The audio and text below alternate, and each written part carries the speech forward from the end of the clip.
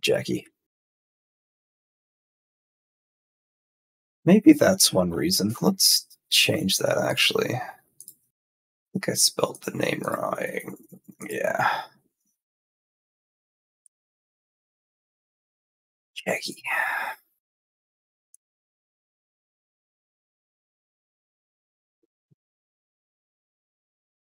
All right, let's get this accent going. 3, 2. Hey, Cody, I got a quick question for you. Yes, Jackie. All right, say someone, not me in particular, wanted to go out and say try and do a little heist. There's this thing in Mech Bay, see, and it has all the parts I need. I'm sorry, right? Not the parts they need. They need for this thing. And say there was cameras everywhere.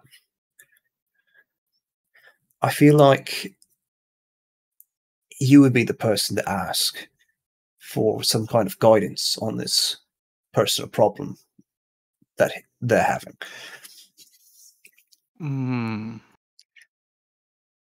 Jackie. Yes, Cody.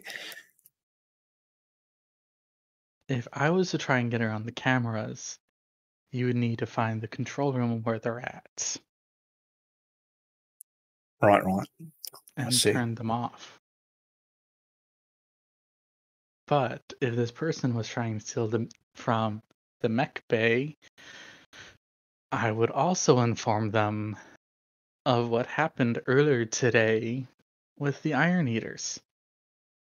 And then rolling. You know what? I think they understand for sure on that aspect. But the thing this guy is looking for is something that doesn't belong to the Iron Eaters. But, it's the same sort of faction sort of thing.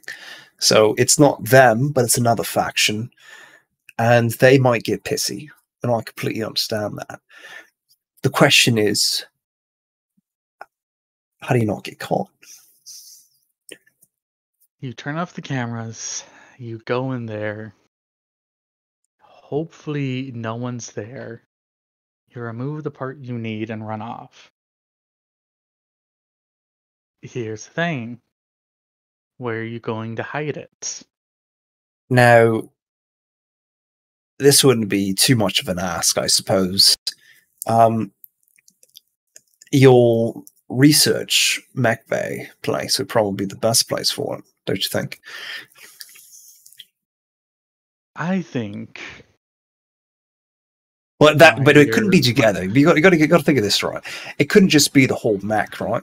Because if it was the whole mech, it would be easily identified.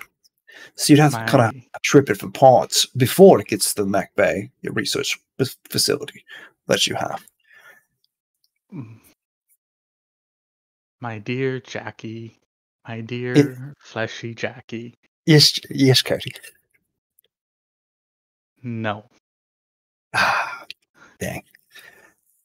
I don't know if you noticed this. People around here either want to kill me, or in the Major's case, wants to kill me.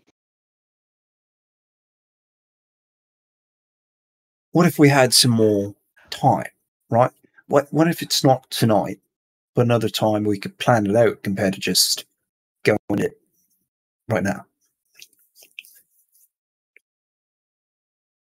Because I'm a thinker. I don't want to be rash over something I don't need to be. This matters a lot to you, doesn't it, Jackie? I just feel like I could be best utilized with the proper tools. Here's the thing, Jackie. If you're going to try and do this, you're going to want to wait until roughly after boot camp before we leave, but while we're still on base. It's a gamble for sure, because that thing could be gone by the time that happens. It could be. Because he also won't leave here without his suit. It's true. I don't. Why would you, right? It's no point. So, if I was to do a dumb fleshy mistake like this, that's when I would do it.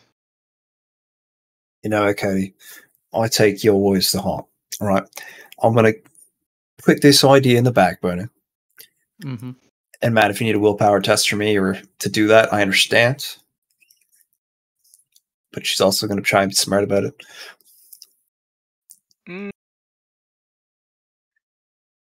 No, you're consulting Cody, the smart guy of the party.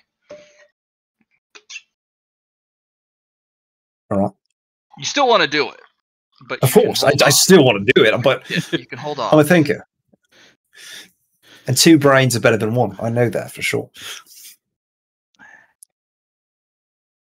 Plus, this would allow you to determine if the ace is an Iron Eater or not. No, we know the ace is Star Child. Ah. I wonder if we and I killed know him that yesterday. because I said I'm going to use my Star Child on the mech built by a Star Child. Yeah. Children of the Stars, right? Yeah, right. I wonder if we killed him yesterday. No, that was just some veteran. I'm sure Ace would have been a lot harder. At some point, numbers do just come out better. Still being said, said, I think that's one of the greatest things about the Iron Eaters, right? Is they got a lot of them. I really like the Iron Eaters. Me too, right? I respect their path they take. It's something that I see myself going towards. But I still want to take my own path. I just want to utilize that as well. Mm-hmm. And I know they have a tenuous relationship with Steel Souls. Jackie. Oh, congratulations on that, by the way. That should be a nice little find if you can get yourself into that kind of situation. Thank you. Yeah, sorry. I don't know much about them, but I understand the concept of these new types of disciplines and that sort of thing.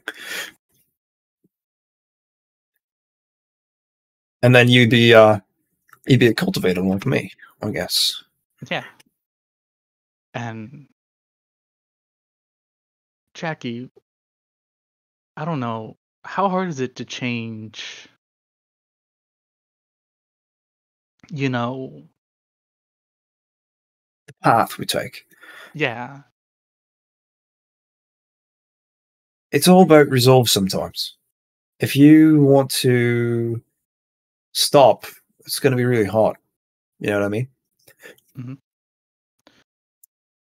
Yeah. But if you keep going and you keep striving towards that one goal, that one thing you're looking for, then you'll get there. It's just it's about a time, right? You might die along the way, but who knows what happened? That's for the future to find out. Thank you, Jackie.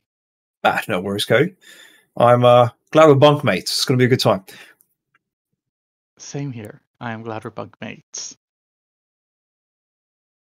And Jackie will go to sleep.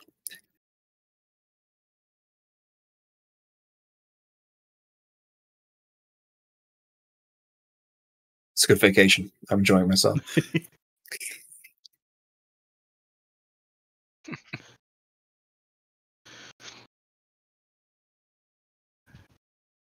Okay.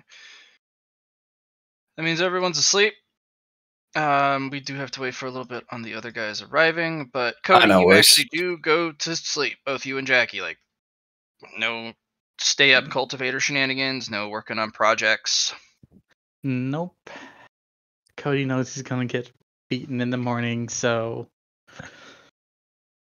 being well rested, and I'm going to come with you, of course. So yeah, it's about being part of the group. It's a team exercise. Yes. Plus, no pain, no gain. Pain, no gain, boys. He's gonna be in a lot of pain. He hasn't recovered yet. It's gonna be great. What did I miss? No pain, no gain.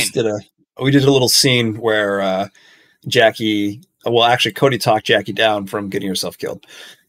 I resolved the 100. Good, I think, for now. For now.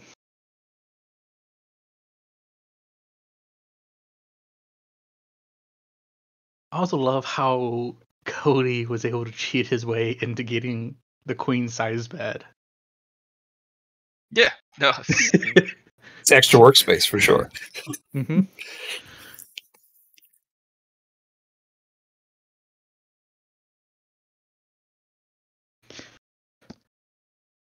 What we call a classic.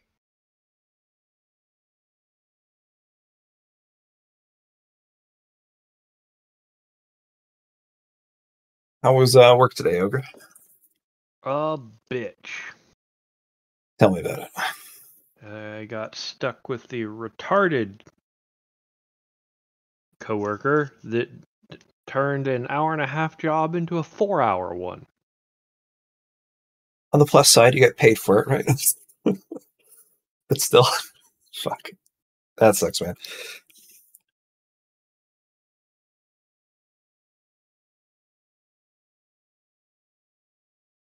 My only downside today is I had to go on the floor.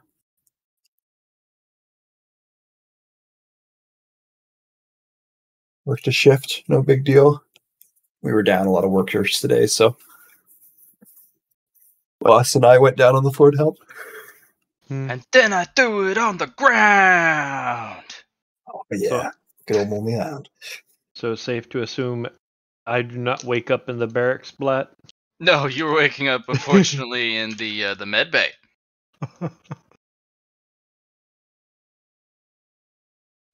I'm sorry, my friend, but that is your fate. No, it's entirely fair. It's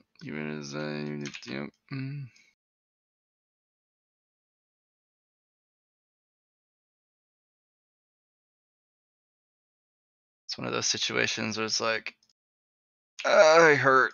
Why do I hurt? Why does everything hurt? Yeah. Well, good question. You did some stuff.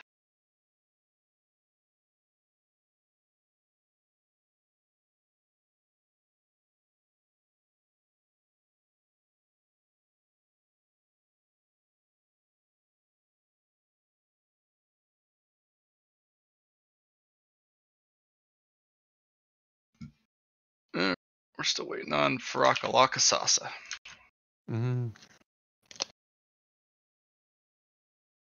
Did he miss the time? I mean, he even talked about it in chat, so I don't know. I know, right? But he does say at the minimum, so who knows? Who knows?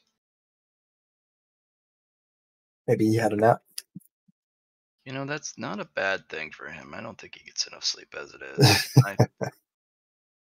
I want him to be well. You know?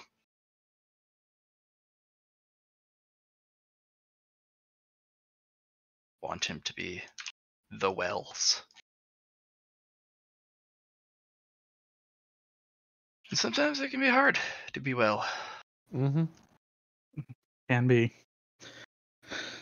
Like, man, I'm doing so good. Can't believe I'm doing so good. And then the life goes, actually? Oh, you shut up. Nope. No! Well, we want Farak physically well. We want him to maintain the same level of psychosis he's always had. Nah, I'm good on that. Yeah, he doesn't. I don't need more psychosis in my life.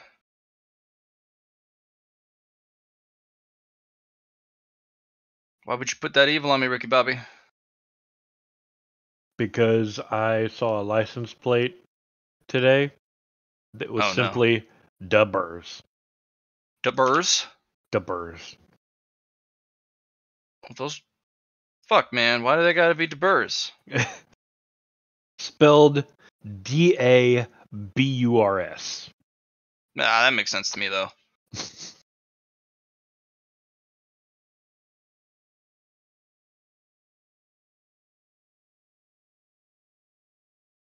Perfect sense to me, Dubbers.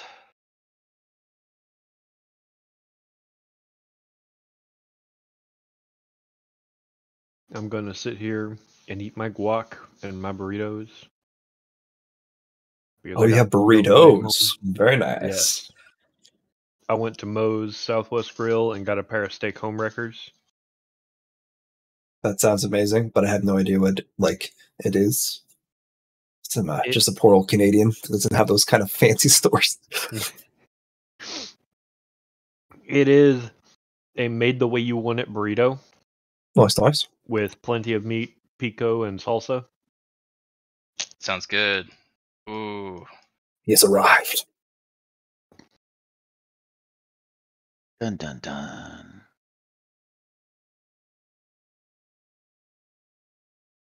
Yeah, done that with that Raven stuff. You know about that Raven? Nope. Oh, he's not here yet? Okay. Well, shoot. Bang.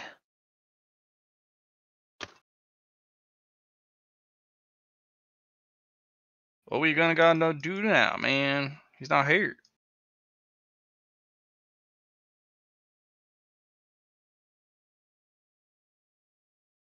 Ugh. Hi.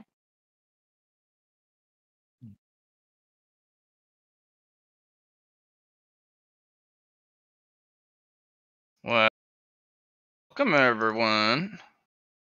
Hey. I think y'alls know what time it is. Time for a wedding? No. No, it's No. time to mosh. Oh. Not Yeah! not the blood wedding, is it? I mean, The red with wedding? Bungie Red wedding. Scythes, it absolutely can, and it has in the past. New gens have taken weddings and turned them into blood weddings. I'm sure they have, because new gens hate anything that is fucking brings joy or life into fucking, or joy or light into people's lives. Present company excluded, of course. You guys are actually pretty okay. Well, you've heard it here first, folks. You guys are pretty okay. Nice. Don't expect it to happen all the time.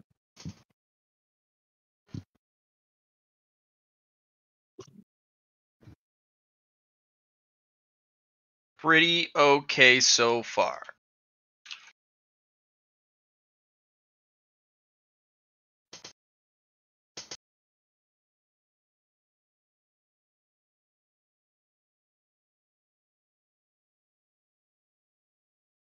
So Cody and I are asleep.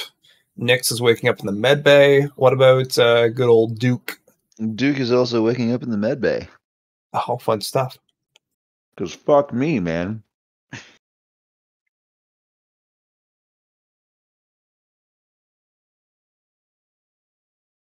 Fuck you. Duke had an existential crisis with a mask.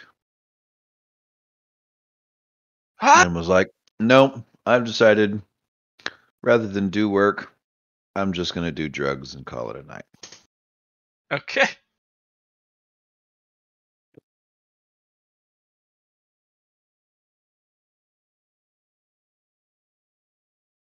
Sorry to hear that, Duke. You're the one that made it happen, dude. That mask is definitely not something to mess with.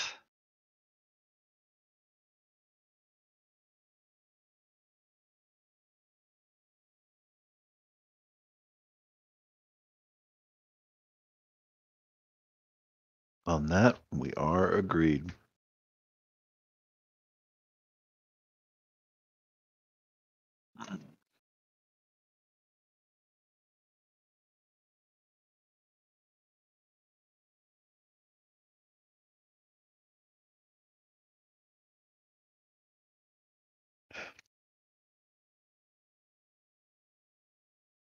Oh. Okay. Let me make some silent rolls to see if there are a couple unlucky few.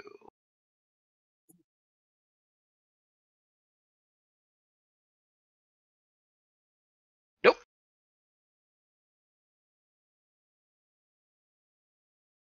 We are not going to have some late night shenanigans. Nice. Which I say, Shenanigans. oh darn. Oh darn. Would have been fun though. Yeah. For me. Or would have murdered this whole base. No. Mm-hmm. No. I'd have breached fucking containment on that goddamn plasma cell. Go around doing that, man.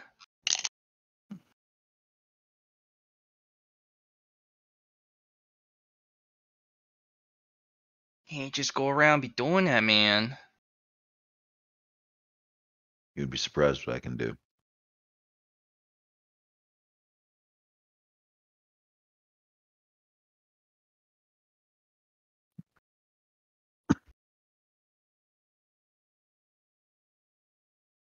Okay.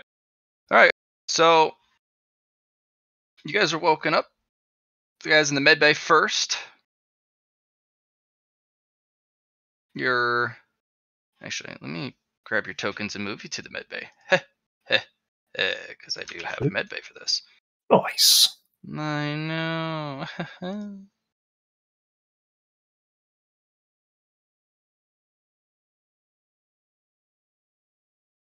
And then let's go grab Major Snips' token and zip you over to the med bay.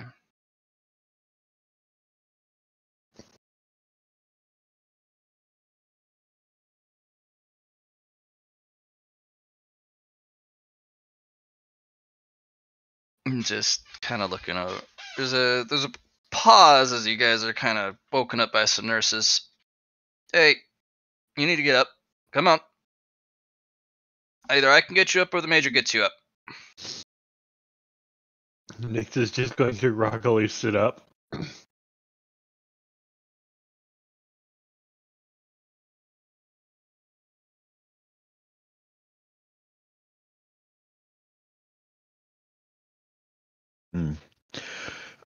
Yeah. Duke, as soon as he's woken up, immediately sits up, turns, and his feet go off the table. And then he starts looking around and is like, all right. Well, that's where I'm at.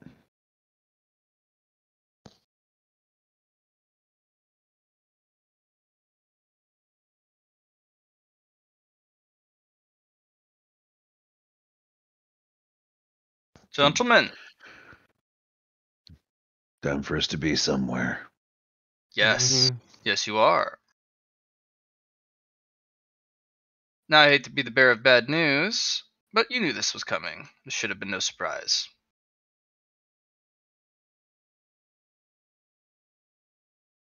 We are going to have a little bit of PT in the morning.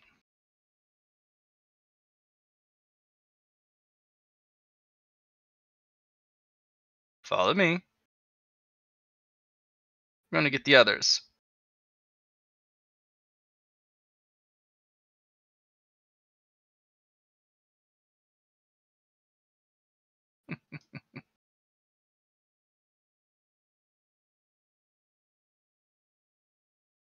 Oh, good. Pre-breakfast workout.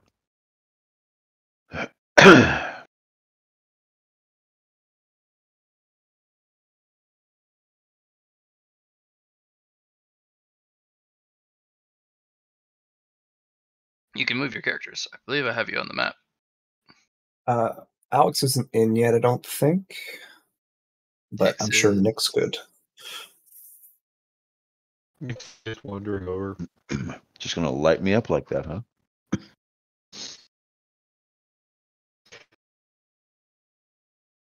huh?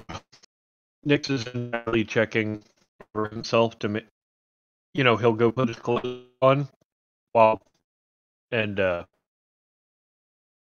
make sure that he's not purple anymore. Is he robotic key for you guys too, or? Was a little bit, yeah. Damn it.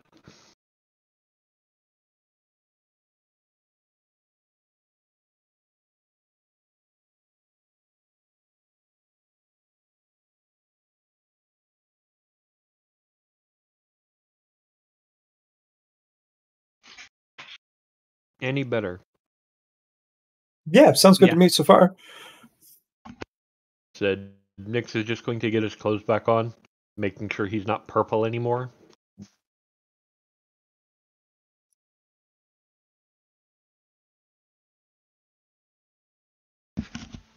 Well, we'll have to wait until Varakalaka gets on. I just walked by my dog. He wagging his tail at you. No, I leave You the get door the open look. on purpose so he can poke his nose in to let me know if he needs to go to the bathroom or not. Yeah. Poor guy. He's getting old. He has not the best bladder control anymore.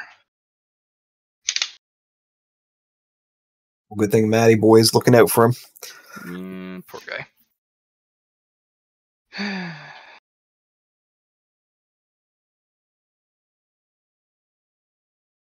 All right.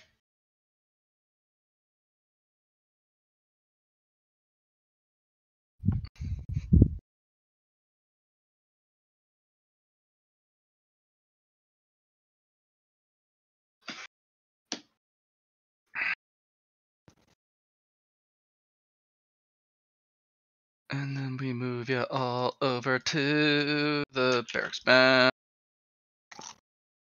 And before it's supposed to be time to wake up, Snips and the other two come in. And Snips will march over. And kind of study the bunk for a bit. And kind of just grab one of the sides and just tip it.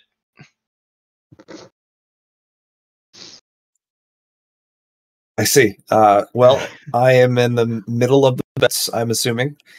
You'll fall between the two, and Cody will fall off to the side.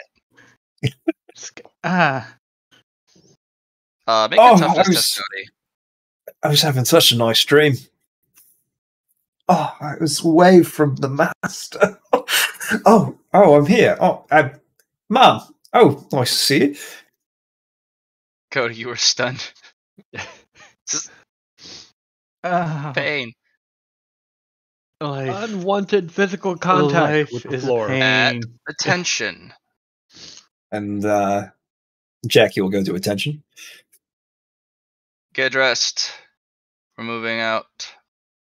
There's going to be some PT this morning. Yes, Mom. Yes, ma'am. Double time. And you, Cody. Well, make sure you're properly dressed. Of course, ma'am. Try not to miss something in your haste. Gentlemen, if you need to change your clothes, this will be the time to do it. You'll need to go faster than the others, but I don't think that's too difficult to ask, is it? No, ma'am. Double time. Right to it.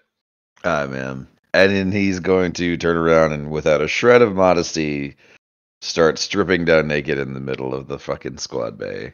Be like, all right, let's get to it. Jackie's going to squeeze herself out from the beds and put them together again, and then go inside of her little. I know we're not on the other map. I think we had a chest pretty much in front of the bunk beds. Yes, I forgot to move us. And perfecto. Yeah, and then I grab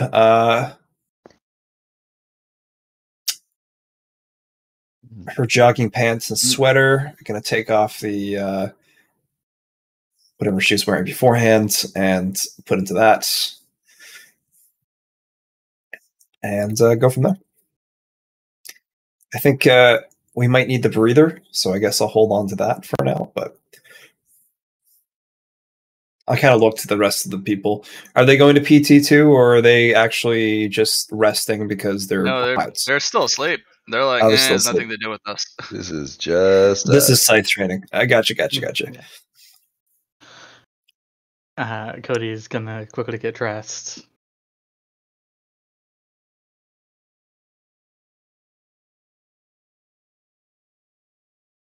Oh, by the way, Ogre.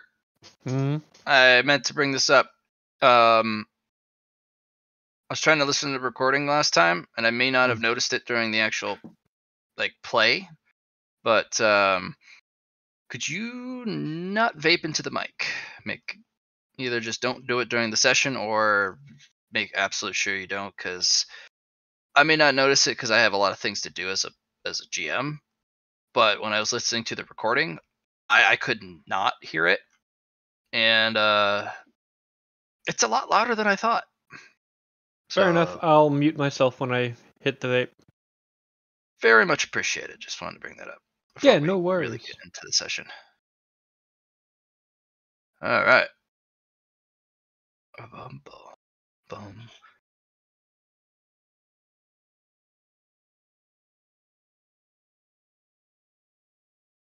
And she's gonna look over at Nyx.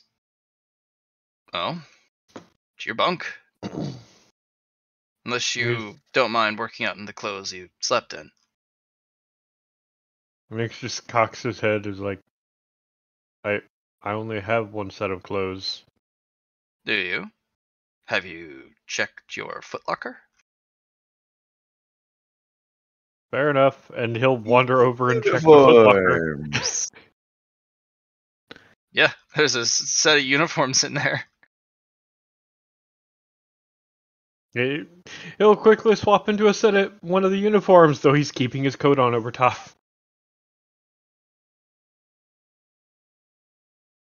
And when you guys present yourself, just kind of look you guys over. Want to make sure that everybody looks presentable. Nyx stands out with that jacket. Everyone else looks the same. Yeah.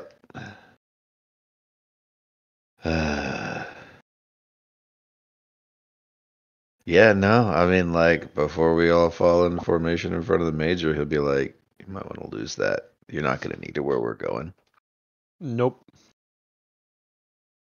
Sorry. Nope.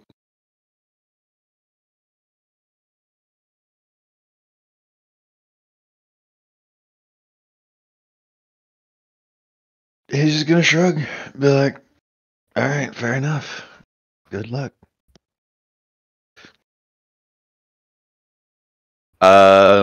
And Duke is going to try and pretty much mark down having the jacket as one of his coping mechanisms. And you guys finally do kind of present yourself. She kind of casually looks between the lot of you. Then comes back to you, Nyx. Mm-hmm. Checks the file. I wasn't under the impression that any of you were emotionally unstable. That you needed a little safety blankie.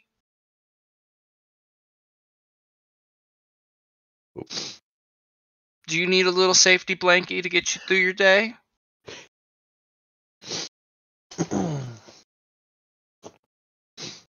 He just cocks his head because that was actually a question. He'll go, if a gift from the Thunderhead counts as a safety blanket, yes. I'm going to elbow Don't try him. and pull that Thunderhead shit with me. That's not standard reg. You put that in your footlocker or lose it. You can wear it when you're not supposed to be in uniform or during your downtime. But when we're on official training, you take that shit off. And also, it's going to get damaged where we're going. So if you have any respect for it, put it away.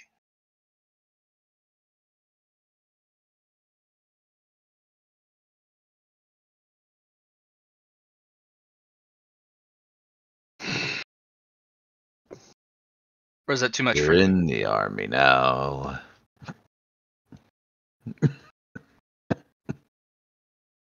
He'll put it in the footlocker.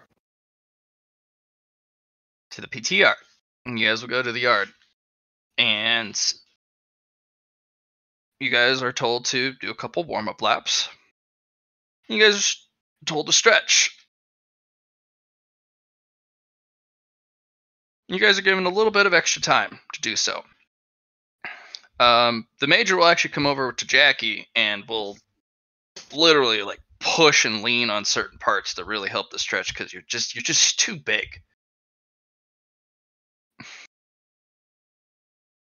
And once you guys are done stretching, it's like, all right, we're going to do a little running today. It was brought to my attention that a lot of you lack something called common sense. So we're going to empty your already empty heads, and I'm going to try and fill it with knowledge. But we can't do that until you're so tired that thought, or the concept of thoughts, is nearly impossible. You may start running now. And don't stop until I tell you you can't. Jackie's going to look out. Is there like a track we're on? Or yeah, there's a big, massive track. It's an indoor track. I figured as much. There are also two other groups here. One looks like a group of individuals that either they're getting back from something or they're just kind of rougher looking because they look closer to potentially what Duke and his ilk look like. And they're in the middle of the track because it's a big quarter-mile loop, and there's a big turf area in the middle. And they're all just shooting the shit. Looks like they were here before you guys, and they're kind of lifting weights, and some of them are wrestling, like doing hand-to-hand 1v1s. And one of the kind of slightly bigger, but just more grizzled than the rest, which is hard to do. He's barking at them. Keep your guard up. Why did you drop your shoulder? Center your gravity. If you're gonna throw him, you need to grab here. Yeah. And on the other side, you can hear it's like a bellows, like wave of heat kind of pushes from that side of the room as a bunch of Iron Eaters are fucking lifting weights. And every time a couple of them lift, you can literally see steam just.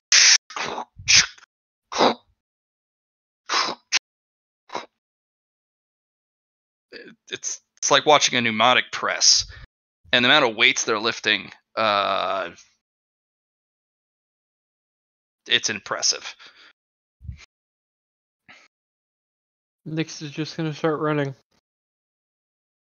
Yep. Jackie would bolt off of here with her max athletics, but she's going to stick with Cody and make sure he is, is going. And I'm sure it's going to be my plan. Why don't you? No. She's going to yell at all of you. Concern yourself. I'll keep an eye on Cody. If you're going to go his pace, this defeats the purpose. Push yourself this entire time. Because if you don't, we're going to be here a long time. All right. Jackie looks at Cody and says, you got this. And then just fucking bolts her. Yeah. Yep. The major will actually start trotting next to Cody the entire time.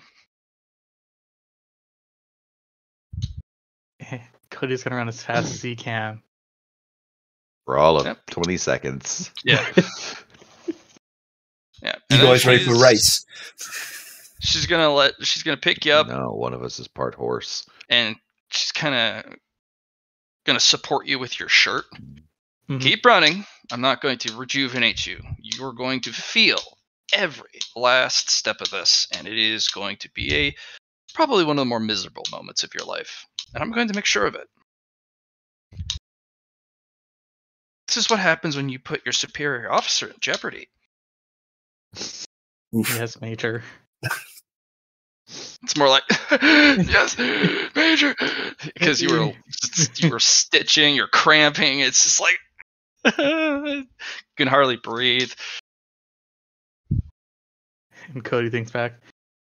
I wonder if my thinks like maybe that didn't take yet.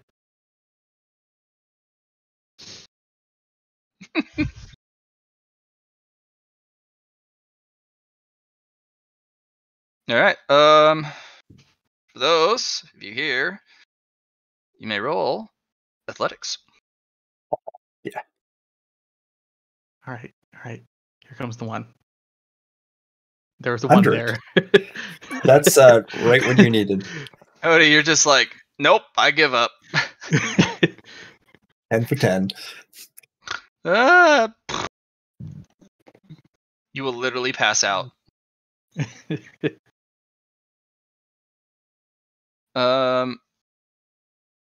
Nix is Okay. taking the lead, it looks like.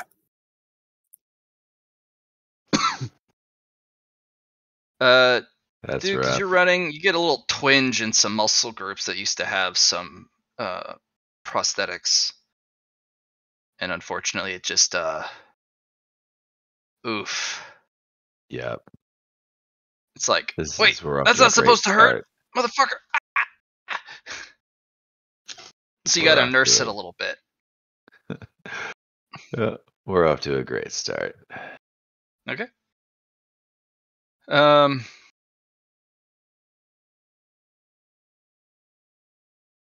Let's see what we got. Nyx, you've been run into the ground multiple times before. But not because you were running, but because Ezekiel was chasing you. And it was a game of tag. And if he tagged you, he hurt you. So Yep. it was run, Nyx is little a- rabbit. And you're like, Nyx is a fucking bullet right now. Yates! Jackie, you've also played this game before. And you guys are literally just looking at each other side by side, just like, you too?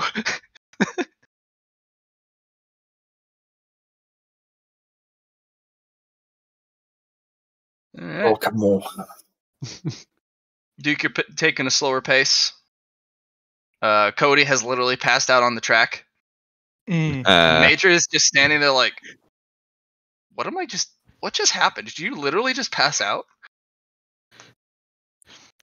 And she'll shock you awake, Cody, like, no. did you just pass out on me, recruit? Yes, Major.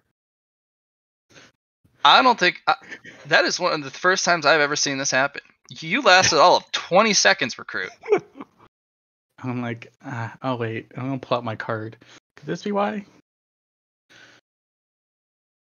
What's the card? It's his The one saying that he's been gene therapied. less than 24 hours. Seeing individuals without gene therapy treatment last longer than 20 seconds, recruit. I'm not athletic. I've seen less athletic people than you, recruit, last longer than 20 seconds. It was not by much, but it was longer. And Cody's just gonna stand. Yes, Major. I'll start running again, Major. We're gonna try again. Oh. Oh my god! If you fail that hard again, I don't even know what I'm gonna do.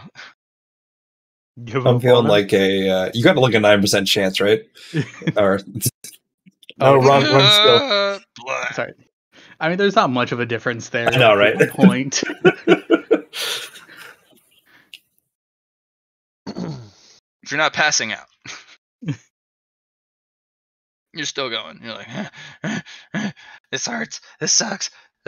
And when you are literally on your last dregs, like nearly passing out from exhaustion, you're hit with an infusion of energy, and you're like, oh my god! Oh, where did I could go? I'm going! Oh god, I'm going!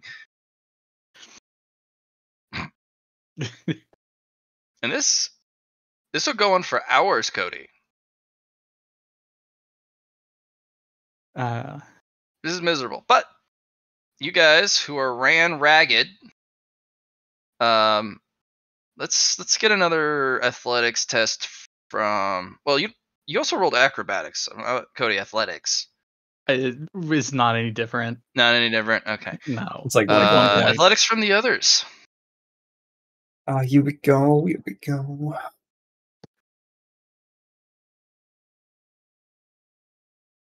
Get to the tyrant, I guess.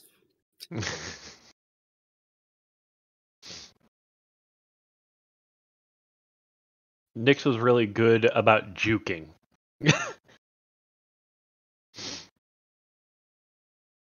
Jackie just kind of starts picking up pace. Kind of, Nyx, you're like, you try to do some interesting maneuvers to see if you can do some funny stuff on the track, and kind of tweak something. You're like, ooh, gotta watch my breathing. That's right.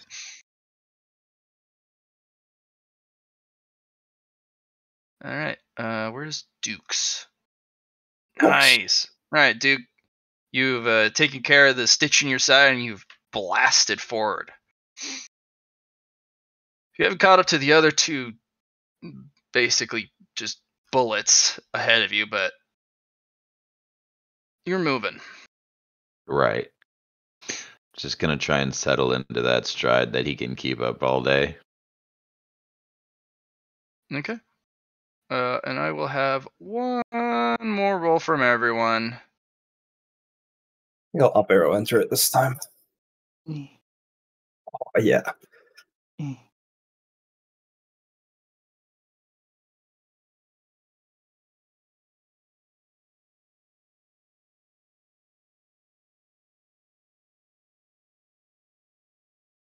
Okay.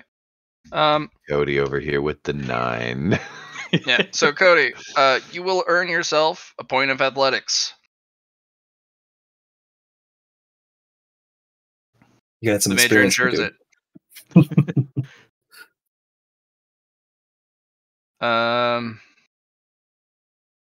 Let me just double check. Yeah. Very nice, Cody. And then Duke. You can add. Yeah, you can add that fourth. Wait, you didn't pass all 3 though.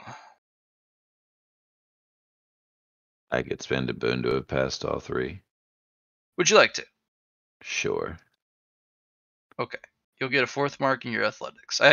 For the 4th check mark, I did need to pass all of them. You're going to get mom. Fair.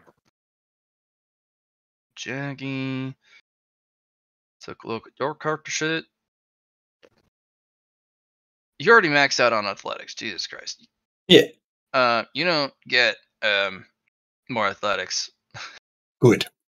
I will give you a 1 point in agility. You can round that up to 40. Not strength, because but I will take that actually, that 4 though. No, your strength is high enough to the point where just running without any like resistance training doesn't do anything for you. Mm-hmm. You had to go to great stride and effort just to tire yourself. Yeah, for sure. Like you were blitzing around the track at like a faster than Olympian record speeds. You created like almost like a funnel of air everywhere you go because of your size. Just gotta remember, legs up. Yeah. And then of course next, let's see what you got. You're actually, let's see how many times you passed. You failed the last one, but you passed that one really well. We just get behind Jackie and run in her slipstream. Yep. Did you roll for your last one there, Nyx? I don't think I did. Yeah. Where? Yeah, go ahead and roll me. Okay, there it is.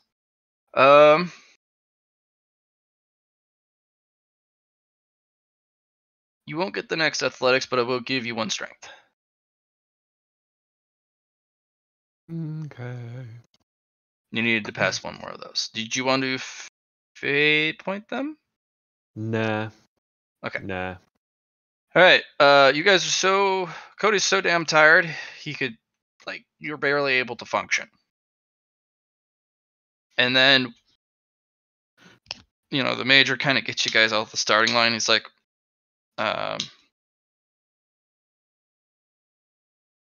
For those who think themselves good at combat, you're going to go over there. And she points at the group of individuals in the middle of the track as more people are starting to fill the area and starting to do their morning PT. The track is filling up. Hence why you had to be here early.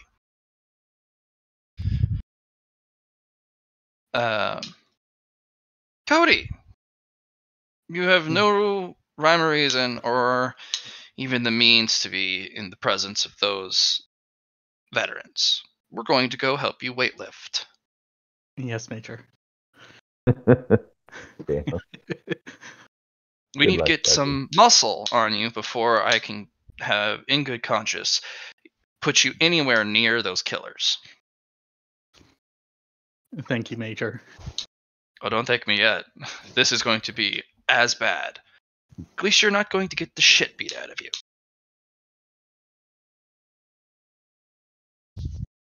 You have your assignments. I'll come get you when I'm ready for you. So They will not go easy on you. They will hurt you. If you lash out at them in a frenzy of a rage, they will put you down into the dirt, and you will be held there until your rage subsides. These are the only people on base, besides some of the higher ranks, that I trust that's able to handle a new gen's blood rage and not have to kill you over it. Learn from them what you can. But they, unfortunately, do not have a slide meter on how kind they are to the individuals they train. It's maximum lethality. It's also going to be up to you to mitigate how much damage you take, because they're not going to hold back. This is also not going to be an opportunity for you to sit down between each match and cultivate. This is going to be rapid fire. They're going to toss you down, throw you out of the arena, sock you into unconsciousness, and then somebody gets into the arena. They'll snap you up. And you will go until you can't get up anymore.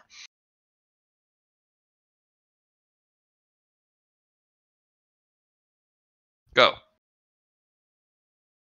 Yeah. Good luck, Cody. And she'll give a salute to the major. Yeah. And, Cody. Yeah. What's worse, the weight zone is filled with iron eaters. And when they pump iron, they also pump heat. This is miserable. This is an incredible amount of heat. Like, you could pass out from heat stroke here. You're taken to the edge of it, but doesn't help too much. And she gives you small weights as you run through a series of stuff. Or a series of exercises.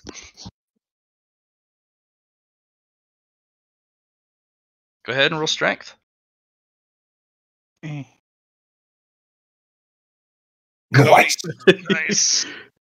We'll have you roll 3 more strength and then an athletics. Or no, not an athletics, a toughness. So 3 more strengths. Okay. Ooh. Oh, wow. Okay. Yikes. Very close. I'm going to spend a boon on that last one. Okay, toughness, please. That was the toughness. Yes. Okay. You're like, yeah, I'm doing it. You start, your vision starts to blur. Mm. You know, you're starting to get woozy, nauseous. I'm like working out in a sauna. Yeah. Oh wait, actually, sorry. 1, 2, 3. That was 4 toughness or 4 strengths. 1 more strength after the toughness. Yeah. Oh. Look at Okay. you. You can add 1 more check mark of athletics.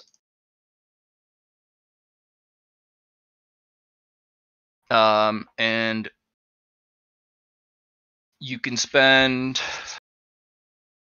roll me 3d10.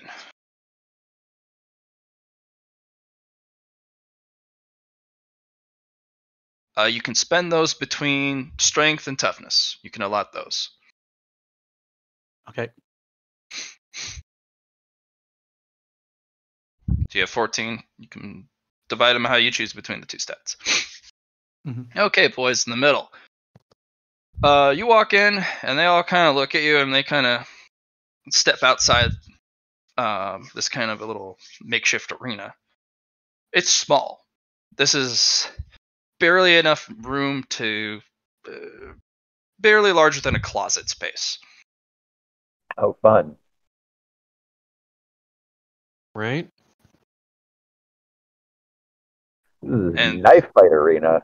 Yeah, basically. And they get you, they're like, you, biggin, in.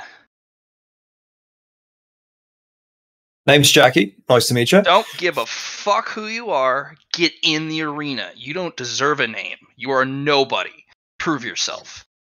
She'll smile. Step into the arena. And another guy just pops in, and immediately, without preamble, the moment you are both in, he goes for an immediate right jab to your chin. All right. So instead of actually these being fights, these guys not only are potential users, but they are some of the core elites on base that aren't Iron Eaters. Right.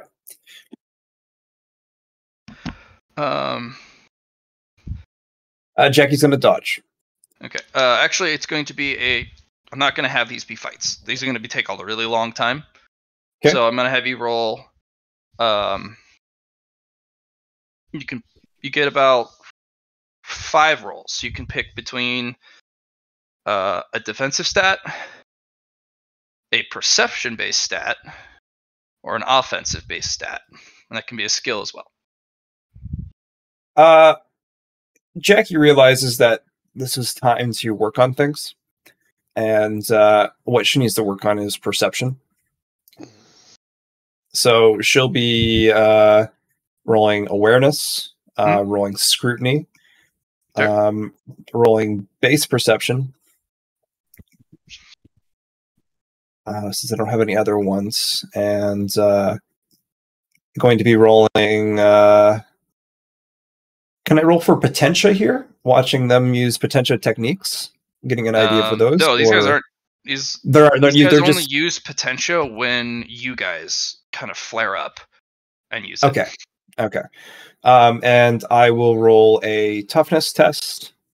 You can also roll for kind of potentially picking up this type of fighting. Right. This is a specialty in grappling, close range fighting. All right. I'll use the Star Child aspect, and since Star Child is based off influence, I'll roll influence for it then. Sure. Okay. From that order, which I said, here's the awareness test. A 66. Would you like me to roll them all at once, or do you want to explain what happens? Okay. Second one was scrutiny. Cool. Looking like you can check mark. 50 less. Ooh, gorgeous. Mm-hmm. Base perception. Nope. No. Toughness. Ooh, gorgeous. And influence. Not. Okay. So, you can re-roll one of the failed ones for free. Okay. As for the toughness, you can gain 1 toughness. I will They take that. They do hurt you. I also have you roll willpower. Like, this is an absolute onslaught. Like, even if you were to toss a guy out of the arena, he pops up, and another guy immediately assaults you. Lord, I'm going to call you out so hard right now. Please, mute yourself. I thought I had. Nope. My headset's being wonky, sorry. Matt, do I get my plus 10 on the from the tattoo? Yes, you do. To control yourself. Yes. Can I use my reroll on this one instead of my other skills, or no? Well, they're going to control you. Several guys are going to dogpile and like literally lock you up, and then just your face goes into the dirt until you can calm yourself. Okay. Do you want me to take damage away for that, or how would you like to go about it? No. You're. This is a kind of a narrative scene. I'm trying to not. Sure. I see what you're doing. I just wanted to double check with you. Mm-hmm. I'll reroll my awareness mats because why not? Okay. Failure. Okay. Pick either awareness, perception. Pick awareness or perception. Awareness. I'll give you a check mark. That's good. Okay. Nix, you're also thrown in between Jackie getting just heaved out of the arena like a sumo wrestler, and just is unceremoniously just into the ground because she lands hard because of her mass, and then you're immediately pushed from behind into the arena by a couple guys, and somebody else steps in and they immediately go for your face. So pick 5 things, either a perception based, offense or defense that you can work on.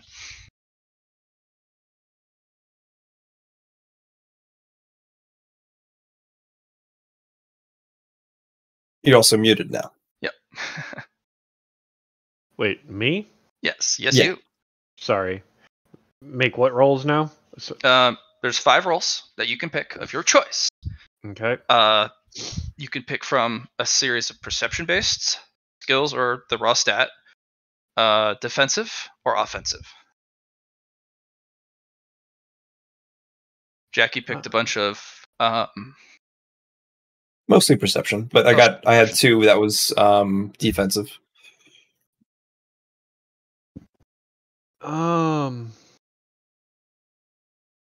I'm gonna try and go off of defensive primarily, I'm guessing. Okay, because you could pick agility, you could pick parry, you could pick dodge.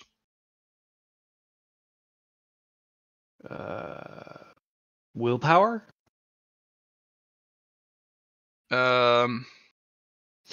If you're working on to control your rage, that can be one of them, you know. Alright. We'll start with the willpower. Let's see. Ooh, there you go. Good start. Right? Nice job. Agility. Dodge. Parry.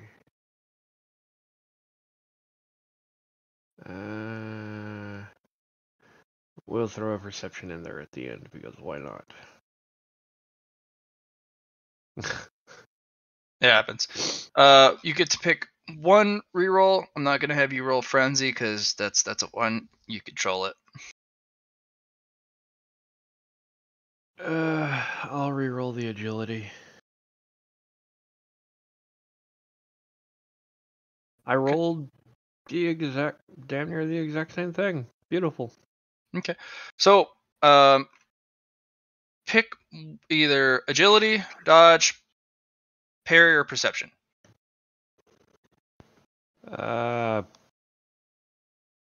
Perception?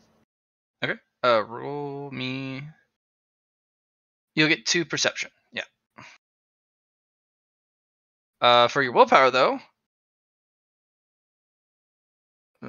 you already have a thing for this, so you're double downing on it. Dispersed Bloodlust will now be a plus 40 versus Frenzy. And you may have your next Potentia. Actually, roll me 1d2. See if you're lucky, punk. Yes, you are. The next 2 Potentia, specifically on controlling Bloodlust and Frenzy, be at half the downtime cost. Neat. I will note that down.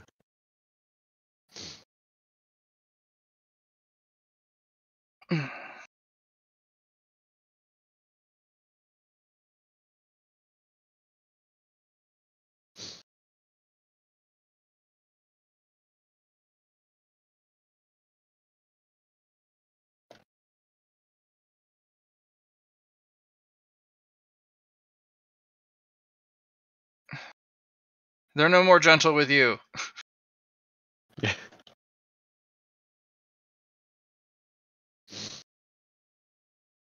They actually try and do some dirty tricks with you, unlike the others. Why Like me? if you get kind of pushed around the arena, somebody will try and strike out. That's not supposed to be participating in the match. Yeah.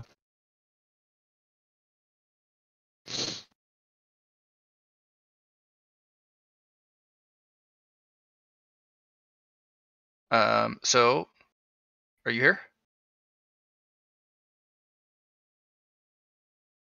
I never left. No. Make Alex. Duke. Oh. Duke is here, yes. I'm just currently not on my computer. Sure. You were? No, I had to pick Shade up from work. One I'll roll car, for 2 you. jobs. Were you listening to the options? Yes. All right. Yeah, honestly, I was going to split it. Offense. Are you working on weapon skill? I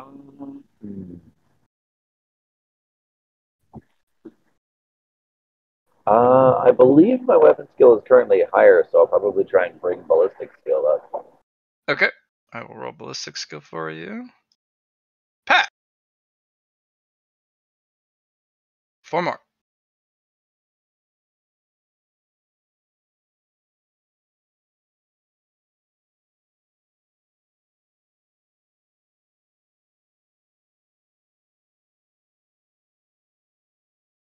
Four more choices.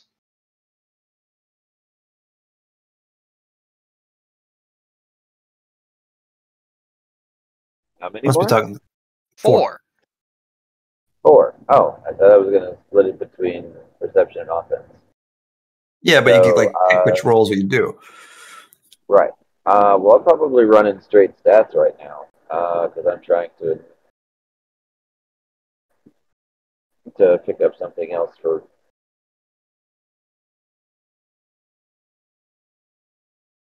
My brain's not working right. Give me another one on ballistic skill. Give me one on weapon skill, and then give me 2 on perception.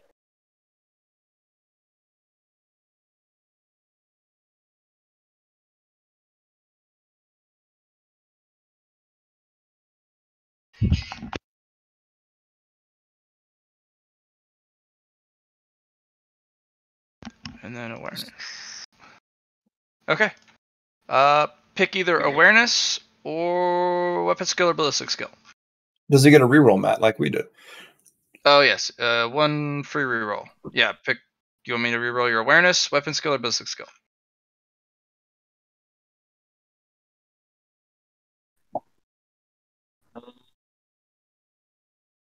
You know what? No. We're going to run awareness. Awareness? Okay. You know, like it's I'll use one of your boons to bump it up. Ballin'. Okay. And that will be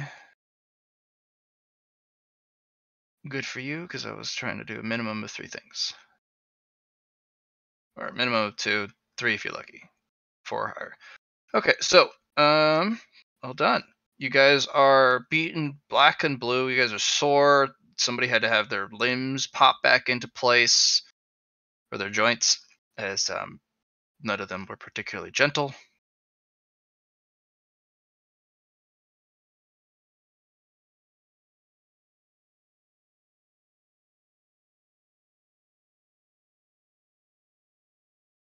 And eventually you guys are brought back together as a group. All of you handsome lads. And Major kind of looks at you and goes, still in one piece, kind of. Good.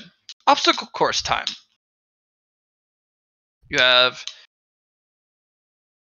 5 minutes to get over there. You'll need to follow my pace to do so. And then you'll get a 15-minute break. You'll have something a small little something to eat, something to drink, and 15 minutes of rest. After that, obstacle course. Cody, you only need to complete part 1 of the obstacle course. The rest of you lot need to complete part 1 through 3. I don't think you guys can do 4 through 10 yet. That requires a above human physical ability. And there's a lot of mental gymnastics involved as well. Problem solving on the fly.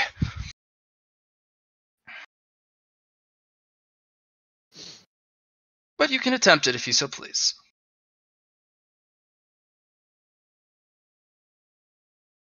Alright. So Cody, you're gonna give me either an athletics or acrobatics. Well, athletics is better than acrobatics right now, so let's go. Alright. Yes. Roll again. You fail. She's gonna literally pick you out of the mud pit and have you do it again. 4. And you actually stand there, and even though she screams at you to go, you kind of watch and look at the stuff, and then finally, oh, we'll do that, and you kind of plan it out. Big brain time. Big brain time. Okay, good. You can add 10 merit to your character sheet. Hey.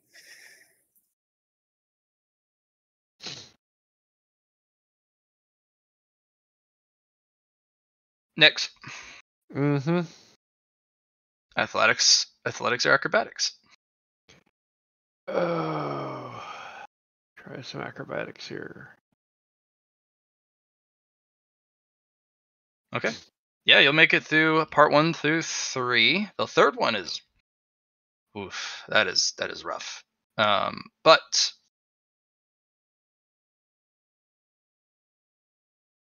would you like to try 4?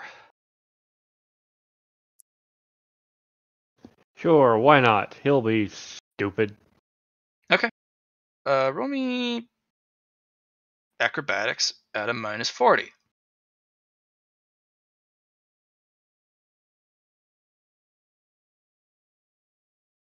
Okay. As you're going through, it's not too hard, and then something goes out of, like, a big old part of the wall comes out and just socks you in the side of the shoulder.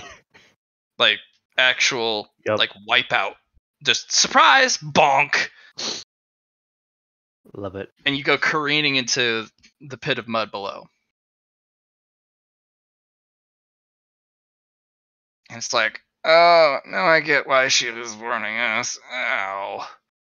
And that was a extremely potent mnemonic push that just happened. Like, you hurt. That was not gentle. That's fun.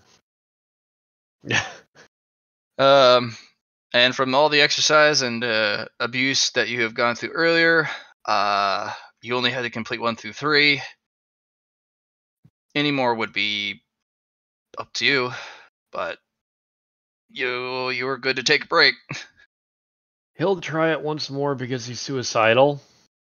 Okay. You'll have to roll acrobatics at a -10 to get through part 1 through 3 again, because you get to start over. Oh, that's how it goes. Cool. Yeah, okay. Nyx is a glutton for punishment. He's had to be. Okay, even at a -10. All right, so in this time it'll be a -50 because it stacked on another -10 due to your collective fatigue. Oh yeah! All right, you get through the most of it, and then at the very end, the platform rises, preventing you from grabbing onto the edge. And, a couple of the guys coming by like, dude, you don't know how to double jump? Fucking noob, get over yourself. Fucking, are there walls beside it? Because Nyx would entirely try. No, there's no. It's just dead air. It's supposed to be a dry jump. Well, it's a push-off jump. Like, you had to clamber sideways up this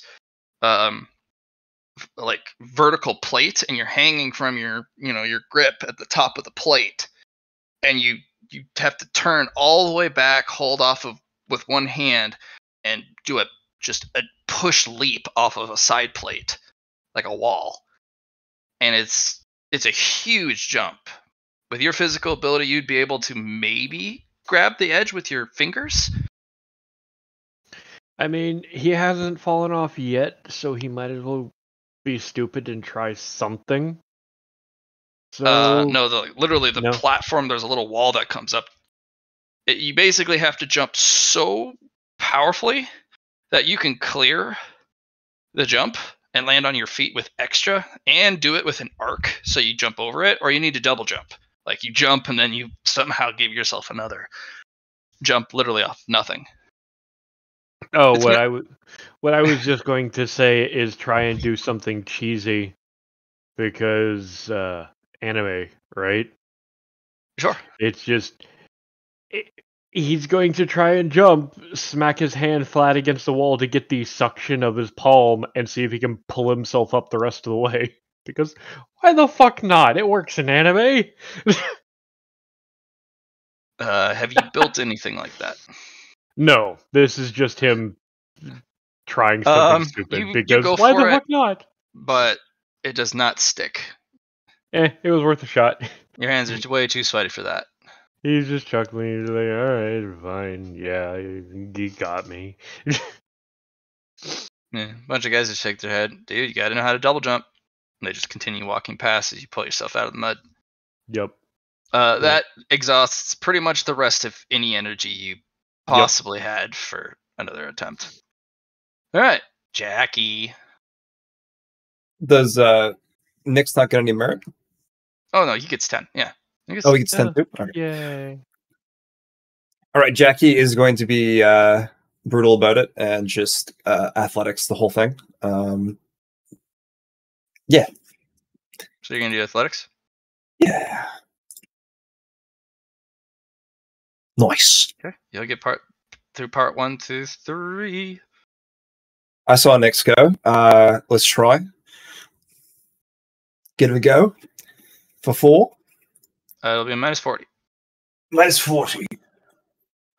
The piston bumps you up. It comes from below. You go whoop, and it yeets you off the track, tossing you 30 feet in the air before you slam down into the mud below. Oh, so fun. So fun. Let's go do it again. Okay, this one will be at a minus 10, doing part 1 through 3, and then an additional minus 10. Oh, I didn't get past 1 through 3, so you unfortunately, your mind's not syncing up with your body, and unfortunately, you kind of miscalculate and kind of slap back in the mud, like, I'm tired. Fuck. This has definitely been fun, but oh man, time to get cleaned. Whatever we're doing next. You'll get 10 merit. Thank you. And then I'll roll for Duke. See which one he has. Oh, Duke is back. Oh, Duke is back. Okay. Yeah. I need athletics or acrobatics. Okay. Let's go with athletics. Ready. Go. Nice. You'll get through part 1 through 3. Cool. And did you wish to attempt part 4? Yes, I did. I'm going to invest in a talent in the movement, or in the swiftness pillar. I'm going to pick up my old friend from back in the day, flow motion.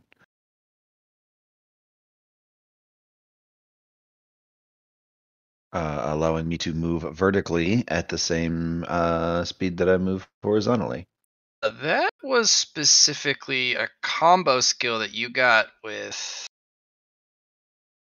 No, I just purchased it for Alhazred. And then he bought a second thing off of it that gave him a double jump. Because he had air dash. It was straight up just swiftness pillar. I made that cheat because of your set of abilities that you had picked up. I didn't. What did I have that did that? You had a lot of specific muscle. Like, you were huge. Like, you had just eaten quite a few stuff as well. This character doesn't come close, and I'm actually going to be... Anything purchased from that game is not going to be 100% the same. Because that was a ridiculous game. Matt, why don't you try and share the pillar system with Alex? You can take a look at that and create a martial arts that allows him to do that. One of the movement-based ones. I'm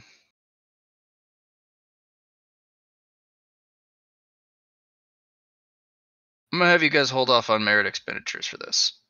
You're not gonna get more. You're not gonna get more merit for completing part 4, even if you do. Mm-hmm. All right. Yeah, I won't even bother then. If I can't pick up with the 4th, why not? Not even gonna try it. Not even gonna try. He's gonna try it. It's just no. I'm not gonna give you extra merit for completing part 4 than the rest. Right. You're still gonna get 10, and whether you complete it or not, that's up to you. Right.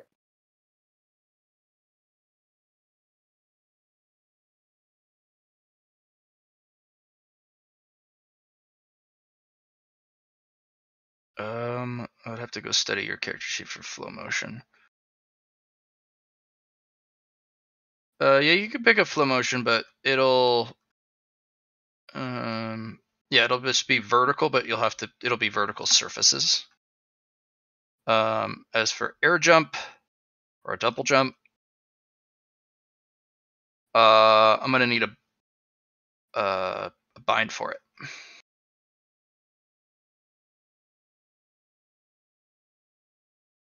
Because you're jumping off of literally nothing.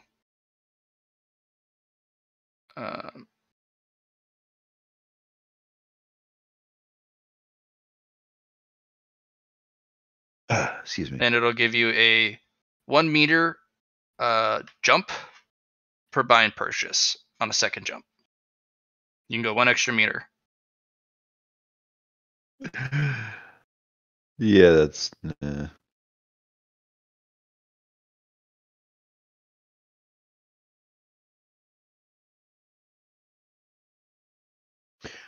that's what it is.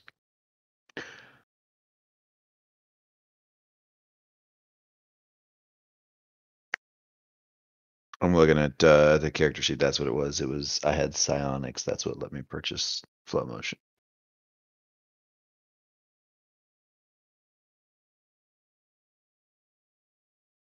You had a lot going on. It made everything really easy.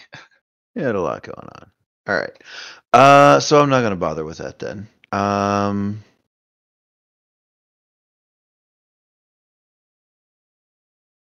Yeah, I'm just gonna, having watched these guys try and make their run on that level 4, I'm gonna get Stormfront to plot an optimal route, given the way that the obstacle course runs, and project likely interferences. I think it would be detrimental for me to help you with this. You should figure it out on your own. I think it'd be a good exercise for you. Cool. What if I have to be cut off from you somehow? I can't always be here. We should practice on autonomy in addition to working together. What do you think? There you go. I fail it. Okay. Yeah. Well, it's a -40 on the second one, but you still get it. Yeah. The same trick will get you. It's actually the bar, the wall that raises up does not come up at the same speed each time. It specifically comes up at a speed that is meant to directly make you fail on purpose. So if you go high and you're actually going to make it, the thing goes shing all the way up. Like, it's not meant to be surpassable by normal means, and that's why Major didn't expect you guys to get through it, because it requires you to be superhuman, and which means a super scythe, because that's fair. Scythes are synonymous with humans with them. You said this is -50, right? Minus 40. It was minus 40. If you failed minus the first 40. time and went through, you got a stacking minus 10 for each attempt. Cool. I'm gonna spend 2 boons on my first attempt. No, you passed and the negate first that attempt. minus 40. No, You passed. on rank on the fourth one. Yeah, on section 4.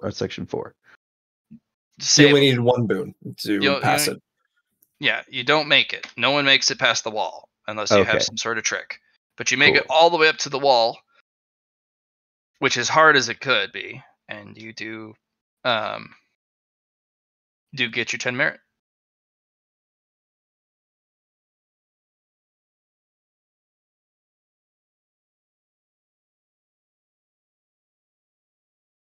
Okay. And when you guys are like all pulled back together, covered in mud, and she's like, "To the showers." To the showers.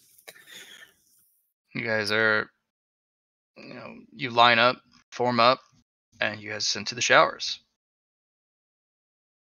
Joy shower. Yeah, and the major will also shower with you, but literally just standing under the spigot, pouring down on her armor, and just massive amounts of steam come off. Gotta love it. Interesting. What are you dallying for? We don't have much time before the cafeteria closes. Do you want to eat? Yes, Mom. Hey, Nyx is just going to quick shower, as it were. Mm-hmm.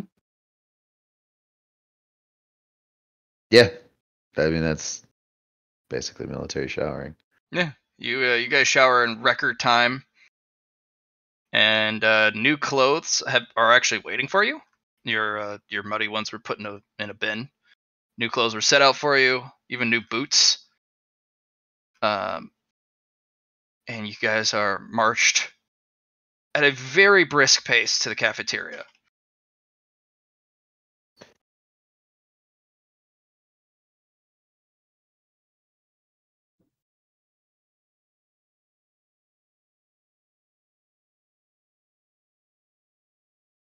How to get some grub.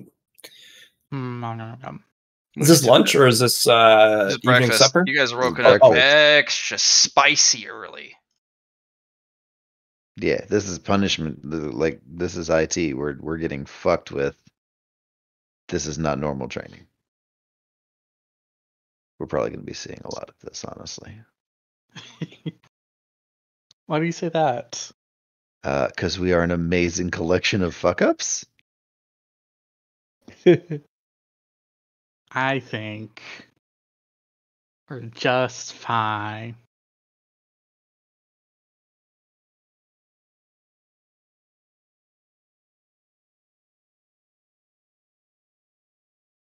Forgot.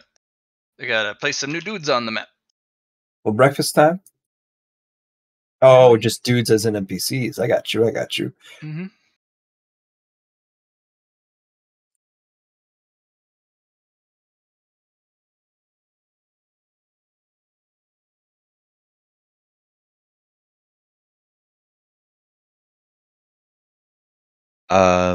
As we're breaking to run across this place and go get food, Duke is going to tell everybody to eat light, not spicy, and not heavy, because we still have today's normal training to do. Mm-hmm. Back so soon? You're not going to try any of the other folks here? You know what? When I pick a boss, I'll stick with it. So you got some breakfast options? Oh, do I? Whatever my portion size allows me to. Still new. Last time it was 2. I don't know if it's 1 this time. I'll hook you up. You watch. All right. I appreciate that, boss. You're gonna get 2 massive chicken fried steaks, big old thing of hash browns, thing of gravy, several sausage links, bacon. You're gonna get egg fried toast, and you're given a whole tray. Better eat quick. Oh, thank you. Thank you very much, boss. And then she's gonna go back over here, sit down.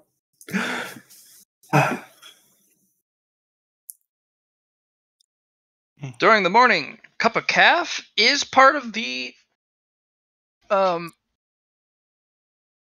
free. You get one free cup of calf if you want it. You can also have tea as well. They serve tea, but you also are given your big protein shake. Okay. Cody's gonna go over and get a chai tea. Yep. Yeah. Tea for you. Tea. Here you go. Thank you.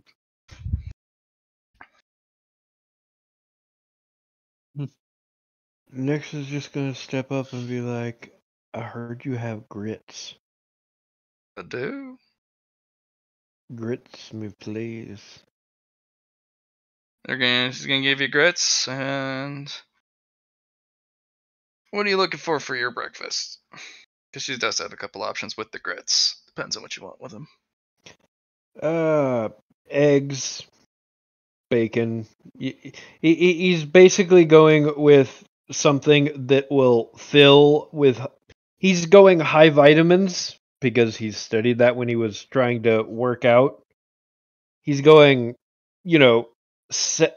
low settle in the stomach or easy settle in the stomach, you know what I mean? But high nutrition. Sure. Not too hard.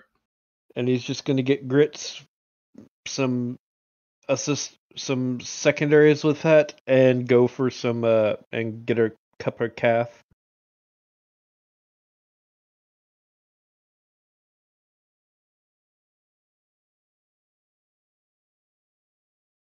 All right.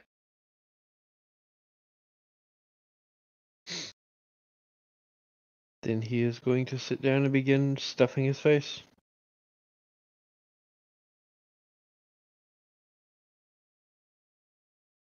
Yep.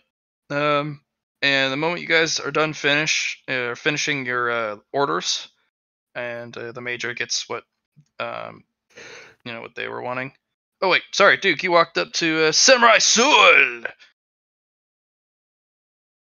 I did do this thing, as you have thusly accused me.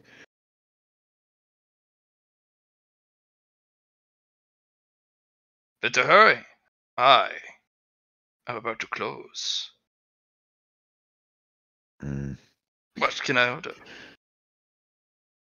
Breakfast special, something light, and if you have some kind of smoothie to go with it, high energy, I'll take that. Oh, it comes with the meal, always. Perfect. Aha! And this guy will bring you back a massive breakfast rice bowl.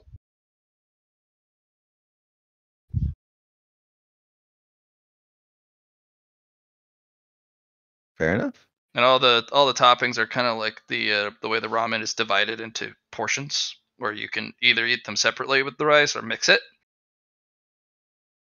Mm-hmm. Yeah. Eat well. And if you wish for coffee, you best order it quickly. You get, as part of breakfast, 1 cup, tea or coffee, if you so choose. Thanks for the heads up. But only during breakfast. Of course.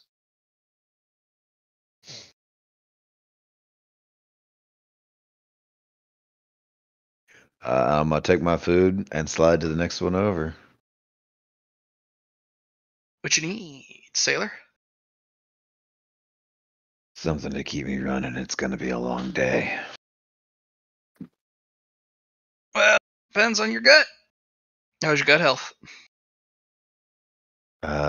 Technically perfect. Good. And they'll put a double shot espresso in front of you. It's got power! Firepower!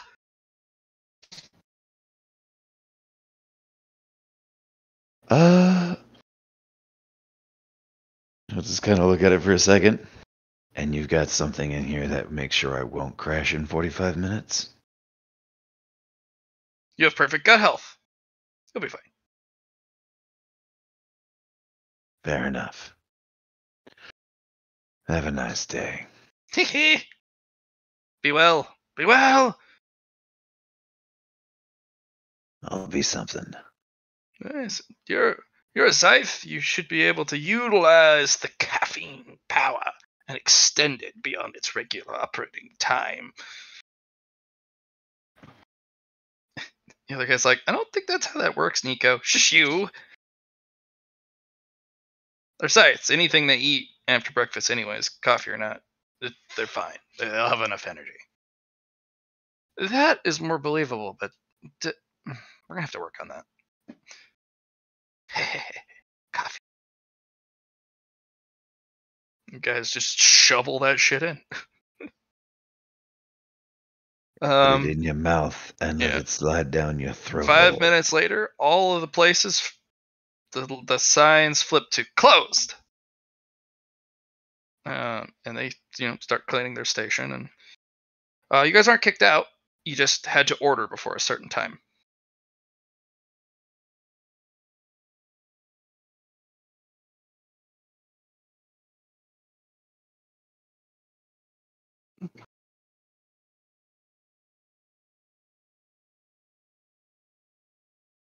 You may continue. You may proceed to RP. So, Duke, what comes after this?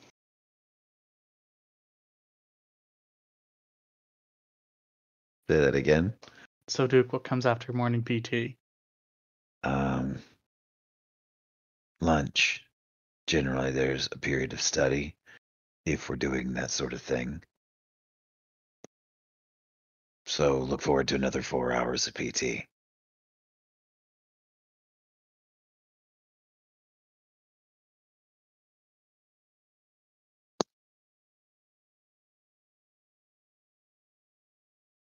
Man, this is way better than prison food. Oh my god. I know, right? Oh. Just like putting the fork with the steak up to her mouth and just like nom. It's kind of funny. I was like, hey, try to get something light. And you guys immediately ran for the lady with the fried food. Well, the boss decided to give me this, and how could I say no?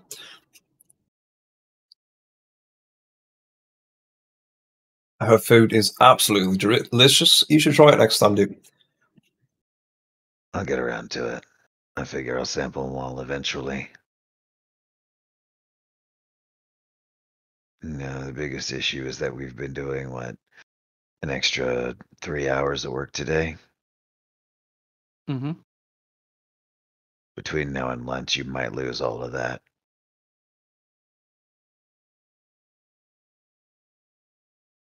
Well, better save for it now then. But, Duke, how much time do I have left?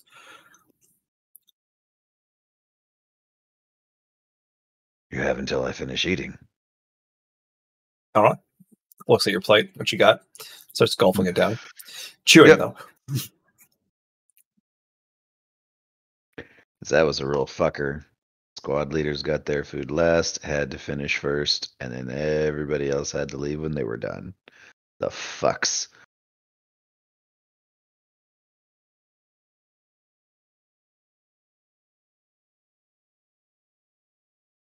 So, where were you guys at last night, anyway? Well, trying to get some stuff put together for our associate Hornet. Didn't work on account of Nyx's mask being a nightmare creature that eats faces, but, nobody's perfect. She'll kind of eye the mask that is probably... Are you wearing your mask right now, or do you have it in your... Nope. He is not currently wearing the mask. Okay. Like, the last place I saw it was on your belt.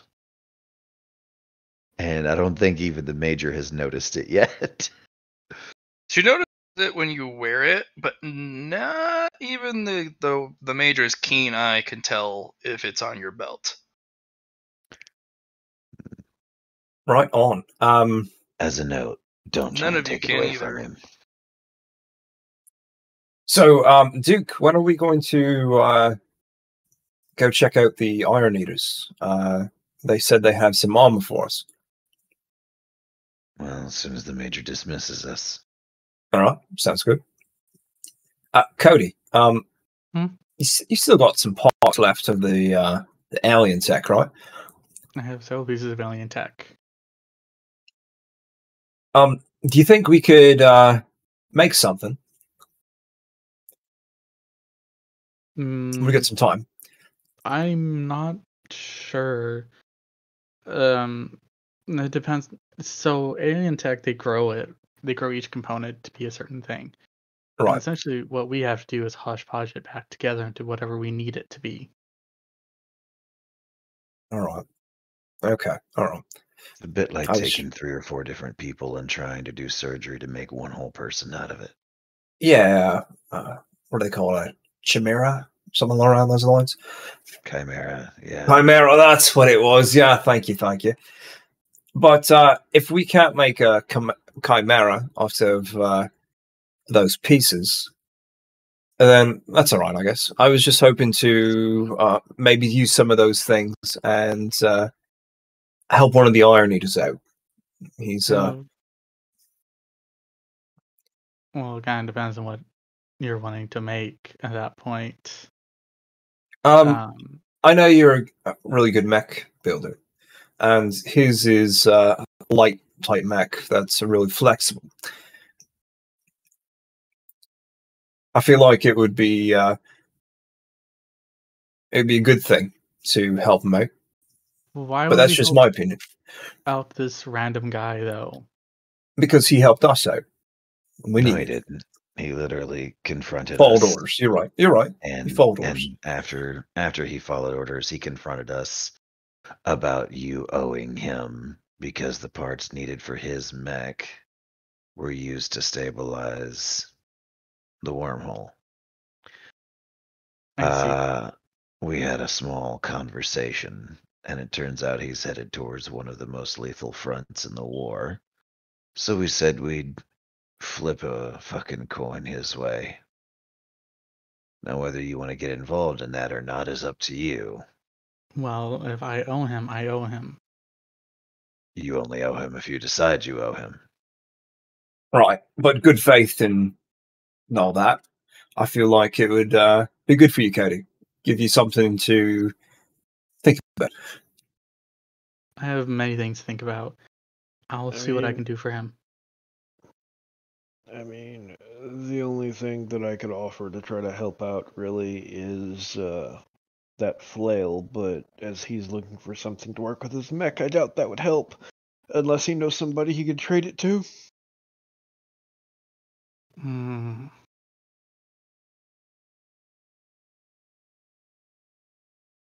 But I mean, that flail's potent, bruh.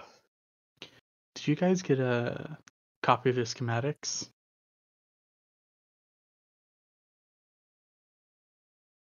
That would be a negative. I never thought to ask that. Those people won't volunteer it. Well, he's going to have to volunteer it if he wants me to work on it. I'll talk to the Major.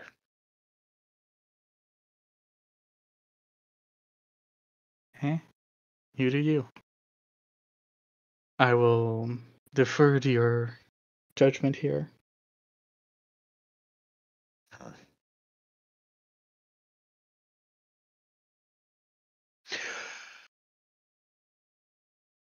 Gobble, gobble, gobble. That's what Jackie's doing. But yeah, DM, at some point during food, well, probably when food is done, I will go speak to the Major about getting this guy's blueprints. Okay. And I'll explain the situation as best I can about why we need a random Iron Eater's mech schematics. Mech schematics of that particular instance is you're not getting them. Now I'm going to give you a reason why, because an Iron Eater's mech schematics is as precious to them as their own personal cultivation booklet, because it is. You guys won't get it, but a technician who has mech building expertise and who is part of the cleared, like in the need to know, and mech designers they'd be the only ones they would trust, especially if they're in need. Because most Iron Eaters, once they get their own mech, they build it themselves. Period. They're loath to let any of the mechanics touch it. They're loath to let any of the mech designers make tweaks or modifications. That's a personal affair, which will be done on personal time. You will have some personal time at the end of each day. If that is what you wish to spend doing it, you're free to do so.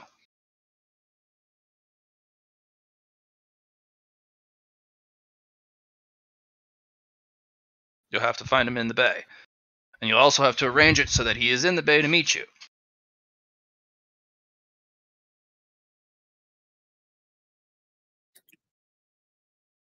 Well, you did add a character say for him to meet you after the day, you know? Yeah, I did. So he'll just salute the major. I am. Once you guys are done, come back and explain that shit. Yeah, you'll have 10 more minutes. Once you're done, meet me outside the mess area. We'll be off to our next training.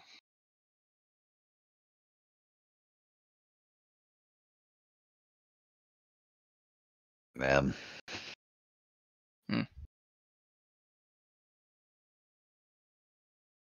Nyx is going to spend that 10 minutes or 5 minutes just full resting before getting up and doing another small stretch setup, you know. Restretching out gently before the next PT bout. Okay. Jack is going to get up and head towards the door. Okay. You'll meet the major outside. Major has a stack of books. She'll hand a big old, what looks like a manual to each of you. Yep. Read up. This is going to be a standard mech manual for one of the smallest mechs, period. It's the one we use for pretty much every training exercise. This is the Mickey. You'll be training in the Mickey today. It's a small mech frame, basic standard loadout, one of the more flexible standard loadouts, but it's still small mech. You won't be able to put much on it, and you'll be operating inside analog cockpits. You must familiarize yourself with analog cockpits, because that is the majority of what we use today.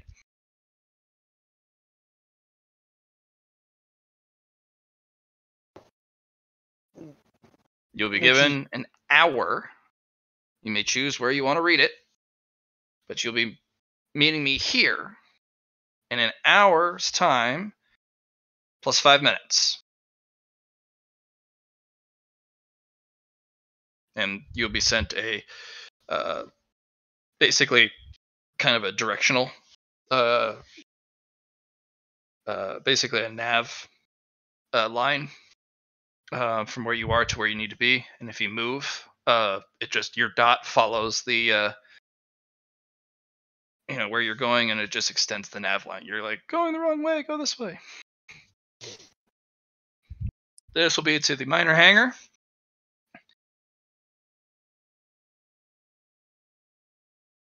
And we're going to do some piloting today. Excessive physical abuse aside, as much as I'd like to do that, I don't have that much time to train you. So, we're going to get into the thick of it.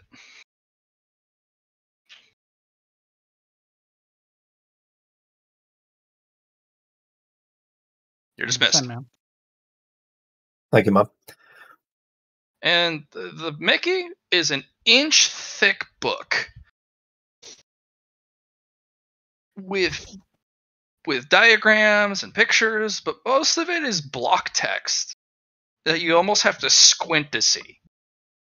And as a lot of it's technical text too. Nyx is just going to go to the cultivation, the seclusion chamber that he had found before, where he realized it was purple, and sit there so that he can focus completely on the book. Okay. You are a robot again, by the way. A little bit of a robot, but yeah, I heard you're going to the cultivation chamber to use the privacy of that area. Yep. Okay. Sorry, I don't know I'm going robot. Jackie will ask the rest of you before you even go. Do you always want to do a study group together, or do you have plans elsewhere? And there he goes. Nyx is just, as he's walking away, he's like, I'm going to one of the cultivation seclusion chambers so I can focus completely. Oh, right on. What about you two? I can help you study if you would like. Yeah, Sure. I was just thinking about the mess. I mean, we're right here anyway. We got tables. Let's drag over to the corner then, so that we're out of the way. Yeah, they're all closed now anyway, right? So there shouldn't be too much traffic. Well, they still have to clean up after all these people. That's true. That's true. Jackie will step in.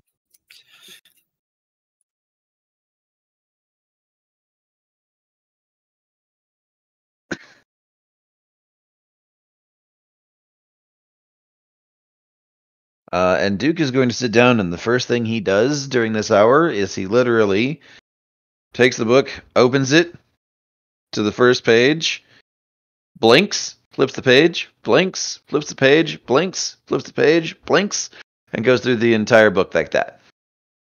It is good to have some old gen teachings. Oh, I have no idea if I have any kind of cool old gen teaching style learning stuff. I'm literally just taking pictures of it and storing it in my neuromesh. That makes more sense. Yeah, doesn't it? Unless the DM says I can't use my AI for that either. No, you're gonna store this and you're gonna waste space with this.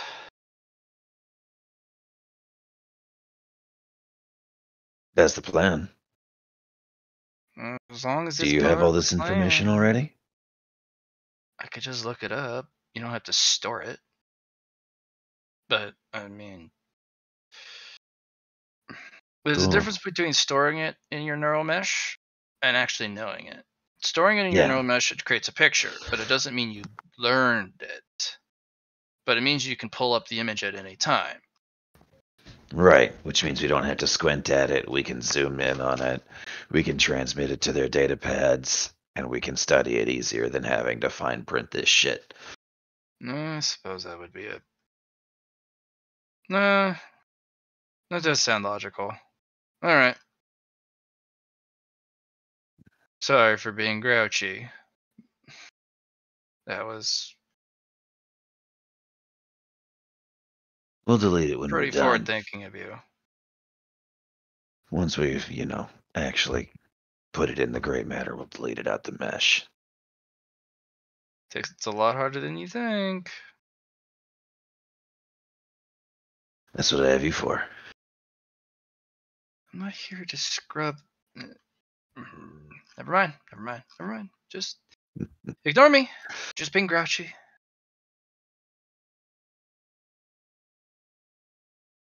All right, Jackie's going to use Star Child and try to get as much as I can out of this book while she's reading it. And hopefully we can do a little study powwow. Things are weird. Jackie will be like, so does this gyro thing go to this part or this part, as she kind of points out? And kind of go from there. Kind of like, no, it goes to this part. You are a mech builder after all.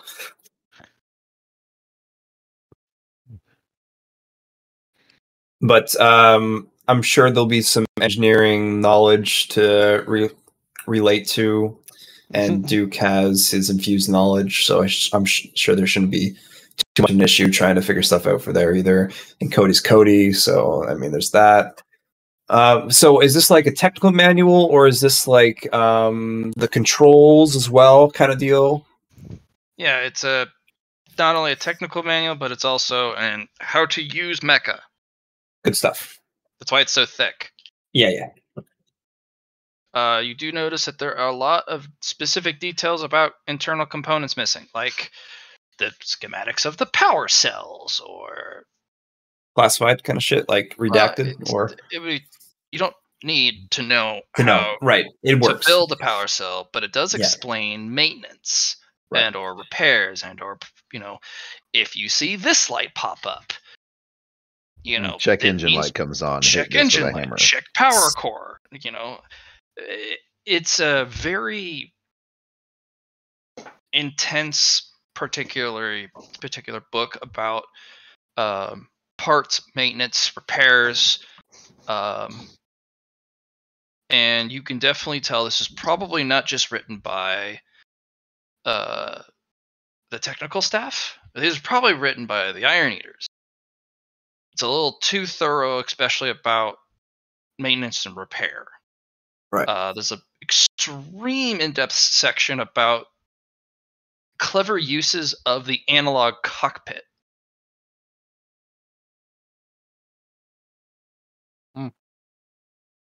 One of which, at the very end of the analog cockpit section, was how to eject your case and turn it into a bomb. Nice. Because fuck Rook, right? No. Like literally eject it from your mecha and or turn the case into an eternal bomb. Mm-hmm.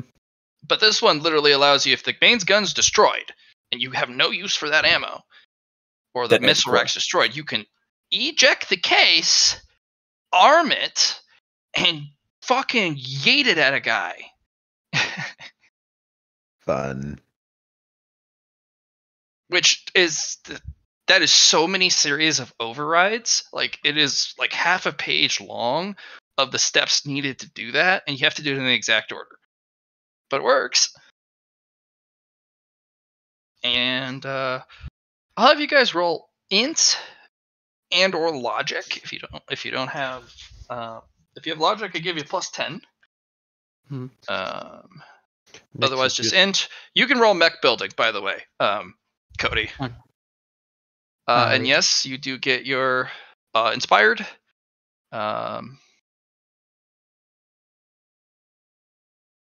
Nyx is just going to be relying entirely on his old listening to Dad talk about instruction manuals. Right. Cody, this is so boring. The Mickey? Really? Oh, they had to pick this motherfucker. Oh. Yes! So I'm just sitting there like, they don't even explain how the core works. All right, look here. You more fixate on what it can't do than what it can. All right, come here. Let's fix this here. Analog cockpit. Those are a thing of the past. Ew.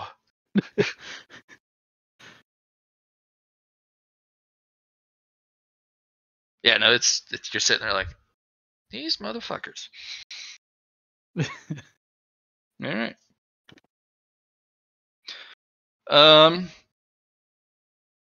If you don't already have it, pilot surface or operate surface. Even if we fail? Even if you fail, yeah. Okay.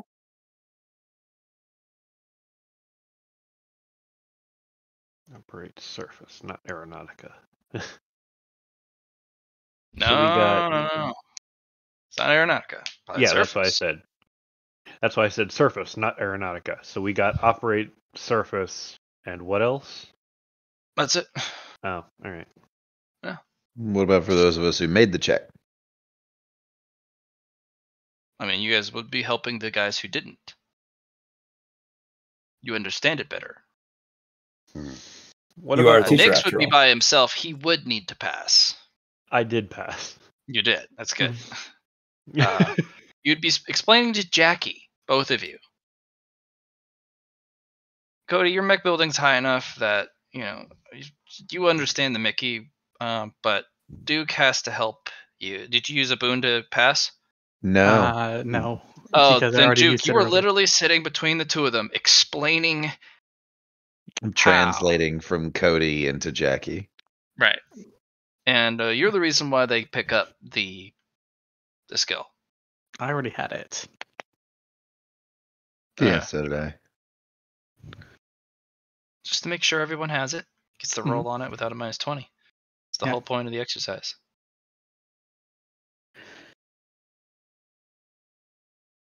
But it's nowhere near enough time to read through the whole thing, unfortunately.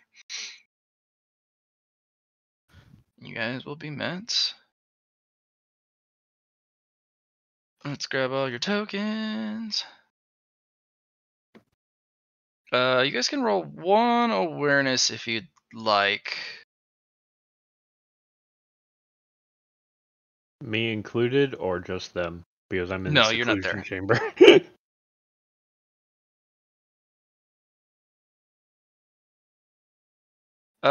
Cody and Jaggy, down the way.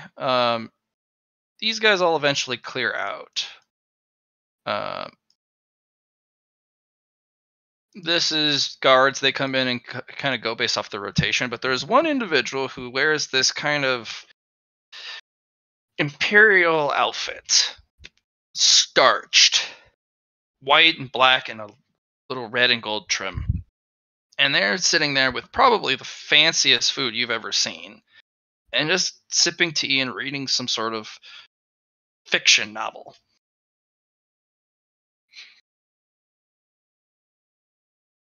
No suit. No heavy suit. Cody's gonna do that like hip bend lean and try and see what he's reading.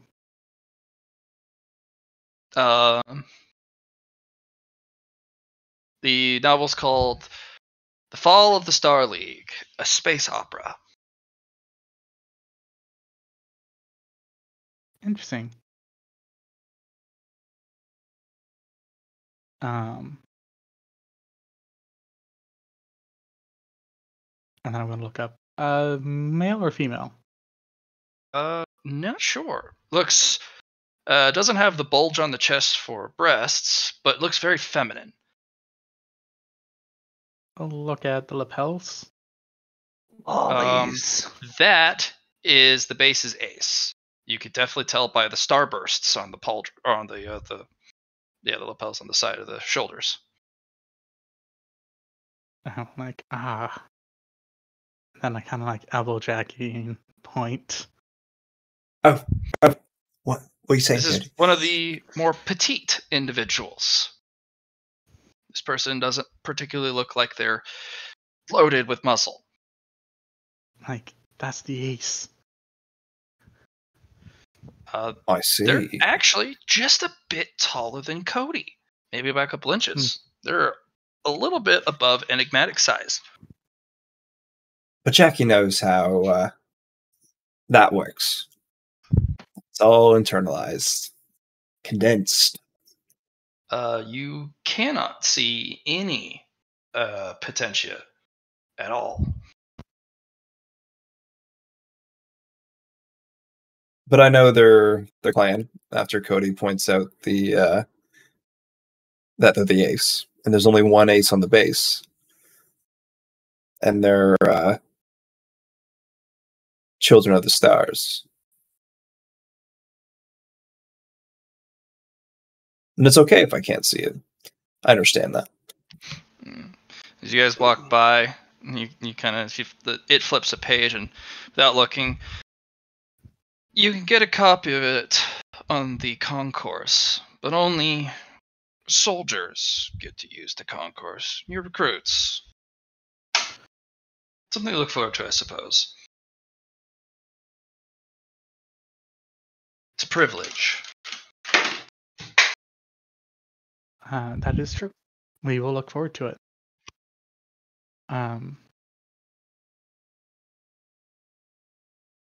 Would I know how to address like what would their rank? They're just referred to most of the time as ace. Most of the time they're corporals. They don't really have a strong military rank, but they have they're a specialist. Specialist would be the appropriate term, but ace is also a proper way of addressing them. It is something to look forward to, Ace. If you become particularly adroit and adept in alien technology, I might let you take a look under the hood. There's a couple bits that are need realignment and recalibration. Not that I can't do it, it's becoming annoying that I have to do it nearly every flight, practice or not. Perhaps, based off of your file here, or what's available, you can find a new solution. If not, I'd understand. It's rather complex. There is nothing that I cannot find a solution to. We'll see. I don't trust you particularly yet to have access, let alone to my mech hangar, then to my mech. But for now, I'll let you know that I am watching and hope that we finally have some decent help on this base. I have been told multiple groups are watching me. I thank you, Ace. Yes, and don't let the Iron Eaters fool you. There are far better opportunities under my faction. They probably promised access to specific groups under their umbrella. All I wish to say to you is before you dive in, there are many more, and you might find one better suited to what you want, with more access, under our umbrella. So don't shoehorn yourself in before you've had all the options arrayed before you. It's a reason why we don't have a lot of people here. We lose way too many personnel in a turf war with the Iron Eaters. And if they want to guard a transit base, let them. We children of the stars are the ones who are on the fringe, on the front. Not guarding just transit bases. But important, though. Although it's rather curious that I am the ace of this particular transit station and not one of their own. Curious, isn't that just? So, I got a question for you. Your mech suits, do they need to be intertwined with each other, or do you so if one breaks, can you still use the other? Is my question. That's classified information. I could have you thrown into the brig for fishing. Oh, darn. I mean, it is a pretty cool suit, though. I'm not gonna lie. Yes. You should not have any eyes for it, really. Just recommendation: stay away.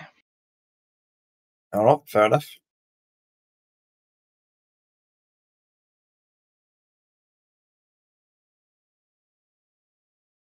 I mean, I wouldn't even have to particularly do anything about it. Thunderhead mostly handles that stuff on its own. Anything that threatens the security of a transit station threatens the Leah Project and all the war fronts. You wouldn't put that in jeopardy, right? Of course not. Good.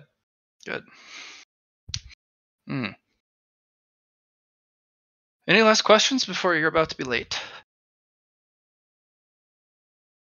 No, Ace. I thank you for your insight, and I will definitely do some shopping.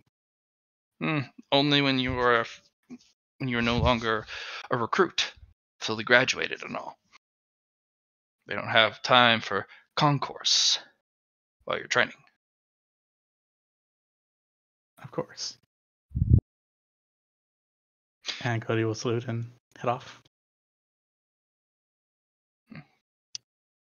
Just pulls just the the tea kettle, which is this beautiful porcelain English tea set, into that just china teacup.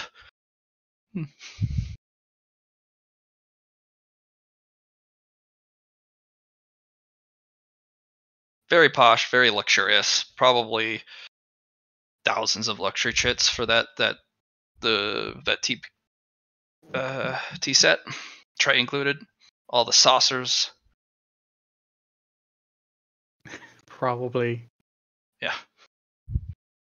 Looks imported. All right.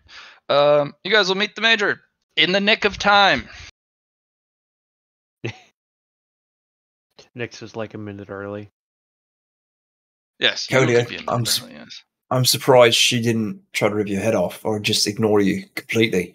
All right, maybe I had a different idea about these Children of the Stars, but I'm still iffy about it, though.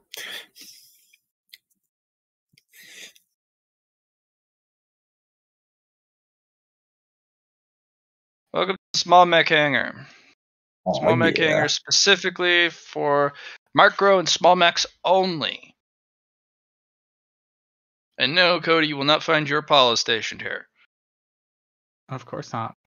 I'm not going to let you learn to fly before I teach you how to learn to walk. Let alone figure out how to use a cockpit. Someday you're going to realize that something was going to break in the middle of a fight. You need to learn how to use an analog cockpit or turn your virtual assisted AI cockpit into analog in case something happens. And I'm going to do that for you. You're not going to get to see your Apollo for quite some time.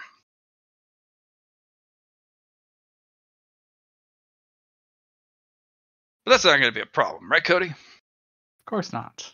That's what I thought. So, any one of these Mickeys can be picked by you. Pick a mech, familiarize yourself with it. Iron Eaters are current. If there's an Iron Eater there, move off. They're doing maintenance. It's scut work, but, even the Mickeys get attention. Stay out of the main area. There are transport vehicles that run through this place. Don't get run over.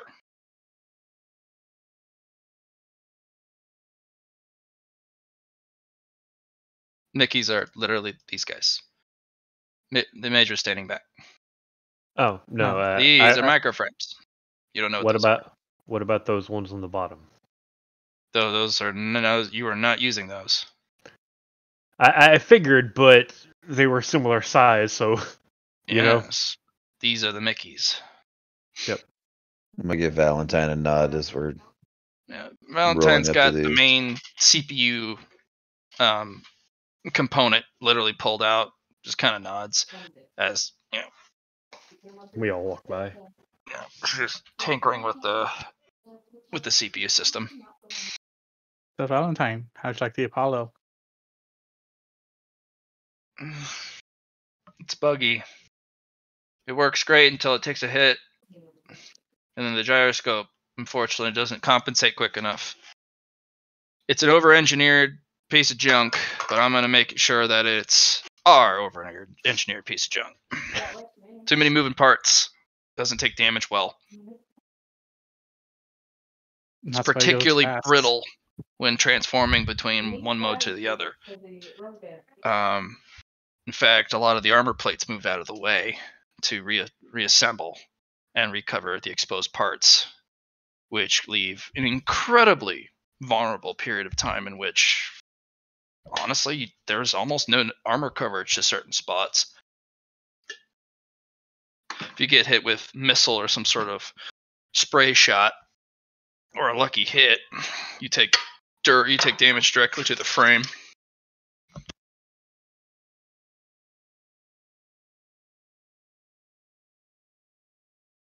Thank you for the notes. And she goes into extreme detail about how they abused your mech. Broke it, put it back together, Put it under live fire.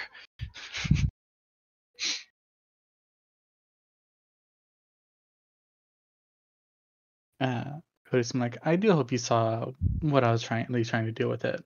It's a great hit and run mech. No, it definitely has its merits. The AI assisted cockpit, honestly, it's a little too engineered towards the AI assisted part. I think you need to dial back towards the more analog, but still have the AI assisted. I do particularly like that aspect. There's a lot of things that are considerably faster under the AI's attention. Yes. And honestly, analog cockpit does have its charm, but it's filled with buttons and switches and dials, and they have to be manually turned and interacted with. Having an AI do that for you means you can keep your hands on the joystick. Hands on the weapons. It's one of the reasons why the Iron Eaters link with their mech via Potentia. So it's our way of assisting. It's our AI assistance. Yes. I mostly made the AI assistance originally as a concept to help with frontline deaths, especially from non-aces. This is definitely not going to be used in the elites. That is fair. But this will be an excellent option for a medium deployment for scouts. We're probably going to be seeing a significant upgrade to our scouting capabilities with this machine. Because we usually deploy a squad of fighters, but they're far too fast for mecha support. But if it's something that can transform, they can move at the speed of a fighter, in addition to having the combat capabilities and the maneuvering capabilities of a mecha. So definitely not something we're going to see on the front lines. Doesn't slug well, if you know what I mean. Of course. So if you want something that's going to be used on the front lines, build something that can take a beating and fight back. Any of this fancy transforming shit, too many moving parts, doesn't last. The enemy elites, they like to get close, and they'll get close.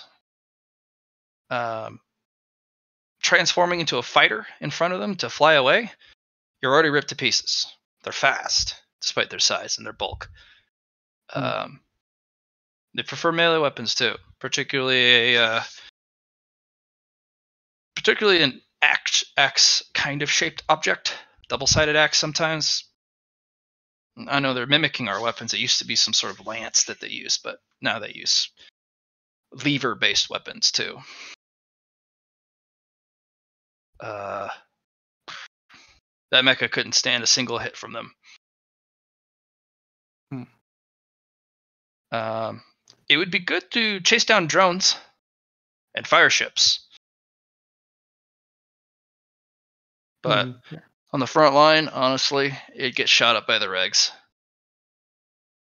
And you just continue to take notes.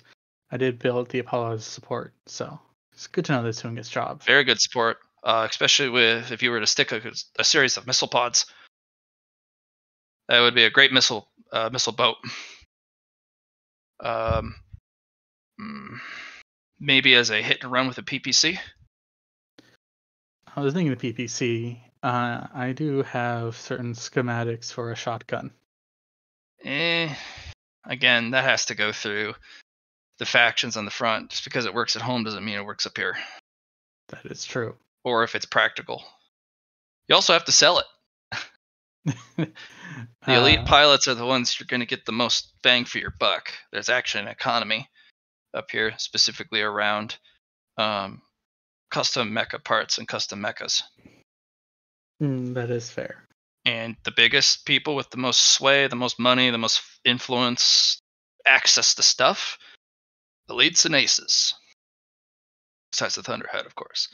Thunderhead is dishing out all these parts from requisitions, even if that pilot ends up hoarding those parts, because aces are allowed to hoard in case damage happens.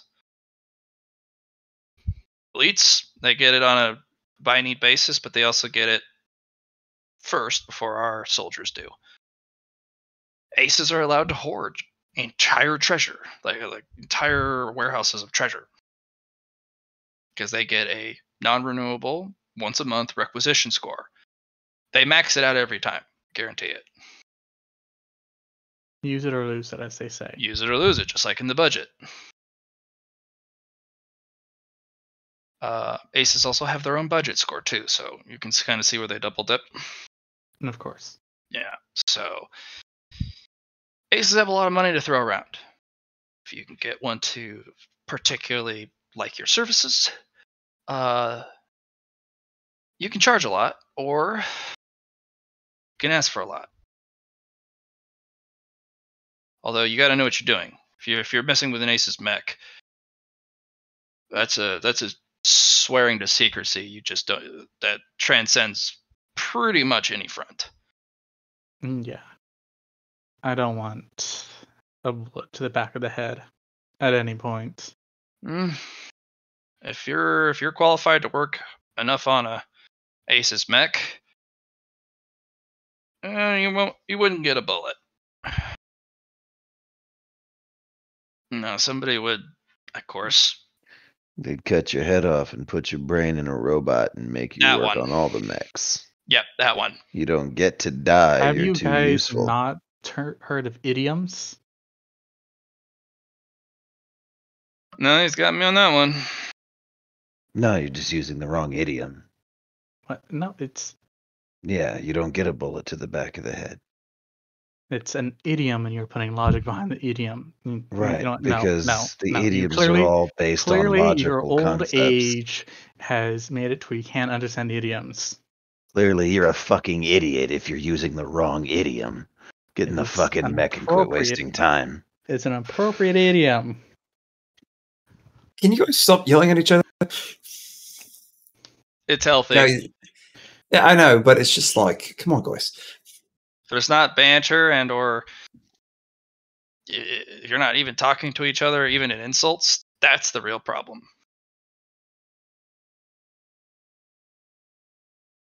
Nix, who's just been climbing into his fucking mech this entire time.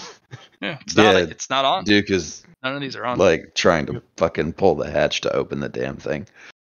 Following the instructions, yeah, you get it open first. That analog cockpit, you just reach over and pull the thing. Well, there's actually a key turn from the outside. Mm-hmm. There is a key box at the footlocker next to the mecha.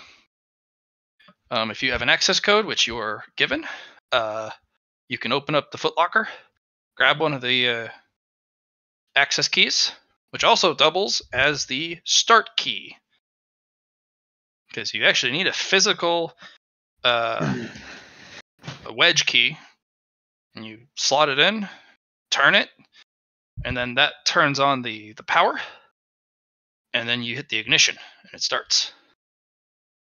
Proof that in the future humans are not as stupid as they are now.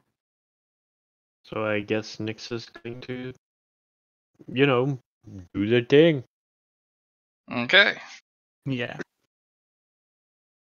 With your operate surface, go ahead and roll that for me. If you fail, nothing really bad happens unless you roll a 100, but it's also an analog cockpit, so not a lot of trouble you can get into. So operate surface. Next takes you a bit to get the right sequence to kick. You have to consult the booklet a couple times. There's ample muttering coming from the Nix head. Duke, you get in, click, button, turn, ignition. This is literally 2 steps more complicated than a MiG. That's it. Yeah. Cody, you get wrapped up in like, well, she pulled out the CPU core. I'm gonna do that too. And then you hear from Manager, hey, just turn the damn thing on. I don't need you taking it apart. Put the CPU back in. Fine. Let's see if Jackie can get in. Jackie, you have a hard time trying to get in the damn thing. We have to liquefy Jackie and pour her in as multiple cans of chunky fucking soup. Otherwise, she's not going to fit in that cockpit. Oh, that's right. The Major just kind of looks at you just like, that's right. That's right. Okay, no. No, we're going to have to... Jackie, come here. Yes, ma'am. Why did you think working out and getting that big was a good thing? You know, Why did you just make normal size? I had a really shitty teacher, and I don't care who he is. Why did that shitty teacher teach you to get this big? You know what? Ezekiel just works in mysterious ways. It's just how she goes. Okay, well, he's not particularly... I can't say he's a shitty teacher. He's a grandmaster for a reason, so I'll take that back. But why the fuck are you so big? Did I give you permission to be this big? I don't think I did. I'm sorry. Now I gotta give you the special snowflake treatment, and we all know how that goes. All right. I see how it is. Not special enough? No, ma'am. That is a negative. The term specialist doesn't apply to you until you graduate. Yes, you don't get to be a specialist, you special snowflake. You're with the Iron Eaters. We melt the special snowflakes down here. I'm going to wave to Lulu from across the bay. Lieutenant Valentine, if you could please reconfigure the mech you're working on so that we can fit this behemoth of meat inside.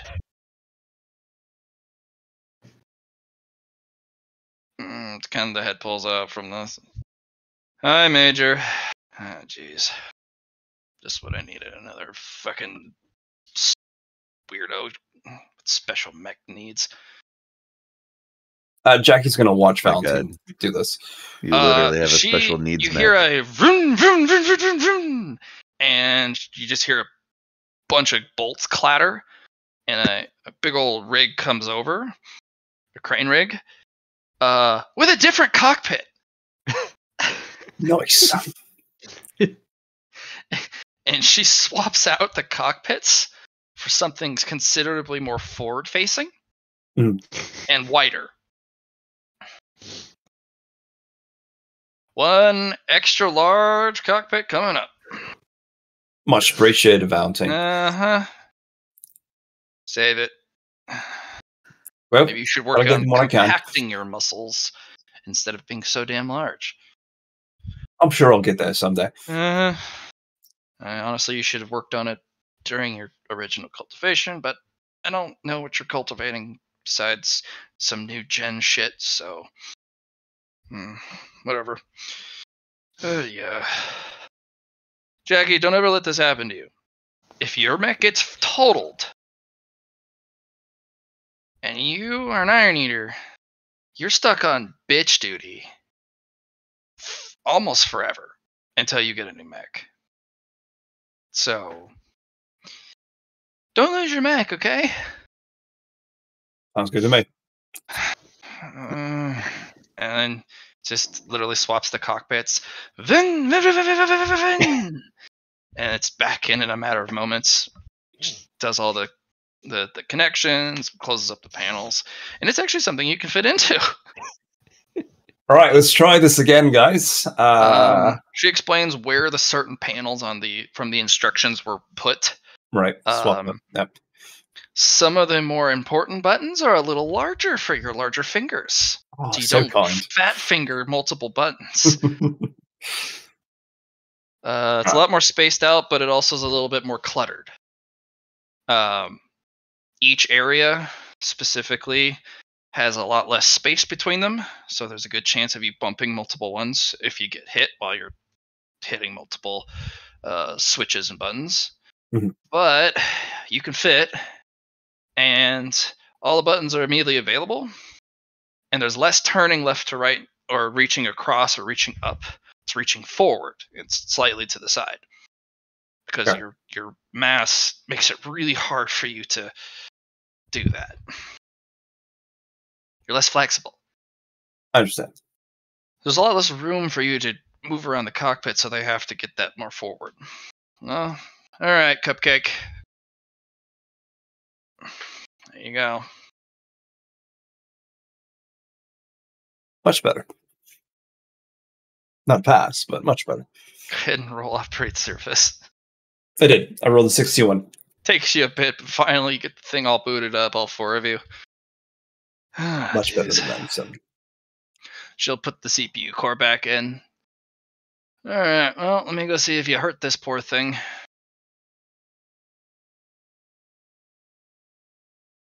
This kind of looks in. Seriously, you bent this?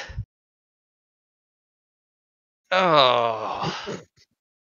She pulls out, you hear a couple, vroom, vroom, and then she pulls out the joystick, which is bent far more than it should be, because you tried to fit yourself in there and you bumped up against the control stick, and it's just really bent.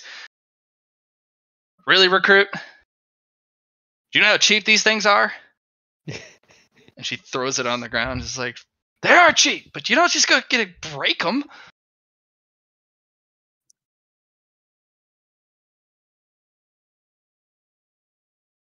All right. So, upon boot up, follow the boot up instructions, specifically from your guide. If you mess up, don't worry, it'll yell at you. Mickeys are designed to yell at you in a bunch of bright lights and error codes.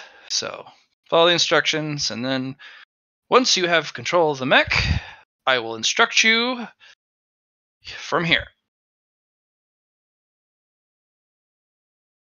Okay, everyone gets to roll an operate surface with a +10. All right, I can definitely do that.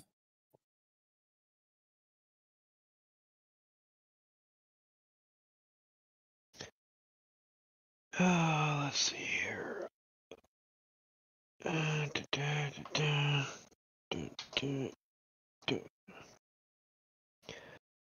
Apparently, I'm the only one who's having problems with this. There's a couple tidbits on the instructions that are a little convoluted, and you're like, is it A or B? I literally send him on his feed just a message of the startup sequence, and it's like then zoomed you'll boot in up moments later. But Cody, oddly enough, you're not first. And Duke's just like flip it, and he actually gets the mech actually moving. All right, looks like your old age is not impairing your ability to actually do your job. Good job, Recruit. Oh man, Mutorms. And then, between Jackie and Cody, you guys get this thing moving at about the same time, and then Nyx, after getting a little clarification on some of the more, I don't want to say obfuscated, like instructions, nuanced, but nuanced. It's, you almost feel like it's short form, but once you kind of know the what it's referring to, it kind of clicks in your head, and you guys are all able to kind of step side to side and kind of rotate and move the parts a little bit. Okay, so I've put restrictions on the Mackies today because I didn't know which one you're going to pick. What we're going to do is practice something I like to call finding the touch. Touch refers to mech control. Mech control, if any of you have ever driven a car or a vehicle before, vehicles can be touchy, or finicky.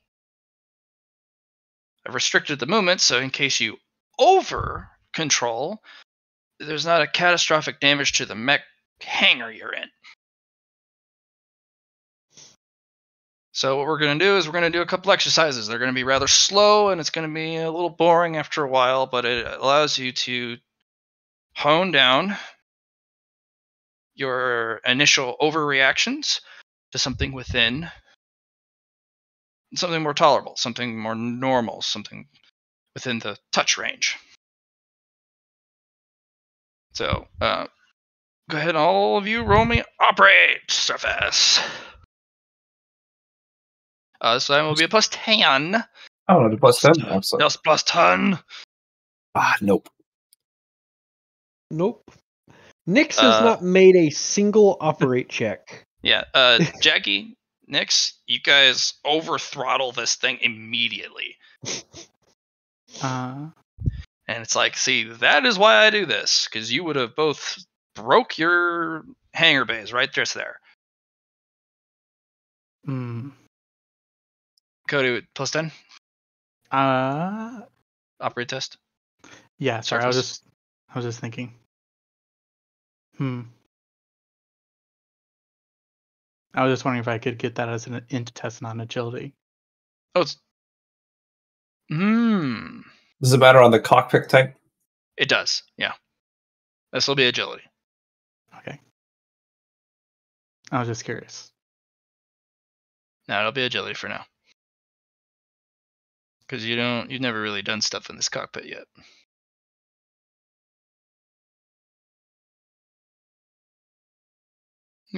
Yeah, you guys overtool the shit out of this thing. Duke, But you've done you know what the major's referring by touch or touchy. Some things just kind of leap to action, or you overdo it, and it just it overreacts, and eventually you kind of find the operating range within the restrictions. Yeah. Duke, you're loosened up on your restrictions. Go ahead and roll again with a plus 10. Okay. He's like, remember that it walks mechanically just like you do. Every time you put it in motion, it literally starts falling forward.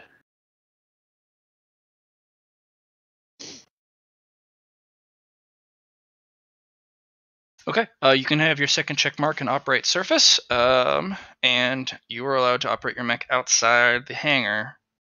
What if I already have a second check mark? You can add +1 to agility. I can add +1 to a what? Agility. I'd rather take I'd rather take a third check mark. Shit. You don't get a third check mark. I know. I'm sad. It goes up to a second check mark. Okay.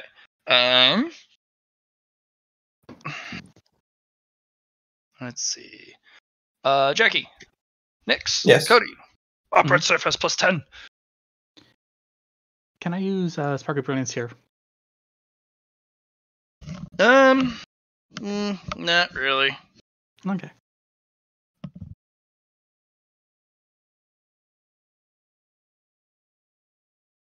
All right, nice Nyx. I get the hang of it, seems. And Jackie, roll me one more with a plus 10. I'm going to spend merit on to pass that. Oh. My big fingers. Nyx, you get it running. You get the second check mark of your operate surface. Huzzah. Yeah, you overtooled the shit on this. You just, and then you finally get it like, oh, I only need to turn it this much. I don't need to fucking left it all the way to the, left or right or turn or control this thing, just huge joystick controls. No, it's actually the little controls is what gets you for the fine movements. Yeah, you're able to operate. Jackie and Cody, go ahead and roll me one more. I rolled my second already. After my 20, I got a 94, unfortunately. You're going to get yelled at. Of course, I expected as much. You special snowflake! Come on! Oof. What, that's 14?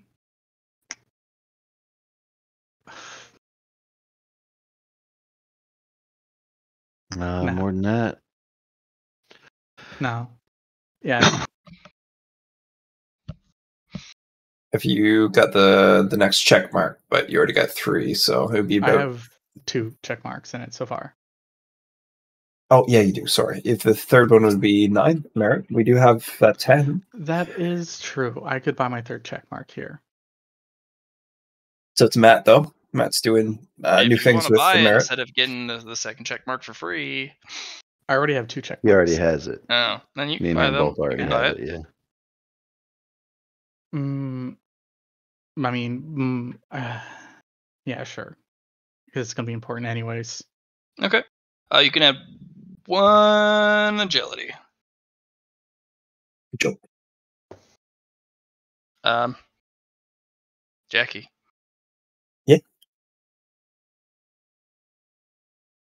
What's up? Hey, do you need to roll again? To pass, for sure. But you asked for people to roll again after, and I did roll the 94. We're gonna have you go until you pass. You big gorilla. I'll go until I pass. Sounds good. Come on, you giant gorilla! All right, names are nice and all, but they are definitely not helping my concentration. I want you to care, Major. I want you to. It's hurting my soul, Major. Come on, just a little bit of encouragement would be so nice. Duke is going to try and help. He's going to open like a private line between your 2 Mickeys. Nix is entirely chuckling to and himself. try and walk you through the act of walking. Nix is too busy chuckling, going, he'd be moving faster if he was carrying the damn mech. It's still a sheep. I just need to be one with the mech. I need to get this thought of irony of philosophy going on. No, you literally just need to take your pinky and lightly brush the throttle instead of just pushing it forward. You're right. I am too brutal with the cockpit is big. You have an extra big joystick, so it's not itty bitty. Like all the things are designed for a larger pilot. Can Jackie get a larger bonus instead of the +10 if Duke is helping walk her through it? +20. Almost.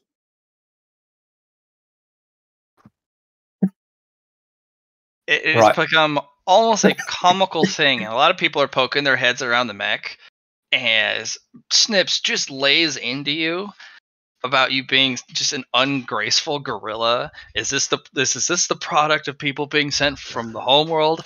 Is you kidding me?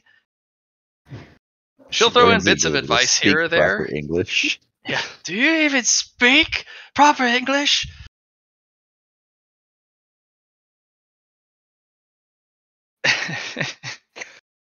Keep going.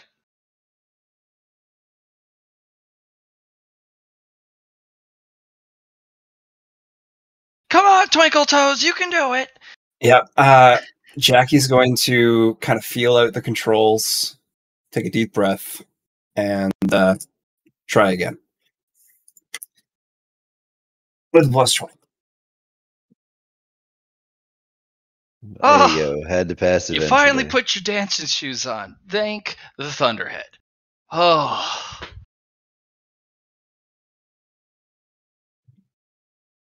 Guys can leave your characters there, but move your mechas up as I have assigned them to you. This vehicle will zip across.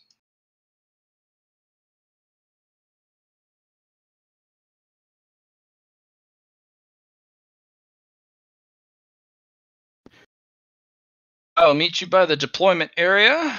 Once you are outside, steer clear of any of the crates and or supply caches and steer clear of any of the helipads. Do we know we came in through this way? So is it this way? Yeah, pretty much. Okay. Please make absolute sure you are careful of the individuals around you. I'd rather you harm or damage property than the personnel.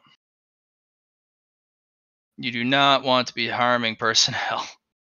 They tend to get back up, and some of them may actually be able to grab and throw you. Becca and all. Nix, what's the hold up?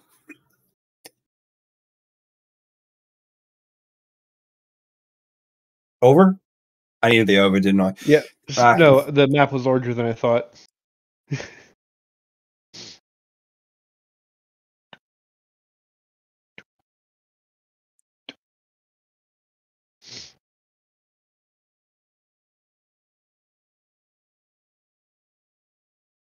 Once you guys have grouped up, I will grab all you.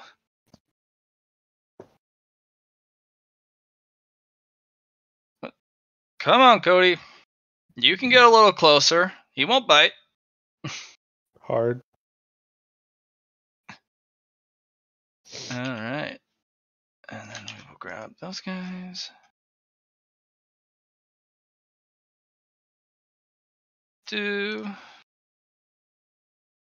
Looks like we got a guide on the field. Nice throwback, Matt.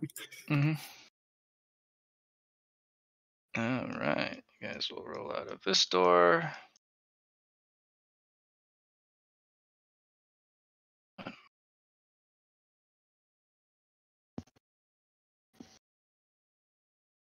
I cast Gigakinesis. You stop that. You're not allowed to do that.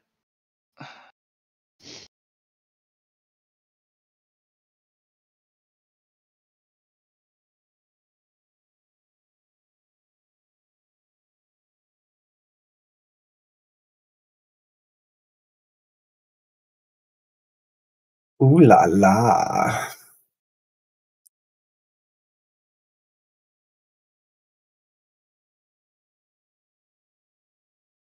I imagine we came from this door.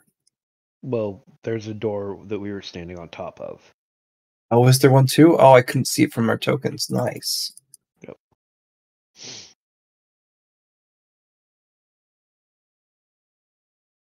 All right, this is pretty fun, guys. Big old door opens up, and this. Oh, shit. All right. Right.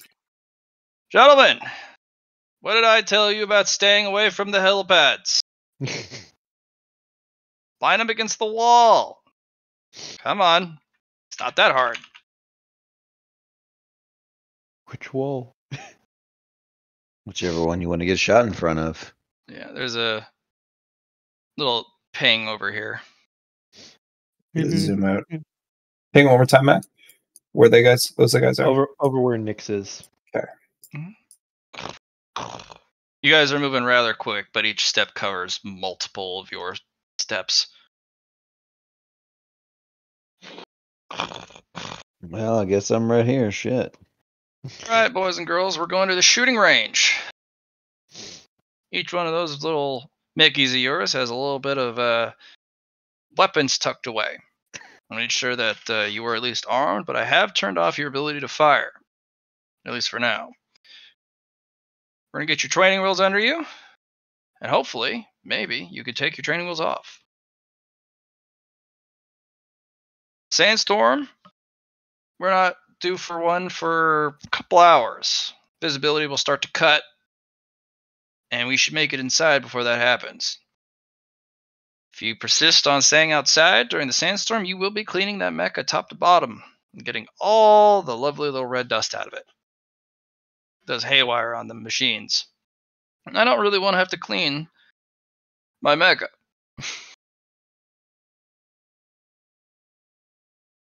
So, I'm going to let you figure it out.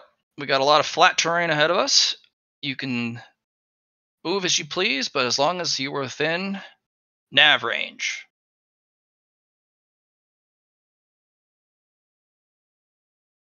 The area we're going to is that way. You guys can proceed ahead at your own leisure and get the feel of it. Nyx is going to start moving. Yeah. Notice that there are no jump jets or thrusters on those suckers. Don't need you guys getting air just yet. Best to keep your feet on the ground, at least for now. All right, move out. And the waypoint will be set on your map for the practice range. Aww. We go. they call her Snips because she's all, I can get out of close situations, but look at those little claws of that crab. Oh, snip, snip, baby. Thanks. Yeah.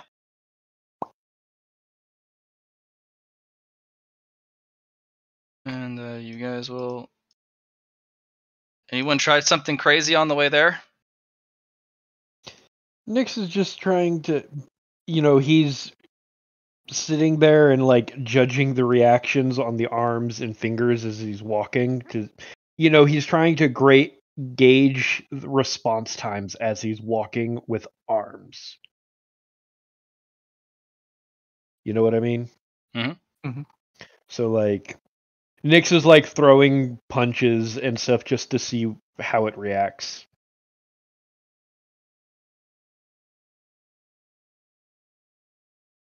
Jackie is still getting used to the piloting aspect. Okay. This is all brand new to her, so. All right, welcome to the practice range, boys and girls. Below you is the piloting practice range. See how fast you can get around and weave through the containers around the end and come back.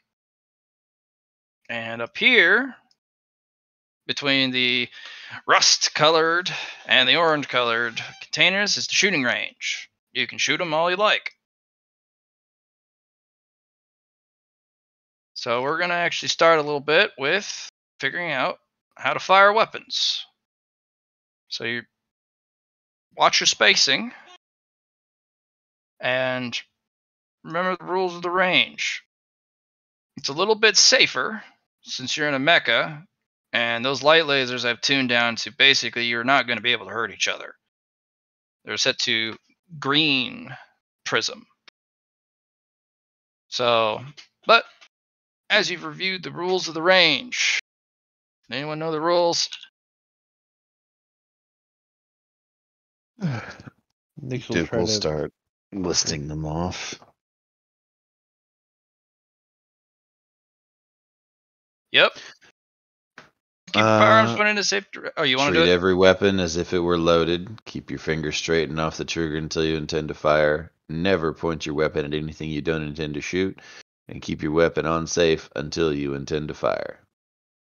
Very good. Also, don't get in the way of people shooting. Don't go down the range if people are doing live fire. No, if you do that and somebody caps you, it's generally considered your stupidity and not theirs. For sure. But I mean, that's also just one of the rules. Yep. It's not actually. It's not on the list at all. We did not cover that at all in the Marine Corps. Because if you run out into the middle of a fucking live fire range, you get what you fucking deserve. Well, who cares about the Marine Corps? Yeah. Well, they also treat you as that type of stupid here. A last little addendum to that: if you hear me yell ceasefire and you don't, I will personally peel you out of that mech, and you're walking home. You will also be carrying your mecha, and if you can't bring your mecha home, you're not coming home.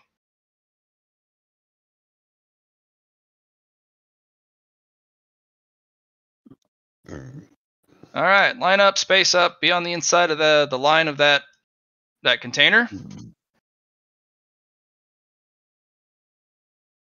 Beep, beep, I'm a sheep. Beep, beep, I am a sheep. Give yourself some space. Also notice your spacing. Decent range. You may need to get a little closer. Each square is 10 meters. Looking through the manual, what's the lasers. You guys the have range on it, 3 light lasers and a medium laser. All right, this is 500 meters. I gotta go look up the guns so I can figure out their ranges. 8, so.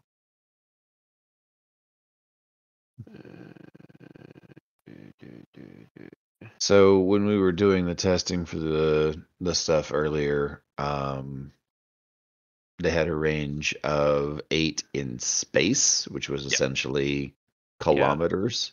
According to the energy weapons handout, Light lasers have a 100-meter range, and medium lasers have a 270 range.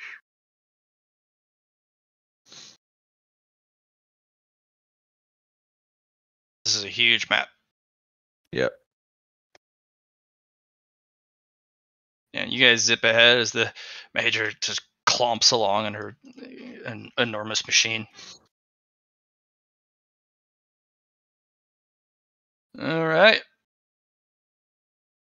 If you end up destroying the target, that's not on you. That's just good shooting. Some of them do have something that could potentially explode, but you should be within safe range. Boom, 100 meters. We specifically gave you lasers because lasers don't particularly run out of ammo. They do rack up heat.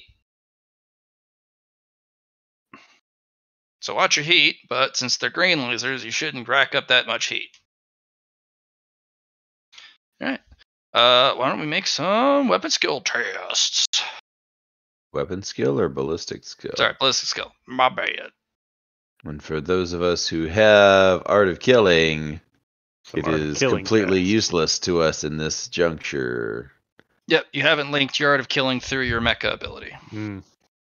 So get fucked, nerds. That skill that you thought was going to make things easier is completely worthless to you until you spend even more to make it useful. You fucking chodes. You thought you were getting ahead of the game and you're actually behind. Not necessarily, no. Let's see here. Ballistic skill check. Bang, bang! Yeah, you're like, oh, I hit that. Oh. Huh. All right.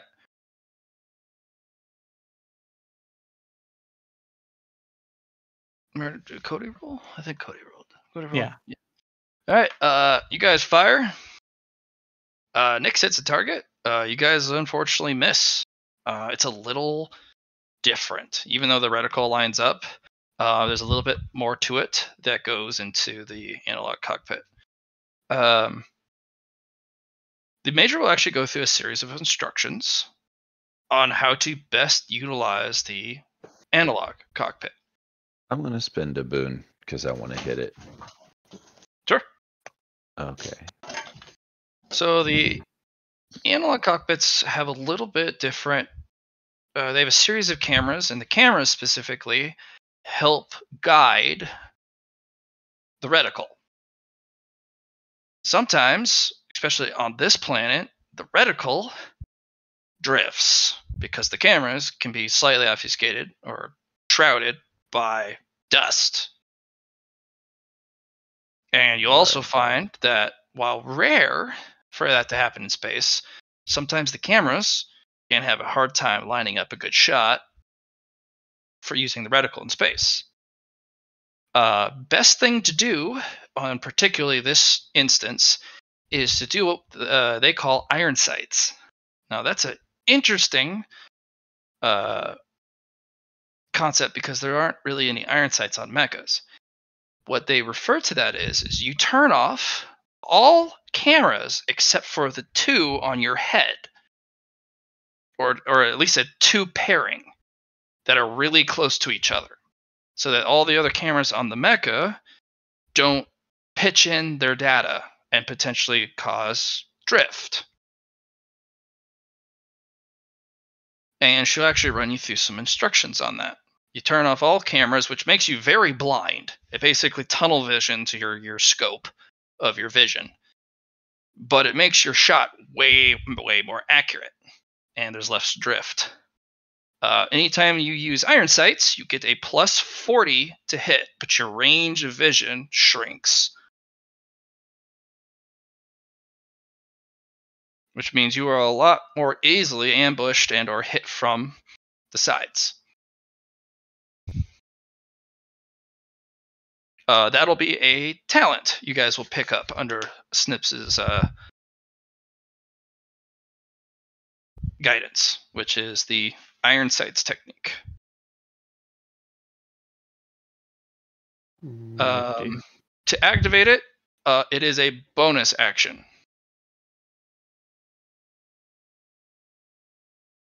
To turn it back on, turn all the cameras, it takes another bonus action.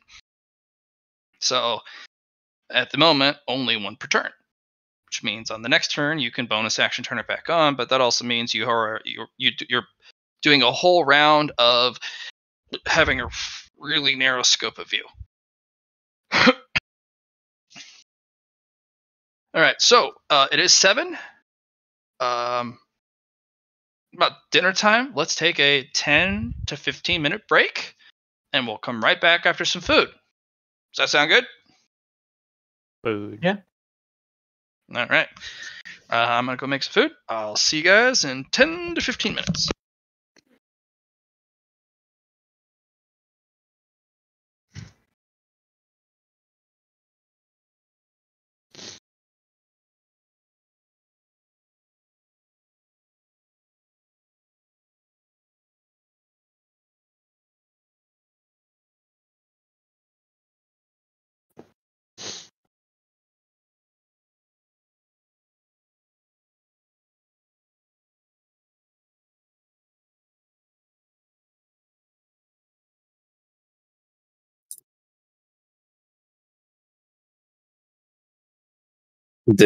What's happening?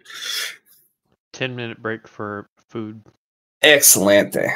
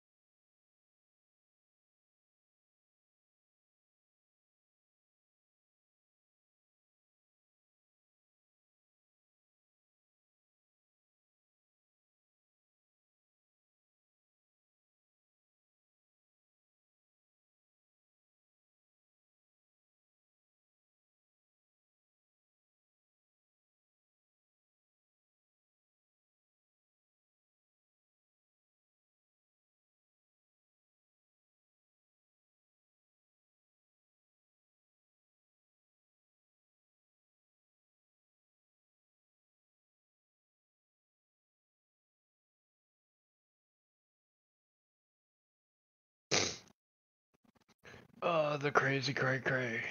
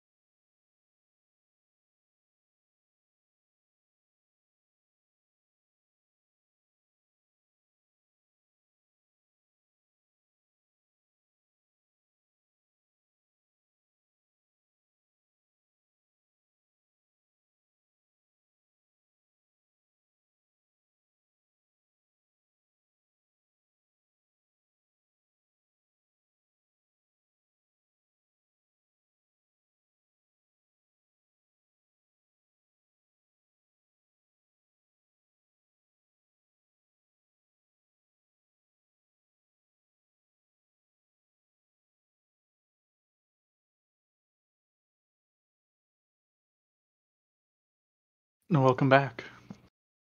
I am back. Cool.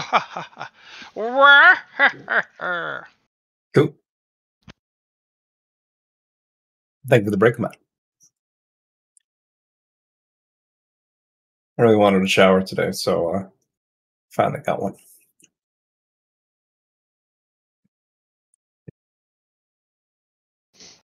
And dirty. I was, for sure. Dirty, dirty girl.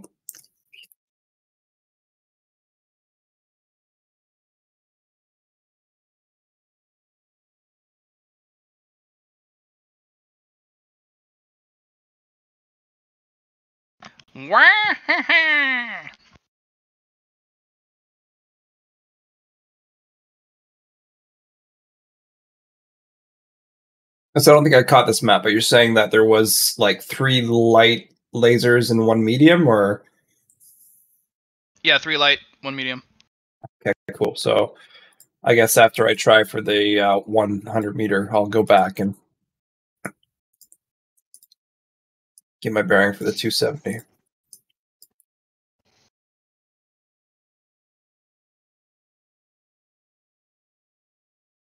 Are we waiting for Frock to get back? Pretty much.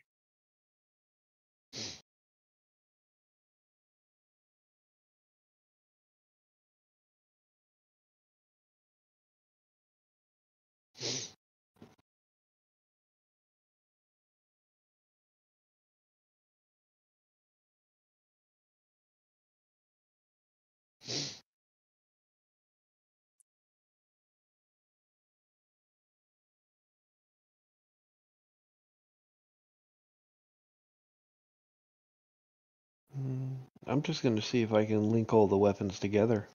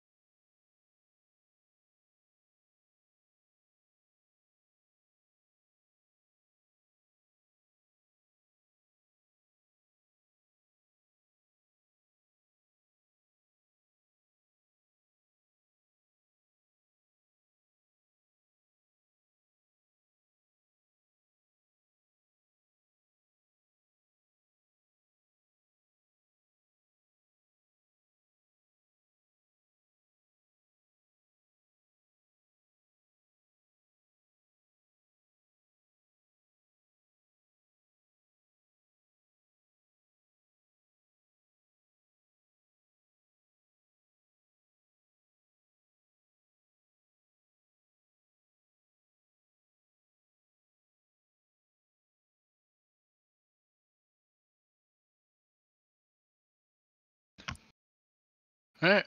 Who are we missing? Frock.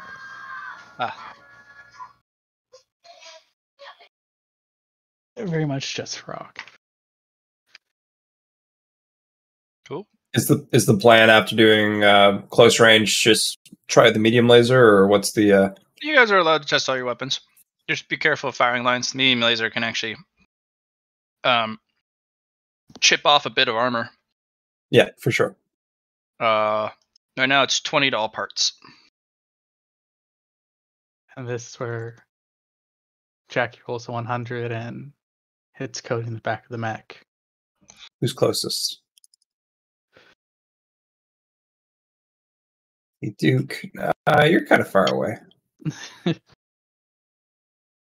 Nyx is the most likely to get hit by Jackie. Oh, you were in range though. Duke's the only one out of range.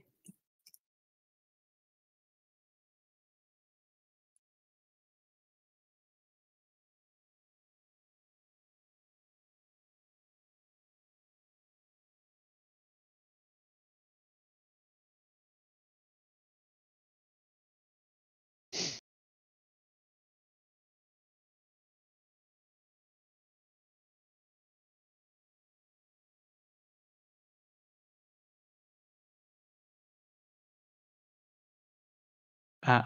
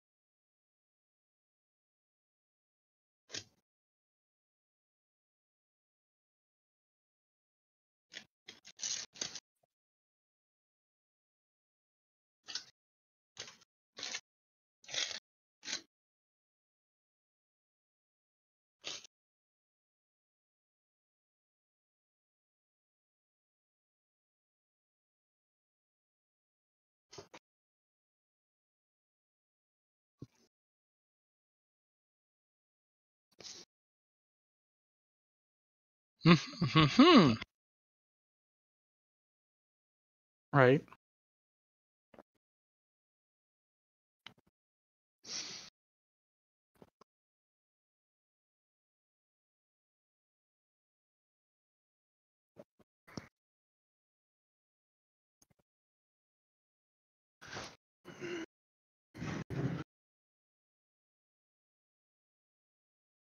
Lasers.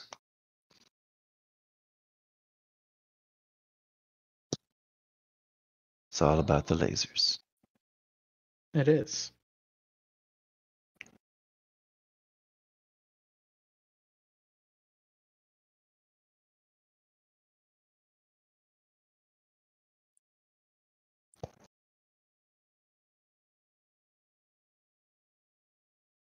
Laser boats on the floor.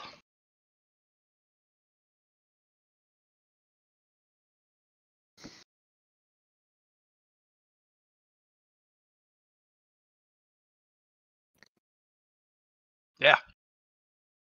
Jackie, why you gotta be the fucking weirdo? Over there being a special snowflake while everybody else is exactly 80 meters apart. So I moved back for medium laser range. But if you're in range for a light laser, you're in range for a medium laser. Because that's maximum effective range.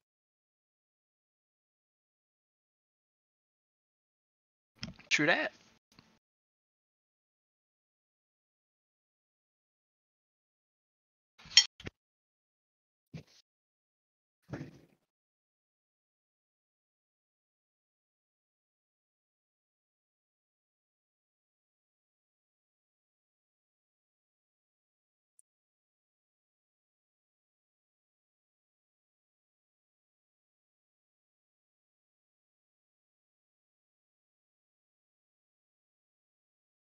So what's next? All right. So Snips is going to teach you different ranging techniques for lasers, which is my way of doing the short range, point blank range, called shot.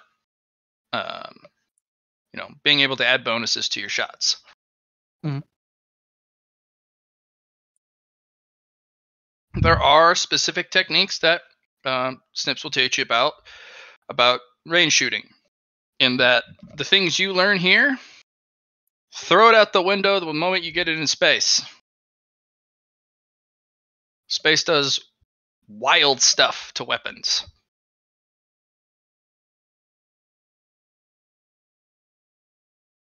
Sir Isaac Newton is the deadliest son of a bitch in space.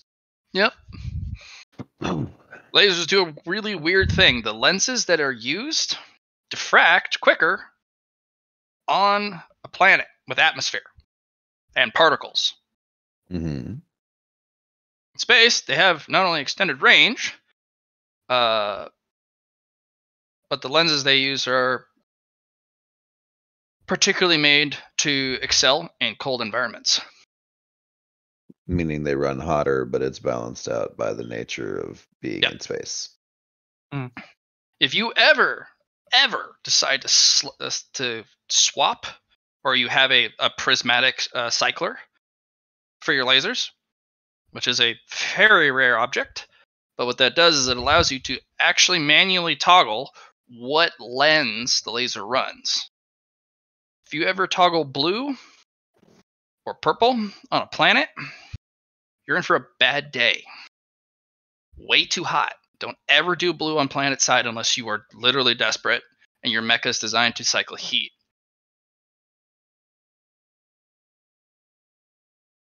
Blue and red, or green and red, are safe. Green you can fire all day, but it's got no punch, as you obviously are just scoring marks on these targets, but not really punching all the way through.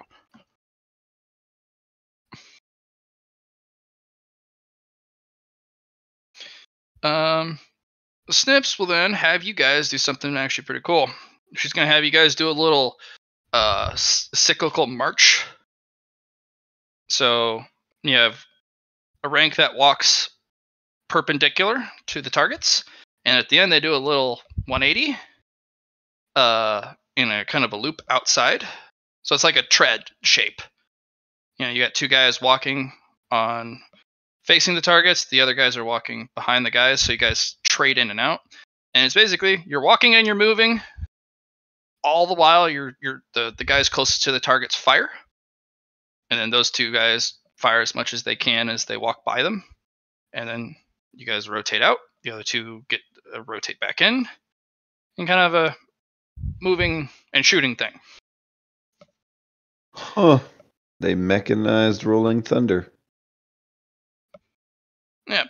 And if you guys get really good, the back line shoots in between the gaps of the front line as you guys walk. But we're not there yet, because the armor on the back of the mech is the weakest. And if you hit the back of your friend with a medium laser, you have a probability of doing great damage to them. So let's not do that.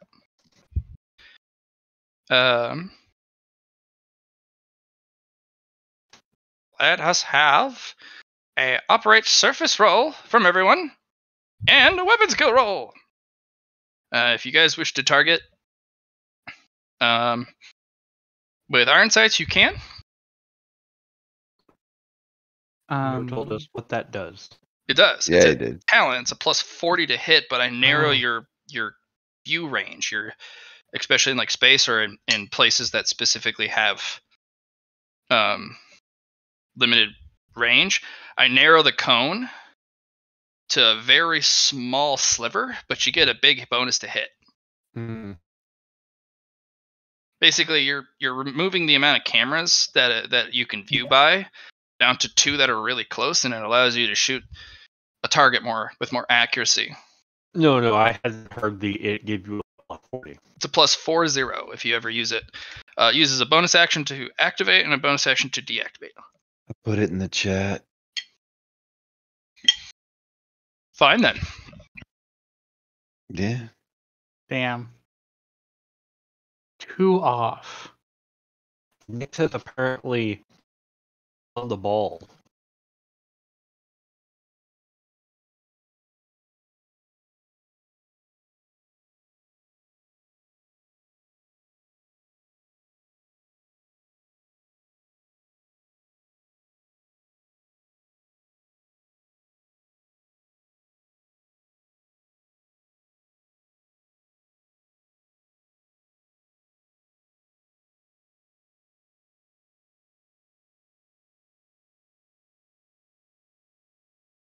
I'm just getting rid of all my bad rolls for tomorrow.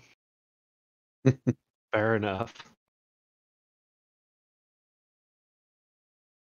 If that's the logic, I'm gonna fucking suck tomorrow.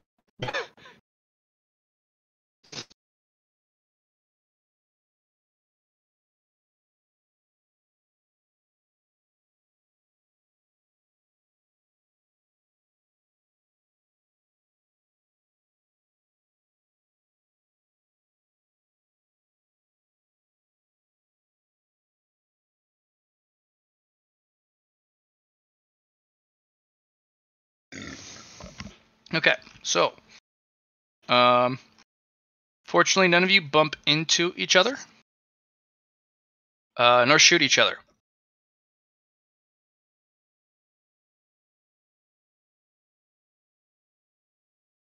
Alright. Then you guys will actually be brought this way, all the way down here. All the way down where? Bottom right.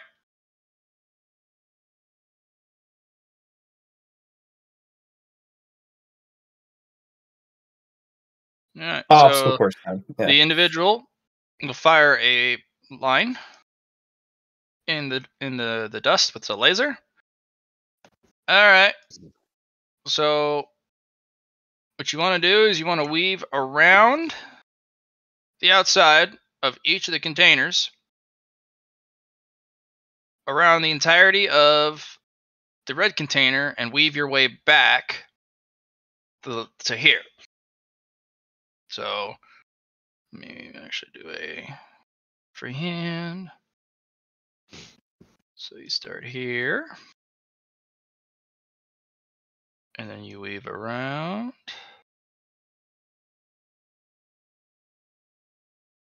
You weave around.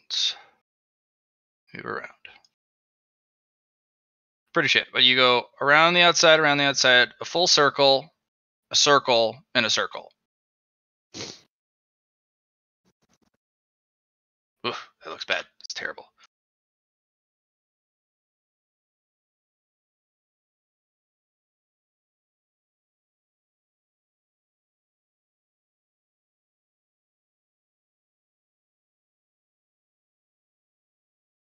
Anyone can go first. Basically, this will be a pilot test surface. I'm feeling a little nervous about it, so I'm going to put a boon in on the beginning of this one.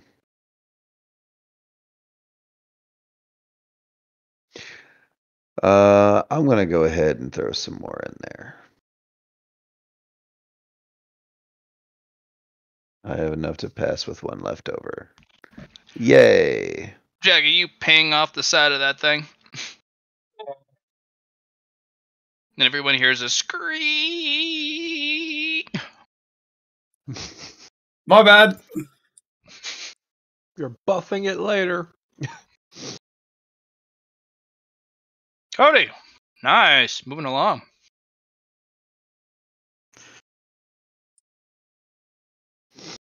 Jaggy, make another one. You'll make a total of 4. Oh, okay. All right. So I'll Throughout just the whole stay thing. here. Yep. Surface. Make that a pass. It's close enough. Okay. You barely nick the very corner of it.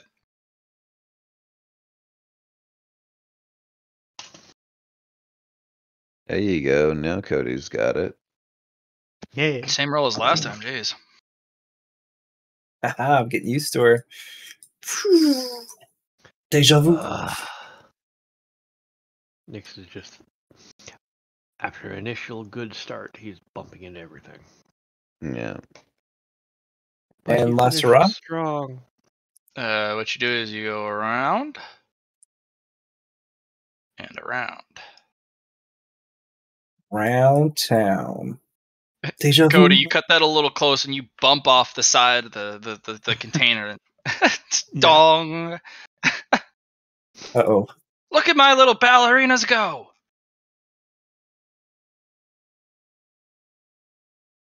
I thought you said a total of 4. It's like 5 loops here. Fine. Well, 5 4 full checks. Jackie. Well, someone just got into base, so let's see what happens. Oh, yeah. Just barely. Just clang. Right. Look at you all go. All right. All right, Nice. Duke. Hell yeah. You not only cut the corner really hard, but you rotate the mech so it's shoulder first. So you cut it real close, but not even a single scratch on that one.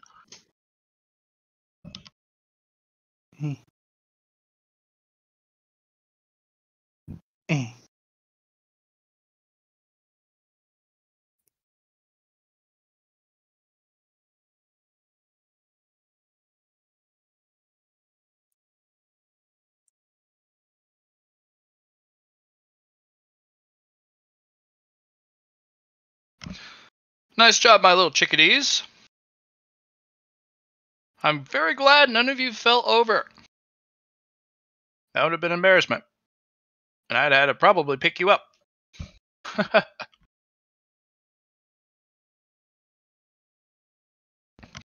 Not bad at all. But, Thank you, Mom. alas, I like to have a little bit of a competition. This will end our little exercise. We've been out here for quite a while, and the sandstorms are coming. So, we're going to do a little speed run, one at a time. Each one of you needs to complete the full course before the next can go. Speed is of the essence. Oh, God. Nyx, you're closest to the target. Start. And he starts running. All right, you're around the first one. All right, go next. Don't this. You have to go here, then here. Me. Yeah. Me. Yeah. Oh, around the next bend.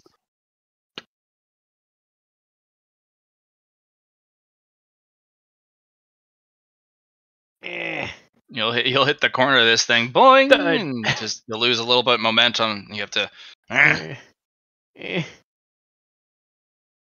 Fucking icons. Meh.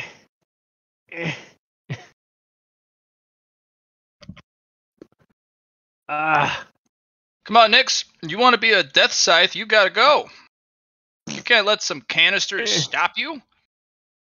Last check. He's clipping every corner. That one corner threw him off. Oh, Nyx, I'm almost home. Do your squad proud. Come on. Hustle, hustle, hustle. Watch your throttle on that slowdown. Ends up back here. Nice job. Nice job. All right, Cody, go give it hell. Cody, you can scooch down the line if you want a little bit better of an angle on the start, but it's up to you. Hey, Jackie, switch with me. You sure? Yeah, go for it. I'll go last. All right. I will let Starchild and Inspiration kick in for these.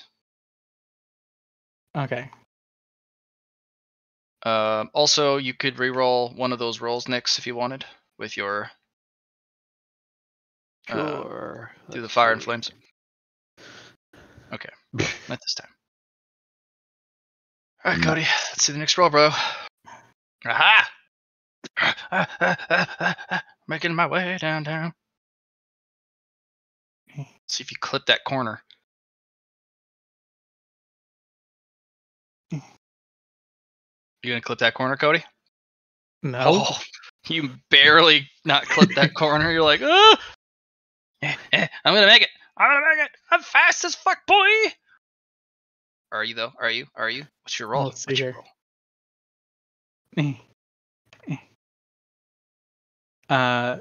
Question: Sparkle Williams plays all of them, right, or just one? Yep, just for this one scene. Yeah. Oh, you'll clip the shit out of the side on that one. Question. Like really bad. Everyone hears the screech of metal, and everyone's like, oh god, I hear that from here.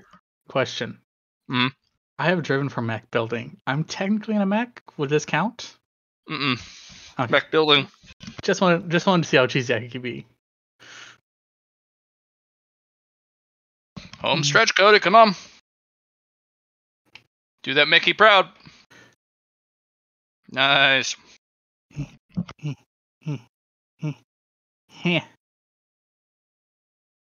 Watch your slowdown. Nice job. Nice job. All right. Up next. For those who have finished, run your diagnostics. Quick. Flip through books, start running diagnostic. All right, let's get as much as we can out of this thing. And there's our first one. On the dot. Beautiful. Mm-hmm.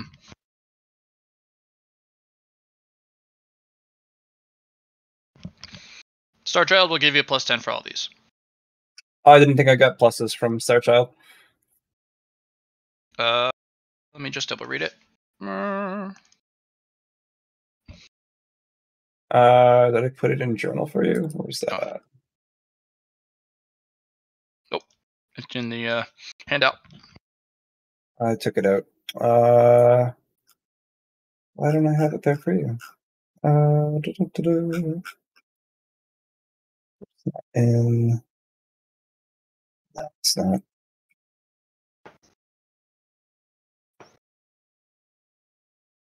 I'll grab it for you in a sec. Just let me finish this. Wait, fuck. Because I went to the second one. Or is that the first one? Yeah, it's the second one. First, second, third, fourth, fifth. Ooh. There's Star Child coming in. Playing against that thing and spin. Let's have you roll. It has a gyroscope for a +10. You need a +10 pilot test, not the keel over. +10 pilot test.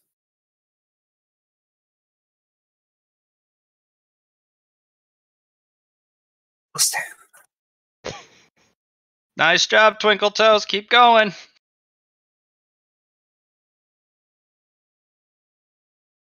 Yeah, I think like every time I use Star Child, I pretty much roll 100, so it's been a good time. And again. Ooh. I knew it. Star Child, you actually gain an insight onto disaster recovery,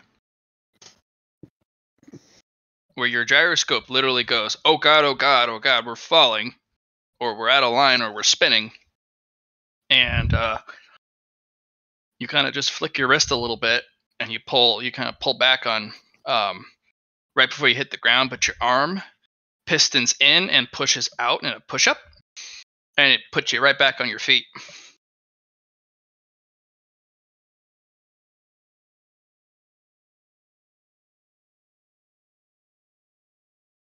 Lasera. Ooh, fuck yeah. What a fucking I think I beat you guys so far. We'll see.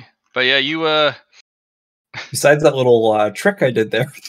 Just boing. Oh god, push up, spin, keep running. Jeez. All right. Go get him, Duke. Question, DM, since this is an agility based skill, does my natural athlete matter at all here? Yeah. Okay, because generally that applies to acrobatics and athletics. That's fair. But you can have the Thunderhead analyze the angles. Your Stormfront. Okay. Because you went last and you watched the others. Yeah. I'll give you an additional +10. You still have to do it yourself because the Stormfront's not piloting you, but it does give you like a line to follow. Fair enough. All right, so I'm sitting at a. It'll even give you color gauges depending on how fast you can go at each point. All right, so I need. You said a +20? So I need 60s or less. You said a +10 from the Stormfront. If you get +10 from something else. Yeah. Oh, no, I don't.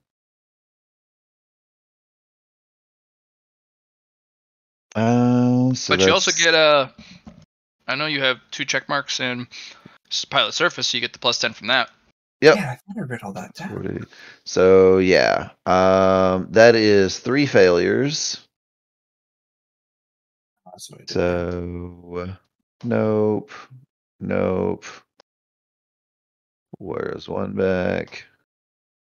Nope. All right, so I can spend 2 boons and salvage 2 of these. The line 95 is Duke chokes on the fucking finish line because of course he does. Yeah. So you'll clip it on the way out, and everyone go ahead. If you are at 3 pilot check marks, you'll get something else. But if you are only at 2 pilot surface, you'll get your 3rd pilot surface check mark. For those who already have their 3rd, go ahead and add +1 to agility.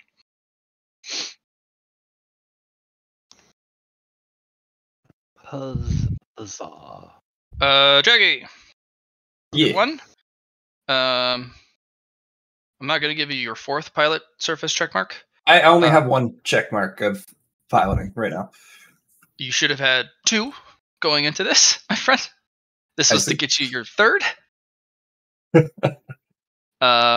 And the you'll gain a little talent called Disaster Recovery, which means if you have an egregious pilot error or you are hit and you are sent into spiral or fall, you can use a reaction to attempt to stabilize yourself.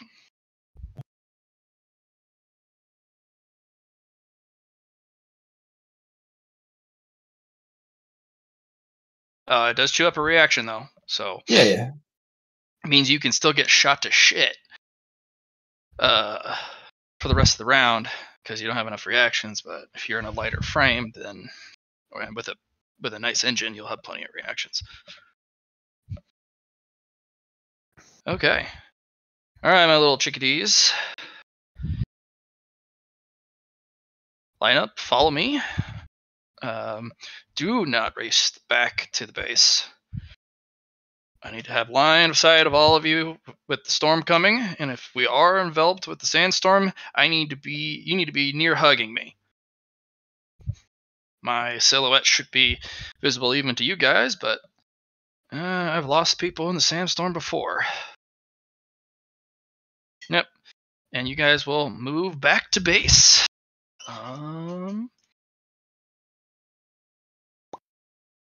Everyone make me an awareness. -10.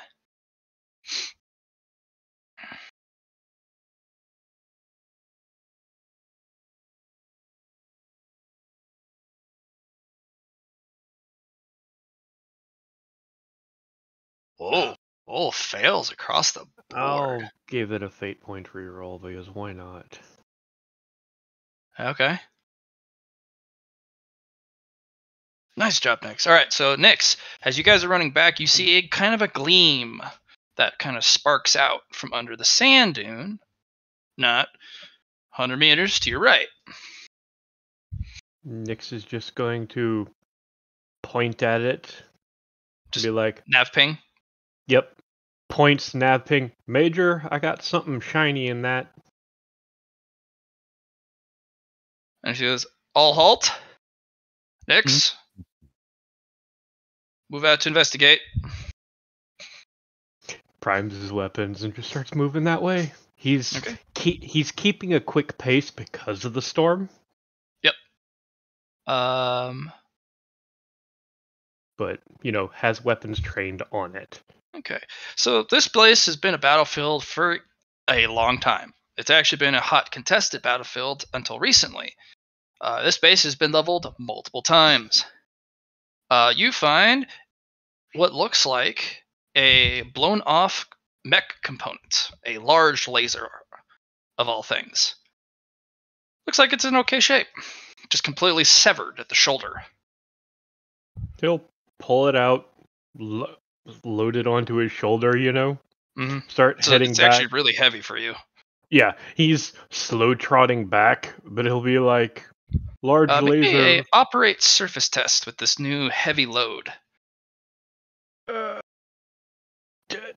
Yes! Nice job. You'll trot back with it, nice and balanced. Just like large laser recovered. Well done, recruit. Recruit's Jackie. Recruit's Duke. Grab the chains from the stow kit on the back of my mech. We're gonna strap this to one of my claws, and I'll haul it back. All right, sounds good, man. Yep. And you guys will pull some hauling chains, and there's these little rings on the bottom of the claws, and you guys kind of strap it in and hook it to the front, and just to wrap up the cannon. Well done, recruits. We bring this back, and it's in serviceable repair. Dinner's on me.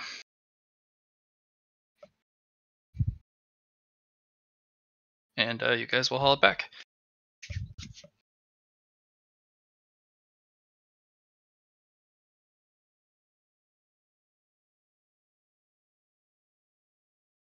All right. All right, recruits.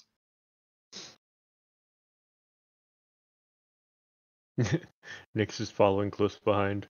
Quick. He is literally chasing his laser. Yeah. We're going to enter through this mech base, but be careful once we're inside. Watch your spacing.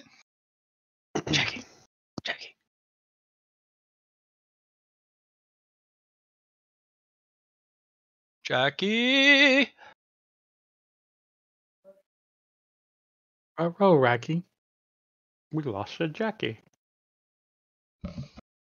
Jackie has been seduced by the alley side of the force.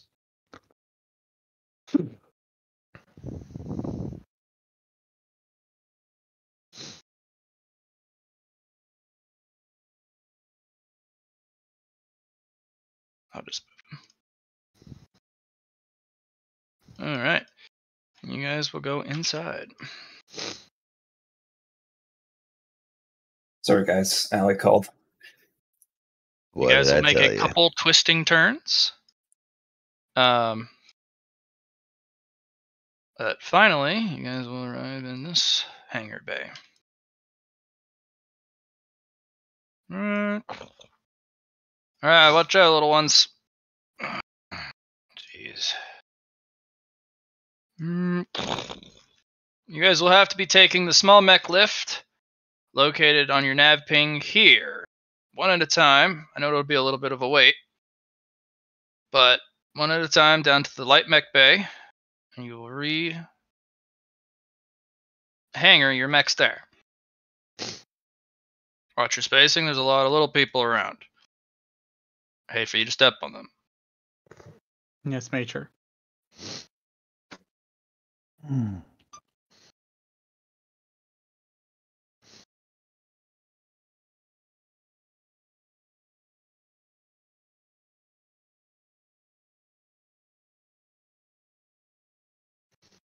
I love how we all innately begin following the arrows on the floor.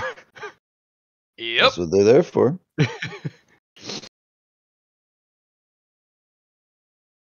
Yep. So one of the guys comes over with some light beacons, like the ones you would use for planes. Mm-hmm. And he's going to, the lift kind of comes up. He's like, all right, You can go in forward or back. Forward. All right, and he's gonna wave you in, and he's like, and stop. Grab the bracing rail. Grab. And then the lift is like, clear lift, and the lift starts to move. And the process takes about 10 minutes a person.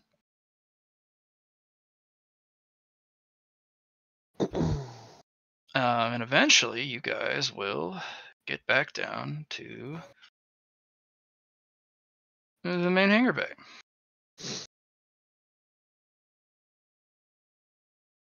Snips will be taking a truck over here.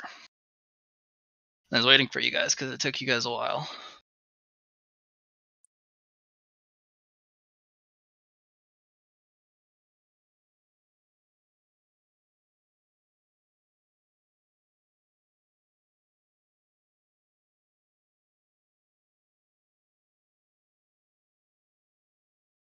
And you'll be instructed to actually back up into each of the hangar bays. Mm-hmm. And then it'll clamp on. He's like, okay, everyone, we're going to run a boot down diagnostics first. This will take a good 10 minutes because it'll be an in-depth one. And after that, proceed with the shutdown procedure. And once you've completely shut down, remove your engine key. And then, once the mech is powered off, you're free to step out. Do you need a tech use for the diagnostics, or how do you want to go about doing that? Yeah, I'll have you guys roll for diagnostics. Duke, you can help everyone because you have the manual there. Everyone will get a plus 20 from Duke's assistance. Sounds good. Could I use mech building for this, or would it be tech use? No, you would have. You're inspired and you're driven. Fuck me. Nobody succeeded. Yeah. You could always get one more reroll. I mean, you guys are going to do it until you pass. Okay. Okie dokie. First try for Cody. If you do not have tech use at all, you can have it now. Huzzah. If you have tech use, add 1 to your int score. Nice.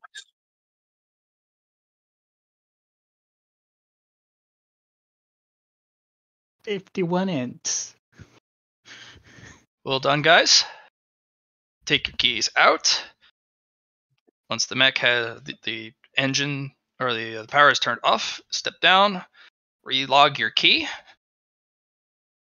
lock the cabinet. Begins doing so. Okay. Duke's gonna put his foot on it to make sure it's secured. Nice job. All right, so these mechs, no one's going to touch them. No one's going to do maintenance, but you are going to do maintenance. But that'll be reserved for tomorrow. We have missed lunch. I apologize. But we had to get this in quick. We had a gap in the sandstorms, and I wanted to take absolute advantage of it. We don't get gaps like that size very often. Fortunately, I have extra food prepared for you during dinner, and dessert will be on me. For the salvage of the laser, I've turned it into the quartermaster. Once they have evaluated it, each of you will be rewarded requisition points. Since it is during recruitment and basic training, it will be divided up among the team evenly. Sorry, Nix. Good find, though. Salvage is a huge thing. And I will warn you, pilots do fight over salvage. We have won battles and lost others, specifically because some idiot hotshots fought over some salvage and critically damaged each other. Like, it's preposterously stupid, but it happens. Especially if there is a potentially salvageable alien mecha. sometimes there are full skirmishes between factions.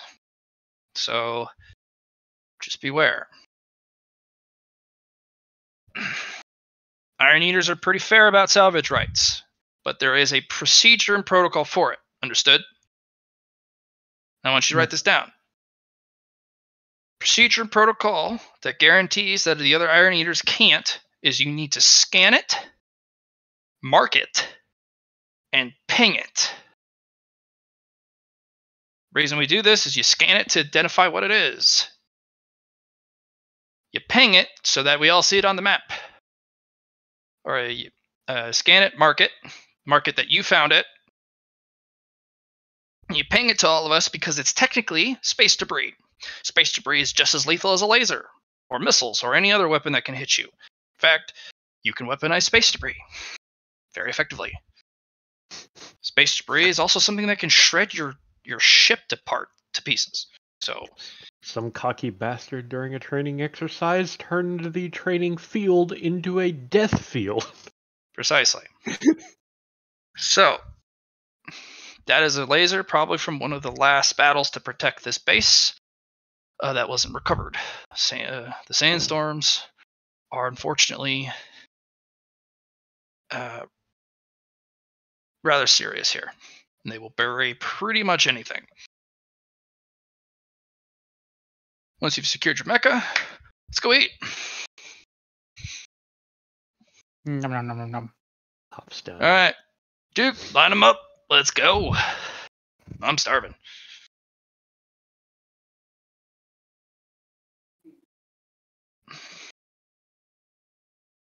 Sorry, scan it, mark it, ping it. Sorry, my bad. SMP.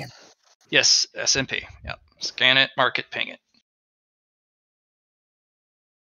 The Iron Eaters respect this. If you do it by the full thing and somebody fucking contests you on it, well, it's your claim. There are, with the Children of the Stars, if you SMP it, you may have the honor of bringing it in. But it goes to the person who needs it most, which is probably somebody higher up the hierarchy than you. You'll be rewarded, but you won't be getting that most of the time.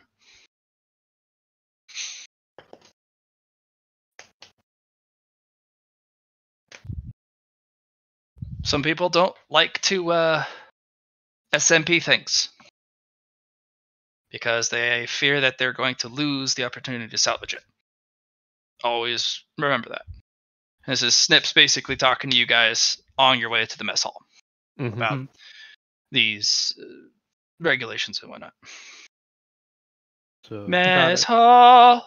Nix will pipe up as we're walking. So, somebody doesn't SMP something. Yep. You spot something. You SMP it. Said person has stuck it on the back of their mech, claiming it as they're coming in because they quote unquote had already claimed it. How's that generally work? So it depends on the base.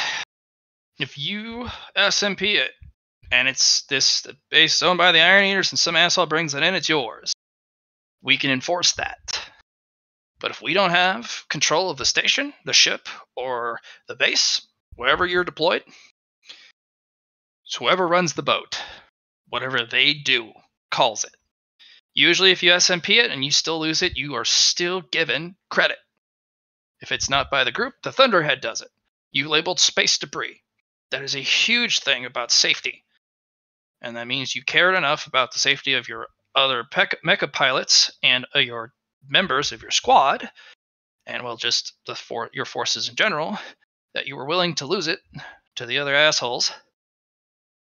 The Thunderhead will usually give you requisition points. It's like that.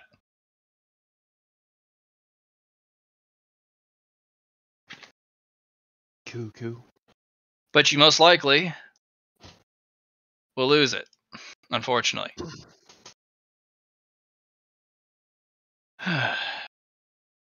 It's a dog-eat-dog world, I'm afraid, guys. It's nothing like back home. Everything's just, you can walk anywhere, even the most exclusive, expensive restaurant, sit down, have a meal. Portion sizes are shit, but that's alright. And Snips will hand each of you 3 luxury chits as, extra portions or desserts for finding the salvage. In addition to the salvage points you're going to get. Woot. Hey. Bag already? You don't want to try anyone else? I already told you, boss. I come to you for the good stuff. Well, I appreciate that.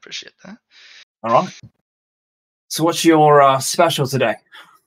Well, you see, we found some critters out far. We ever seen a? Yeah, let me show you. And she pulls out this. It looks like a crustacean mixed, like a crab lobster, but like weirdly shaped. But it's huge. Okay. Yeah. It takes a whole giant pot to cook it. These came in. They're growing on one of the agri worlds. They're alien, but nothing wrong with them. All right. Nothing wrong with trying something new. It's just a little extra fishy, but they have a little bit more texture. All right. And they make some of the best stock sauce.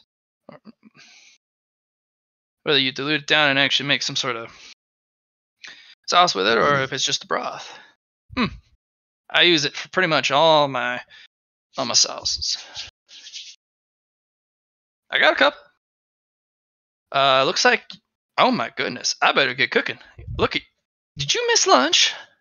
Oh Man. Your size can't miss lunch. That's too bad. Yeah, we were out in the field. No, I'll cook for you. No, Thunderhead. If you miss lunch because of training, you still get your food. I appreciate that, boss. Yeah, and you will proceed to have multiple platters brought of stuff. One from things that are immediately available, by scoops.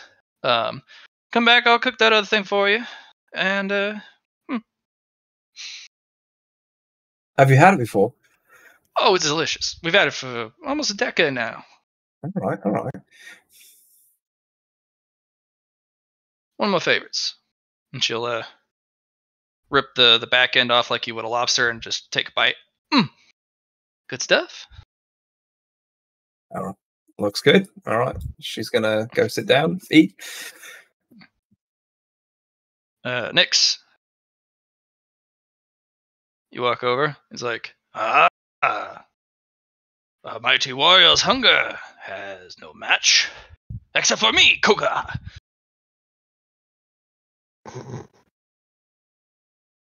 What can I make for you?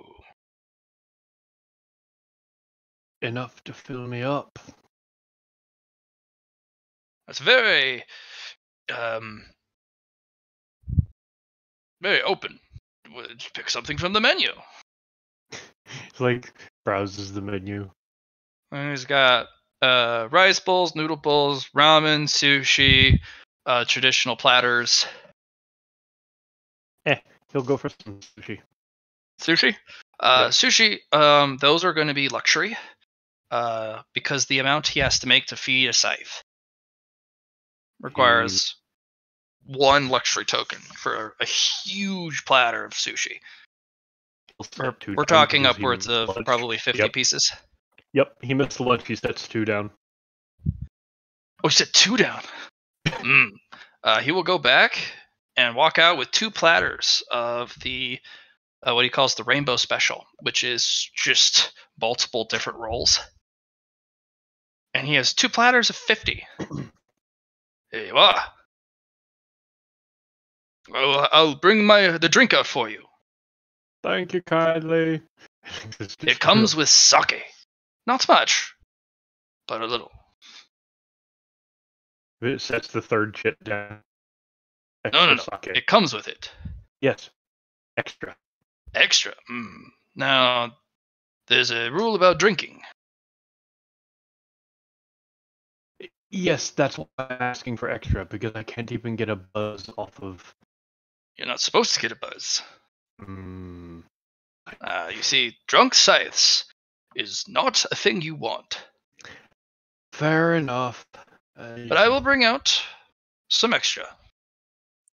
But not too much. Gives him a thumbs up. I'll bring out the bottle if you plan to share it.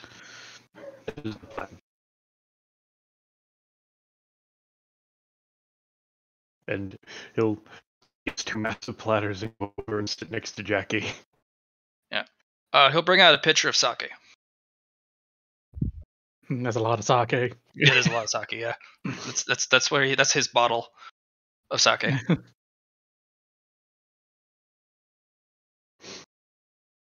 But yep, he will split it between me, Jackie, Cody, and Duke. Duke. He will. There is sake. He will wave the bottle at Snips with the "You want some?" She waves it off like. Even if she did, she couldn't drink it with us. Fraternization. And he's like, hey, so I heard that, you might want something to eat. Who is this? Came to the right place. Nokita. Mamma mia. Oh, Noctia. Sorry, Noctia. He's the little illy guy. So That's the guy that I got the massive homemade lasagna platter from. Yes. Oh, Noctis. Little bastard. Yeah, Noctia. So yeah, you want some like food? Yeah. What do you want? The lasagna. Well, that's those are luxury. They require one token apiece. You owe me for 2 meals, though. Right, but regardless, they still require a luxury token. Well, it's worth a shot. Right, and I'll toss a luxury token on the table. You'll pull out a massive thing.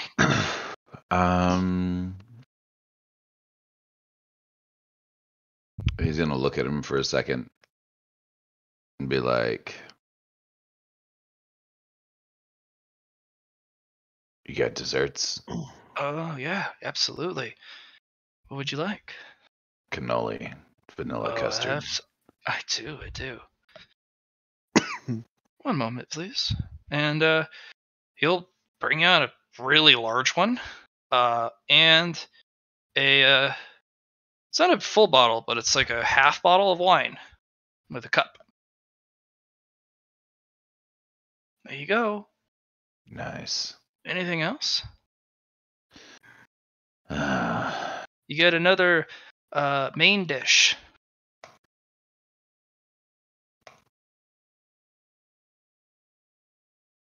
Unless you're telling me that you've got a fresh carbonara, I'm probably good. I do. Chicken carbonara? Yeah, that'll work.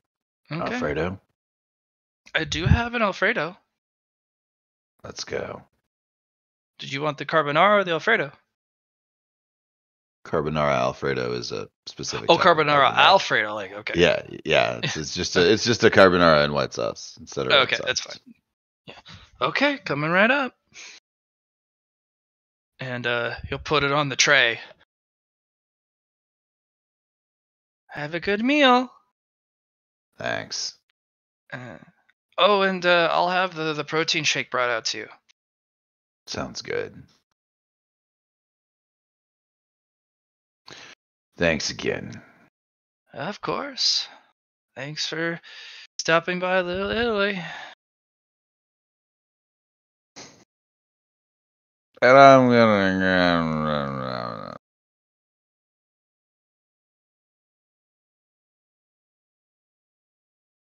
Ha ha!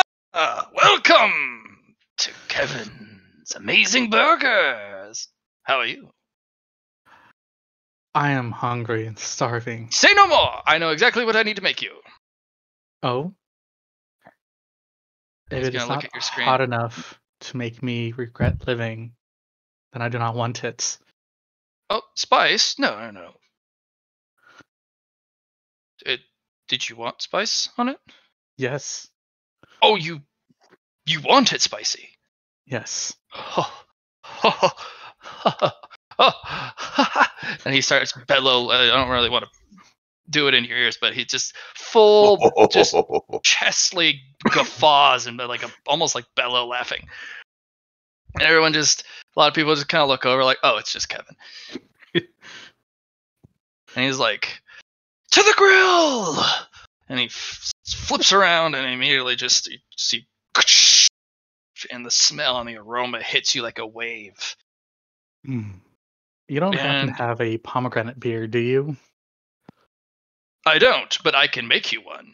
Behold my beverage machine. He'll go over and he'll literally make you one.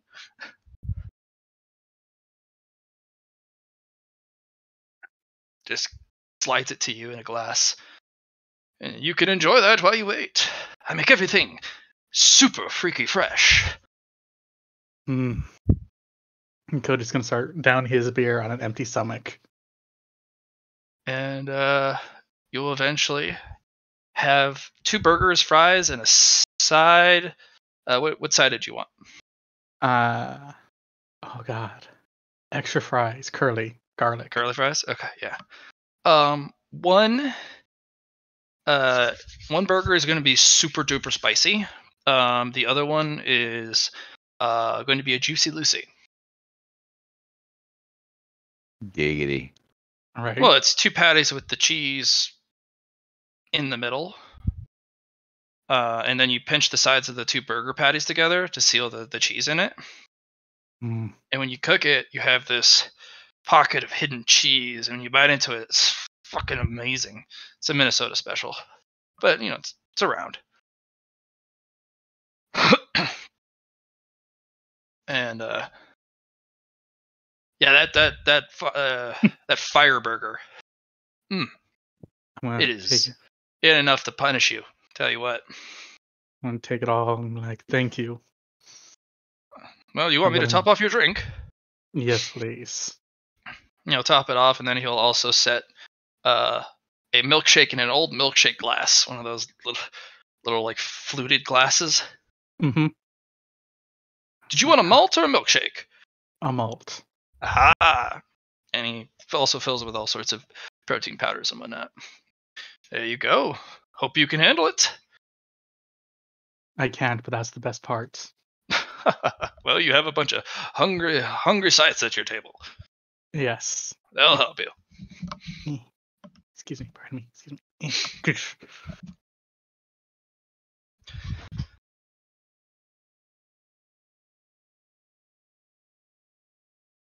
All right. You guys are all sat down.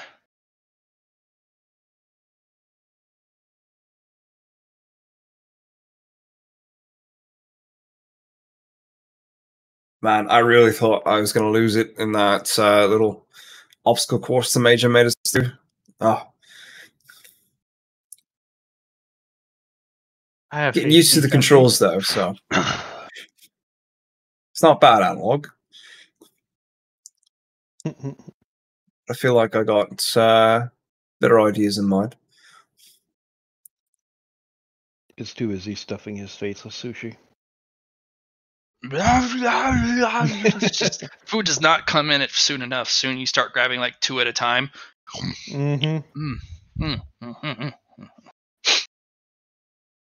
So Panda, you are free to eat. Jackie starts the hot burger first, or Cody starts the hot burger first. I love how you call your it own character name. Yeah, I love you it. guys, the moment you got in here, the Major dismissed you for the day. So you don't have to rush to eat this time.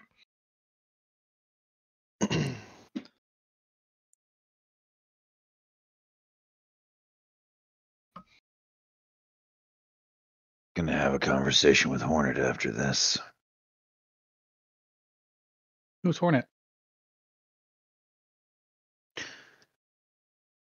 The guy with issues about you using his alien tech. Oh.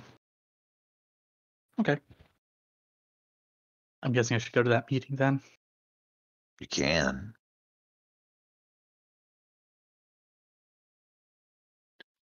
Well, he wants me to work on this mech, so, I figured. We said you'd take a look. We didn't promise anything past that. Oh no, that's You don't think we need a mediator for this kind of thing, do we? Depends on how bad you think it's going to go. I mean, I don't know the guy personally, but I feel like after Coda takes a look, maybe we won't need one. But it's just precaution. Just trying to look out for Coda. Yeah. You guys all receive a notification on your personal data or identikits. Mm-hmm. You guys have been rewarded 3 requisition points apiece for the large laser recovery. It was not in the greatest condition, but it's still serviceable. It's also from one of the older models. Different lens is the lens they pulled off of it was actually far more valuable than the rest of the laser. Hey, that's pretty cool. Nice find, by the way, Nix. No, Yeah. just You got a good eye on it. Good job. Now we just gotta figure out what we can do with these requisition points. Oh, well, you can basically requisition anything you have points for. There's usually a little, and he kind of looks around for a requisition terminal.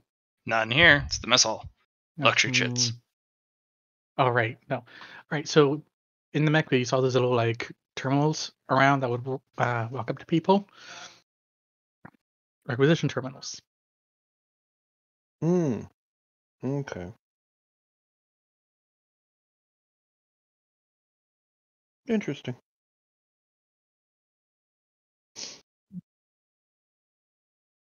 The price varies from object to object and person to person. Obviously, we're Sure. gonna get the worst of prices because we are recruits. No, we'll get the worst prices because we haven't sucked anyone's dick for it yet. The person kind of down the way from you just this super dour, very serious irony just starts like just breaks down, just try not to laugh out loud. And Cody's gonna list off like some of the numbers he has for requisitions. You have 3. Well, For like, now, you don't get the full requisition score you were promised until you finish basic. No, but he's like listing the prices he has. For which? Just like basic items. You don't get to have access to the list, let alone the points, until you finish basic.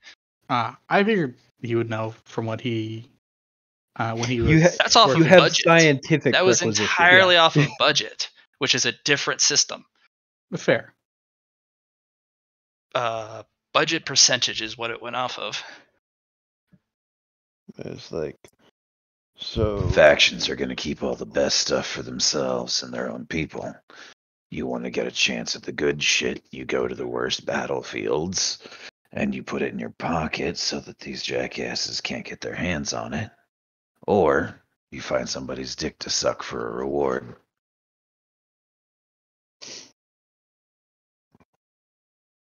That doesn't guarantee you anything, but it will probably get you what you want sooner than not at all. Nix gives you a piece of sushi. He will cheerfully eat the sushi. He will trade you the half bottle of wine for more sushi and sake. Sake pitcher was for the table. Yep. He was not allowed to drink that whole pitcher for himself. Oh, I know, but I want more sake. You can buy more sake from Koga with luxury chits. Right, but I'm not trying to get drunk. I have just like sake. I have just enough to give each of us a glass. I'll trade you a half a bottle of wine for a glass. Actually, I'll probably trade Cody because I think he's more likely to prefer wine over sake. I don't know what you're talking about. I like beer. Cool. I take his glass of sake.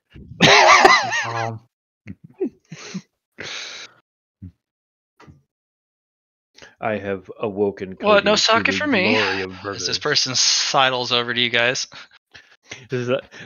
No. Nix is just sitting there with the remaining of the pitcher. He's like, I don't know. What do I get for it? Jackie passes over her glass and says, enjoy. Thanks. The No person just sips it. fun. Way to be a buddy fucker, Jackie. It's always nice to meet new people, and the Iron Eaters. Mm. You are an Iron Eater, right? That I am. What's your name? You want a name or call sign? Because I don't really particularly do. Yeah, give me a call sign then. I haven't earned one yet. Are you sure? I swear, I think we're gonna. I swear, heard Twinkle Toes was gonna be yours. Yeah, Twinkle Toes. Sorry, just. Weren't you in the light mech bay? Yeah. What about it? I'm in a lot of places. recognized you. They call me Rigger. Pleasure to meet you. As Cody holds out a hand. Awkwardly. Gauntleted hand. Pleasure to meet you. I do most of the drone rigs on base. Actually, I do pretty much all the drone rigs on base.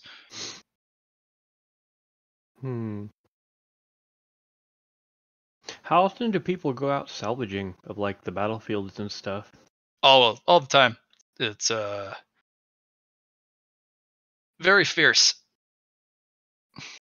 We've had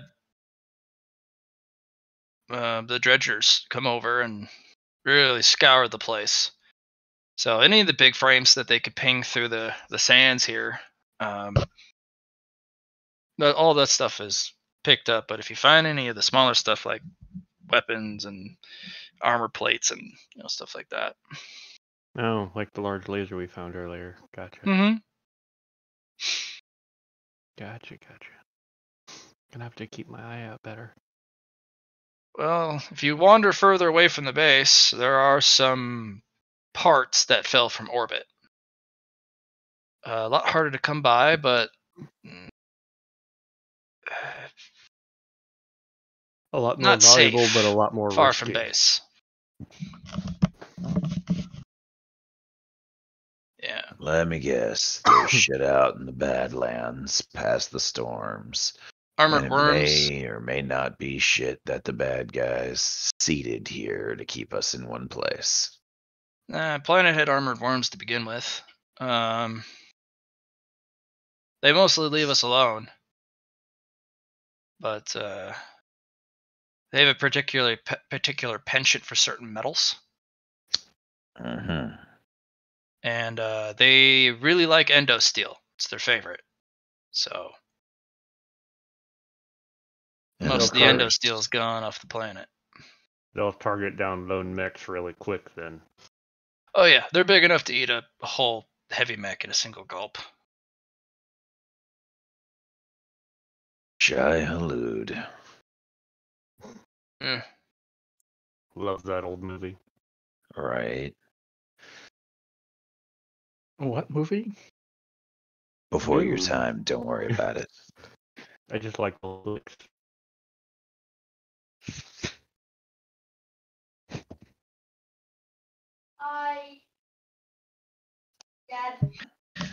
Signature from ground-based mechs aren't as heavy as the ones from the aerial and space-worthy mechs, so they're not too particularly attracted to the tremors. We're still trying to figure out how they even hunt, because they don't use tremor sense.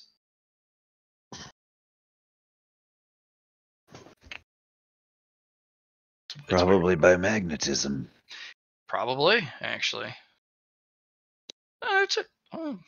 Some old Enigma creatures could use it to navigate.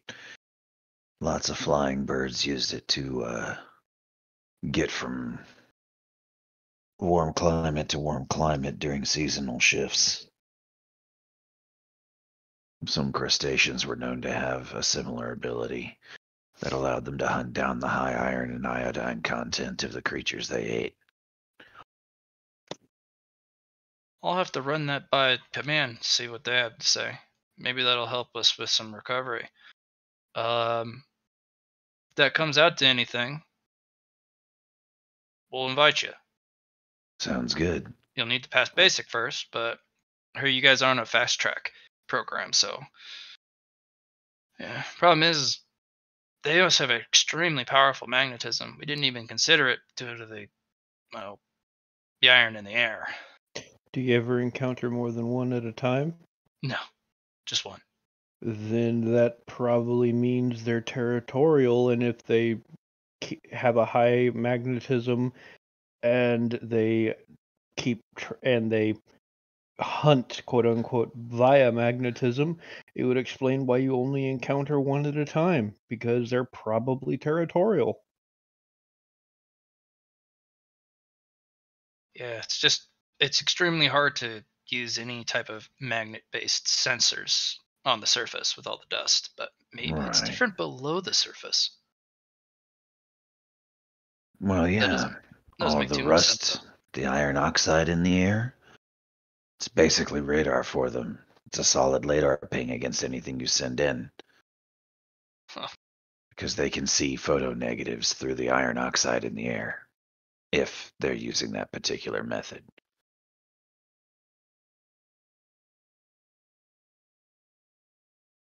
They go where the metal isn't, because there's food there.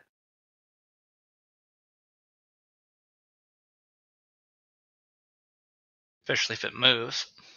Yeah. A metal that isn't the normal atmospheric metal, which they would have learned to differentiate as background noise. They probably use endosteel to reinforce their carapace.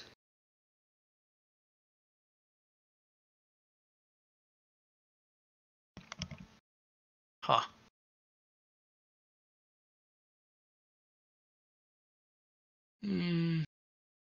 I dated a biologist.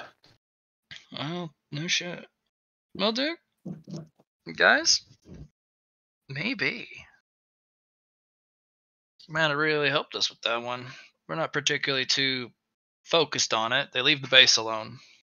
But if you ever venture too far away from the base, you usually run into one of those. Or the sand gets you. God. Thunderhead specifically built in this plateau for a reason. The land is really solid, less likely to erode. It's not prone to sinkholes. And the specific formation of the rocks and the mountains help against sand pileup, creating shifting dunes, Mm-hmm. And there's shelter against the winds in the sand too. Sounds about ideal. And Thunderhead knows what it needs to look for. Always does. Oh, as an aside, if you're gonna go out there and try and deal with those things, perhaps EMPs are the reason they might stay away from the base, because the electromagnetism brought about by all of the shit in the base might throw off their vision or give them a tummy ache. That's something that you should keep hush-hush, because, I mean, if that turns out to be true, that would give people who know about it a clear path to high-tier salvage.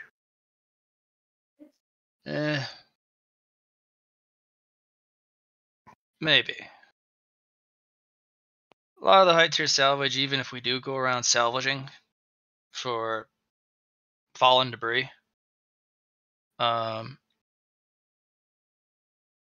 would have probably found it anyways.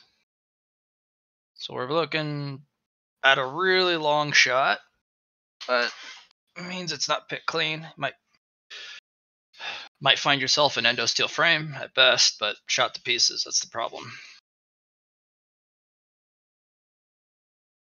Hey, Or If we do, we might be able to go worm hunting. I mean, if you can figure out a way to cage it, it would make sense. Oh, there's no caging it. You get it to breach, and you kill it before it burrows. Nah. But the only thing that'll pull it out for a breach event is an endosteel frame. Or something, or a large chunk of endosteel. You know, and I'm just spitballing here. You could set up a railgun, fire them at any incoming enemy ships. If they bring a mothership in or a capital ship to attack this place again, just fire a worm at them. They'd rip that thing apart. Maybe. From the inside. It's a hell of a distraction. Yeah, but we don't want to give them that type of biomass. That type of armor on that worm. If they got those on any of their higher tier units, you wouldn't be able to shoot through them. Our carapace is hard enough as it is. We rarely have enough guns to shoot through the better designed carapaces. Fair enough.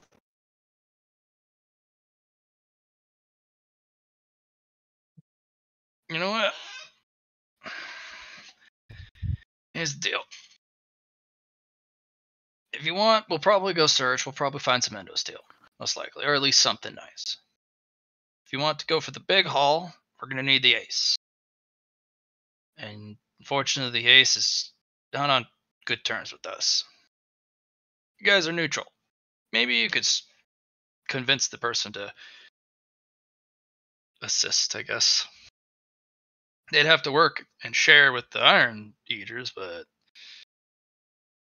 I don't know if they'd be willing, considering we just murdered one of the last remaining Children of the Stars on base a couple days ago. So... Was that the idiot who was trying to steal info from our nerd? From this guy here, yeah. It's a big no-no. He shouldn't have done it, and we were gonna rough him up a bit, but he decided to fight back and kill one of ours, so we return in kind.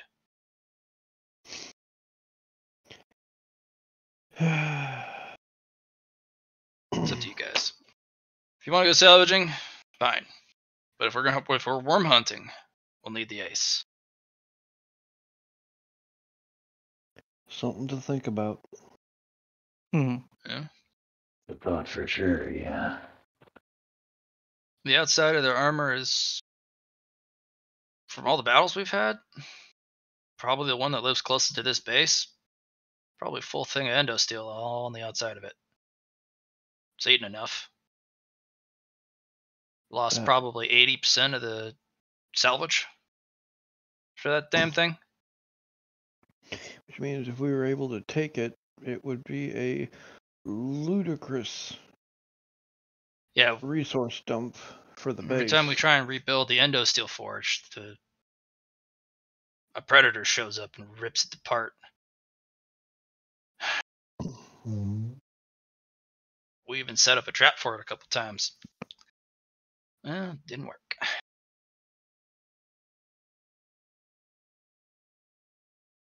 How smart are these things?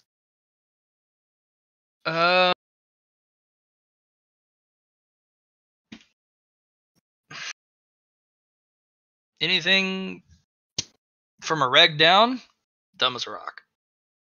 And they take their commands from their squad lead, who takes commands from a person above. But it's more of a mental link. We've tried mental link disruption before. Just can't seem to get the frequency. There's a couple cultivator clans that have null frequencies they emit from their bodies. They sacrifice a lot to do it. A lot of their cultivation. So they're not very strong, but we respect them. Because just having them on the battlefield disrupts communications between units. But they naturally fall prey to the elites and to the predator if they show up, because they are able to operate on their own. all the while giving orders. The ones that are real smart, Predator units, Mothership units. Everything else, about as smart as we are. Oh, well, the elites are, but everything else just, the regs and the drones are dumb. Like, really dumb. Drones can't operate without orders, and they'll follow the last order they're told exactly. Even if it's fly that way, they'll fly that way infinitely. Regs, same thing. But at least they can do it together with the rest of their squad, because they always operate with their unit, and they always travel with their unit. They lose a lot of their cohesion because the regs like to shoot the same target, usually in the same location. That's why they're dangerous. But if you can disrupt them by killing their squad leader or disrupting their communication, they'll just shoot the nearest thing, but they always travel as a pack. Makes explosive weapons particularly lethal against them, because you can hit them all at the same time. Or weapons with extremely high penetration.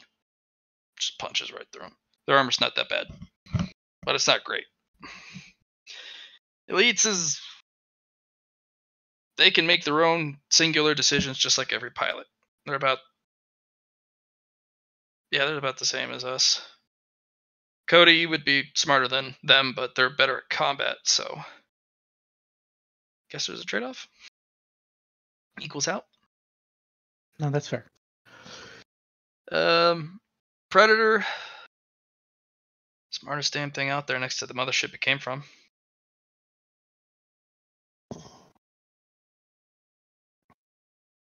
I want a mothership. No. How many predators are there per mothership? 1. It's like those things need to eat as much as the mothership does, almost. Like the mothership needs bulk, and it can process about everything. But the predators, they're picky. They need specific food, and most of the time they eat their own forces. And if there's a predator, an infantile one, it'll eat it. There's only one. But if the predator dies and the mothership doesn't go with it, it'll grow a new predator within a year. Joy. Yeah. Do you see why we're having so much damn problems with this? They're fucking bugs. Yeah, I know.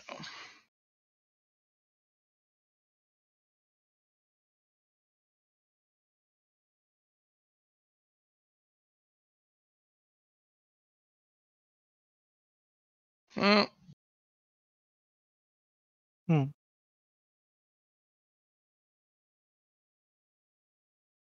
If you ever want to learn how to drone rig, let me know. I do drone rig cockpits.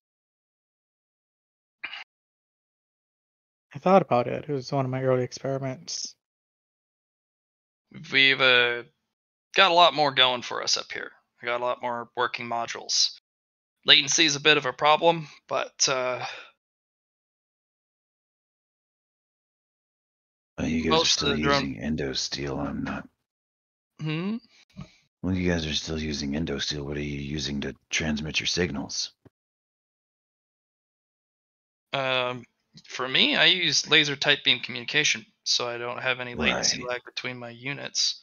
Well, I mean, you're still having latency. It's just as close to zero as you can get, considering you're still within light range. Yeah. For ultra long range, from what I understand, we use Leah burst transmitters.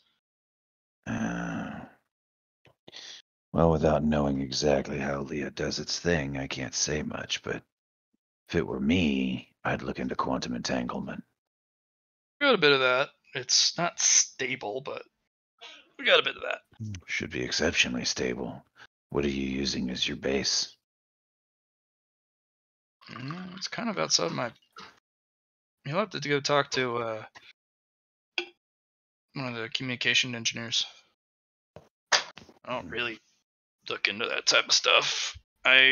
Most of my drones specifically operate within light range. Stuff to look at, if you're looking for zero latency. Yeah. Well, you could always try magic.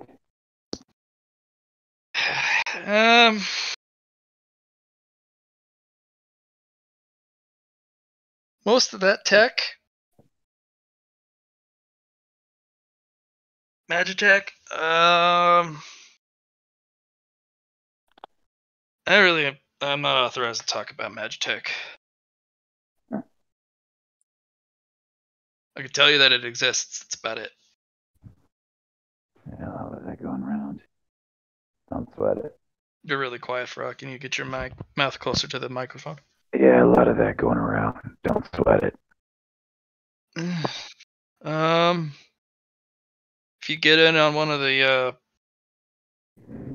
Magitech cultivator clans, you can know more. If you were deployed to the other front, you would get to. That's just everyday part of life. When this person mentions Magitech cultivator clans, I just turn and look at the rest of the group and raise my hands like, see? Gotta suck a dick.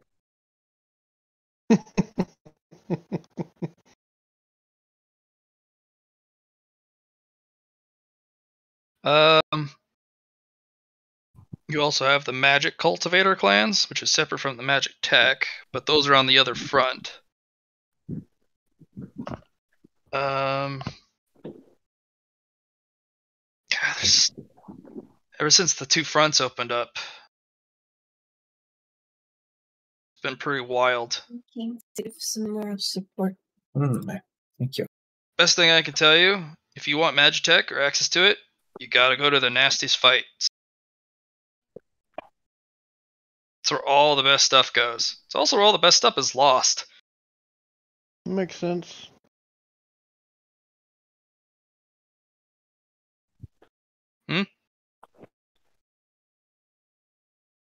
He said makes sense.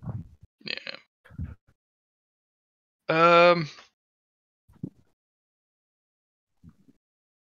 Yeah, that's about it. As they finish their sake glass.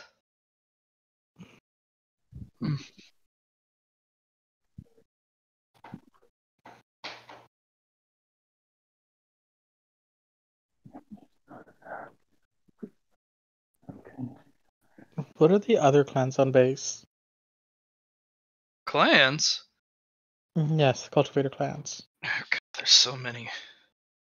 Like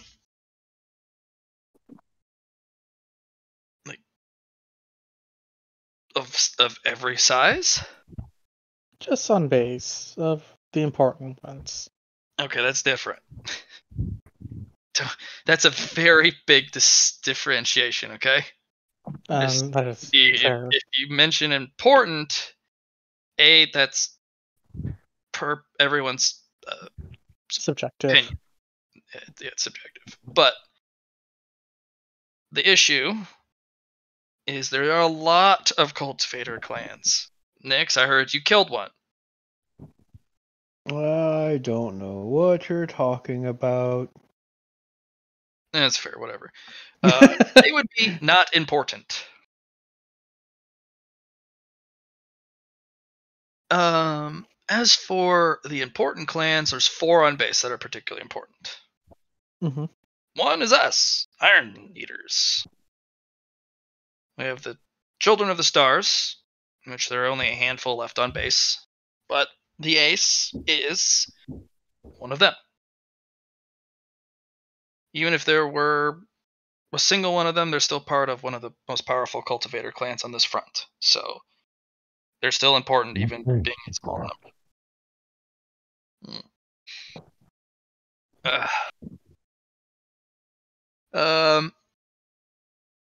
The Steel Soul clan, I would say, gonna ignore me on that one. Okay. Be important. I didn't hear you ask anything, Croc. Oh, I said he was talking about the Children of the Stars, and I was like, "What's their shtick?" they make some of the best singular pilots in the galaxy. Right. What's the They basis of that ability? entire a lot of their cultivators, specifically, if you join, they have some weird techniques, but everyone does. So they make some of the best singular pilots. We make some of the best squads. We work together.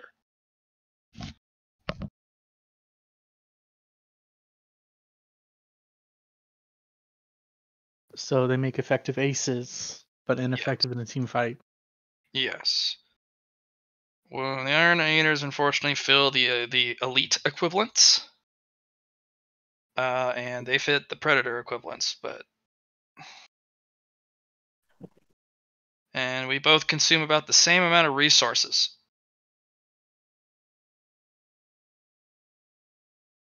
Yeah.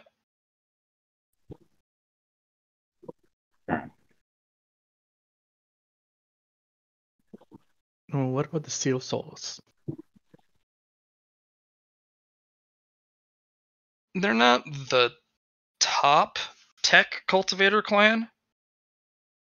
You'd have to go further into the front, but they have some of the best support. They're one of the clans that has some access to the Leah project, but I know it's restricted.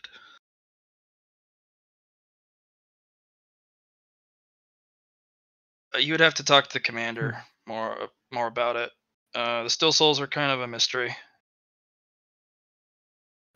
Their cultivation techniques are even more mysterious than most of the other groups here. Most of them don't see combat at all, ever. They don't particularly build mechs. They mostly maintain some of the more complicated stuff on base. Kind of weird. Certain machines actually wake up and talk to them that otherwise would never even power on, despite being fully functional. Yeah. And we have found the Mechanicus, guys.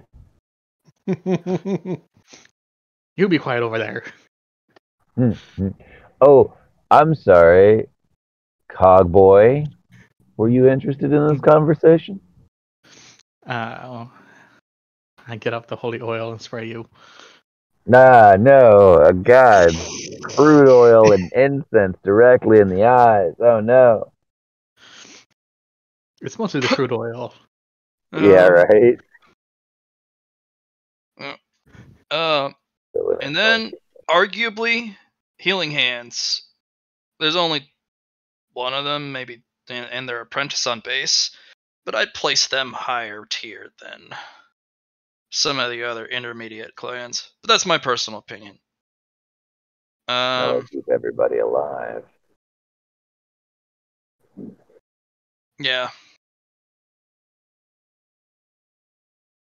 Like, did you chuckle fucks know that your Potentia coil could just fucking pop? Yeah, absolutely. I was talking to the other players. Yeah. No. Didn't your master tell us about that? Nyx is just No, actually, the only time we discovered anything about that was when I made a Potentia check to watch that one dude explode that other dude and figure out how he did it. And I haven't had a chance to tell anybody about it yet. Nyx is just like, I do. Surprisingly, I watched one pop. Yeah. Your master actually, Ezekiel didn't actually use that technique at all. No, I'm talking when the mass exploded it. Oh, yeah. When it tore one out and made it detonate. Oh yeah, that was rough. The potential of the sect leader, it just ate it. It just straight up went. It didn't even explode it, but it killed the other guy. Mm-hmm. Okay, so next is just like, no, I didn't know they could detonate. I knew they could be ripped out. Yeah, no, they can detonate. And the underlying foundation underneath them. I'm gonna tell you right now, don't ever do that. That is a black art. Don't. There are. Tenchi is not neutral. It's not. It also can be cultivated to be pure evil. But it takes a fucking incredible effort to do so. There used to be a clan called World Devourers. And they went around pulling out people's potential coils and eating them. Stealing all of their power. Or a percentage depending on how much that they practice the cultivation technique. Do you know who killed them? The Thunderhead. No.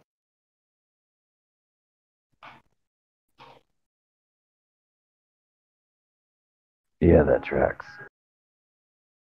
Yeah. Forgetting to carry the one.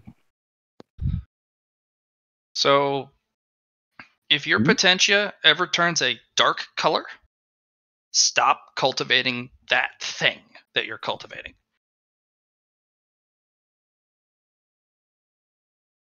Your potentia should be a bright color. Even the new gen technique is a bright color. It's red, and it can go close to crimson red, but it's a bright crimson red. Just like your eyes. Big one. If those eyes ever stop glowing and they go dark, sanguine red, you got a problem. It's good to know. Appreciate it.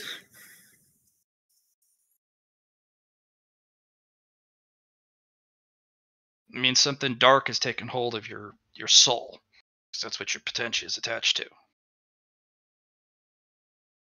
And it'll infect you, and you will become a monster.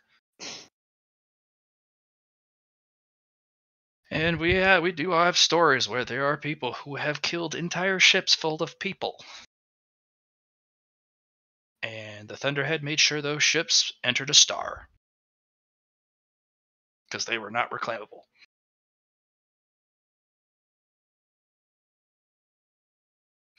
There are so many horror stories. I hope you guys are ready for this. It gets bad.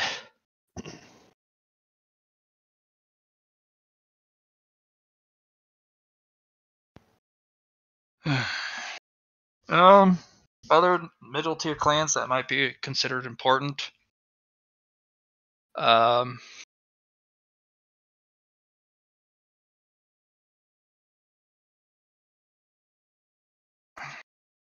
Who would be considered top tier?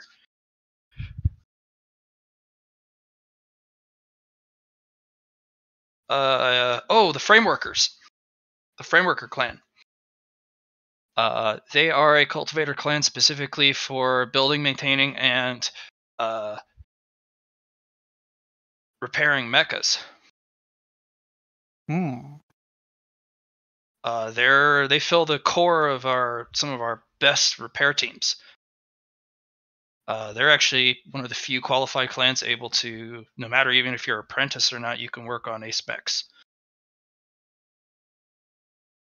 They have some of the most profound and elaborate cultivation arts, and they are known to have an encyclopedia of cultivation techniques, not just a couple books or pages. Nobody messes with them because you don't mess with your mecha boy. Your mech boy. You don't mess with your mech boy. No saves. Because if you do, they work on your mech last, and they don't give you the best parts. They're a pretty vindictive clan. You treat them okay, they'll treat you fine. You know, if you suck their dick, like you said, they'll do you better. Downside is they got a big head. And they're hard to swallow. Yeah, that. It's not their clan flaw. I don't particularly know. We really haven't confirmed what it is. A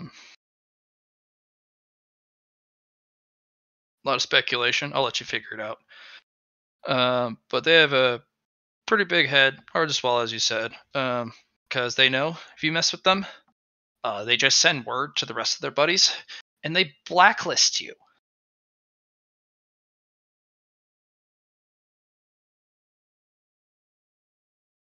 They're pretty neutral on the clan list, so we're neutral with them. Children of the Stars are neutral with them. Nobody's really friendly. It's usually by an individual basis.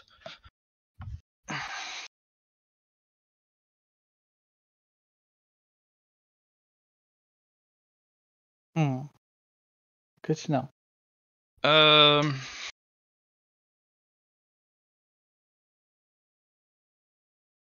Oh yeah, I forgot about them. They don't really show their head, but I should have added them to the top 4 instead. Path of the Ancient Way.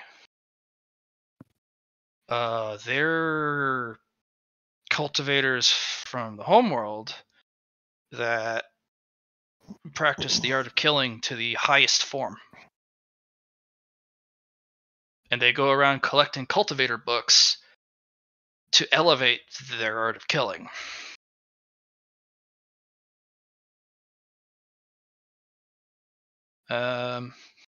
Most of them are regulated to microframes, but I've seen one of those fuckers fist fight an elite to death in a microframe.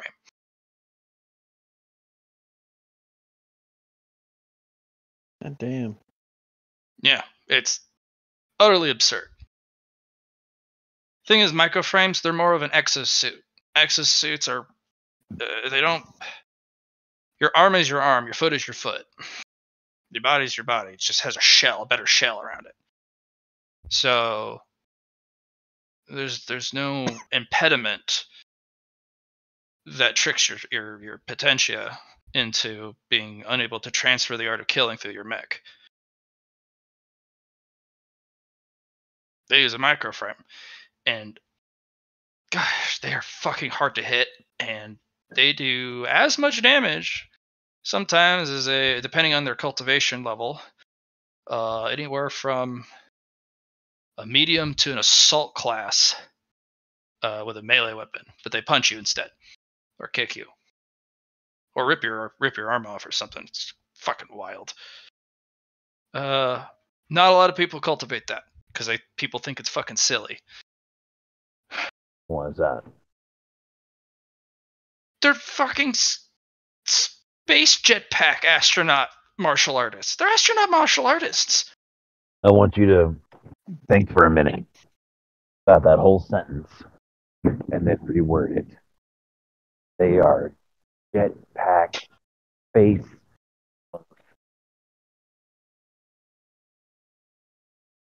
You cut out, Frog. That's silly.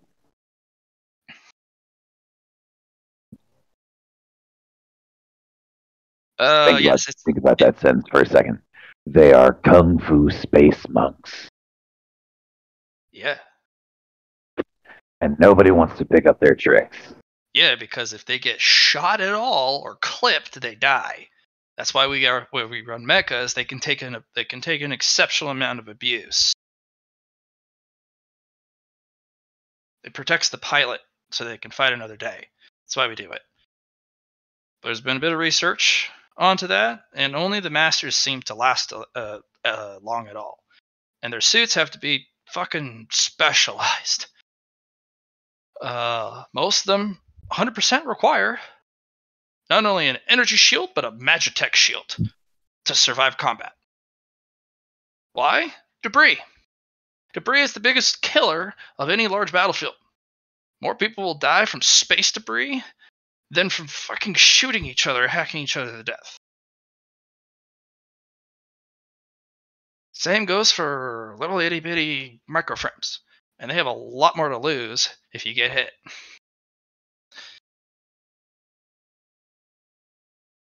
But at the same time, if it's a shipboarding action, you can consider that ship toast if one of these guys gets on it. except for a mothership. They have significant defenses on the inside. It's almost worse. That's why you blow it up from the outside. But yeah, they're exceptional for defending bases, platforms. They also are exceptional scythe enforcers. They usually end up being the base MPs on some of the more contested areas.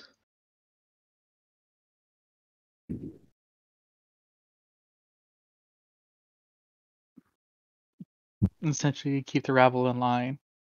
Basically, no one has better killing arts than they do. It's actually kind of funny.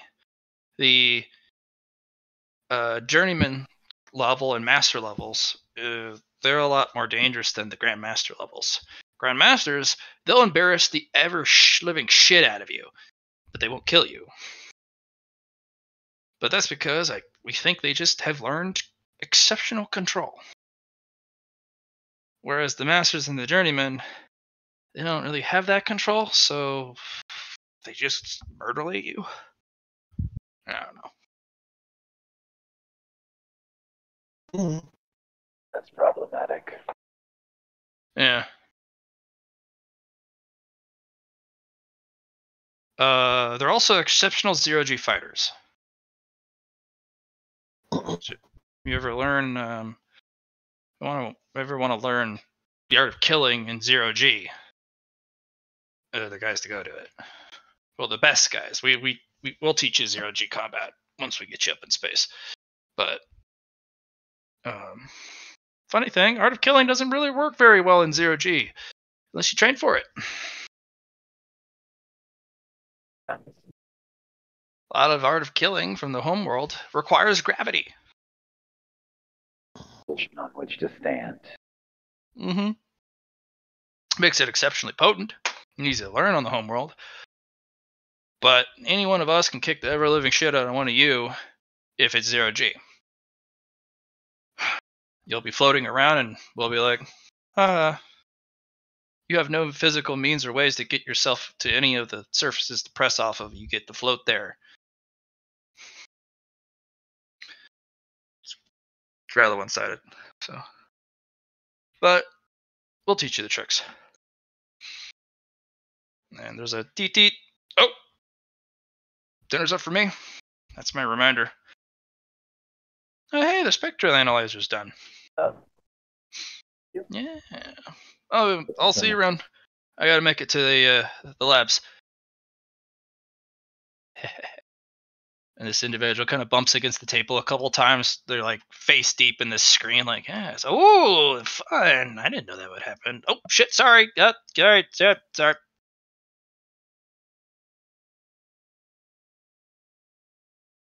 They're just having a grand old time, huh? Some other people here do.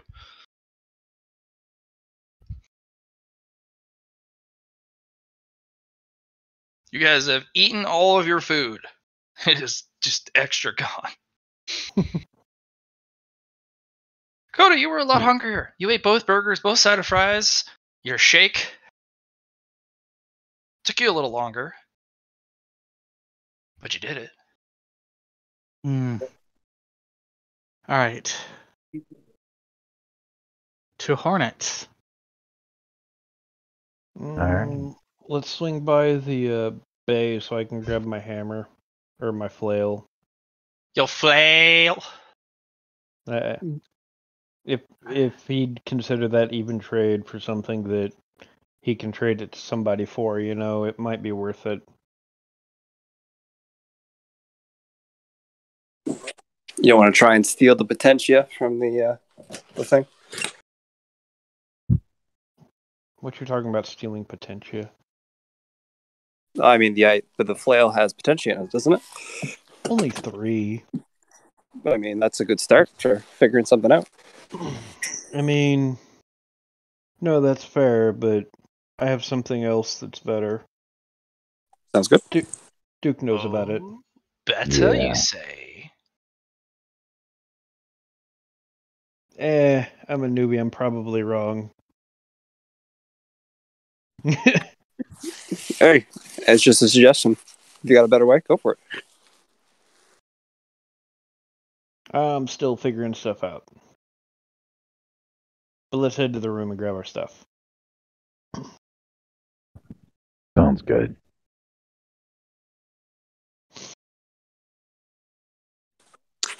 Jackie's going to stop at the coffee shop first. Grab a coffee for hot chocolate for herself and a coffee for Lily. Yeah. Lily's in the practice area. Who's Lily? Iliad. Ilya.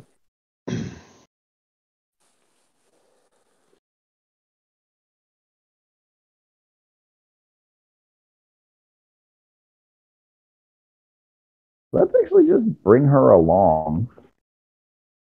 If you want, they have a different schedule than you. You guys are undergoing basic. And she's still waiting for a new mecha. Right. So she's not part of the squad. And the only time you can bring her along is during the once you've been released from training. Right.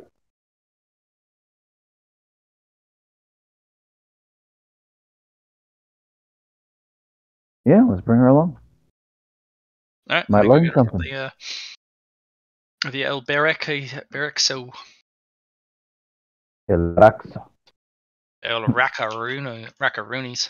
Barack Obama. Sabloosh. There's Ilya.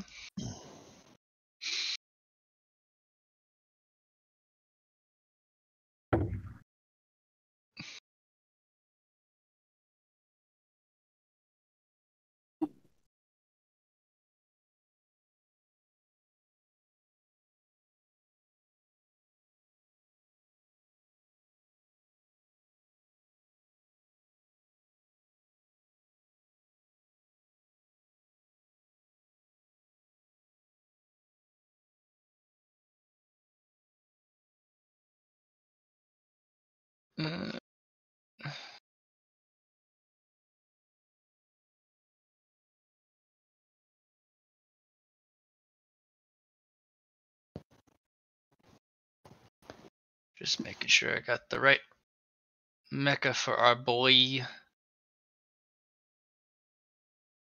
Hey there, demons. It's me, your boy. Your boy.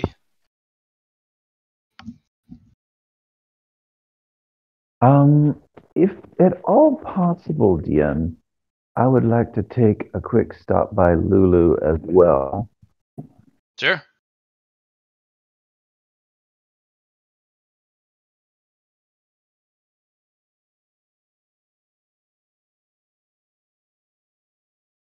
What for? She can cultivate hundreds of potentia. Just give away. That's the thing she can do. Yeah. I'm going to go ask her if I can have just some raw potentia. No. To put into something. What are you putting in? What? You should submit a requisition form.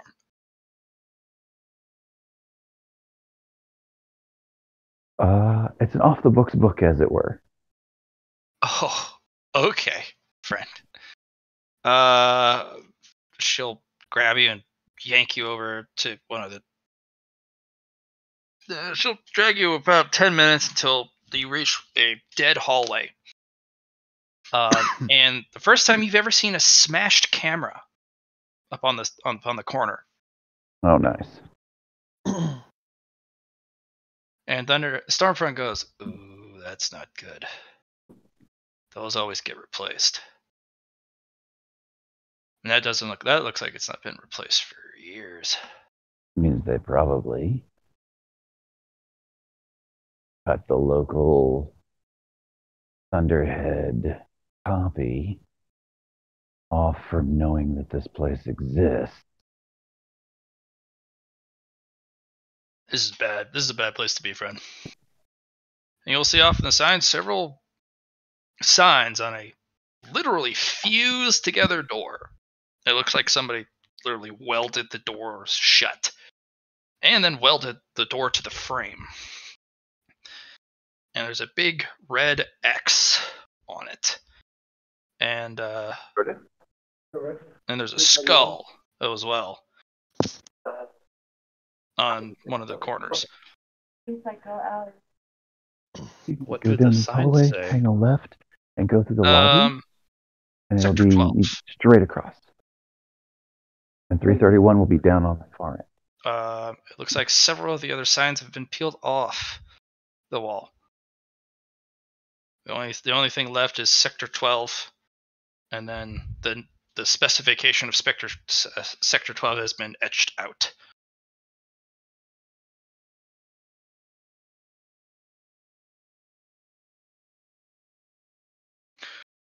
Okay. Off the books shit. You do it in off the books hallways. Yep, there we go. All right. Huh. Interesting.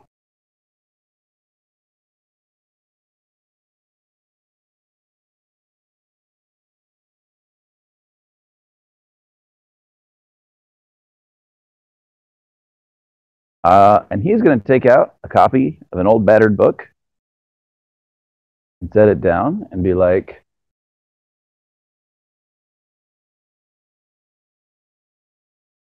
this book already has knowledge in it. I need to turn it into a cultivation manual. And the book is The Sword Maiden. And it is where he got the Fearless technique.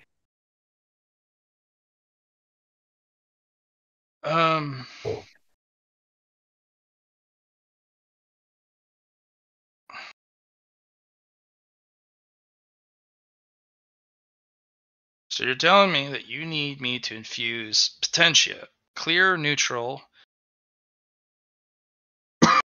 unmodified,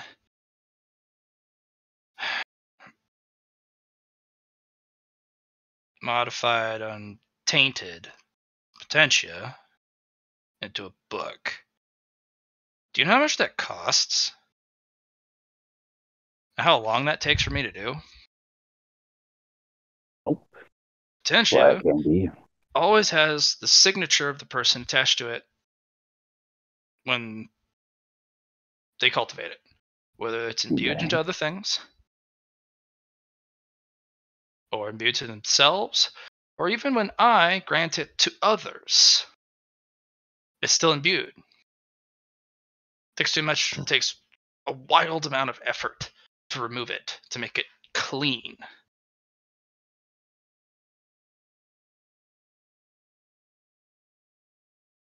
The reason why I don't hurt others is because mine's a healing art. Mine is meant to help others. And most of the time, the cultivation arts that I specifically use to cultivate is meant to be used on others to promote their healing effects, amplify them, and it allows me to use my techniques through that given potentia for the brief moment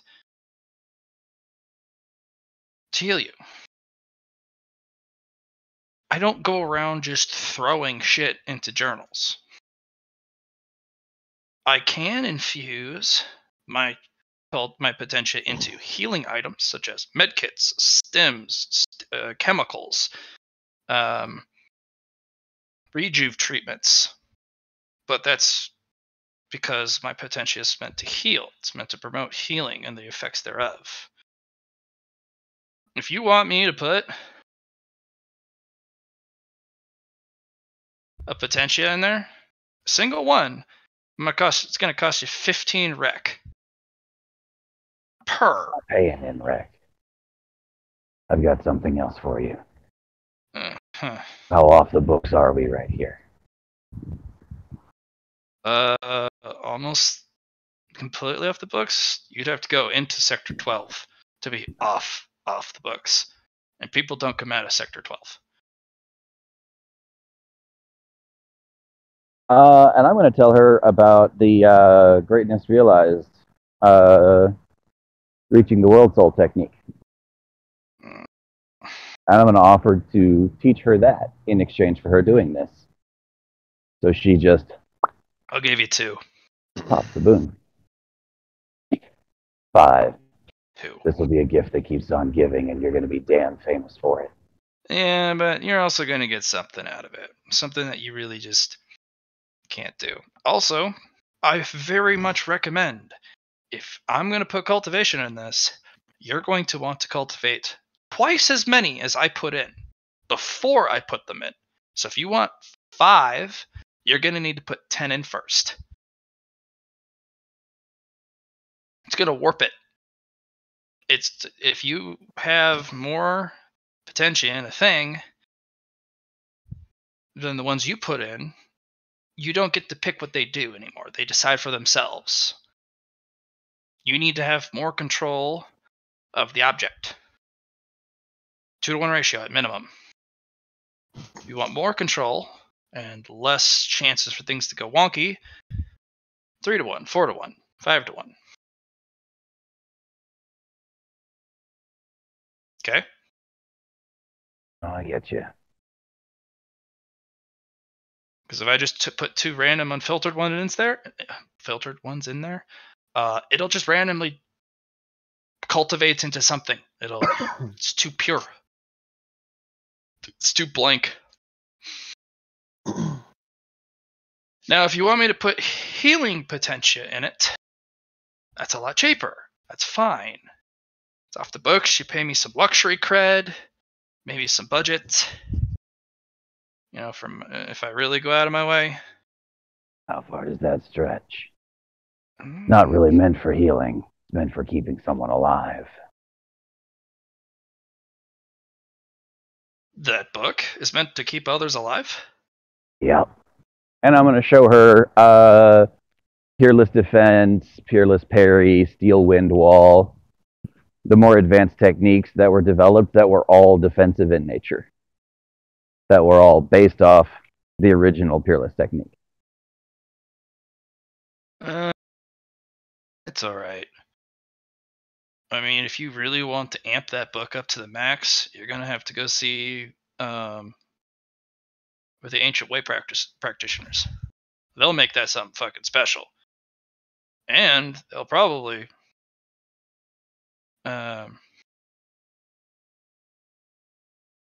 help you cultivate it just right, rather than just throwing blank cultivation in a thing. Problem is, they don't teach this to anyone. You have to have a certain number of kills for them. You need to have collected a series of cultivation books, done the bloody way. Then they'll respect you enough to conversate with you. Does it matter who, or do they have to be known? Doesn't matter. If you killed a cultivator clan, and you took their cultivation manual the bloody way, that counts. They don't have to be important. Just like, and I know everybody's already heard about what I did, so... Oh, did you follow me? No. Listen, buddy, Reggae Nick's voice. When did you get here? We were all traveling together, fucker! No, we weren't. No, she took this person off to the side. Oh, never mind then. Yeah, she snatched me up and ran me off into Sector 12. Oh, outside of Sector 12. That's the one. Parlay. I thought we were all traveling together, so ignore that. No, she specifically... You guys were, but he wanted to do some super secret LD key private chat, and this person's like, don't talk about this here. I said off the books book. That was it. Yes. This is very off the book. Yep. And he's going to look at her and be like, fact of the matter is, they won't talk to me. I'm a nobody. I put more bodies in the ground than I think most people can name. That was 300 years ago. Nobody gives a shit anymore because it's not the things they care about being dead. Yeah. So They only I didn't respect even it if you think. hunt other cultivators. There's the rub. And there's I a need lot a of name. cultivator clans on this base that no one would mind if they go missing. You got names? For a price. Hmm. Who do you think heals everyone? We already had that talk. Yeah, I know. Hmm. Sure you don't want to join? Tempting, but not my path. Fair. It's not a lot of people's paths. Not gonna lie. It's definitely tempting to take a look at all this potentia bullshit and go, hey, how about we fix something instead of just putting more bodies down? But at the same time, I've got orders. I've got one person I gotta keep alive. 2 squad mates that are loose cannons at best. Nyx is much less loose cannon right now. So, a lot of things you could do. If you don't want to pay for the info, it's not too hard. A couple places you control for trouble. Actually, you could probably bring quite a bit of trouble your way if you bring that big one with you. That person looks dangerous, looks strong, but doesn't have a lot of potentia. Or do you guys have the shrouded technique yet? So all those minor cultivator clans can cherry pick, maybe pit their apprentices against you, or have a friendly bout where someone has an accident. Mess hall's a great place to go, but it's kind of hit or miss. The workout yard. That's the place to go. Especially if you're in one of the areas where a lot of the action is. A lot of sparring going on. Every weekend, there's a kind of a sparring festival. A lot of people just show up. And people kick the shit out of each other. It's one of my busiest nights. A lot of accidents. It's also very unfair. We have different weight classes. Because you can't just step into the ring with an Iron Eater and expect them not to tear you to pieces. Because they fight with their armor on. Because it's a part of them. Yeah. And cultivators respect objects, specifically armors, that are considered life support or necessary for the cultivation technique. So Iron Eaters, their suits are basically their new skin, and they don't ever come off. So Iron Eaters volunteering to make a suit of armor for somebody is essentially induction into the Iron Eaters. No, that's an induction ceremony. If they offer to make you a set of armor, that's an honor, but it's not getting inducted. It just means you get better than standard Thunderhead military armor. It's one of the benefits of training under them. Thunderhead will give you reinforced flak armor. These guys will give you actual power armor. Custom power armor. But stuff you can take on and off. If they offer you something called the second skin, fucking bail. Unless you are absolutely sure. Unless you're ready to eat some iron. Fuck yes, that. Same with the Children of the Stars. If they offer you, actually, I don't really. Let's not talk about that. They're. She kind of pokes her head around the corner. Yeah, I don't. They have good ears. That's the problem. Especially that ace. Very perceptive. Always fucking sneaking around too. Creeps me out. Anyways, yeah. always be careful of if somebody offers you something that makes you kind of blink for a moment. Usually means it's, hey, join us.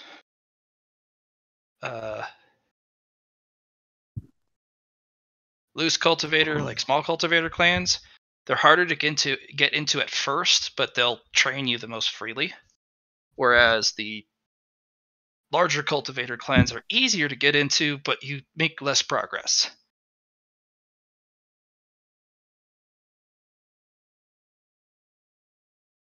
It's harder to raise in the ranks.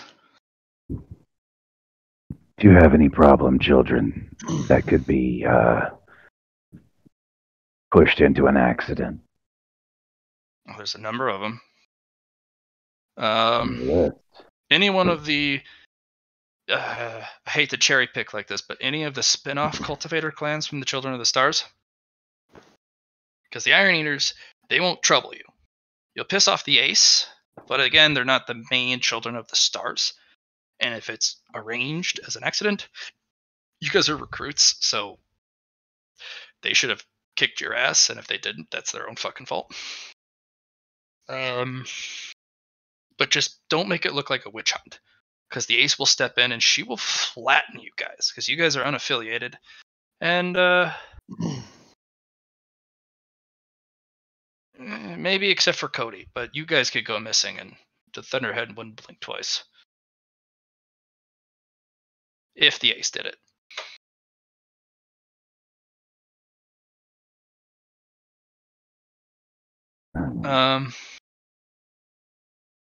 Good way to find out if they're part of the Children of the Stars is if part of their name has to do with a celestial object. Sun, moon, heavens, yada yada. Yeah, nebula, crescent, asteroid, like any celestial object, even if it's like a metaphorical representation. Children of the Stars offshoot branch.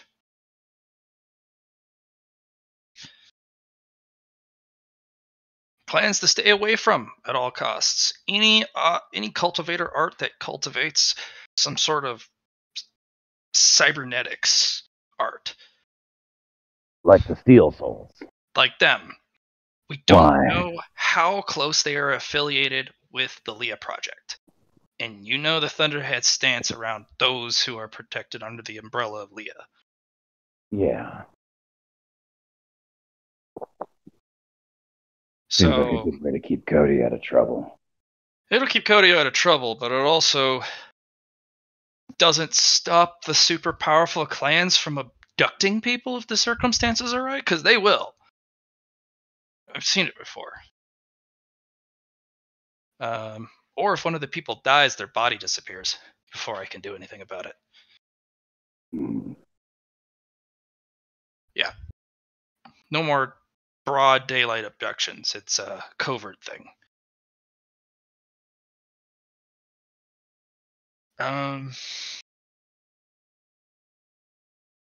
Yeah. Anyone wearing priestly robes? Void or put a body in them? If they have robes like that have literal gems hanging from them by the hundreds, stay far away. Those are some of the actual elders or higher ups of the Children of the Stars, and each one of those gems represents an apprentice that they have cultivated to masterhood. Well, all right then. Which means if they are wearing enough to warrant a full robe, they are a Grandmaster. The Children of the Stars have 16 Grandmasters.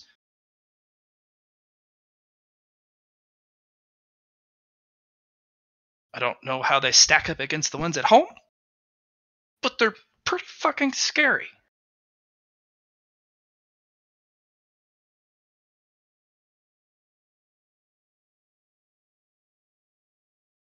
So they have control of most of the fringe fronts.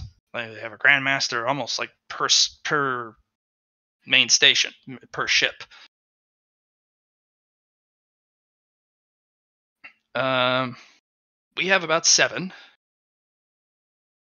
But, yeah, we have our own problems. The Iron Eaters have about 7. They have their own problems. As you've probably seen. They run hot. They run real hot. You've actually, Cody actually restored one of their declining Grandmasters back to full status. So that's gonna be wild. Holy shit.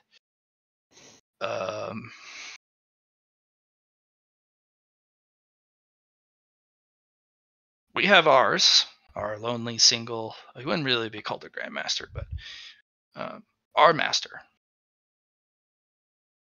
Better than that, yeah. Yeah, there you go.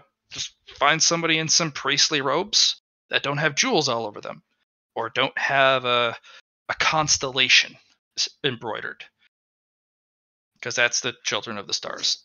It's very you'll realize it when you see it. Also, everyone gets out of their way.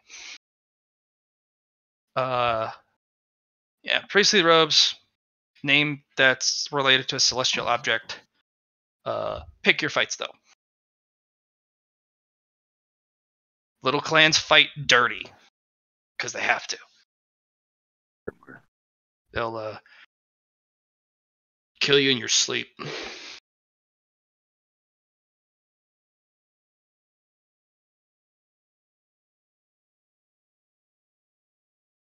Want to avoid that as little as possible, huh? No kidding. Okay. Hopefully, you'll make this little info dump on you worth my time. You know what? I'll pass her my 3 rec points. So why are you? It kind of raises an eyebrow, like, okay.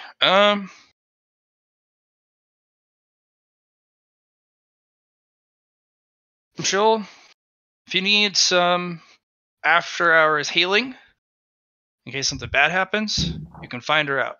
The rec points are worth far more than the luxury points. Handing her your 3, that's a tidy sum. Always good to keep the healer.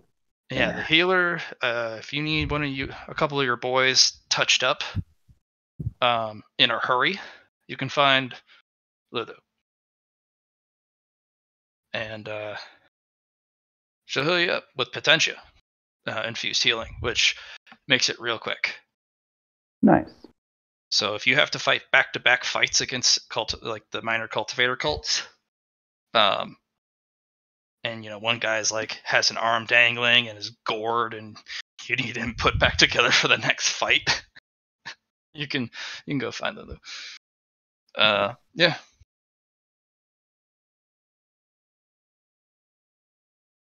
Awesome. She does do for luxury chits potentially infused healing gear, like even basic stuff, like a healing stem, which nobody does on base because that's ridiculous. Who puts potentially on one-time used healing items? Name of the game, man. All Get right. 100 potential per downtime. Can't use any of it on yourself. It's not per downtime. It's 100 times faster. So they get a huge influx per day, but it's not 100 per day. Even at that. I mean, it's a lot faster, but it's yeah.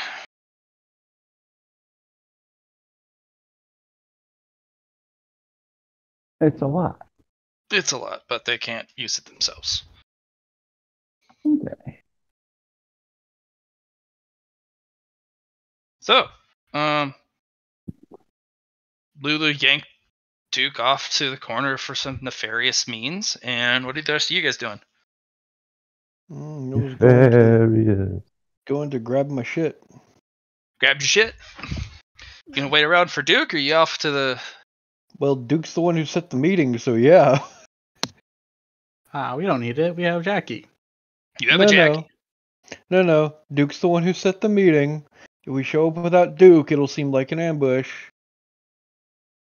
What do you think, Jackie? I feel like it'd be less of an ambush. But we got some time. No rush, right? Yeah. We just had lunch, digest a bit. Where are we at currently, for context? You guys just finished lunch? So we just finished lunch. Oh, not lunch. Dinner. You finished dinner. You have the rest of the night. Right. You're pretty much just kind of set to do what you want. Okay. It's free time. I was just gonna look around. Like, well, I'm going to go out here real quick. Out here? Oh. Yep. Where's out here, my friend? Out, not in the room. Okay, you're in the hall. And then I'm just gonna... And Nix and Jackie are with him, right? Yep. Nix is following. I'm sorry, you're not going anywhere alone anymore. Just gonna peek out with their hot shotgun and be like, what's going on? Nix is currently just carrying not even gonna say goodbye. You're just gonna tell it off. I see how it is. I said I was going outside for real quick. I'm sorry, Cody. You go nowhere alone anymore. Okay. Just follow me then. Tis. All right, where are we going? Are you going to go back to... I send Duke a message once he gets back out of the no hearing zone. Like, we're in... what is it called? We're in our barracks, chilling until you get back. Okay. Cody is going to just head off trying to find Hornet. Cody? We're waiting for Duke. Of course we are. I'm just going to pick Cody up, put him under an arm, and carry him back into the barracks. Hey, now, come on. He can walk himself. No, he's trying to sneak away. I would never. Cody. Yes. We can go do that in a bit, all right? Let's get some armor for ourselves, and then, be more protected in this very strange and new place we've found ourselves. I mean, Cody, check out the fancy new flail. It's on fire. Yes, that's a boring human thing. No, it's potentia infused. It's something you could study. Look. I could study it. No, because here's the thing. Here's the problem. I only had one go at it. It won't happen again without people coming to try and kill me. Because I'm not a Scythe. So for now, it is spooky, mysterious Scythe magic. On the other hand, you're telling me 20 yards that way I can go do something I like, and we just have to wait for Duke, who decided to be a super mysterious stranger. I mean, Duke is always super mysterious stranger, just like you are a super creepy scientist. I don't think I'm creepy. And Jackie's big macho murder cake. Jackie, am I creepy? No, I don't think so at all. And I haven't murdered anyone since I started my vacation, thank you. Yes, but you feel like big macho murder cake. I mean, that's fair. You feel like big macho murder pie. She's got a crust to it. There's a delicious filling. I would agree with murder pie if she wasn't so swole. Jackie. You haven't had a meat pie before. I see how this is. Jackie. No, I haven't. Jackie, pick Nix up and carry us to the meeting. Jackie, please don't. We need to wait for Duke, or it's We going don't to need to seem make like this an a three-way. or it's going to seem like an ambush, and they're going to be set on edge. Nix, I know this might seem a little paranoia, but I don't think that's how they're going to feel. We should have someone with us that is a what was the word last night? Negotiator, no, liaison. Mediator, yeah. From the voice in my head, that is not Duke. Right. Duke. Whenever he comes back, we'll have a grand old time. I don't want to go now, and he's taking forever. And there's mechs there. Okay, so I have an easy way of distracting you. And it's going to be very hard. He flips open a section of the book for power regulation and goes, "Explain to me how the hell you link weapons." Take the book and throw it out. All right. This is what Let's do to link weapons. That is a issued booklet. if it's the one you got from for your Mickey. Yeah, he's been flipping through that the entire day. He wasn't that's told issued. that You have to give those back. He wasn't told that. He didn't know. Now he does. He was literally told, "Take this and read it." So he's been reading it every chance Military he issue gets. gear. You have to turn it back in eventually. Yes, but that's eventually when somebody tells him he's supposed to turn that back in. It's the same thing with salute. He knows how to salute. He still hasn't been told when he's supposed to. Yes, he has. I told him when he's supposed to salute, motherfucker. No, you've explained it, and the one time you did, Nix had wandered off to go do something. Oh, that's right, you did.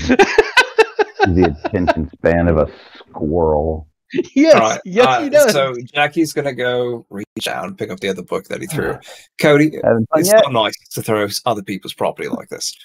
Okay, first of all, that manual won't tell you shit. Second of all, I can explain to you it as we walk. We're not how walking. About this? Cody, let's do this thing since it's close. Send Duke a message. He can meet us here because he's the one who decided to bugger off. But I'm sure he'll be back. Okay, hopefully in high spirits. Fine, I will send him a message. And I'm just going to send... I'm literally going to send Duke this message. Duke. Varrock? Yeah? You're going to receive this message. We are wandering off to stick our nose into trouble because Cody wants to begin the negotiations now. You're in charge. It's your fault. I tried.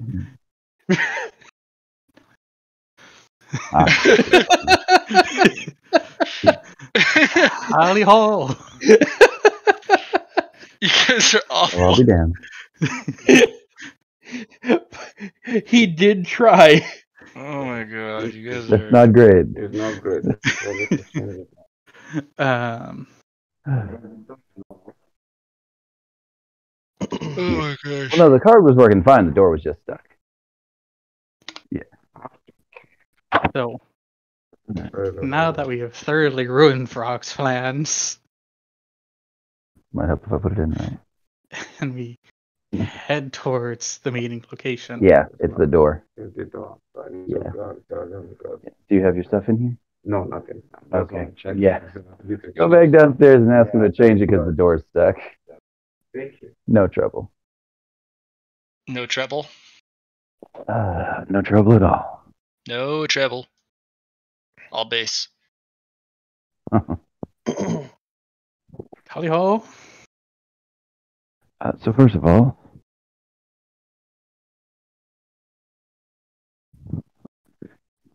you guys all fucking look. Hey, I tried, but I also Jackie, you are exempt from my previous statement. I would say all of them tried except for me.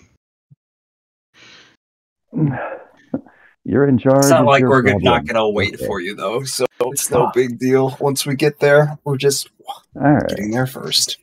I mean, you did say never leaving them all alone again. Yes, I did. And then you immediately went and left them all alone. It wasn't immediately. However, there were things that needed to be discussed in private. And I'm going to have a discussion in private. You never told us to wait for you. There's your problem. That's true. I assumed that you guys weren't a bunch of buddy fuckers and would wait for your squad. But I tried hard, damn it. That's true. Tried to kidnap him. That's official. Everybody but Cody is exempt from my previous statement. Yes. Cody, you fucking suck. All right. So, Duke's going to get that message. And he's going to... Can I just meet back up with them, please, DM? Has enough time elapsed of their chicanery for the timelines to realign? No. Thank you. You were, unfortunately, a little behind the troop, because it took you a while to get there, and Cody was like, fuck waiting! I was. It's true. All right. I am going to... Did y'all already go and get Ilya? Because you can buy a few minutes with that. I don't know. I'm supposed to get Ilya. You guys went back to the dorm. You've already gotten her. Ah, Right there. All right, cool. Ilya. All right. Do what you're going to do, I guess.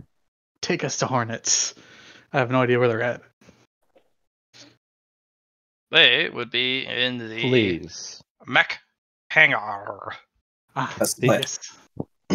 Thank you, Ilya.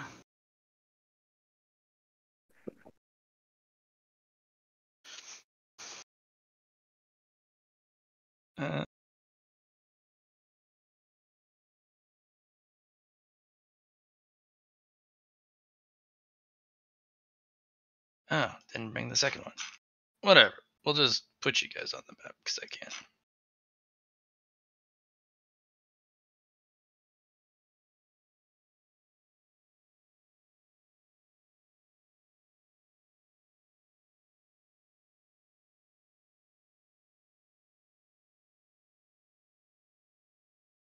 Grabbing you all.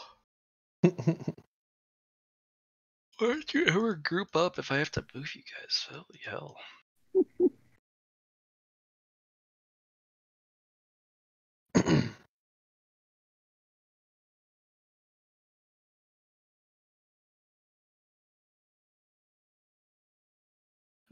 You guys will actually come up one of the lifts. Takes a bit to get there, too. I figured we would be at the small mech hangar. His is a little larger than it. What you did? The hybrid medium. I just figured since Hornets was in the small frame.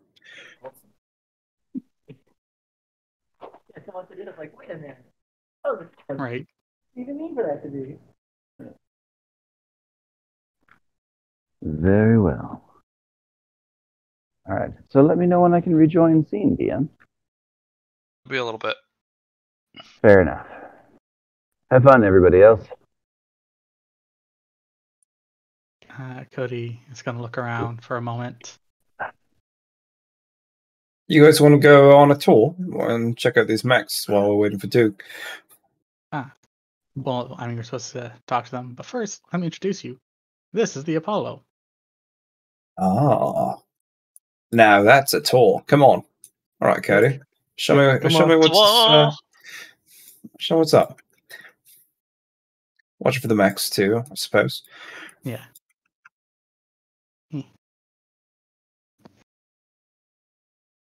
This is the Apollo Mark I.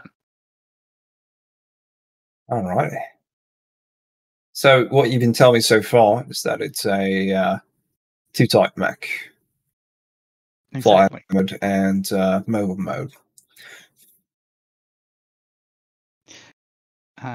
Yeah, no. So essentially, it's meant to be able to do flash skirmishes. It has a missile pod attachment to it. Capable of using prototype weaponry, and has a special place in its compartments for other things. Oh.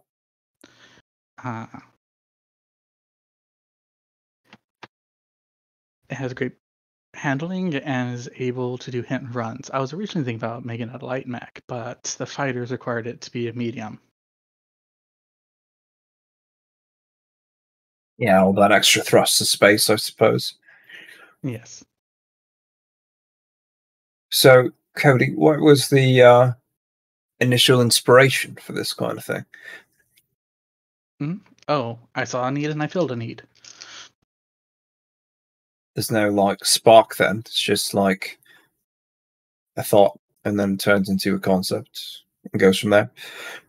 So when I see a need, you think of how best to fill it. Our fighters have a hard time dealing with hit and runs because they often get caught out and killed. This was an attempt to essentially mitigate that problem, while also getting our pilots the ability to escape and get back to a ship before it jumped. But the reaction speed is amazing with the AI assist there, so that's pretty nice. Yes. Which is why I'm trying to sanitize it throughout the Mickeys. Do you plan to have all your mech designs with AI? For me personally, yes. All right. If I ever want to build my mech, I think you could help me set up an AI. Of course. Oh, very nice. I'll also make sure there are certain locations missing for you. Okay, cool. Next, what's your thoughts? Pretty cool mech, eh? I agree, but for me, I'm honestly unsure.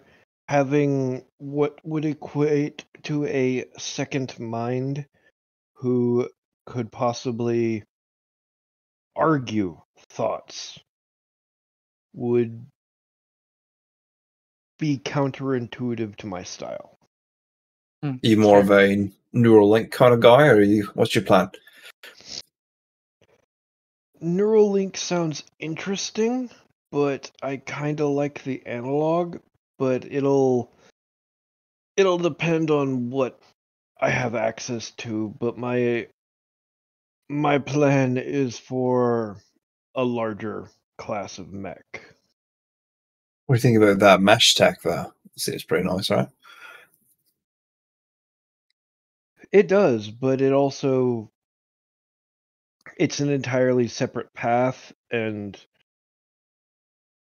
unless we came across it and I found an intrigue in it early, I feel I'm probably less likely to investigate.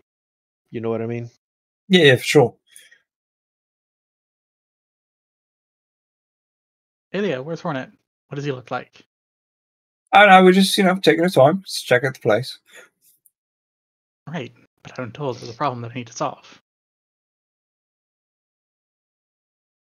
Patience, Cody. Ilya.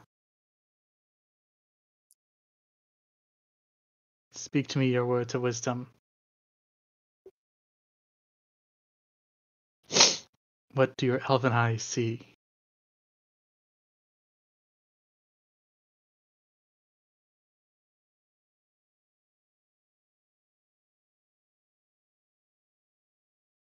Matt, you still with us?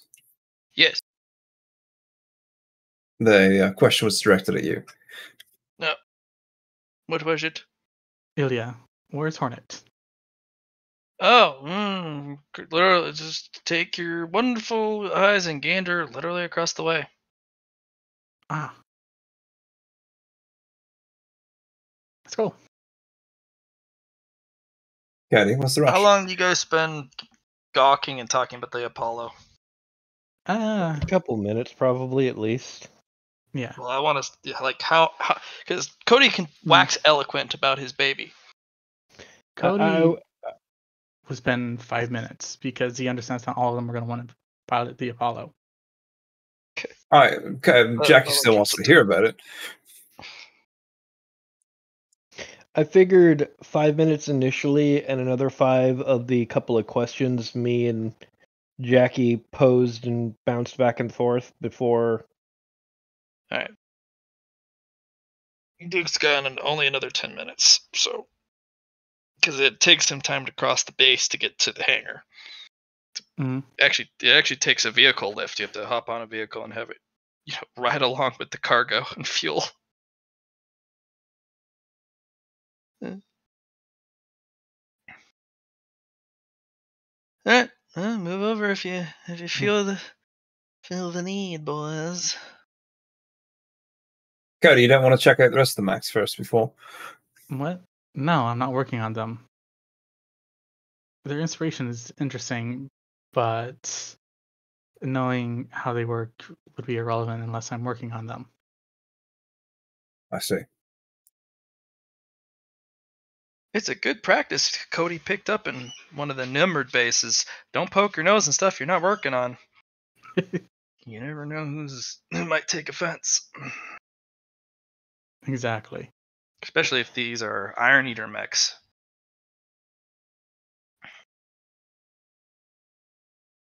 So to give a little size comparison, the individual you walk up to, Jackie goes up to her chin. Or their chin. That is definitely the base commander. Where did they disappear to? Ah, they're over there. Okay. Well, if the base commander's there, Jackie will step up and salute. Krutz, Jackie, Cody, next. I don't mean to intrude on your business, but I'm here to at this one's request. Hopefully everything remains civil. Don't want to have to be peeling people off the plates, Of course, Commander. That goes for you, Hornet.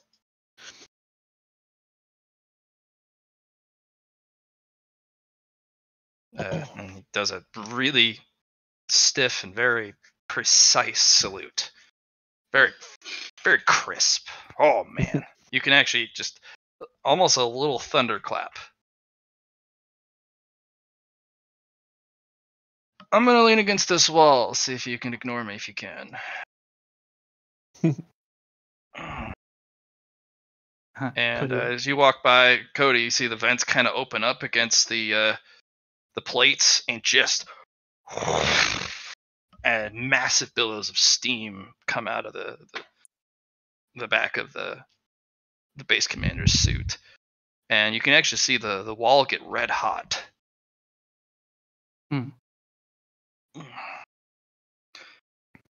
Still syncing with it, technician.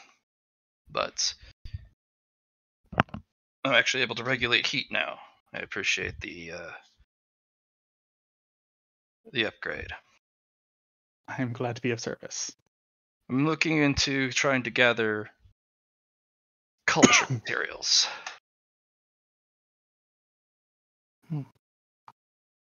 It'll take most likely years before I can get enough that it's self-sustainable. But I think it's worth it if we can get more of these. The Iron Eaters will actually might be able to survive this war.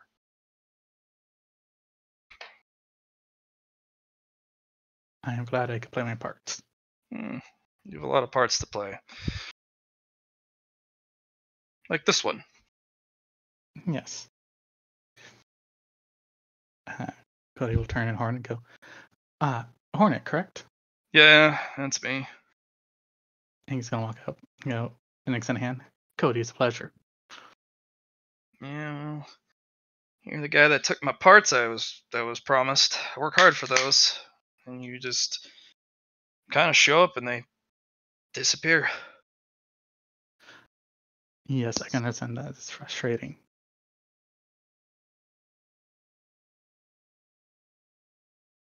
Well, if you got any more mesh tech, I don't. I don't know what you can do. This thing Cody, is fine-tuned as possible.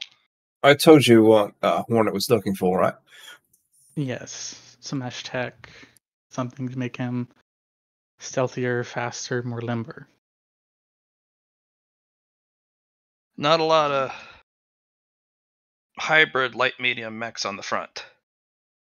I'll most likely be part of the Scouting Legion. We're also the ones that get picked off first. You do. A lot of the data that comes, from the scouts about the enemy's position, ironically, comes from both the information we send and when we stop sending information.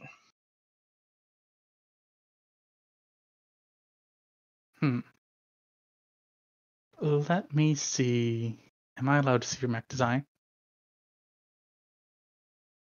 Along with any videos of you piloting. Cody, you got to ask nicely about this kind of stuff, right? Remember the conversation we had with the Major? I said, can I? That was a question. It's just personal, remember. It's got to emphasize. Please would be a good first step.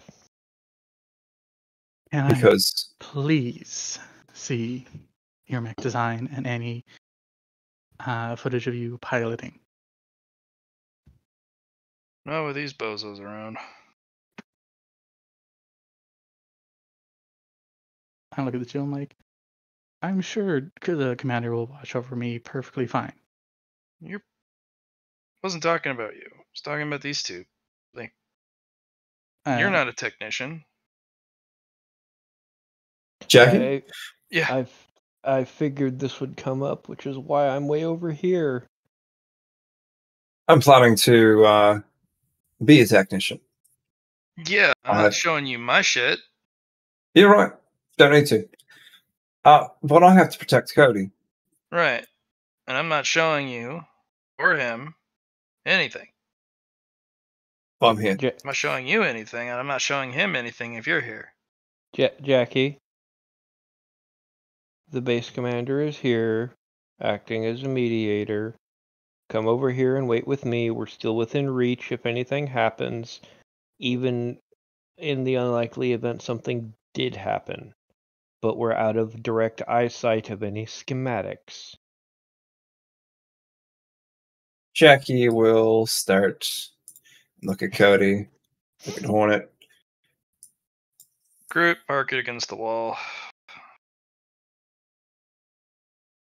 I'm watching. Hornet knows better. He's one of the few not problem children. Nix just looks at the base commander. Sorry. No, it's fine. He already knows Hornet he will actually qualifies pull as you one. into this area, and a privacy barrier will slam down. Kind of like one of those energy phase barriers in Star Wars, where you can see through it, and it's kind of glitchy. Mm-hmm. And he's like,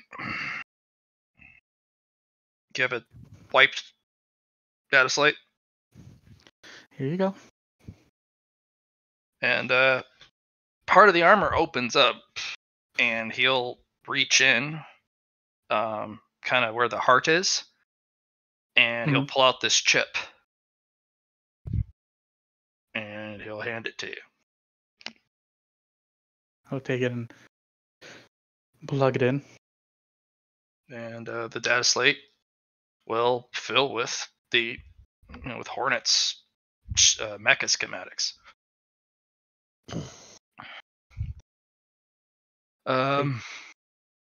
Go ahead and roll me mech building, Cody. All right.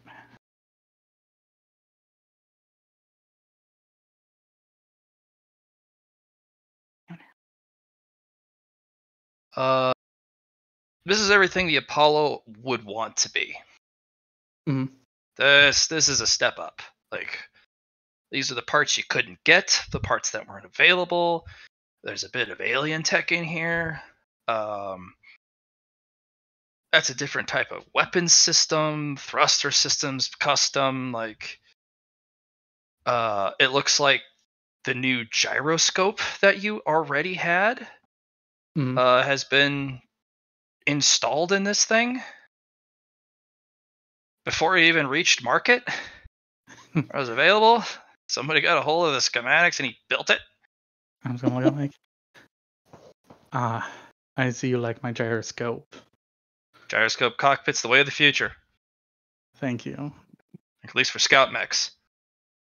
Anything that can take a fighter's form, that helped me survive my last 2 battles, you know. I'm glad you found use of my gyroscope. I'm trying to get this to that specific cockpit design to all our scouts in our clan, because there's only a handful of us, and we don't really survive very long. But that's why we need every single edge we can. We can't really take a hit, but I think we fulfill a role that is extremely important. It is. You give information. Yep. So I'm gonna look at his power source. not something you've heard of. You know what he's missing? Leah components. Cody is going to be like, how much can you requisition right now? Well, all my rec points for that mesh tech can go into this. I have 300, and that's how much that I had to save up for that mesh tech canister. I'm going to look at it, and I'm going to...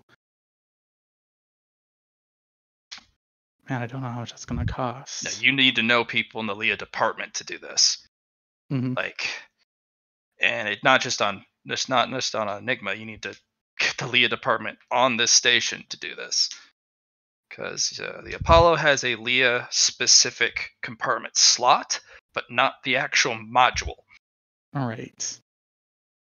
He's gonna scratch his chin and goes, I can make you something, but the commander is probably gonna have to clear it.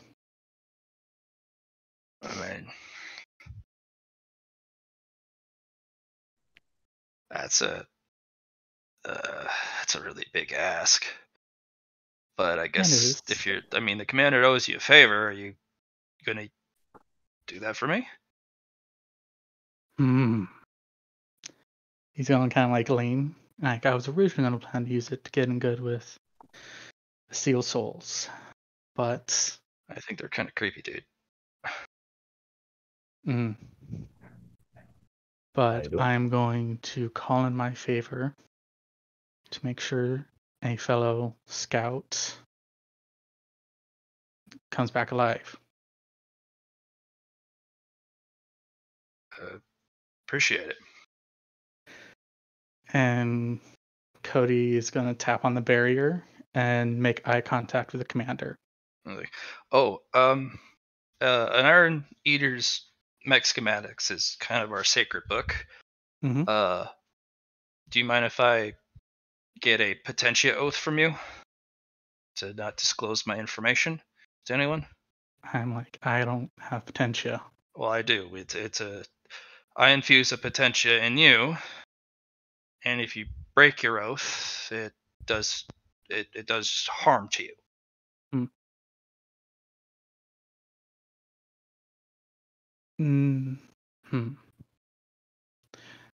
No, but I'll do something just as good. I will have Lexi.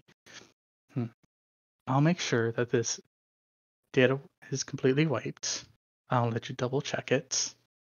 It's not that. It's up here as he taps his forehead.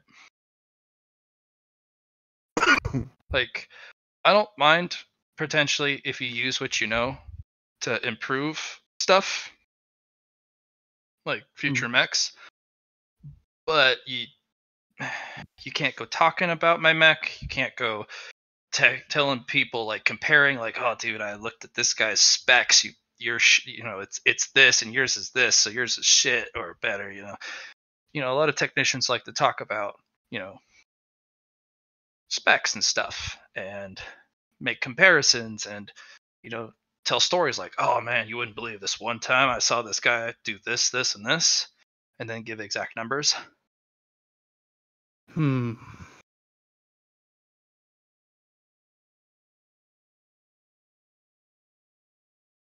Maybe. We'll see what the commander says. Yeah, commander will come over. Yes. Commander.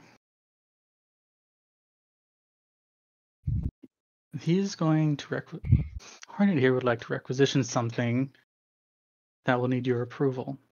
Or at least your help getting the approval. I have an idea. And I'm just going to, on a different data pad, hand him the requisition for just all the components I would need for him to have a Leah. Along with a single Leah canister.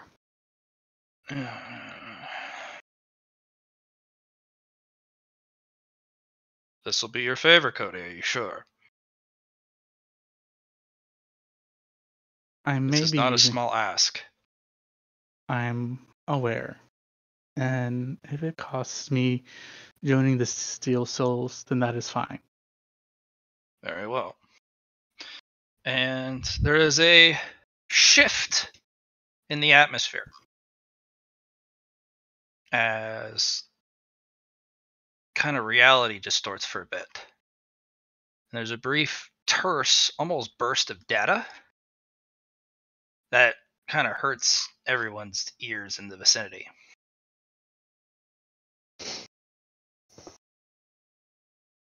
And a particulated form will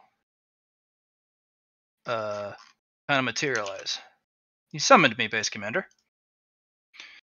Yes, I have authorized Leah clearance on this particular mecha, classification Alpha. All personnel, as the commander turns away, you are to evacuate the premises as there is classified project in progress. Failures to comply will mean execution summarily. All right, I guess that's our cue. Nick, you coming? Yeah. Just gonna wander out towards the elevator. He's just gonna look at the commander as he's wandering by and gesture at the flail, and just as a casual ask, he's like, just because I don't know the details, is this actually worth anything? Anything below 300 Leo weapon is not particularly... You mean Potentia, not Yeah, Leo? Potentia. Anything under a 300 Potentia weapon or piece of gear is not really worth much. But it's not something to scoff at. Cool. I wanted the word of somebody who was far more experienced, In the grand scheme of things, it means little. The weapons and armor that we wield scale in such a fashion that a weapon such as that does not have home among them. But those are weapons of legend. Those are weapons of power. That is a fledgling's weapon, but it's very powerful against other fledglings. A fledgling is anyone who has less than 50. That'll do great harm, despite its diminutive nature, to any of the fledgling status. If you can hit them, of course. You need to go now. Yep. Is Cody coming with, or is he staying? No, Cody's staying. Fair enough. He's he called in the favor. He's part of the project. No, but I promised to keep an eye on him as Nix is walking away, so had to double check. Hornet, I'm going to imbue both of you and Cody with an oath. This is the Iron Oath. You break it, it kills you, and very painfully. You don't get a choice. This is Ziri. Ziri is our Leah master on base.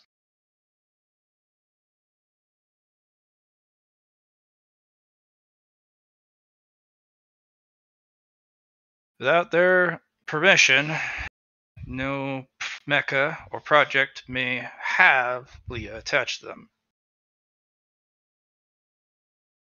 Hornet, come here. Yes, Commander. He'll come over, and she will tap him on the chest, and he kind of jolts back. You are never to speak about the schematics and or the components in regards to the Leah of your mech.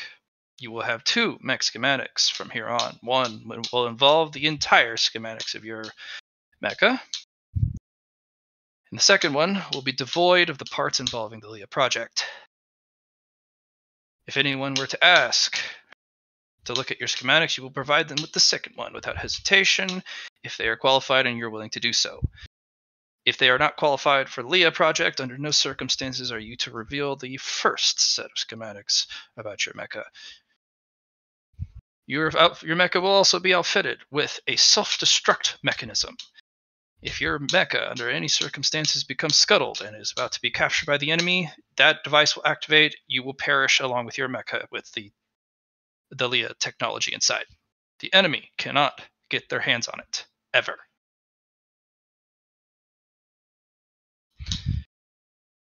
Congratulations, you are now going to enter the echelons of a very few select pilots that have been imbued with Leah technology. Use it well, and make the Iron Eaters proud. Cody. Congratulations, you just got him a major promotion. I did. Cody's gonna step up.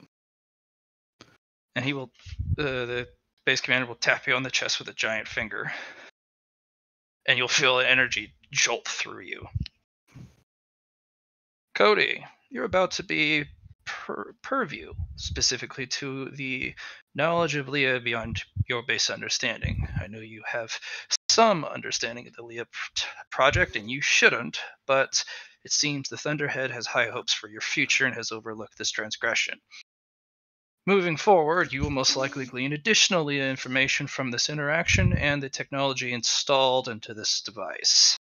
Any information about the Leah project is classified, of the highest order, and you, although already know this, you are now going to also enter the next tier of Leah Technician, most likely.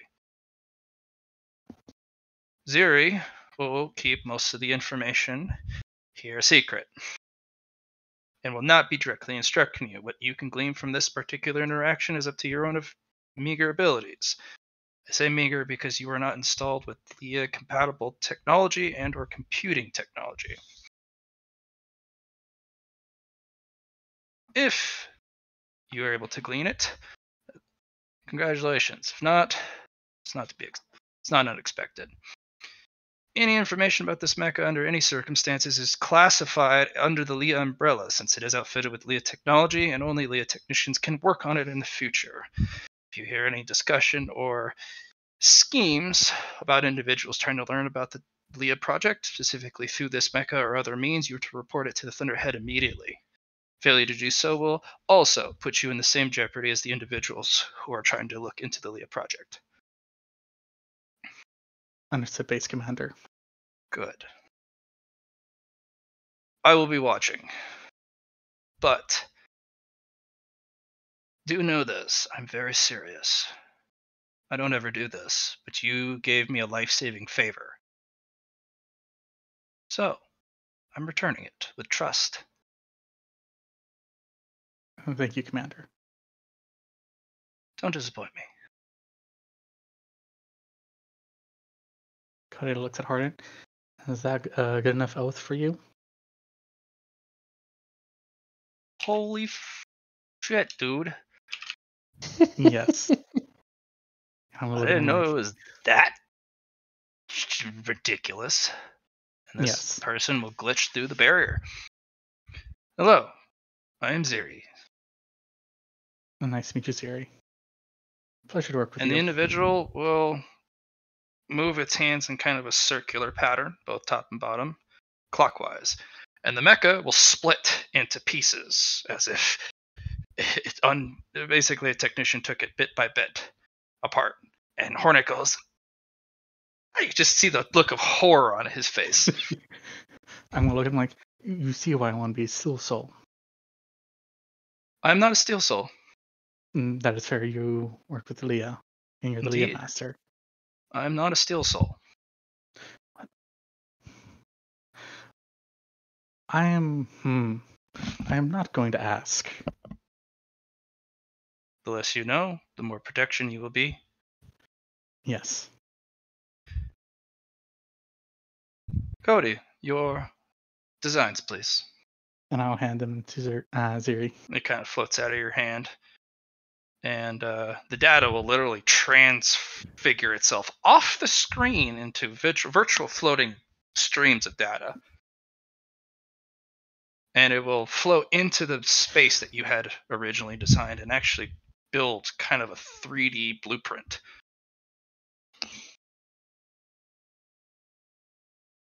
This is a step from the Apollo, a Leah compartment. Leah Project was very interested in how you came across that idea and actually fitted the space correctly, but we did not dig.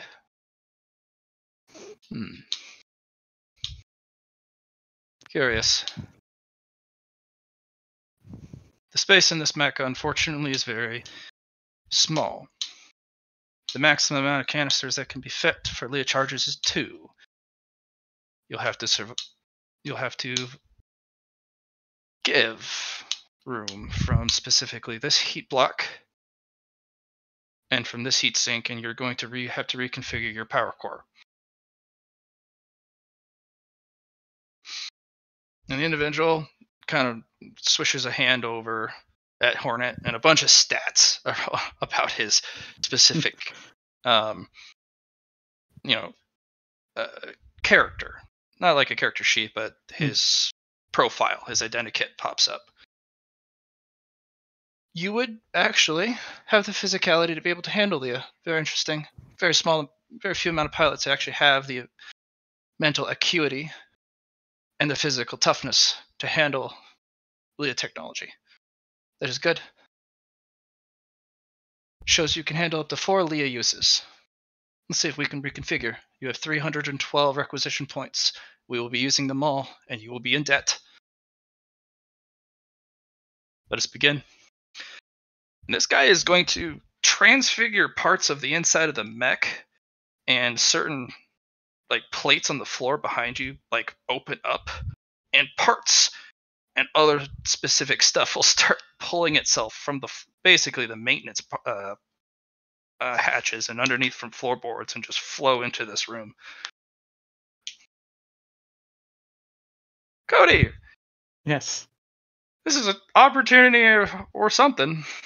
Get a second check mark in Leah? Maybe.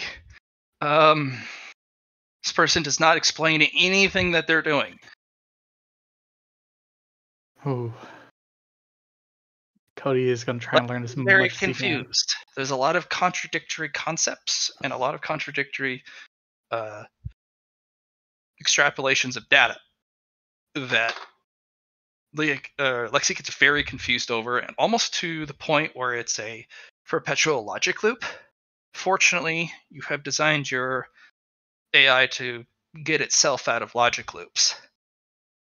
But a lot of it comes from error codes. Let's see if you have logic for it. I do over Lexi. I haven't given her anything yet, but she does have 7 merit right now, so I'll give her a point of logic.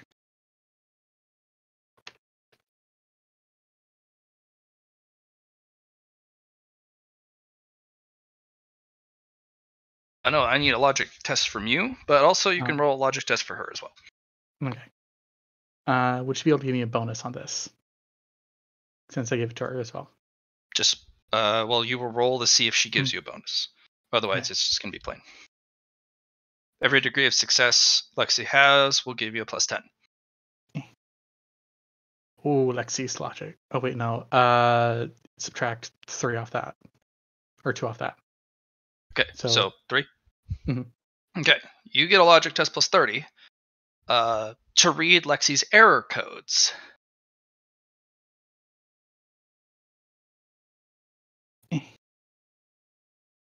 Okay. It specifically has to do with mass to energy conversions. Mm-hmm. These numbers are not proportional, and they do not make sense. Where does the mass go? Where did the energy come from?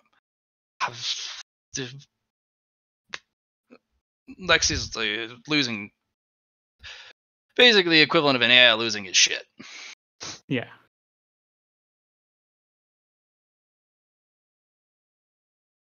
I was gonna try and get out of those loops for her.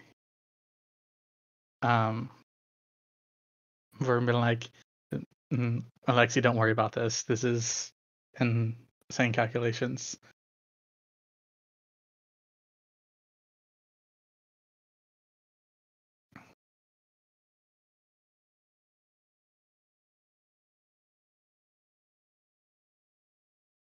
Actually, no. Let's try and work through these calculations then. Actually, yeah, Cody's gonna try and help her work through the calculations. Ziri doesn't need help with the calculations, but with Lexi, Lexi's like, even both of you looking at it together, there's a lot of missing mass and a lot of missing energy, and then it's back, and then it's not, and then some is shaved here, but nowhere does it show where it goes. Maybe you don't have the right tool to detect where it goes, but you can at least see things coming and going, or at least changing the state. Okay. All right. So Hornet's machine will go from a master class to a Leah imbued master class mecha. Master classes are all A tier parts or higher. Now that he has Leah installed, the Ziri actually talks with Hornet specifically about a couple personalized choices, and then reconfigures not only their power core block, but the power core, and has imbued 4 canisters to this thing with a reloadable canister slot. He will be imbued with 2 Leah recyclers and a phase jump module. Which is, any information about this, Cody, is so classified. Yeah. Cody, this is the tough one. I'm going to have you roll influence. Okay.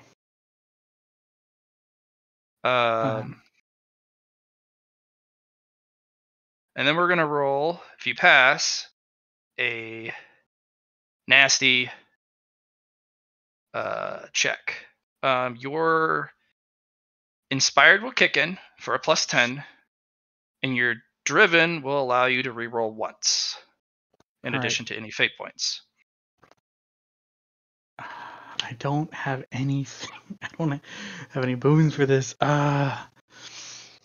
So you get 2 rolls or 2 attempts with a plus 10 off your influence. Yep.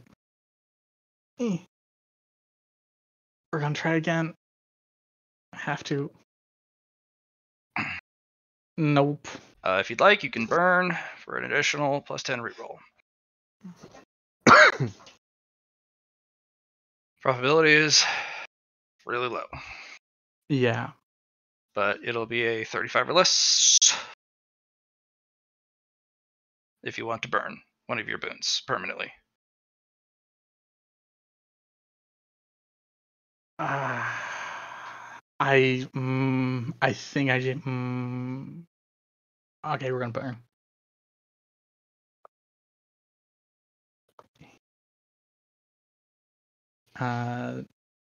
So it's +20 overall. Yeah. Not a +30. That burning fates were a +20. No, not for this one. Okay. Oh. So this will unlock another roll. This is basically getting Ziri not to hard block what they're showing you. This is basically showing Ziri that I'm worthy of knowing more about the Leah project. Mm-hmm. So, Cody, your budget is going to be drained completely for the rest of the year. Mm-hmm. Because they are also paying for parts that, unfortunately, Hornet can't afford. So, roll me Leah. Mm-hmm. Let me just double check your sheet. Oh, you have an unnatural intelligence. I do have an unnatural intelligence. Good news is, if this guy comes back, you're going to have a friend for life. Okay, -30. Oh. And is that with my Spark of Brilliance added in? Yep. So you get a +10 for the Spark of Brilliance. So it's -20 overall. Driven applies. Okay. So 2 rolls.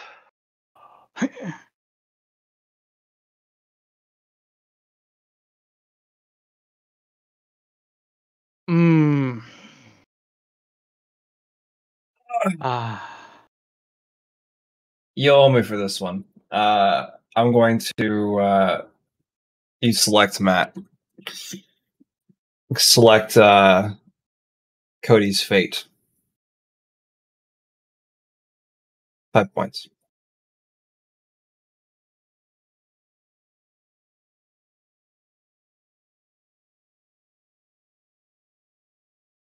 Oh, so you're gonna give him a free boon without the threshold?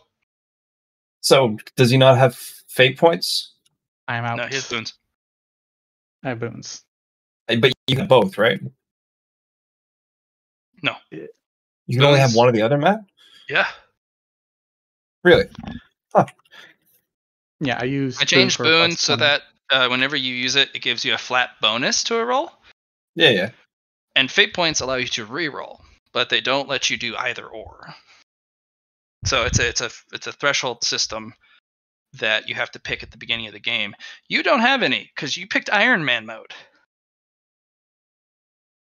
Yeah, I picked fate, which gave me just 1 fate point to just have, right? So I thought you did Iron Man mode where you don't get any and you just take whatever roll you get no matter what because you have an extra life complex. Yeah, Matt, but they're like physical things. Oh, and yeah. Things I So can't it's a use. physical token, but you already gave that away. Yeah. So if you're saying that you can't have 8 point and a boon.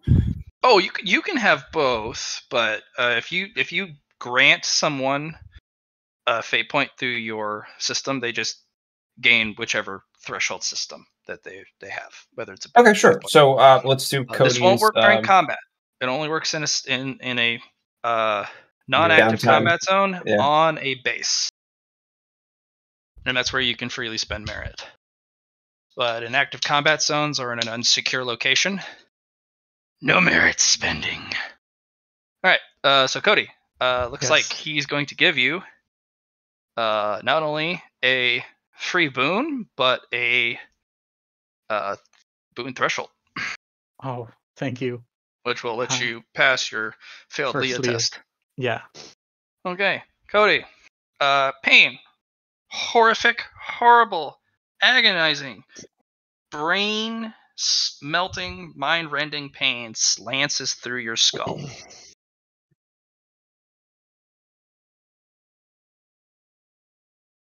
And you will fall unconscious almost immediately. You will have your second point of Leah.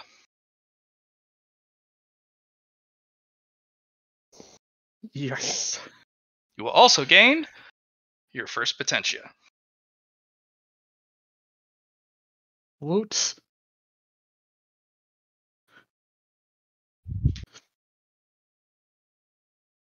This potentia, you're not sure what it is.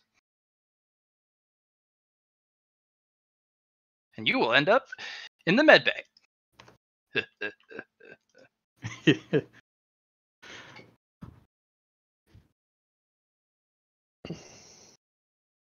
Let me make a note that I owe Jackie 15 merit. Oh, you owe Jackie more than 15 merit. I'm sorry. You don't give me 15 merit. Find a way to repay it, but this is a opportunity you wouldn't have had otherwise. So, yeah.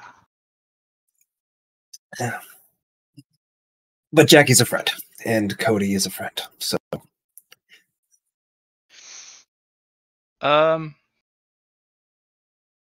sometime later, when you guys have returned to the barracks, you guys kind of sit there about 5 minutes, and then you guys receive a notification.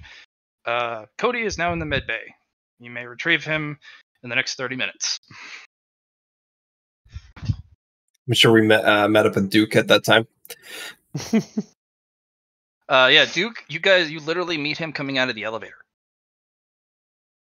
What's up, Duke? He was riding up on the elevator that you guys are going to take down. Brock? You muted, by the way, Alex. If you're talking to someone like a customer or corporate,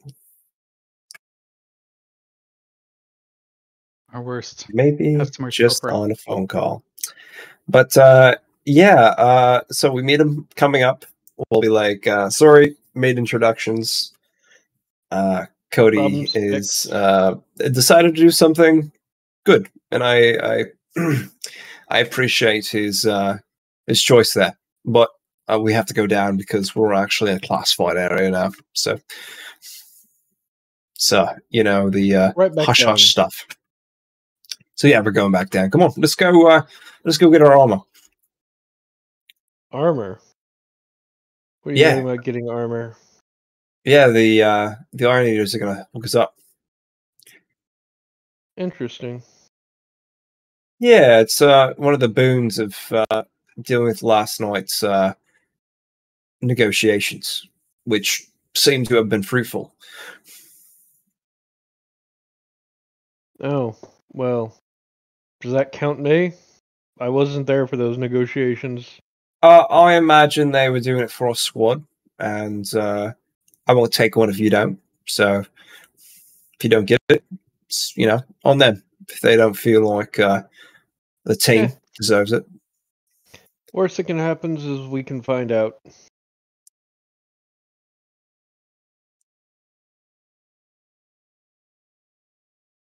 So what happened last night to make you, as we're walking back, to go to this next place? I'm sure Frock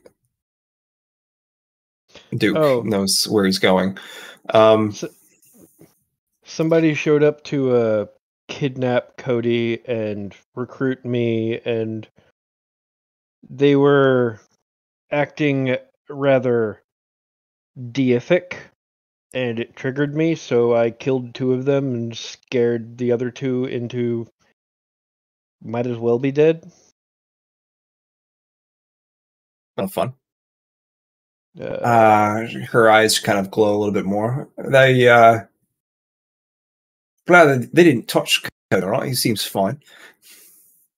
Oh no, they didn't get close enough. I killed them before they could. Very nice. I thought I should have stayed back, but it looks like you had it covered. So good job, Nix. Well, I promised the Thunderhead I'd watch out for him, so. I mean, but he's part of the squad, though, right? So it doesn't even matter if it's Thunderhead. I mean, he's proven himself useful, so yes, but until somebody's useful, it doesn't matter if they're attached to my squad, it's whether they're worth the risk. I see. I'll let that be the way you think about the squad, and it's good that you find Cody useful. But I don't have the same feelings. Just keep that in mind. No, that's entirely fair. It's like, if we got a rando attached and I didn't think he was useful and you went in to help him, I'd go in to help because you went in to help. But it just keep it in mind, my mindset, you know what I mean? Fair is fair. Yeah, for sure.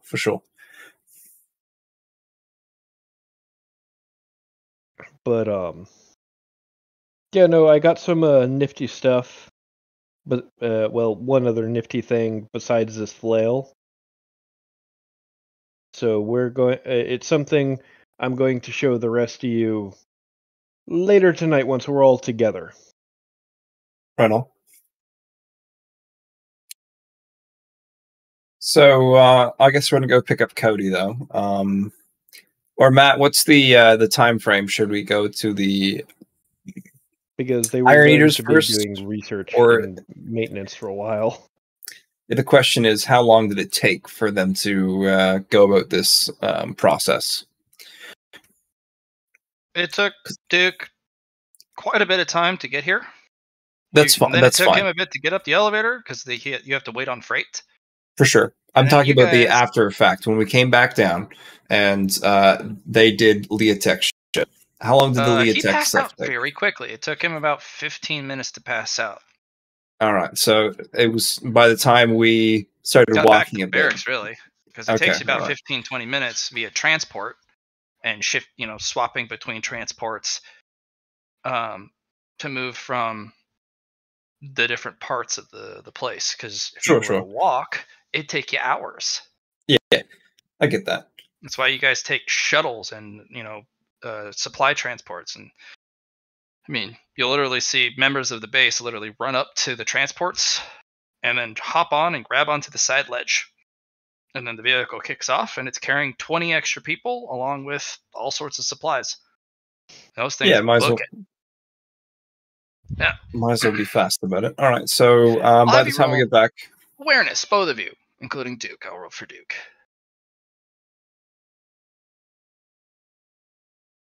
Dookie plus 0. Oh, look at that, Duke. All right. Oh, damn.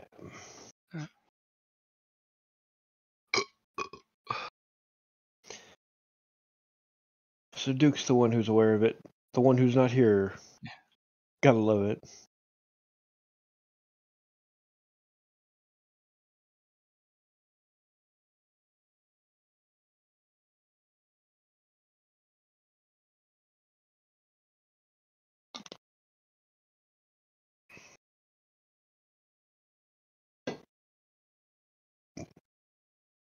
Right. He's the silent, stoic type at the moment.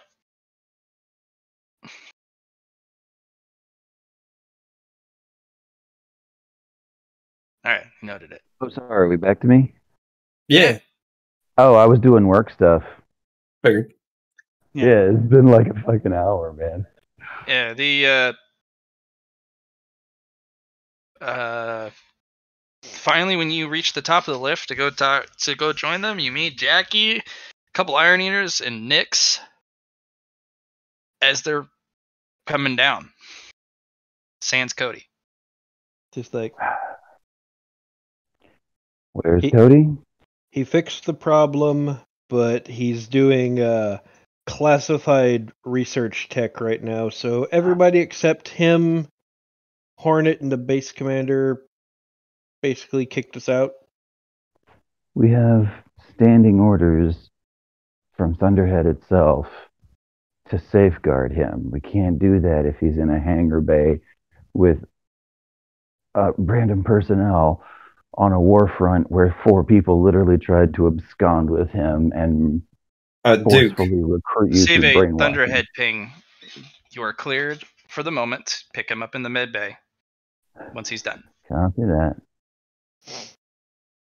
The base commander. Base commander held to the highest of my standards. Fear not.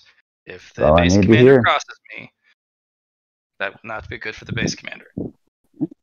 He's like, when she says the base commander meets my highest standards, Duke's like, good enough for me. I have prepared some refreshments for you when you return. Cool. As thanks for your duty to Cody. Thank you. I very much appreciate this. I've extended some trust and some potential curiosity to Cody's situation, and that seed is starting to blossom, I think. Well, if he survives it.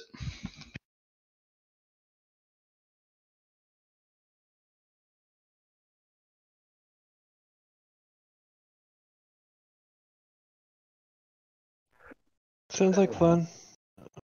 All right. Thunderhead, I'm requesting clarification. Please clarify. There's a local how do I put it? Duke's gonna sit and think for a second. There's a local, apparently, tradition of. Speak up, you're cut out. There's a local tradition that seems to be headhunting by any other name, involving the acquisition of, shall we say, non-vital personnel, utilizing Potentia on base.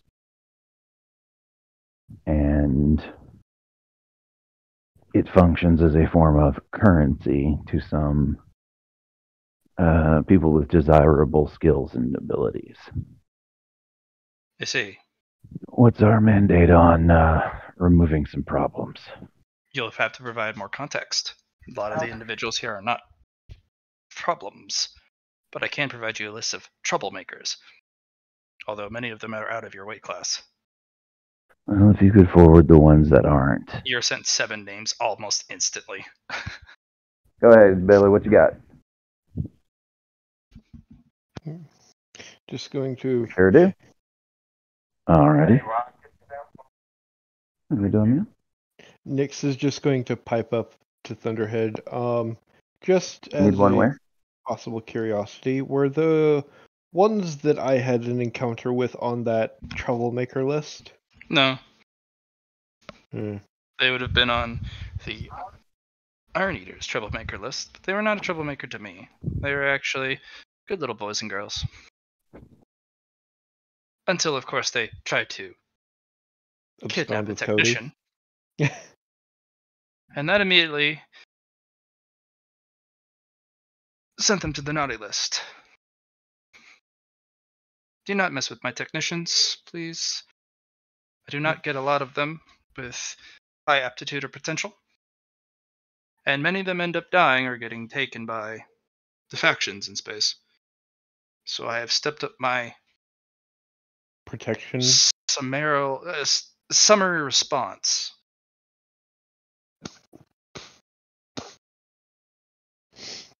Interesting. Yes, my technicians, especially the ones not part of Potentia clans, ones that I find that have a bright future, individuals who run off with them, I have instigated a bounty system and a severe punishment system. Punishments can list anywhere from revokement of protections, fines of budget, and requisition, since you seem so keen on requisitioning a technician. You will also be fined a budget, since you have to pay their salary. which I will subtract directly from your account. And if you do not have budget, it pulls more requisition, as you must pay them. If you do not have requisition, I pull luxury credit.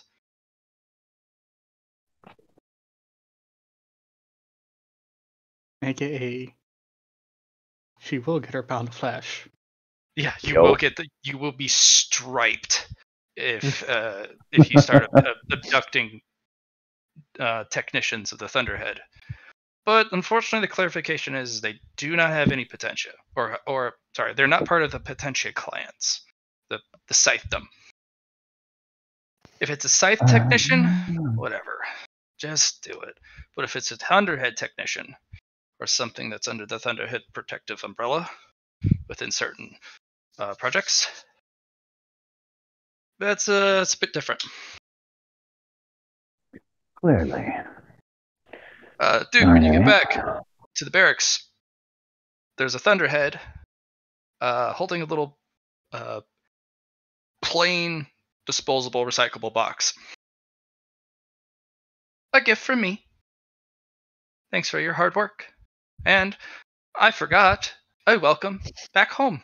And a welcome to the front.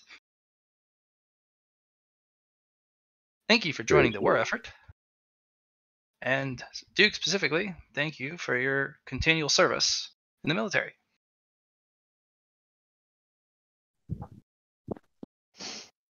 What else was they gonna do? Get fat and old. Well, live a life of peace.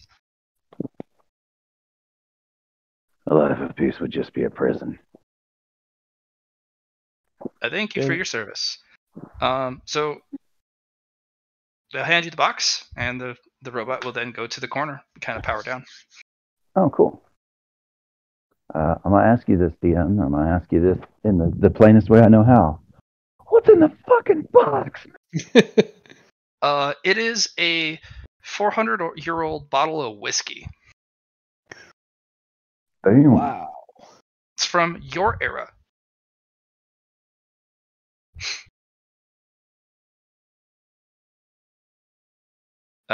Also inside are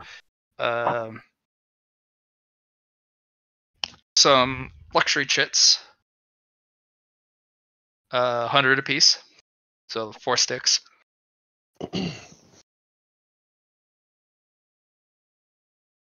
Okay. Yep. I'll pass those out. Yeah. And a little uncarved gemstone with still a little bit of the quartz on it. And the specific note attached to it basically just reads unknown gemstone. Something that we uncovered in Enigma. It's from what we understand, a one of a kind. Perhaps one of the members of your party could identify and or use it for question mark. As in, it's like, I don't know, use it for something.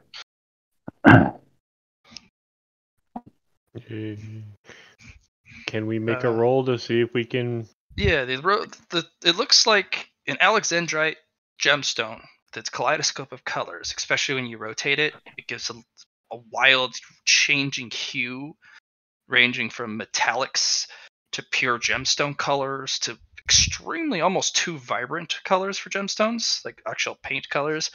But it's not perfectly cut, and it also has protrusions of quartz on the outside. What do we roll to try to identify this thing? It's a one of a kind.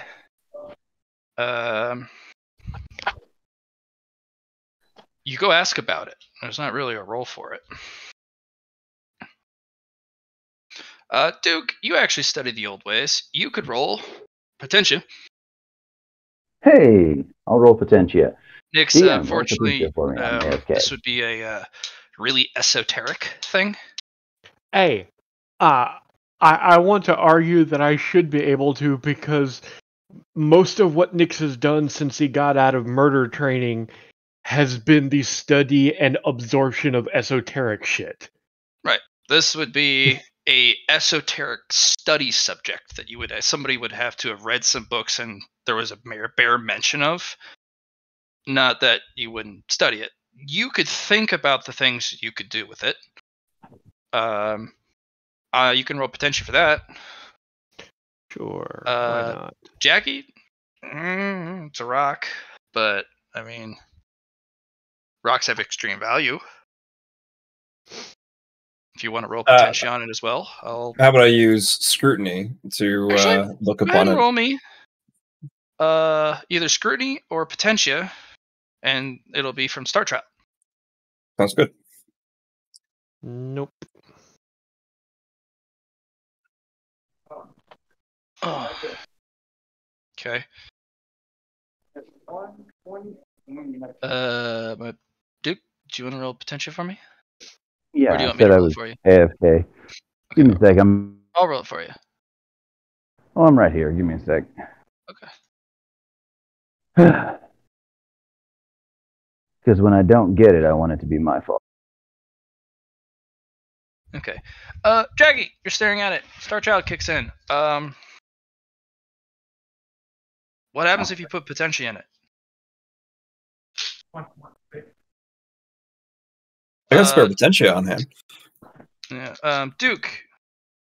Nothing from the records, but you do remember talk about Scythes wearing gemstones, not just as a representation, but as a object that they imbue stuff in. You remember that there was a mention of something about gemstones, but you don't remember if they were important or anything significant from the records you went over with Shangri-La. Fair enough. It's bugging you. That's what it is. Next. Mm-hmm. A one-of-a-kind gemstone, you say?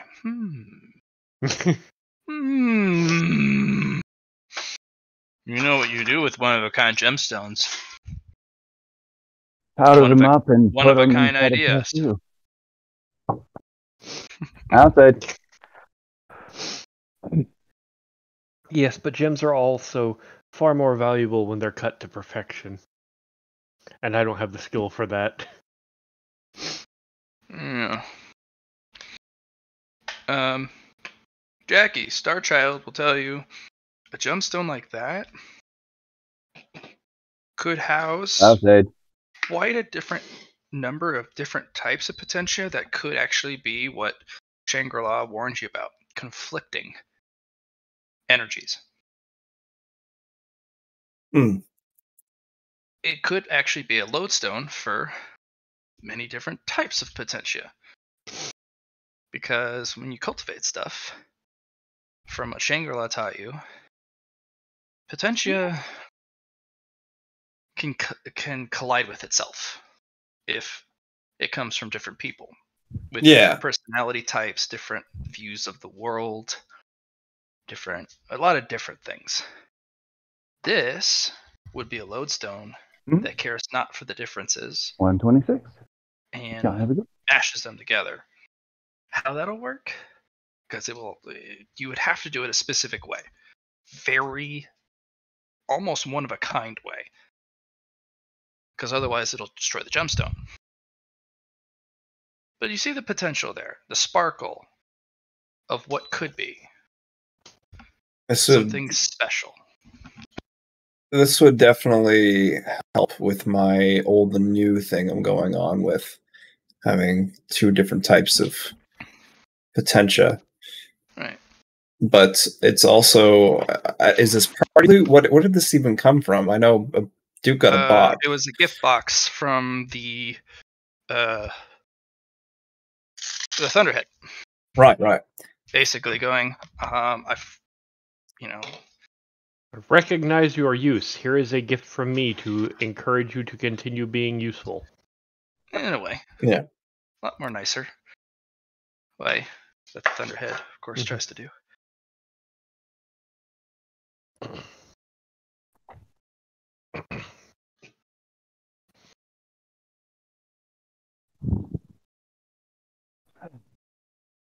So yeah, Jackie will say, you know that gem there? I think I got an idea for that. Say that again? I said for that gem there, I think I got an idea for that. What you got in mind? Well, to me, it seems that I could infuse my potentia into it and also have another type of potentia in it as well. It wouldn't be all fucked. You know what I'm saying?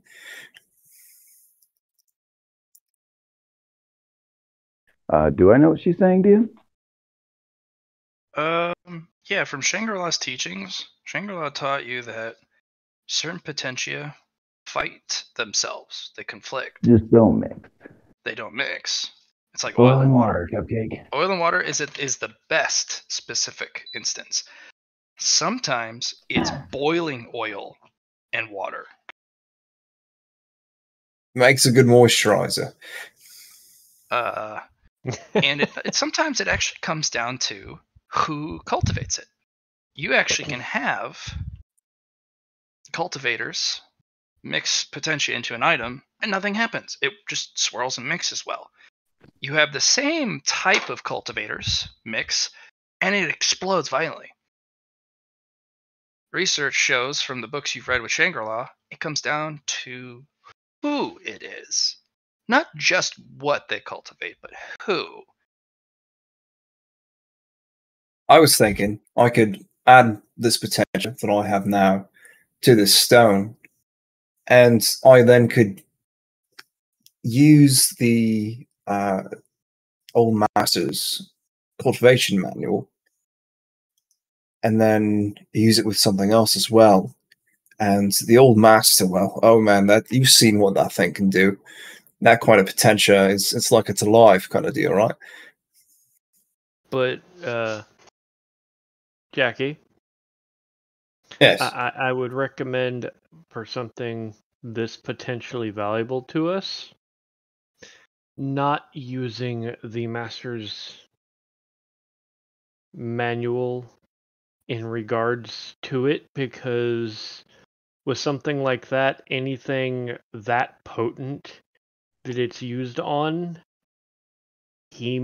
there's a high chance that he may be made aware of it, and if it's valuable enough, he may come and get it himself. Good for him. Or try to take it from us once we're on vacation at some point, which I would prefer to avoid. I mean, we're on vacation right now. What are you talking about? No, I mean vacation from this vacation. I see. I feel like for Jackie, that's going back to work. Yeah, possibly. You guys, you're thinking too small.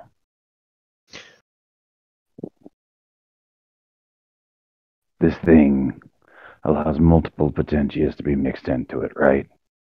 Yeah. Different flavors of the same stuff. A potentia being the same stuff, I suppose. Yeah, it's all the same stuff.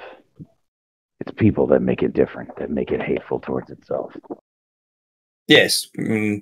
Ezekiel's, hold on that book. He's not the only one.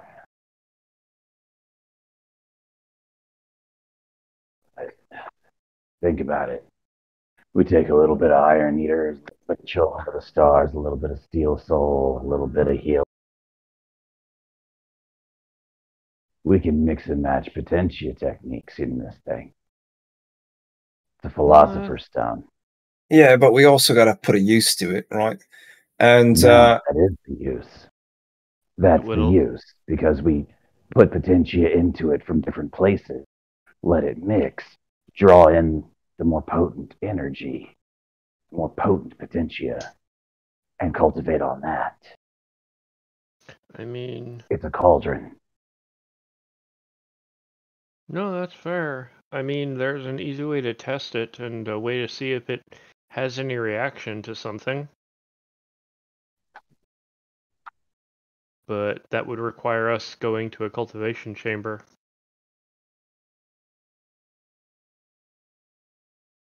Well, if Yeah, I just had an idea, right? I feel like this is good information, though, that it can be used with potentia and different kinds, right? And this is just an idea. This is just a concept that I have put together, and I might be wrong. But I just felt like it would be a good use of it.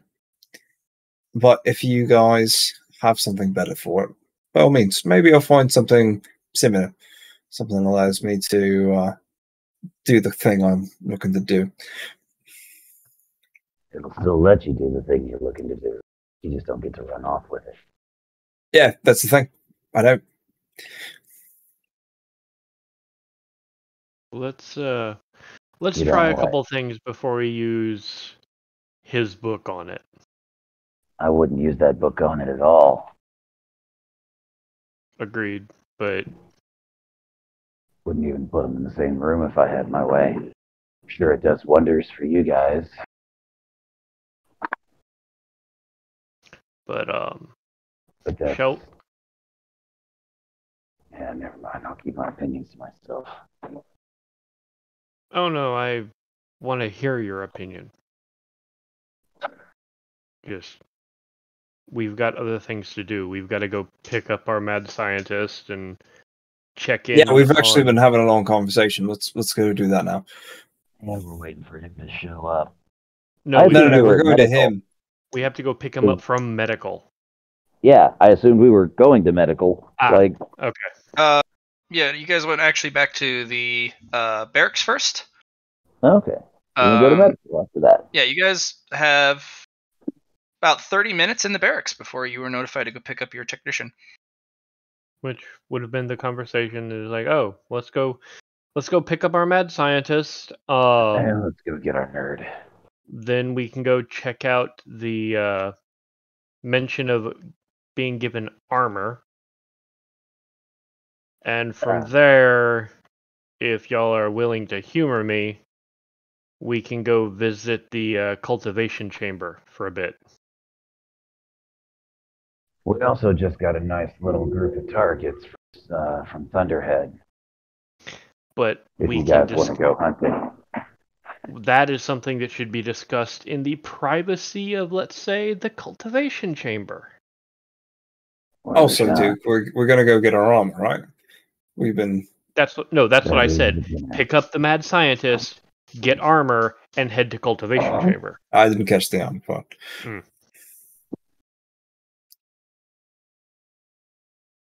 Yeah, go for it. So anyway, Hornet's all squared up with Cody, right? Yeah, no, they're good. All right, saves me the hassle of trying to teach. Nix is going to go grab that book that he had hidden. Blatt. Mm-hmm. Yep, he's grabbing that cultivation manual. The Scions of the Sun manual? Yep. Okay.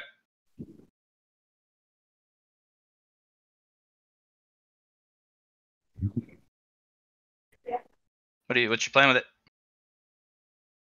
Oh, I'm hiding it in one of my jacket pockets as we're planning on going. That's what I plan on sharing once we're at the cultivation chamber. Okay, cool.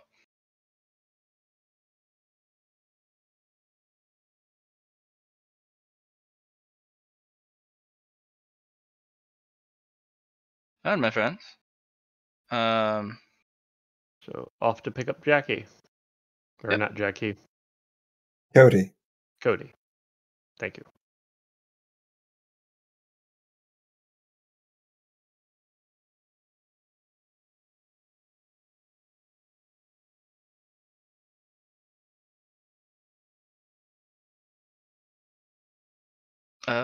One moment. We'll hop to the med bay for a short bit.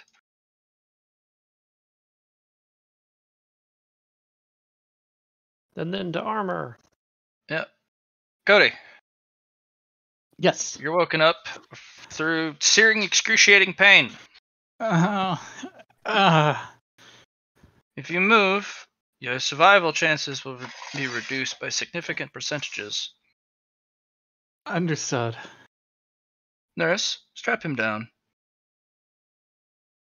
In case of involuntary biological movements. And you are strapped down tight. Like, incredibly uncomfortably tight. I want to know why they waited for you to wake up from sedation to strap you. Like, well, I wouldn't what say kind of they didn't doctor expect is you to this? wake. No.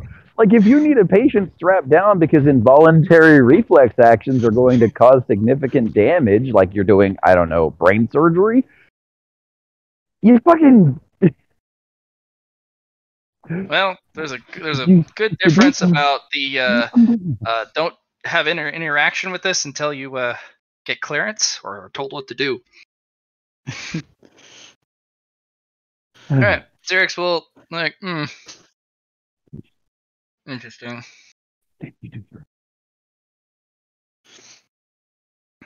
Seems like you absorbed one of my Codes, my code matrices. Cody's nice. Yes, Codes. Codices. Cody's is Cody's. Yeah. That's unfortunate.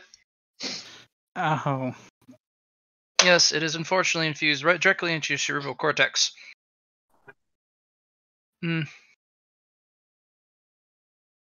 So I can't remove it. You are not allowed to ask questions at the moment. I will now engage a monologue-like dialogue with you. You will answer in a yes or no when I give you a question. Understood? Yes. Good. And the individual will start running through a series of questions with you, not regarding anything about your health or about how you feel, but about specific scientific questions. And they range from harder to harder to harder in a yes or no, if they're true or not. And eventually, we are done with the true or false questions. I will now get into the specifics of the Leah knowledge that you particularly might know or have gleaned. You would answer in the full honesty and your full comprehension of the notes. If I am pleased, your existence will persist. If not, then unfortunately, you have eroded past the point of saving. This is why we don't leave him alone, guys. Alright, basically, I'm sorry, you're going to get I inspired, and you're going to roll Leah 3 times. I need 2 out of 3 passes. Okay. I thought it would be 2 out of 3 failures. No. All right.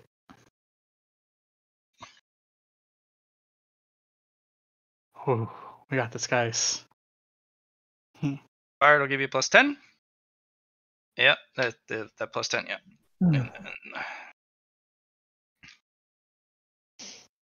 All right, see if you can go for a home run. Ooh, 244, 66. Nope.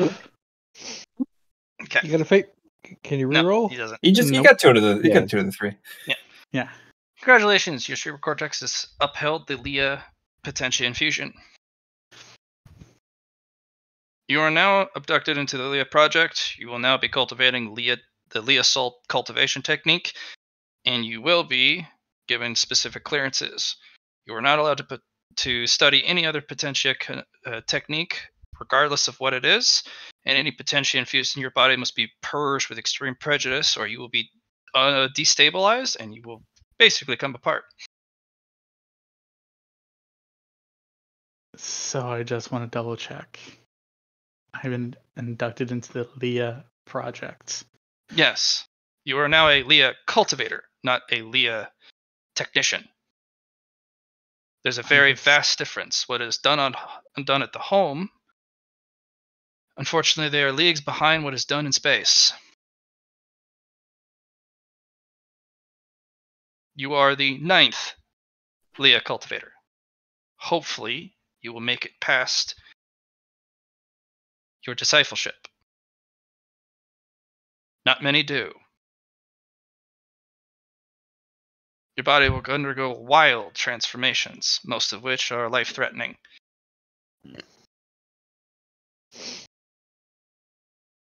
You will become Leah. That is the only way we have figured out how to make it work. For science. For science. I like that declaration. Good. Your clearances have been updated. You are now directly attached to me and the Leah program. If anyone gives you trouble for any reason, well, that's a problem for them. If you cause problems, that's a problem for me. You do not want to cause problems for me. Understood. That pulls me away from projects and very difficult calculations.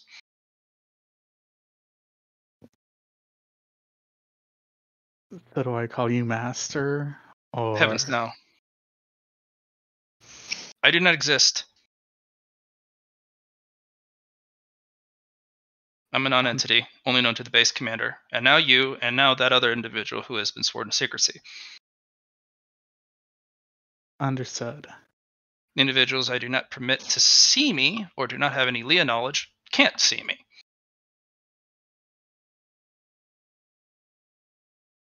I appear as pixelated data. You will learn this technique when you are more Leah than biology.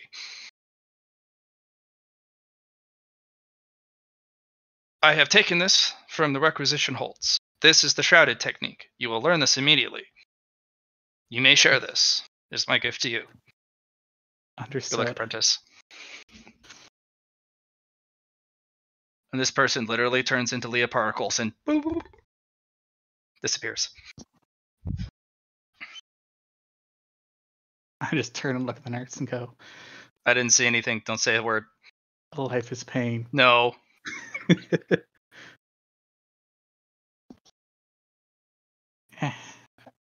Is Snips there or no? No. Okay. They are basically going to be met outside the med bay to meet the Snips. The Snipperinos. Snippity doo dah. Snippity day. Alright. The boys I met by their major outside. Yeah, I've confirmed he's in there. Go get your boy. Ah, jeez. Nix is just going to knock on the door, or open the door. Knock, knock. Ah, welcome, welcome. This is the medbay. How are you? I'm back. I'm not purple yes, this yes. time. Yes, good.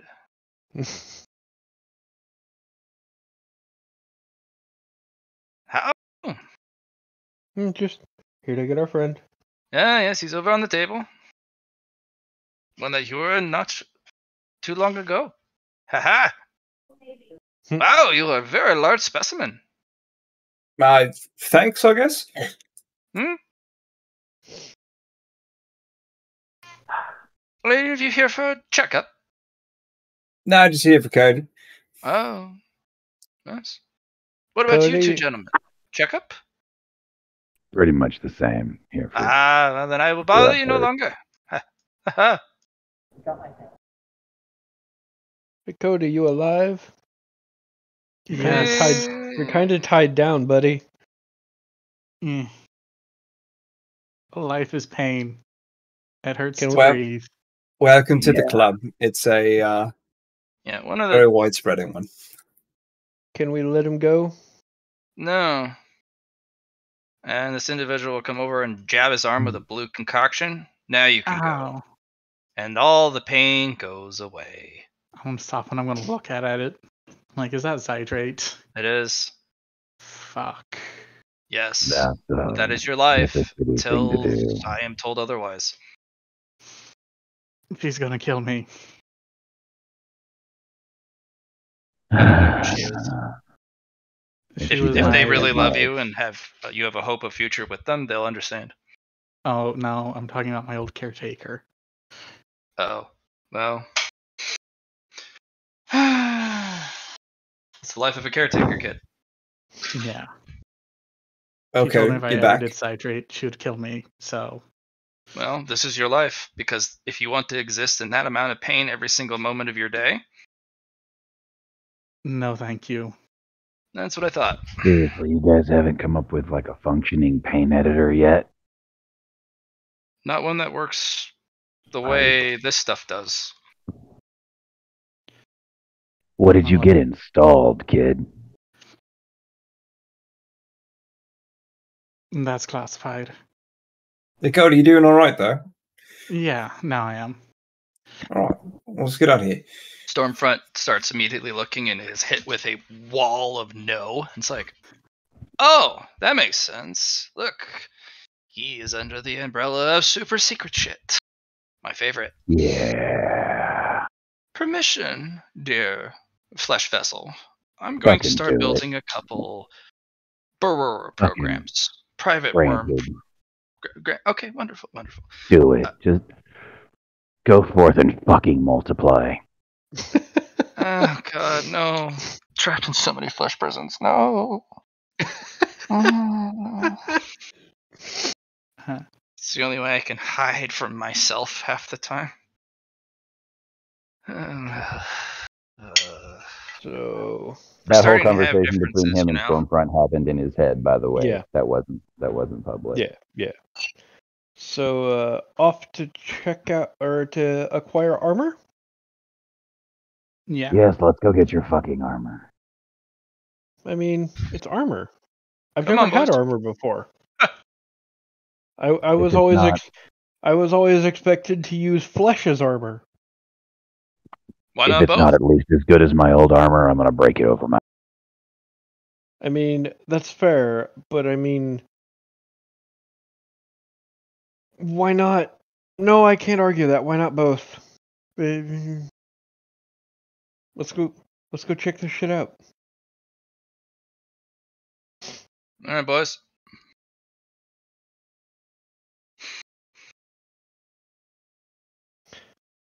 Oh, we're following Back Snips again, for this? huh? Uh-oh. Say that again, DM? So we're following Snips for this. Yep.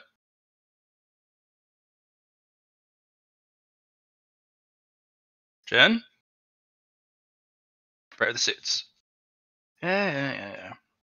And from the lower area, the phase shield blips off, and the doors will open, and the Thunderhead robot will roll out several containers. Let me guess, one larger than the other three? Absolutely.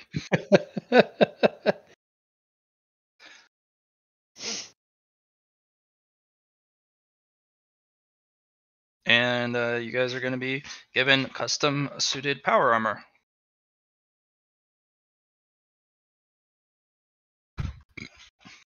Oh, yeah. Nifty.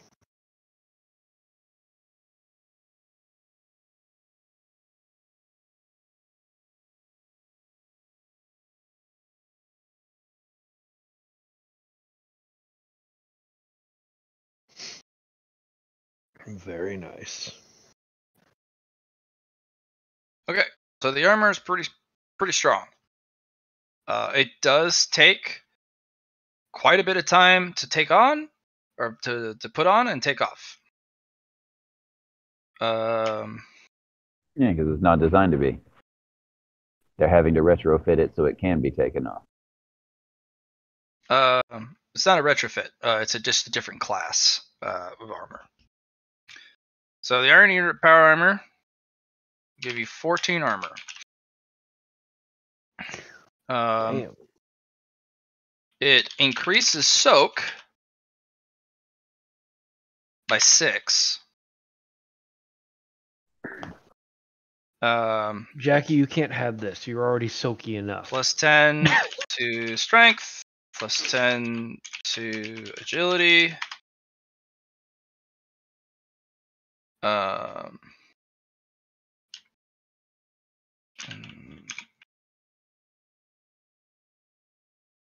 It's environmentally sealed.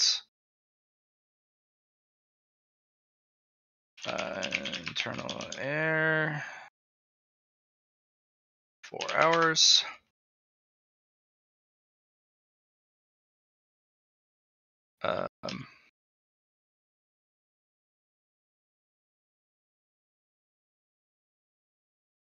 waste management system. Has a water recycler.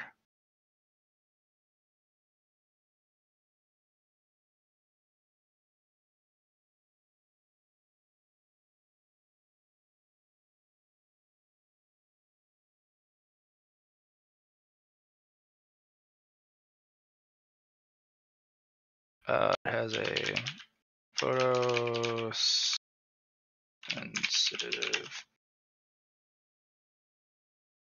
lens. Is that how you spell lens? What? LENS. No.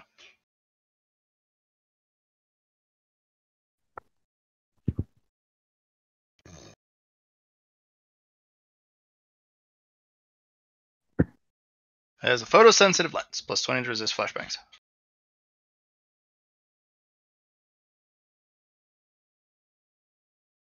Very nice. Yeah, the Iron Eaters make some of the best power suits around.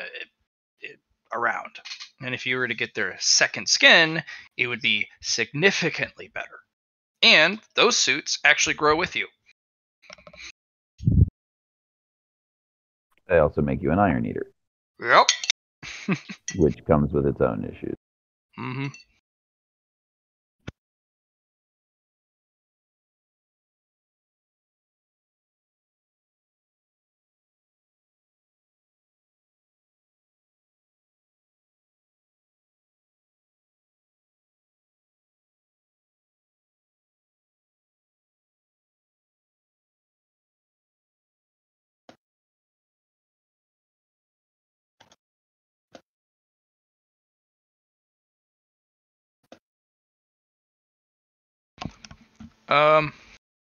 Yeah.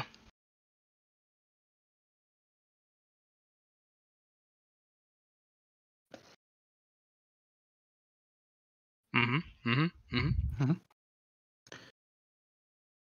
That's what you get. Sweet. Pretty cool. Yeah. Yeah. And these are like Gears of War sized power armor sets. Plus the helmet.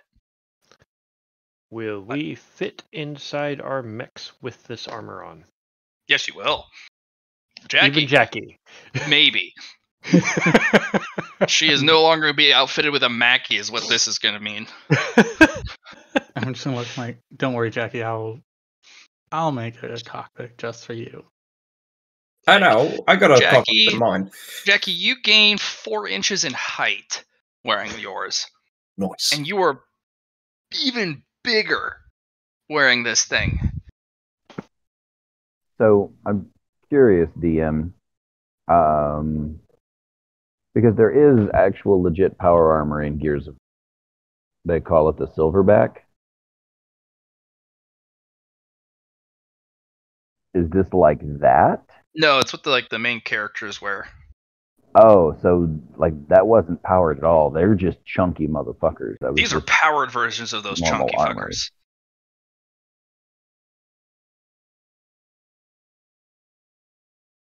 Okay. Yeah, we're talking like that size chunky armor stuff.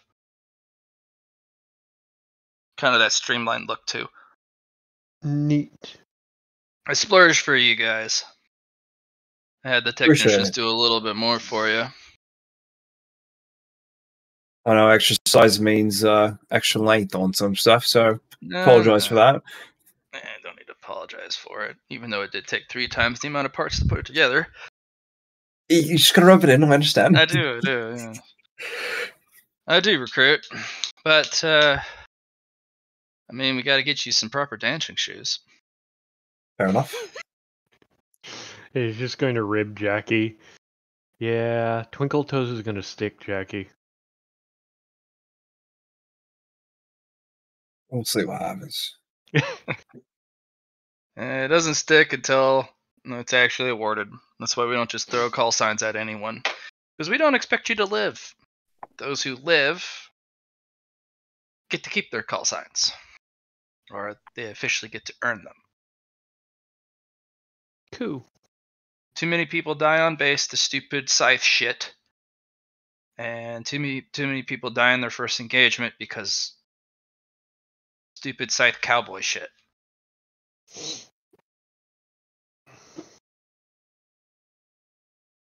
Fair enough. Fair enough. No, it's not fair. None of this is fair at all. And don't ever think anything is fair. God, you sound like my father. It's fair in its unfairness. As now in, you stop with that loophole shit before I make you go for some extra midnight PT. It's like, don't make me feel like I'm back in the prison. We have a break here. Please no. I do not need to deal with a panic-induced psychosis. If that's enough to give you a panic-induced psychosis, recruit, we are definitely having you do right? prison exercises, such as being incarcerated for a long period of time and seeing you, well, work through it. Because if sending you to the brig is enough to trigger you, that is a liability, and I'm not willing to have that. Jackie, is there anything you want to tell me that will send you into a triggered moment of frenzied psychosis? Other than, well, what is normally expected.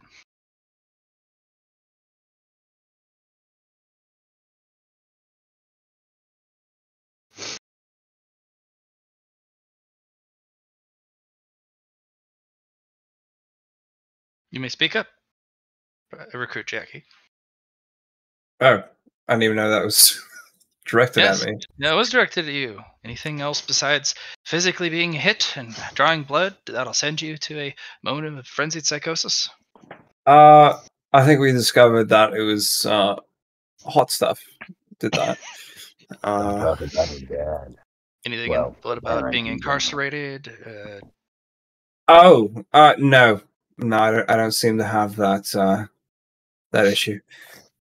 Okay, because we will be doing torture training.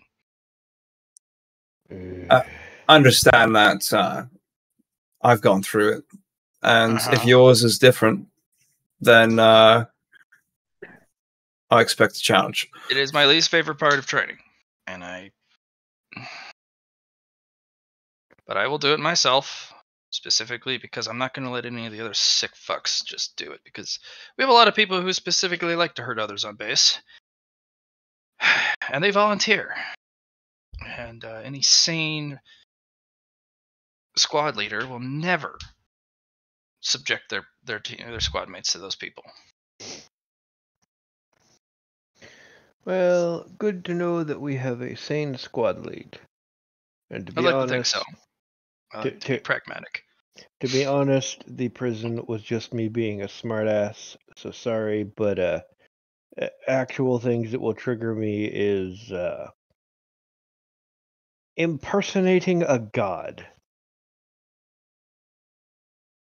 That sounds like some new gen Ezekiel stuff. I'm not going to ask any more about that. But we do have a couple people who do that on base. I will make sure to do my best to avoid them. Don't go to the concourse then.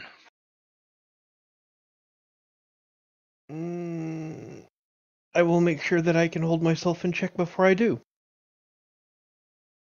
Well, you have until the end of basic training. Sounds good. So looks at the other three. So you ready to go finish up our plans? Make sure they're stay out of trouble plans, right, recruits? That is the intent.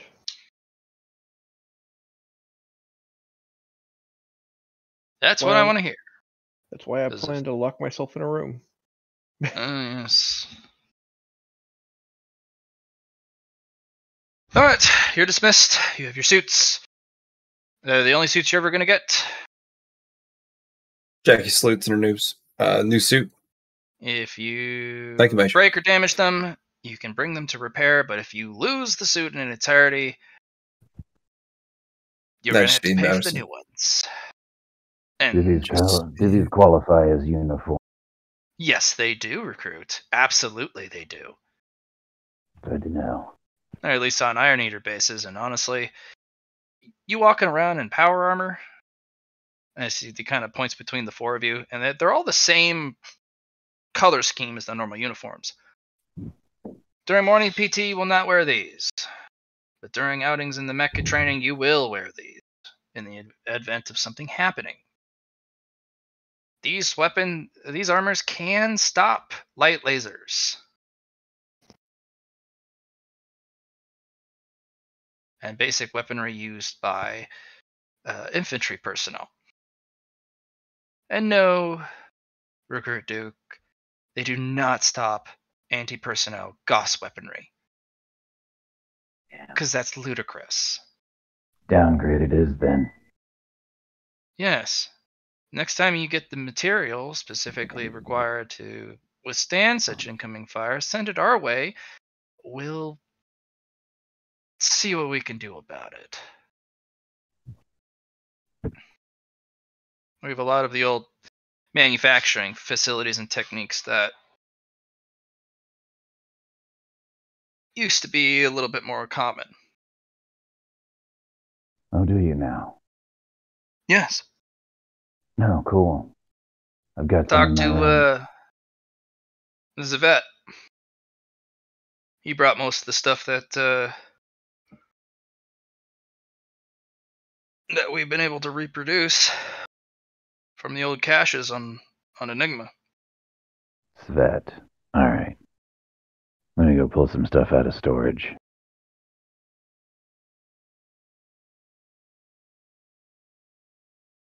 All right, Recruits, you're dismissed. I am going to. Well, Duke's going to go get one of the damaged suits and present it to this person. Yes, of course. Pointed at the suit, and I want. Well, he's gonna point at his power armor and be like, I want this to protect me like that. Ask a lot, young one. Yes, I remember you. You used to be everywhere.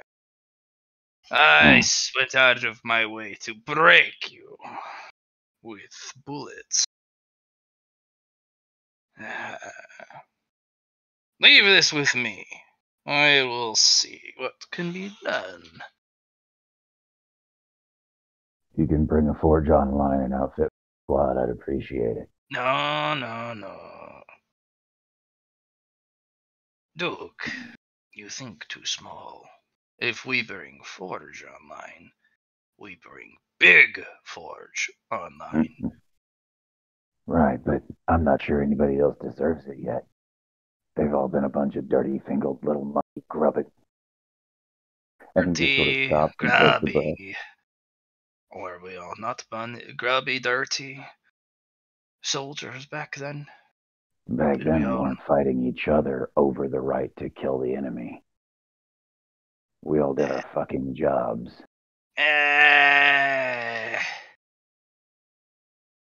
We were soldiers. You've been asleep too long. Maybe I have. Your words. Bleeding heart patriot. Fucking bullshit. I know it. I feel the same way about gun. Armor, though, that's okay. Everyone deserves armor. It's gun, though.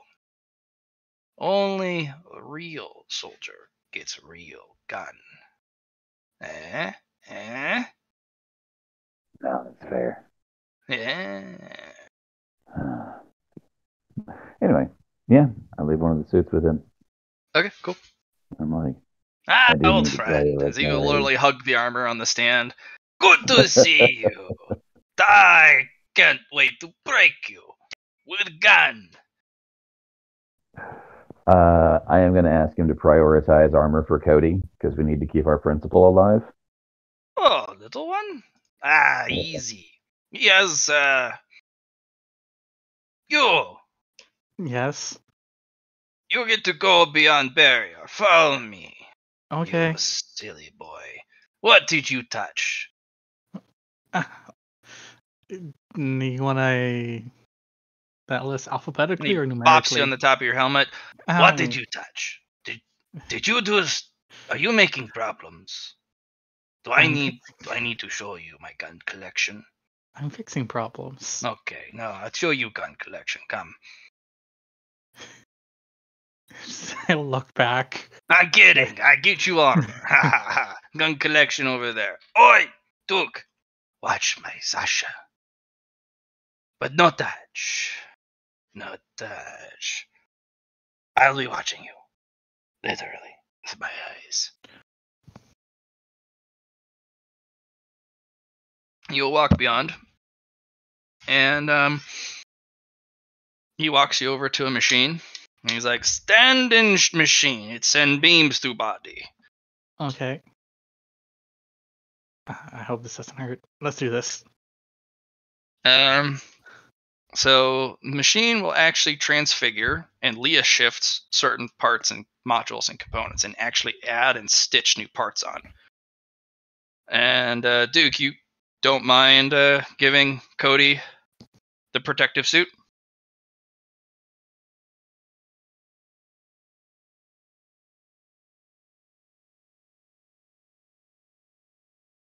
I mind. I do mind, but I have a job to do. Okay. He'll roll the suit in, and they will Leah stitch one suit to the other. With a lot of other components. So.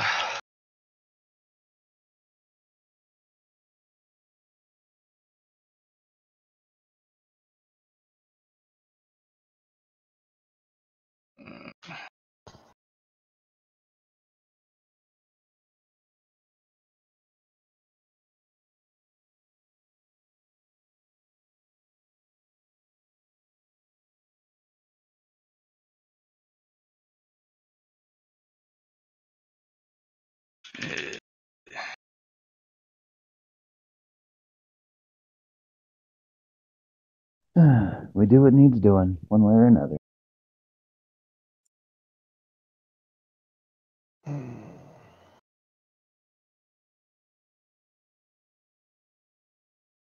Fear not, Duke. I will teach you something in return. Fair enough.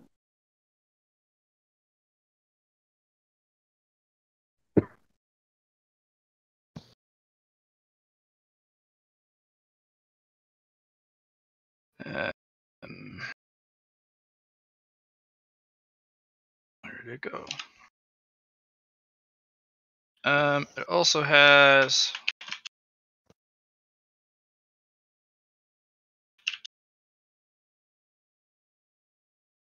Oh, that's cool.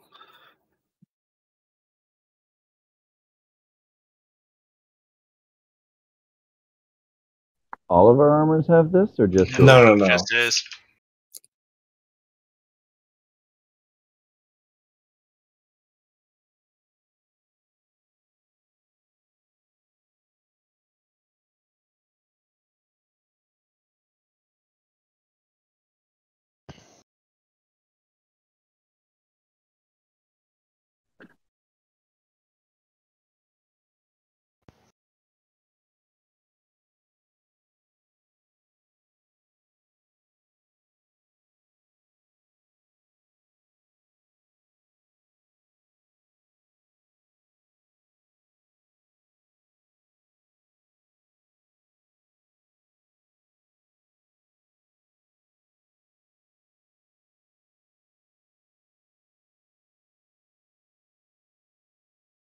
Your the minder, that's what it says on file, said put you in machine. Now I did it. Now I get vodka. Now go. Okay. Old Earth vodka, I miss you. They don't. This was made with real potatoes. Real potatoes. Not that synthetic stuff. Understood. Oy. Duke, we have the design of the suit in the system. If we can get some of the old parts, not of the suits, of course, but some of the automated systems from Earth, or Enigma, or whatever they call it these days, we can finish Forge.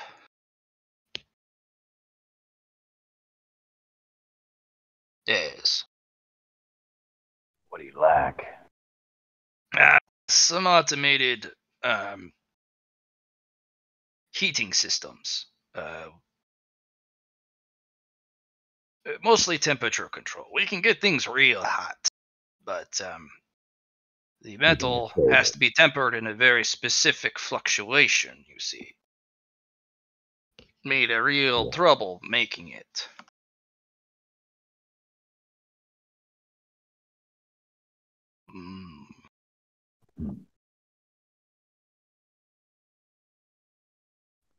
Yeah. When you go home, open this for me. Eh? I got this off card game, but I don't want to go home. You bring what you find to me. Maybe I give you some things, eh? Sound good? Good. Yeah. Right. And you will see a physical piece of paper be handed to you.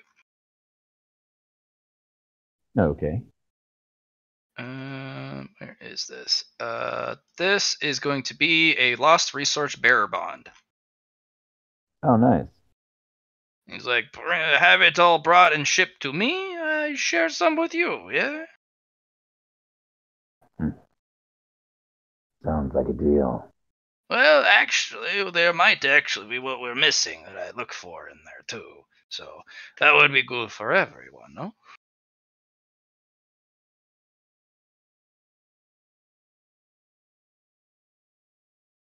Well, you can restock on bullets. I know I have lots of bullets somewhere. I have counted them twice. Good, good. Alright, now off with you. I have talked long enough. Time to drink now.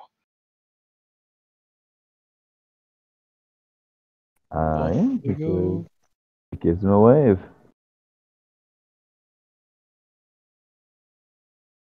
Yeah, coat isn't all too much different. Has a different slight hue of color, but barely noticeable unless under direct light. It also has several additional external compartments on the back, different attachments.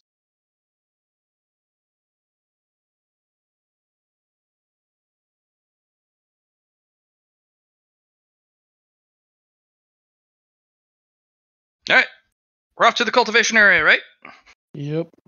Okay, you guys make it to the dojo. And there's a couple guys doing some like Dragon Ball Z fighting shit, and they look like monks. They only have kind of a cloth around the waist, and they are fucking going at each other. Each hit, even though blocked, sends a shockwave past. And even the shockwave, your senses say that's lethal. This would be our ancient way, boys. Yes. Oh, I've also been given permission to teach you guys something, though. Yeah. When you guys enter, they will finish their fight almost immediately. Kind of look and bow at you guys. Before doing, kind of a warm down exercise. Nix is just going to be like, I already know what kind of chamber to go to. Follow me, guys. I've been here before. Follows. I'm just going to talk to these guys. You want to talk to everybody, Duke? Not everybody. Just the important people. Everybody is important to you. No, they're not. They're really not. I'm just gonna look at them though, for the sake of not making the party wait on me again. You guys gonna be around for a bit? They kind of look between each other. We did not plan on it. We were not expecting guests in the dojo this late. We do not practice in front of the eyes of others.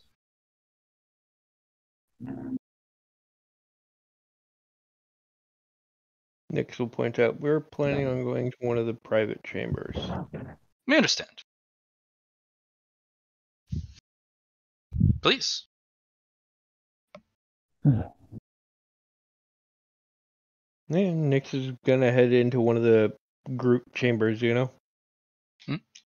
They look back at Duke. You appear to have additional questions.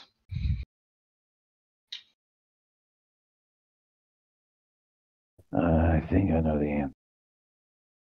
You guys be ancient way monks? We know of some old ways, yes, but we always strive to learn. Had a proposition I wanted to slide by you guys at some point.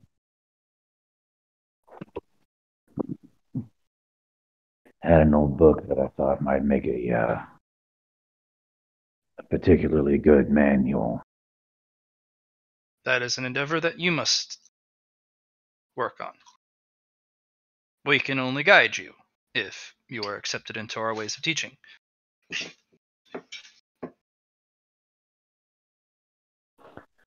One must begin their own journey, their own path.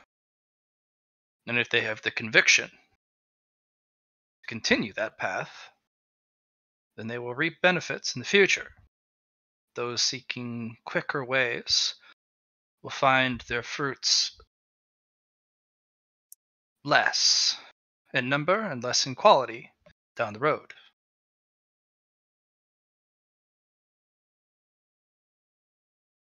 I know you have the ability to shed blood for what you believe in. What else are you capable of? Even the people I find myself surrounded with.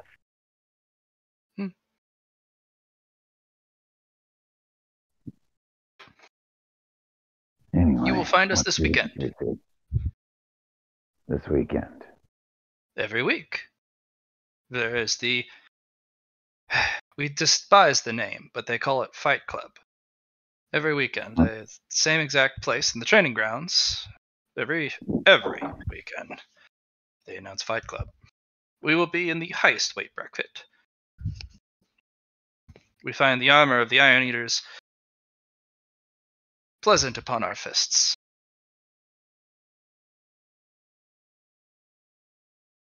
Fair enough. If you wish to watch then, of course, you may do so. In the meantime, we must excuse ourselves. Our practice methods are to be done in private. And they both clap their hands twice at the same time, and you actually hear the click on of all the cameras in the room. They bow to you again and they leave. Fair enough. And Starfront's like, I didn't even realize those cameras were off. That's fucky. Ain't it just? And you actually get to see the play. They actually had looped the cameras in the room while they were sparring. They were on, but they weren't. That's a neat trick. See if you can figure out how they did it. Might come in handy. Yeah, or you can too. Nook seems to be anxious about something. I suggest you hurry over. Yeah, I'm on it.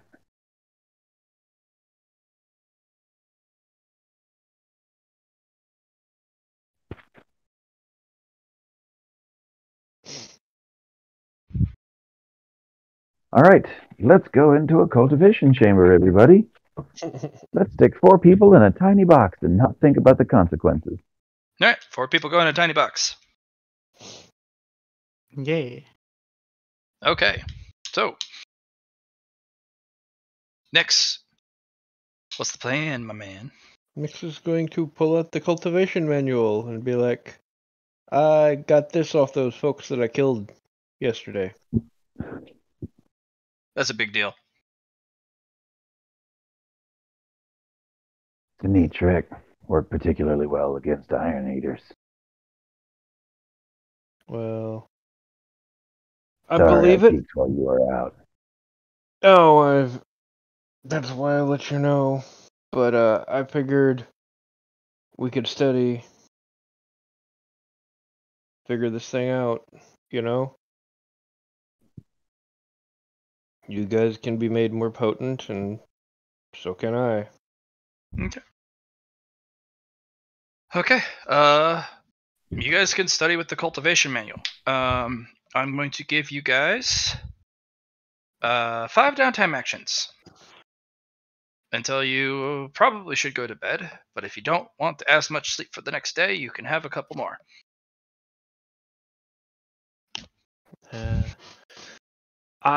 So you know, Blatt? Yes. Nix plans to let them cultivate off the book because his mask already has it, and he can study it later. But it was entirely so that he could do ambient cultivation. Yes, look at you go.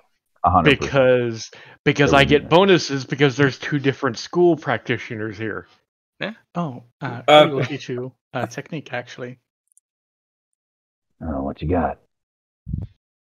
You were talking about it earlier, but you didn't know how to do it. I can teach you the shroud technique. You have to study it first. It was a book that your master handed you the cultivation technique manual, not just teaching it to you manually. Like this is the physical copy. This is priceless.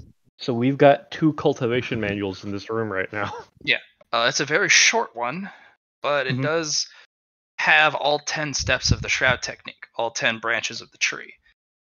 You do have to devote downtime action to it, but you can just gain them. How many downtime actions does it take per check of the manual? Well, let since me we have tell a you, book, because I believe it is. With the cultivation manual, it'll cost you 2 DT, 2 downtimes for the first one, and then 2 additional stacking for each additional one after that. So 2, 4, 6, 8, 10. Yes. And there's 10 levels to this book? Yeah, 10. There's 10 branches to each cultivation technique that you can build. You'll actually find the immolation technique. It's only a stage 1. They just invented it. It is a very short novel. But it can be made really pimp. Yeah, it has 9 more upgrades to it that you can build.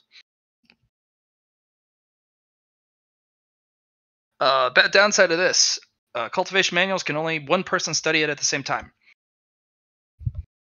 Or at a time. You can't read over each other's shoulders. DM, can I ask you to change those numbers a little bit? Because 2 stacking downtimes for each new level in the same to learn all 10 aspects of the shroud will take 902. No, that's not right. I messed something up somewhere. So 2. That's where I found the difference. Never mind. I got a little flat. Yeah, so 2, and then plus 4 is 6. Plus 6 is 12. It should cost you quite a bit to get up to rank 10. Like, it's supposed to be costly, but nowhere near 900. Oh, dear.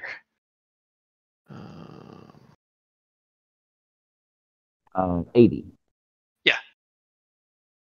That's more reasonable to get a tier 10 cultivation, or tier 10 technique. With all the other steps included, because you have to do one at a time, all the way up to a tier 10 of the shrouded technique, which is very, very valuable. Yeah. People pay you to have you teach at least rank 1 to them. And you have the manual, so you can literally go, Disciple! Ring! Smack it over their face and be like, did you learn it? Why aren't you learning it? Oh, you hit me in the face with it. I can't read it. Why aren't you learning? My master beat me to learning.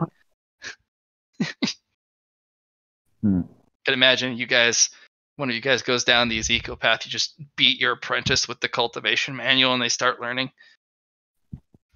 And it's called learning by osmosis.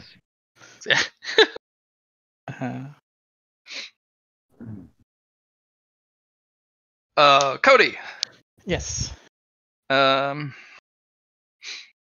You would have to learn this. Yes. I know I do, so I'm gonna be a bit greedy here, and you use it first, and then I'll pass it around.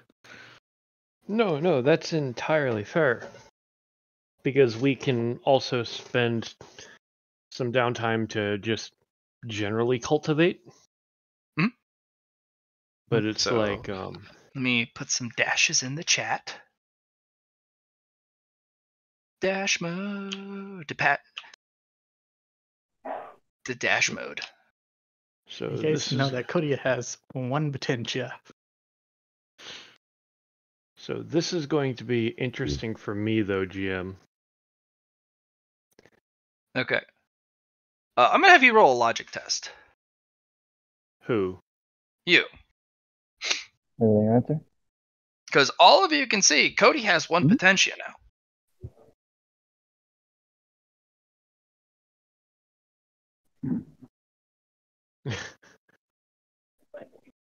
No trouble. That's adorable.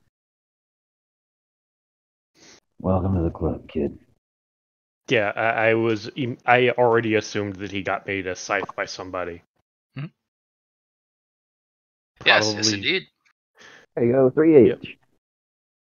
No so I appreciate you bringing out the cultivation manual, but I'll just continue to use the servant's dilemma. But I feel like you could probably get something out of it anyway. Cody and I cultivating, and I don't know what Duke's doing, but oh no, that's entirely fair. Duke can study the manual I found. Because there is reason for it. Just you 3 do your study. I'm going to cultivate in the middle of the 3 of you. Sure. Yeah.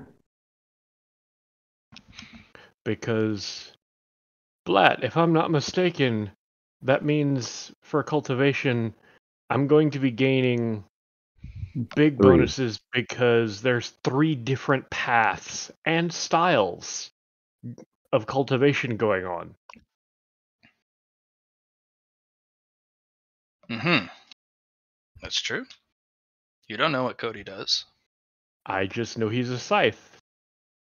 But I'm assuming because it's super secret, it's a different style, so time to see what happens.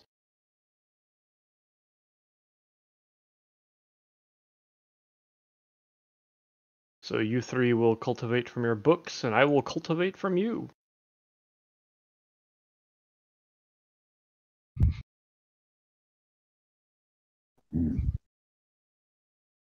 Okay. So,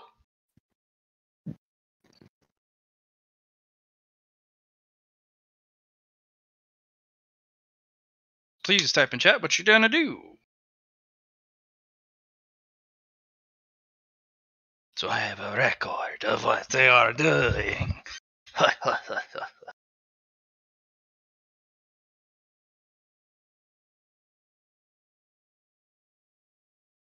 For all of our downtime actions? Or just the first batch? Oh, you're not gonna... Okay. Jackie's not worrying about the shroud yet. Cool.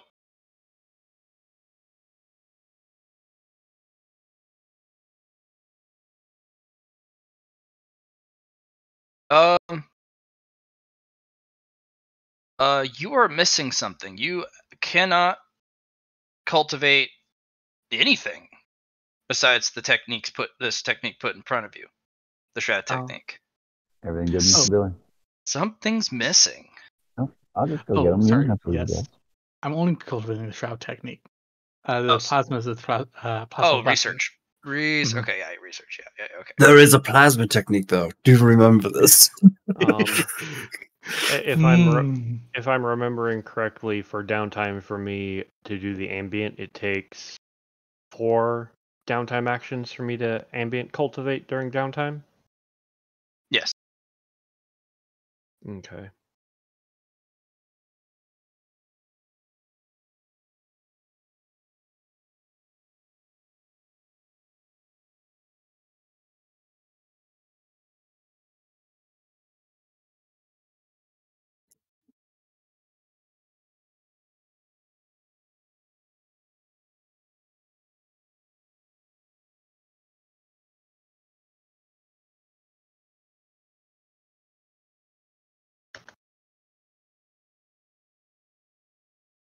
Farak, do you want me to write in what your plans are? Oh no, I'm just thinking.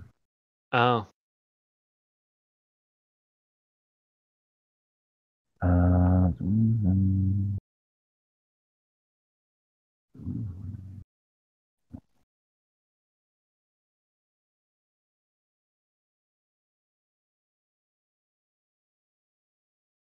My only request is that at least one of them is cultivation, preferably the first one. No, that's fair. I can do that.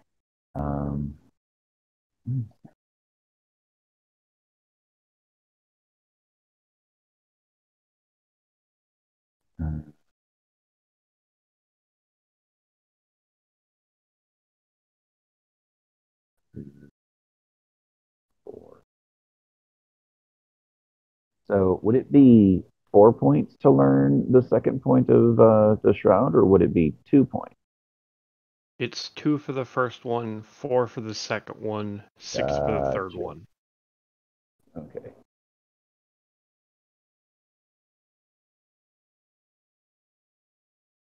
Well, that puts it down for all things. All right.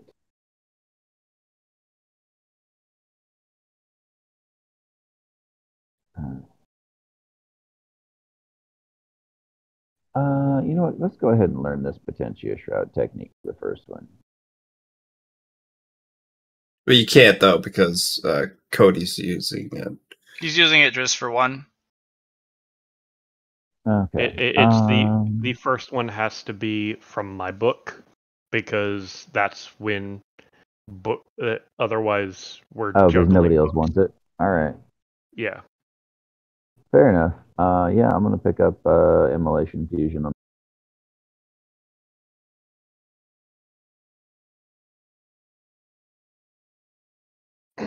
And remember, you can pre-study a book, and it builds up for the next time.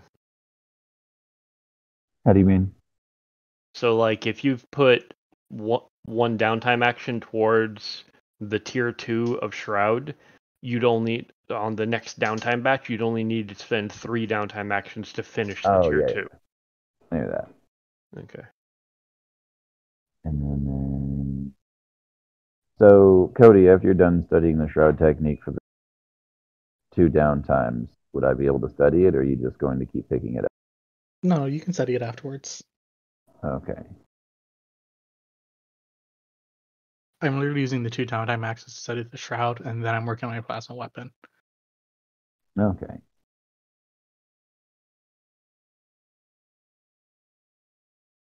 And Nyx will take it after you're done.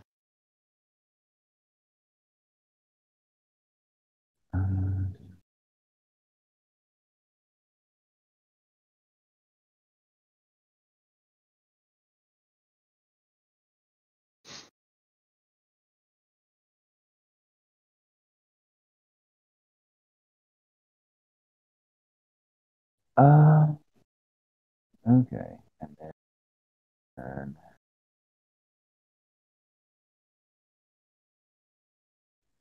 3 points towards.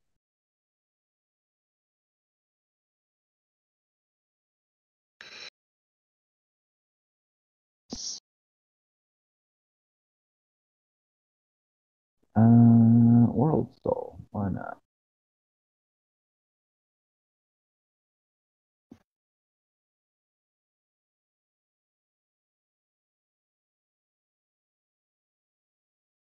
There you go.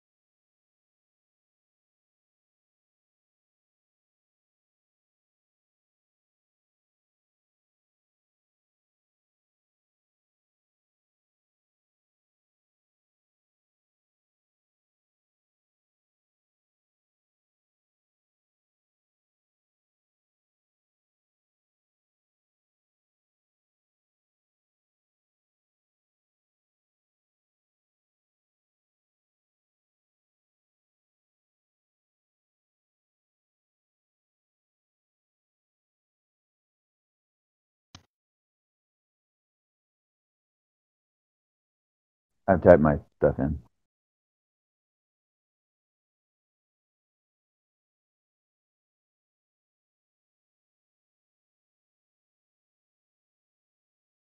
Hello?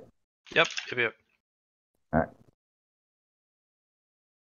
I think I made Blatt's head hurt because I get exponential bonuses the more cultivators are cultivating when I'm doing ambient.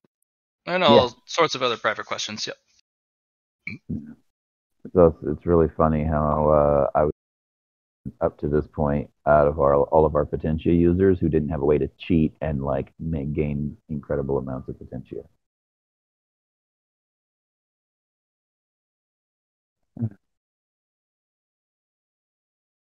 So who's going to be the new squad leader when you guys decide y'all don't? When we decide we don't what? Who's going to be the new squad leader when you guys decide you don't have to listen to me anymore? I vote Jackie. I'm sure you do. I do not vote Jackie. No offense, Jackie. Okay. But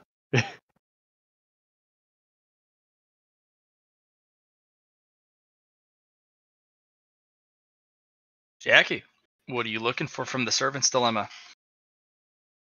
That's one of the things you can kind of peruse what you're looking for. There are so many Potentia techniques in this damn thing.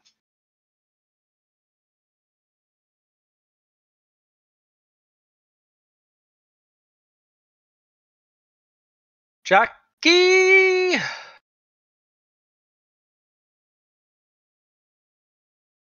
Oh, he's not there. Oh, shit. Okay, never mind. He's not here. why isn't he here? Did he disconnect? He's deaf and muted, so we'll come back to Dealing him. with We an got alley shit to do. thing. Yeah. Let's go down one. Shroud Technique 2. All right. For those who are doing the Shroud Technique Part 1, Shroud.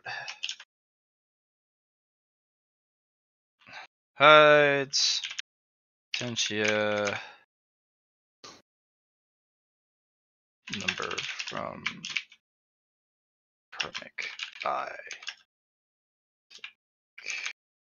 That's all it does.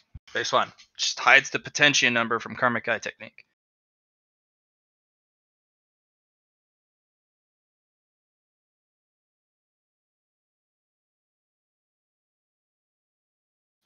Shroud 2 hides the Potentia number from Karmic Eye 2 technique. In addition to base other techniques. Other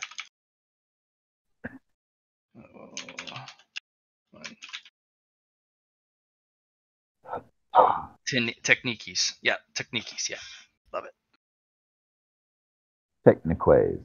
Techniques. Yes.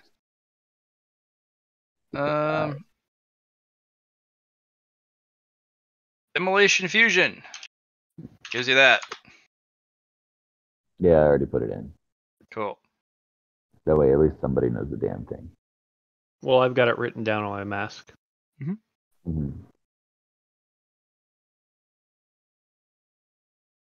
World Soul. I only got halfway, so it's irrelevant. Oh, so you're working towards it. Okay. Yeah, I'm gonna spend 3 downtimes tonight finishing it up. Like my character is just gonna stay up until it's done. Okay. Okay then.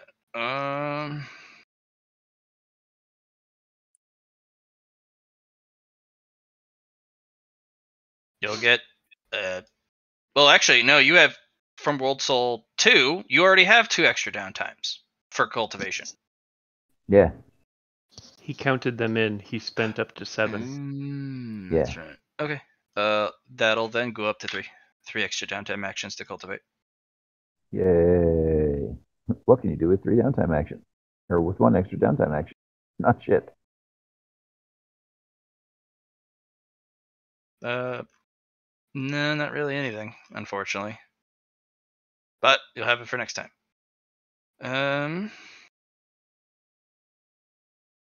You will roll me toughness unless you want me to. I got you. Okay. And fail. Okay. You will have a fatigue for tomorrow. You stayed up a little late. That's true. Okay. Just 1.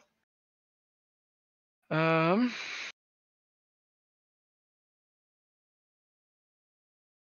right. Let's move on to the big one.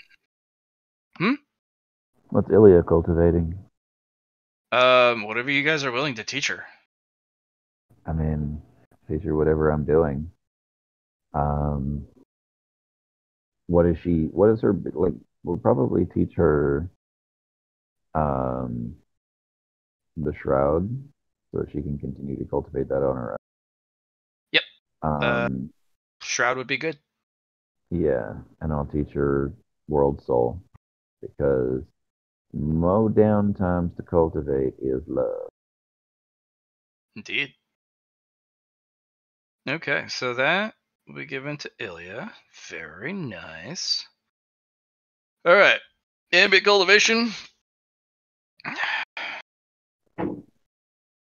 Wow, that's 4 different cultivators, 3 different styles. Yeah, you just rake in benefits. When are you going to teach that to the rest of us so we can all do it? I'm waiting for somebody to ask. I asked. And the DM went, are you sure you want to do that? Fair. And I was like, I kind of do. But you went on a big thing, like, it might explode me because it's different potentia than my own. Oh, because it's a new gen technique. I don't even think it's a new gen technique. It's a technique you invented. It's only as new gen as you are. It's because I'm a new gen. It's a new gen technique. We went over that. But this if may that give were the the case, all these guys in space would be old gens, new gens, or unorthodox because none of them created their own potentia without knowing it first. This gives an idea. If I can put potentia into that gem and it's made neutral by it, then you may be able to learn that technique. Yeah. So it's considered a new gen technique until you have cultivated through this technique more potentia. Not including the ones that you specifically lost to your mask deal. Then the techniques you've already learned. So it will be a new gen technique until from the shroud or from ambient cultivation I've learned. Let's see here. Learning from other cultivation manuals doesn't count. 4, 5, you have to actually cultivate it from brand new stuff. Yeah. So I need to learn 10 ambient techniques before it will before it can be recognized as a new cultivation technique. You will need to also submit it. Not the actual technique itself, but the actual idea that you are a new Scythe and form your own sect. Do you have to do that for other people to be able to learn it? That is considered a new gen technique? No, absolutely not. You can forgo just learning forming a sect on your own. But if you declare, it's like declaring independence, is what that is. Mm-hmm. You can be considered an independent cultivator, but unless you go and publicly declare independence, you're still considered part of the sect that you were previously part of. You can also go and announce you're just I'm out of this shit. Fuck you guys. Just mark myself as a neutral Scythe. Mm-hmm. Kind of like that means you do not fall under the protective umbrella of Ezekiel's name. Yeah. Which even out here, it's still potent to a certain degree. Even though I'm never the one who's used it, we've just allowed Jackie to umbrella us. She's umbrellaed you. And Cody. Yeah, if I'm being honest, she's kind of just name dropped that. It's been like, no, let her talk. Yep. So, what is going to happen from my ambient cultivation bullshittery? Okay, so, this one's, I'm gonna have you roll Potentia, and I'm gonna actually have you roll Influence. Who? Oh, me. Nyx. Joy. Okay. You've got the matrices swirling and building. Something's wrong. Here goes nothing. Okay. I'll give it a re-roll because I still have a fate point. You also have Important Scene. Oh, yeah, free re-roll. 2 of them, technically. Do you have... Oh, yeah, you do. So, first one. Yes! Okay, so Cody's Leah or whatever his cultivation. Mm-hmm. It is antithesis to the point of absolute destruction to whatever you guys are cultivating. It's a corrosion.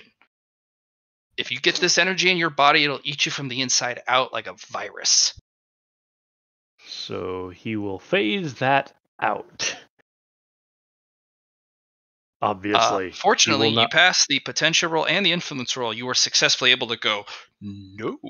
It won't give you the extra bonuses for the conflicting technique, but you're also purging destructive potential energy.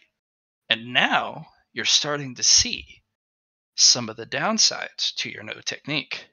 Mm-hmm. You can't just absorb everything.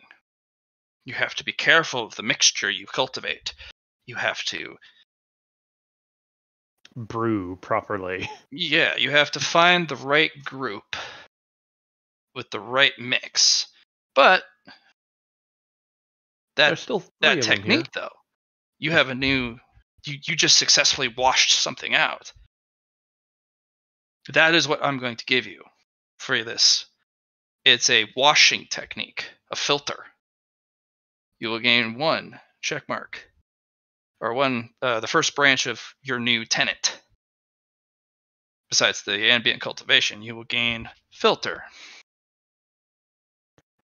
Filter will give you a +10 to an influence test to wash a singular energy out that is conflicting. Can I get an extra notepad or an extra note thing just titled Potentia Paths or Cultivation Paths? I'll do that for everyone. Nyx.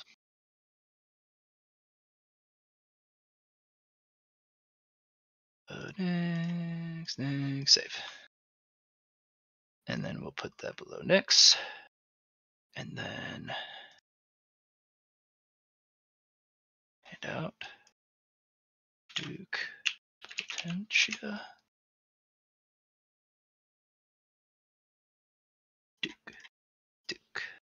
save. Slide that down.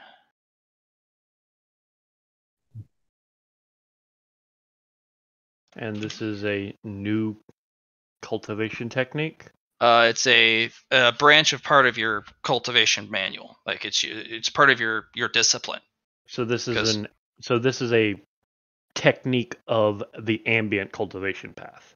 Yeah, it's a new technique of the ambient cultivation discipline. But it's not a new cultivation technique, or not a new cultivation discipline, but it's a technique under the new discipline umbrella that you're building. Very important. The best, like Jackie's, hundreds of different techniques. And that's why Jackie, when studying with that thing, she can just pick and choose what they want. Jackie also gives you some stable, fucking delicious energy when she cultivates. Mm-hmm. And you just yanking on that, especially when she's cultivating from that book, it hits and conflicts hard, especially with Duke's old gen techniques. And it makes a real nice maelstrom. When she cultivates without that book, it's not as potent, you know? It's not as easy to draw. Imagine if you were to sneak in and a bunch of people are cultivating from their books. And this giant maelstrom of energy, and you just go, come to me. That's one of the big downsides. You need to stir up just the right types of energies with with enough power behind it. Another issue you might see is you might run into volume. Too much energy could be extremely destructive to your body, and you may not be able to stop the influx of energies. You may need to either build a stopping technique, so you can just say no more, even though you're like, oh, it's all lost, but I'm about to explode. Or a sieve. Yeah, or a sieve. Or an improvement of vessel technique. Basically make it so that you can hold more energy at once. You may not be able to digest it at once, but at least you can suck all that energy in and just kind of sit there with a little big old pot belly like, yeah, delicious. Now I am going to gain a potentia or two from this, or no? That was the potentia you gained. I didn't have you roll for it because it was you passed both the rolls. It was a potentia. You got one. Oh. Not only that, you got a brand new shiny technique on top of that. Not just a check mark or another tree branch. Wait. What was the potentia? The technique. It's a potentia. Okay. No. Sorry, confusion was mounting. Yeah, a technique is it's a new tree branch. I'll actually, before the next session, I'm gonna write a in-depth handout explaining all the technical terms and the. No. The reason I was asking is because the last time you explained that in situations like this, I would be gaining multiple possible potentia, especially, and it gets more powerful the more people you had cultivating. Only those two? No, there were 3. Right, but you had to spend. There were 4. There were 3 that I could pull from. I had to scrub the 4th because we've got what's her name in here too. Oh, that's right. What's her name's in here? He should be picking up because he only knows my technique for cultivation. He doesn't know the old gen style. Right. So she's using one technique. She's using Reach the World Soul. I was using old gen, and she was studying Jackie was studying from the book, which means new gen. So that's 3 different people practicing 3 different types of cultivation. He should basically be getting 3 powers, like 3 potentia abilities, at the way you explained it previously, 2 ranks or 3 ranks apiece because of the way his stuff compounds. It's not going to be that potent so early, but later, yes. Go ahead and roll me 1d2, because you had to spend a significant portion of the time scrubbing all of those corrosive energies. Go ahead and add a potentia of your choice from the calming aura, a earthly aura, or a violent aura.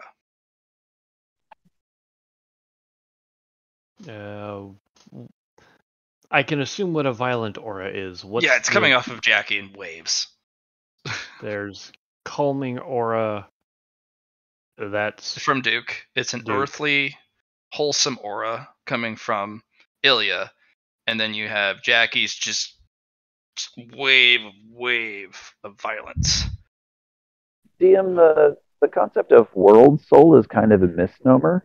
Oh, she's okay. reaching out to universal potentia, like. Oh. Yeah. Can he basically taught her how to tap the force? Oh. Can I channel this energy into experiences that I've had this day to try to develop a power based on that? Mm-hmm. The more akin to the energy you're absorbing, the better chance you have of forming it. And that's why having different cultivators really helps. You have a bright soul. I will call it bright. Would that be better? A bright and wholesome Sure. Well, soul. How do I put it? I would say I'll work on it. I would say Duke's would be kind of the bright soul because it's the calm and the blessing of the calm. Mm-hmm. Jackie would be a harsh to dark soul because it's very combative. And I would say our new comrade would be almost a gray or neutral soul because she hasn't been swayed to either side. She's just cultivating. Yeah. Just energy of the world around them. Okay, cool. Jackie's is not a dark soul. She's not dark. I will tell you if there's a dark energy rolling off of someone when you do this. Hers is a vigorous, powerful, but waves of harshness and violence somewhere in there.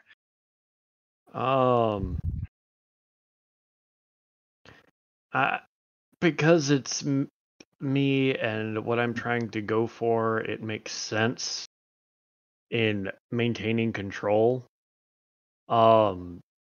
He's going to go with the new girl, as it were's energy, because he's trying to throw some potentia energy into his capabilities with mechs.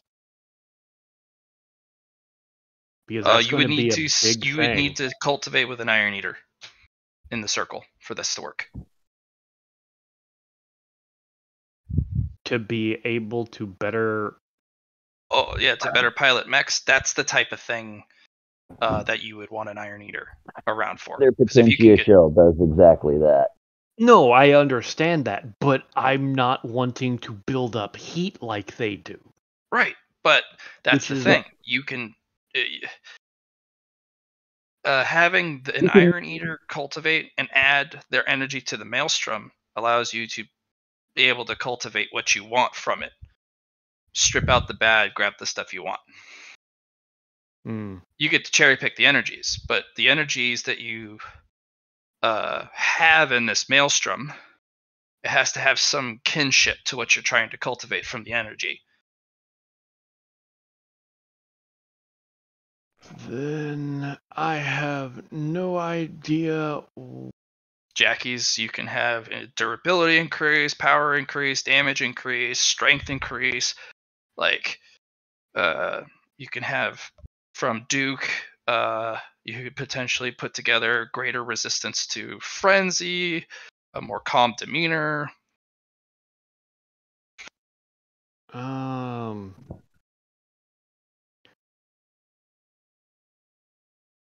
You know what? No, that makes sense. I don't like being nearly as squishy as I am. So I'm going to pull from Jackie and try to fortify my hit points. Because getting smacked and nearly dropping from one hit, I didn't like. So you want to build up your toughness? Or do you want to build up your soak? Or do you want to build up your wounds? He's trying to build up his wounds. Okay. I need a Potentia with a 1, 2, 3 different cultivators, plus 30.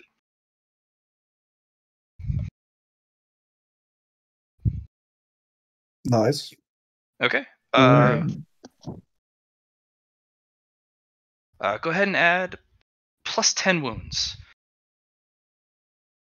Very, very nice.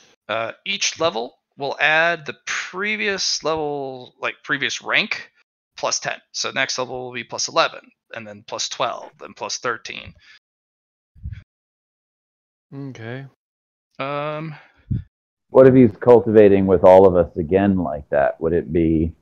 Would he get a higher bonus that time if he does that? Well, he's gonna get a plus 10. He's gonna get quite a bit. I'm gonna have to actually write it out in quite depth. I see. So for rank 1, he's getting plus 10 wounds, and then at rank 2, he's getting plus 11 wounds for a total of 21 wounds. Right. Okay. And this is without a Grandmaster. And this is without a Grandmaster, because he's actually getting kind of that bonus, but not the real full of that bonus, because you're reading from a that cultivation module, book, and that cultivation book is infused. Each and every page, the spine, the glue, everything is infused with Potentia from Ezekiel, and he's going after the energies, not just what's on the page. So I need you to hurry up and denature this technique away from new gens.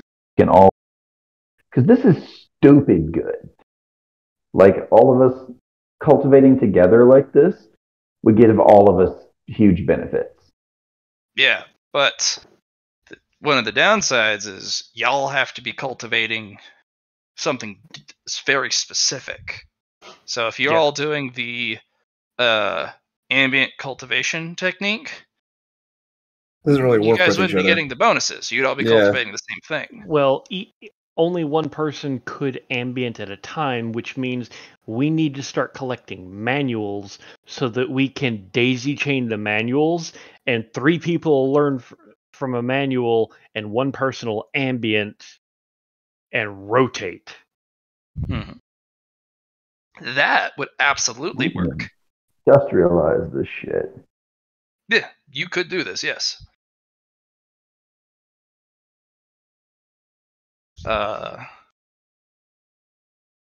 Nick's teaching this technique would be, you're not sure how difficult it would be. But like your predecessors, perhaps writing it down on a page and imbuing it with kind of your insight via Potentia into each page could help others learn quite easily. And that's why there's cultivation books. Yep.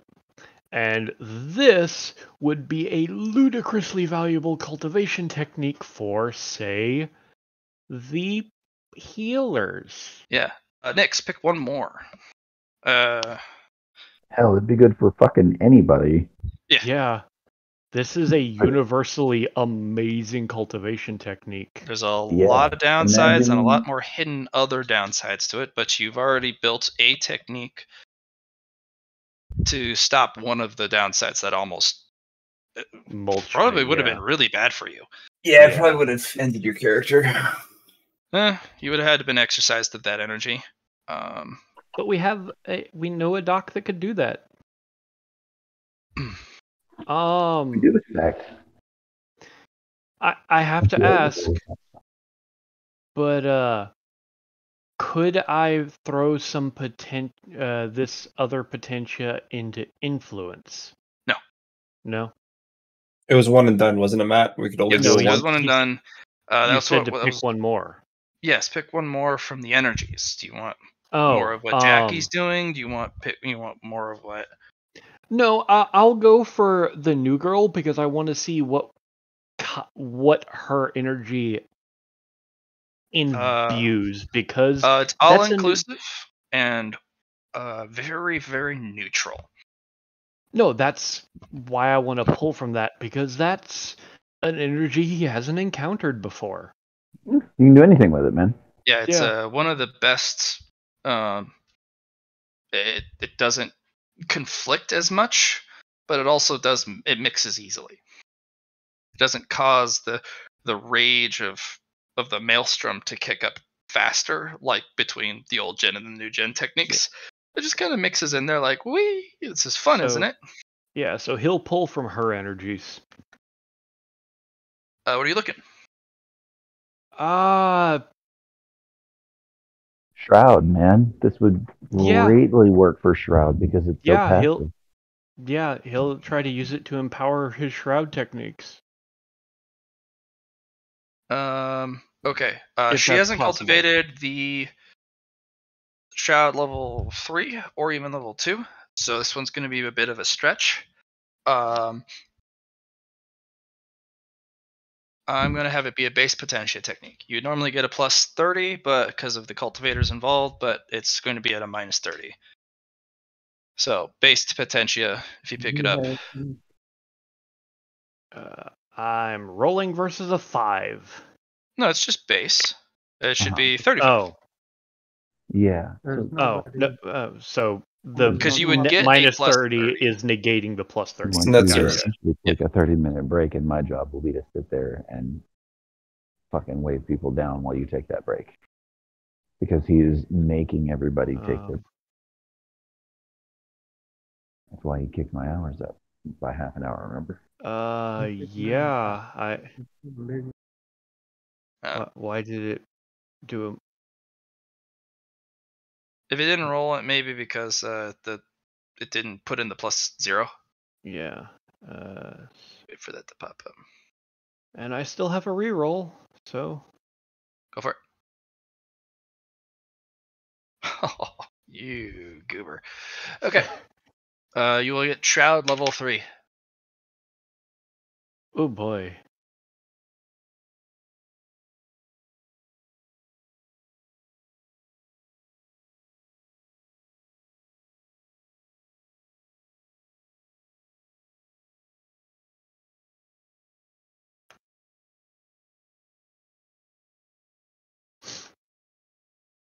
So just to confirm, that was worth 6 worth of downtimes. I do need him to roll a toughness. Because you're pulling a lot of energy. Because that was a lot of energy. Yep. Okay. And I still have my fate point reroll. If you'd like to. Why not? Okay. You feel exhausted. You're covered in cold sweats. You feel an onset of an incoming headache. You feel a little shaky. And you feel extremely full. Nyx is just going to sit there towards the end of the night and just quietly burp. Nothing comes out. Yep. It's just like, I need to go to bed. That was heavy. Jackie, what are you wanting from your 10? So like I said, I was just gonna do the good old Servant's Dilemma. Yep. Remember, the Servant's Dilemma has hundreds of different techniques that you can specify to cultivate. You can increase any aspect about your physical character. Mm-hmm. Even in the back, there are techniques to improve fate points and boons. There are techniques to make you luckier. They're like, this is one of the Supreme Cultivation manuals. Not a lot of techniques to increase your intelligence, but there are ones to increase your perception and your willpower. Not many on Fellowship. There are a lot of combat techniques. There are a lot of techniques to increase durability and strength. There's a couple techniques in there that actually increase collateral damage in the area from singular actions. Right on. So got a few questions. When good old ogre, he is my cultivation manual. He rolled a toughness, and it was also 2 for 2 down at time actions for 1 potentia. That's you've studied this. You don't need to roll toughness. He does. This is something you've studied day after day after day in that dark, cold cell. It's a familiar friend and one that was given to you, so it won't punish you to use it. Yeah. It's 2 for 1. 2 for 1. 2 for 1. So what I'd like to do, actually, Matt, instead of putting in the stuff, I'm going to try and put 1 into willpower. But I want to save the other 4.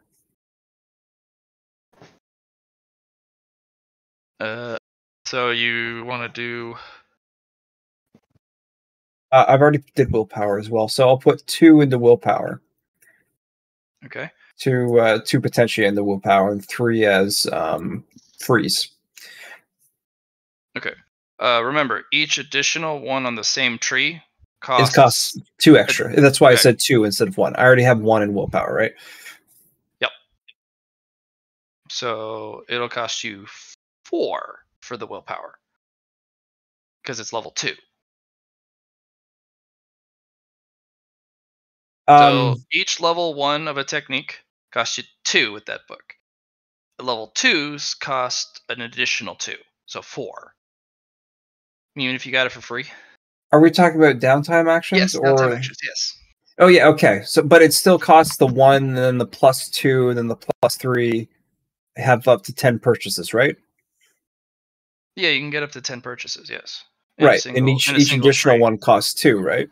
An additional 2, yeah. Yeah. Okay. Yeah. All right. We're just we're taking it differently. It's I'm gonna have 4 downtimes with for willpower. Okay.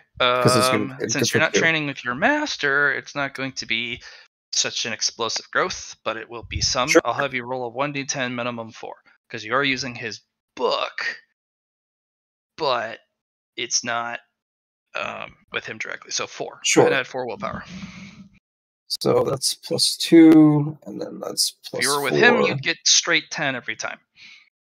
But that's because I only got 5. Horrifically hurting you. The way you were doing it, Matt, was 5, then 7, then 9. Oh, then let's do that. That's fine. Oh, yeah, let's do that. Was that with him? Or without that was for the downtime actions you had me do. Oh, then let's do that. Yeah, no, that's fine. 5, 7. Go ahead. I have erred, and I have seen the error of my ways. I apologize. That makes my life a little easier. I'll put that to there now. And the last 3 are going to be free ones. Oh, you're just going to hold them? Yeah. Is that all right? Yeah, it's fine. Excellent. So you're gonna spend 4 downtimes for those? No, it's going to be that's all my downtimes used. 10 used. Right. How many downtimes are free? Or towards the free cultivations? That's 6 downtimes.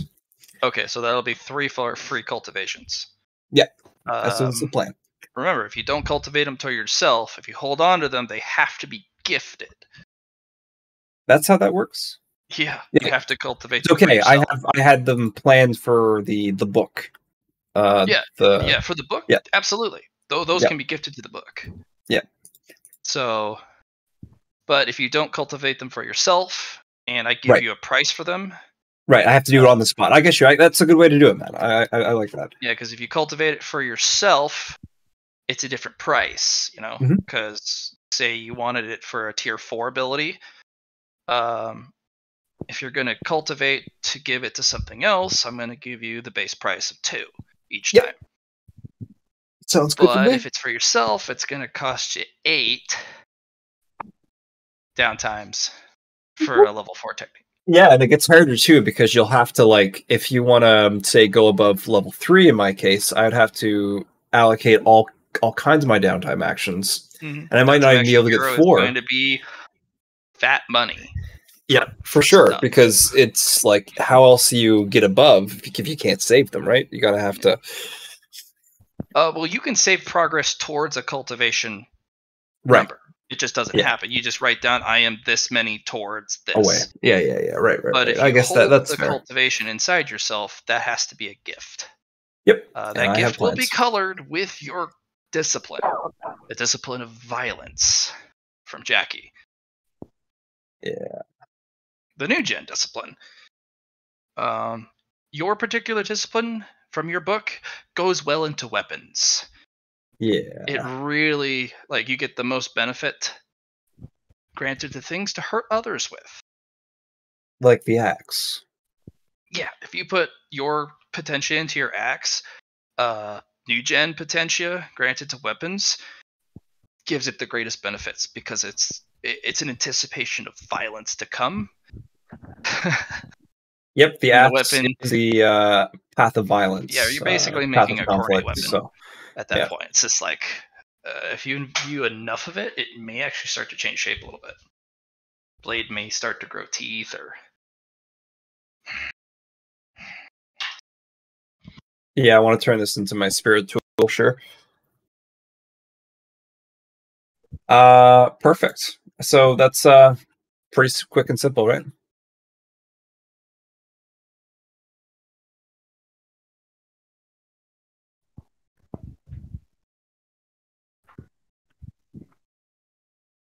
Indeed, my boys. Okay, so we're getting late. I need to know how much time we got with the boys.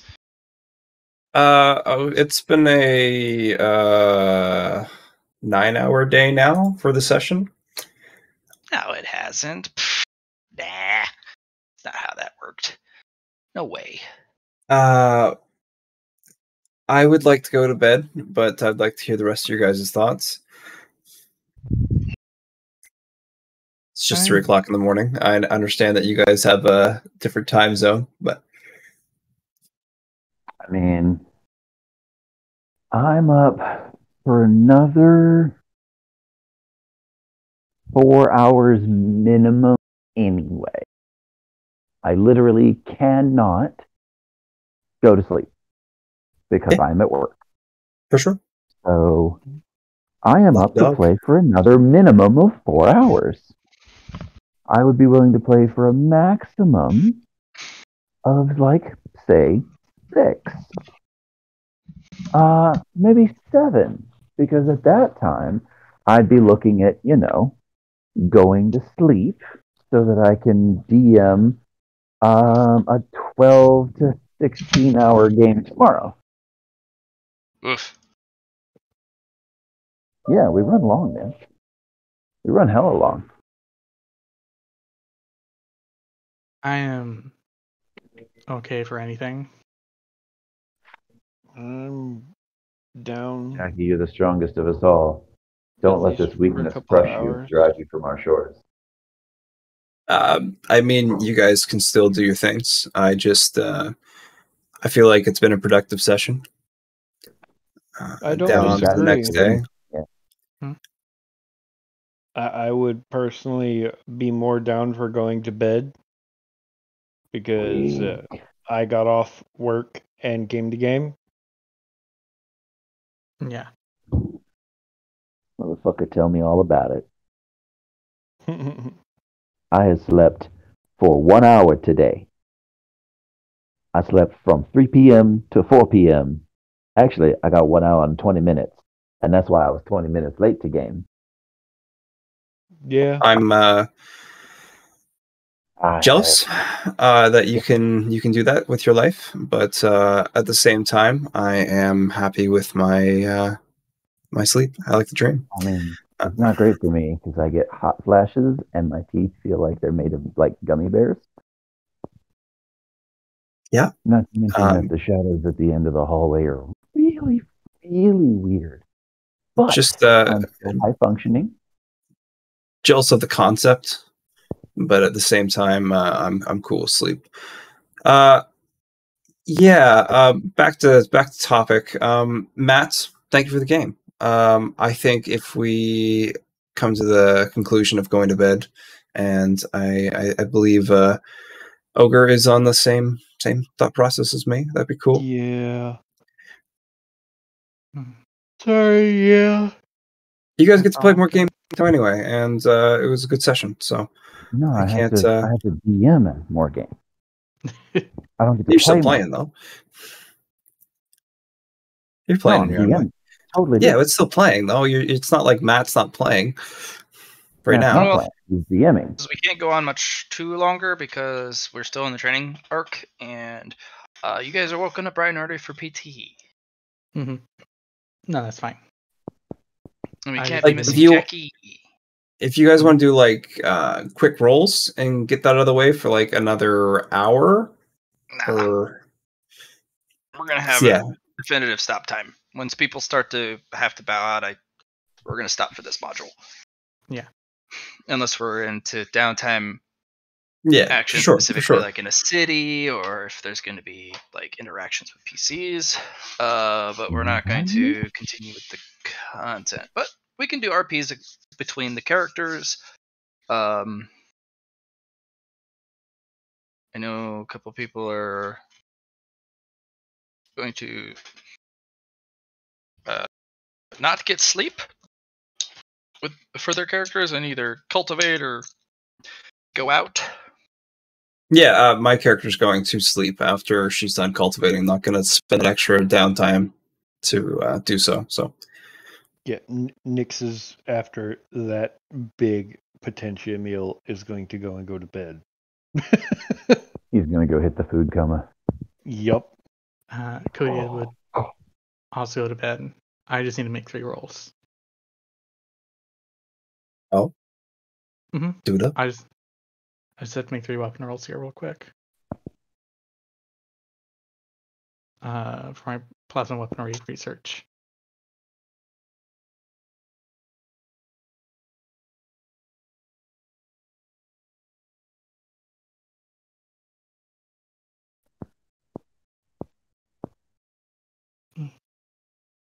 Nice, beautiful 11. My favorite. It's put that away. Hey, you might roll another double. No, not quite. You know what we need for this game, guys? The two talents Oda has. Practice makes perfect, and perfect practice makes perfect. They're on the sheet. We can buy them. Can we, Blatt? Can you not cultivate at all? No, we can't cultivate anymore. We're done. We're no longer. I'm talking by the advantages. Practice makes perfect, and perfect practice makes perfect. Are these like qualities? Where are they at? Yeah, they're positive qualities that I got in the Saturday game of New Threat that we're in. Practice makes perfect is during any quote-unquote training montage. If you have practice makes perfect, you get double the benefits from it. Montage. And perfect practice makes perfect is anytime you roll a 1, it counts as though you rolled 2 1s. Give me a moment to look that shit up, I guess.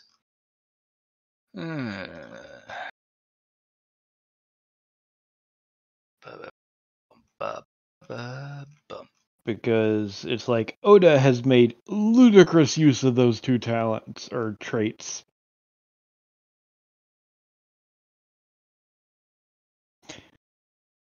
Matt, any merit for the end of session? 0. Oh, feels bad. Okay.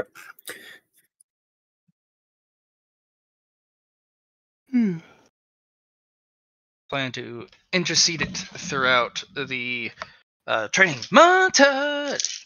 Sure. If that's one way to do it instead of at the end, sounds good. Yep. And then I will give you, once the training's over, a nice little block of merits, and then we will go by the normal end of session merit stuff. Sounds good. But I'm giving you a lot of free shit Yeah. currently. In addition to downtime actions. Yep. Well, I'm gonna take off, folks. Yeah. Peace. I will see those of you in tomorrow's game tomorrow. Oh, will you? All right. Yep. It is time to go be Oda. Peace, Vigil. Oda, that guy. Oh no,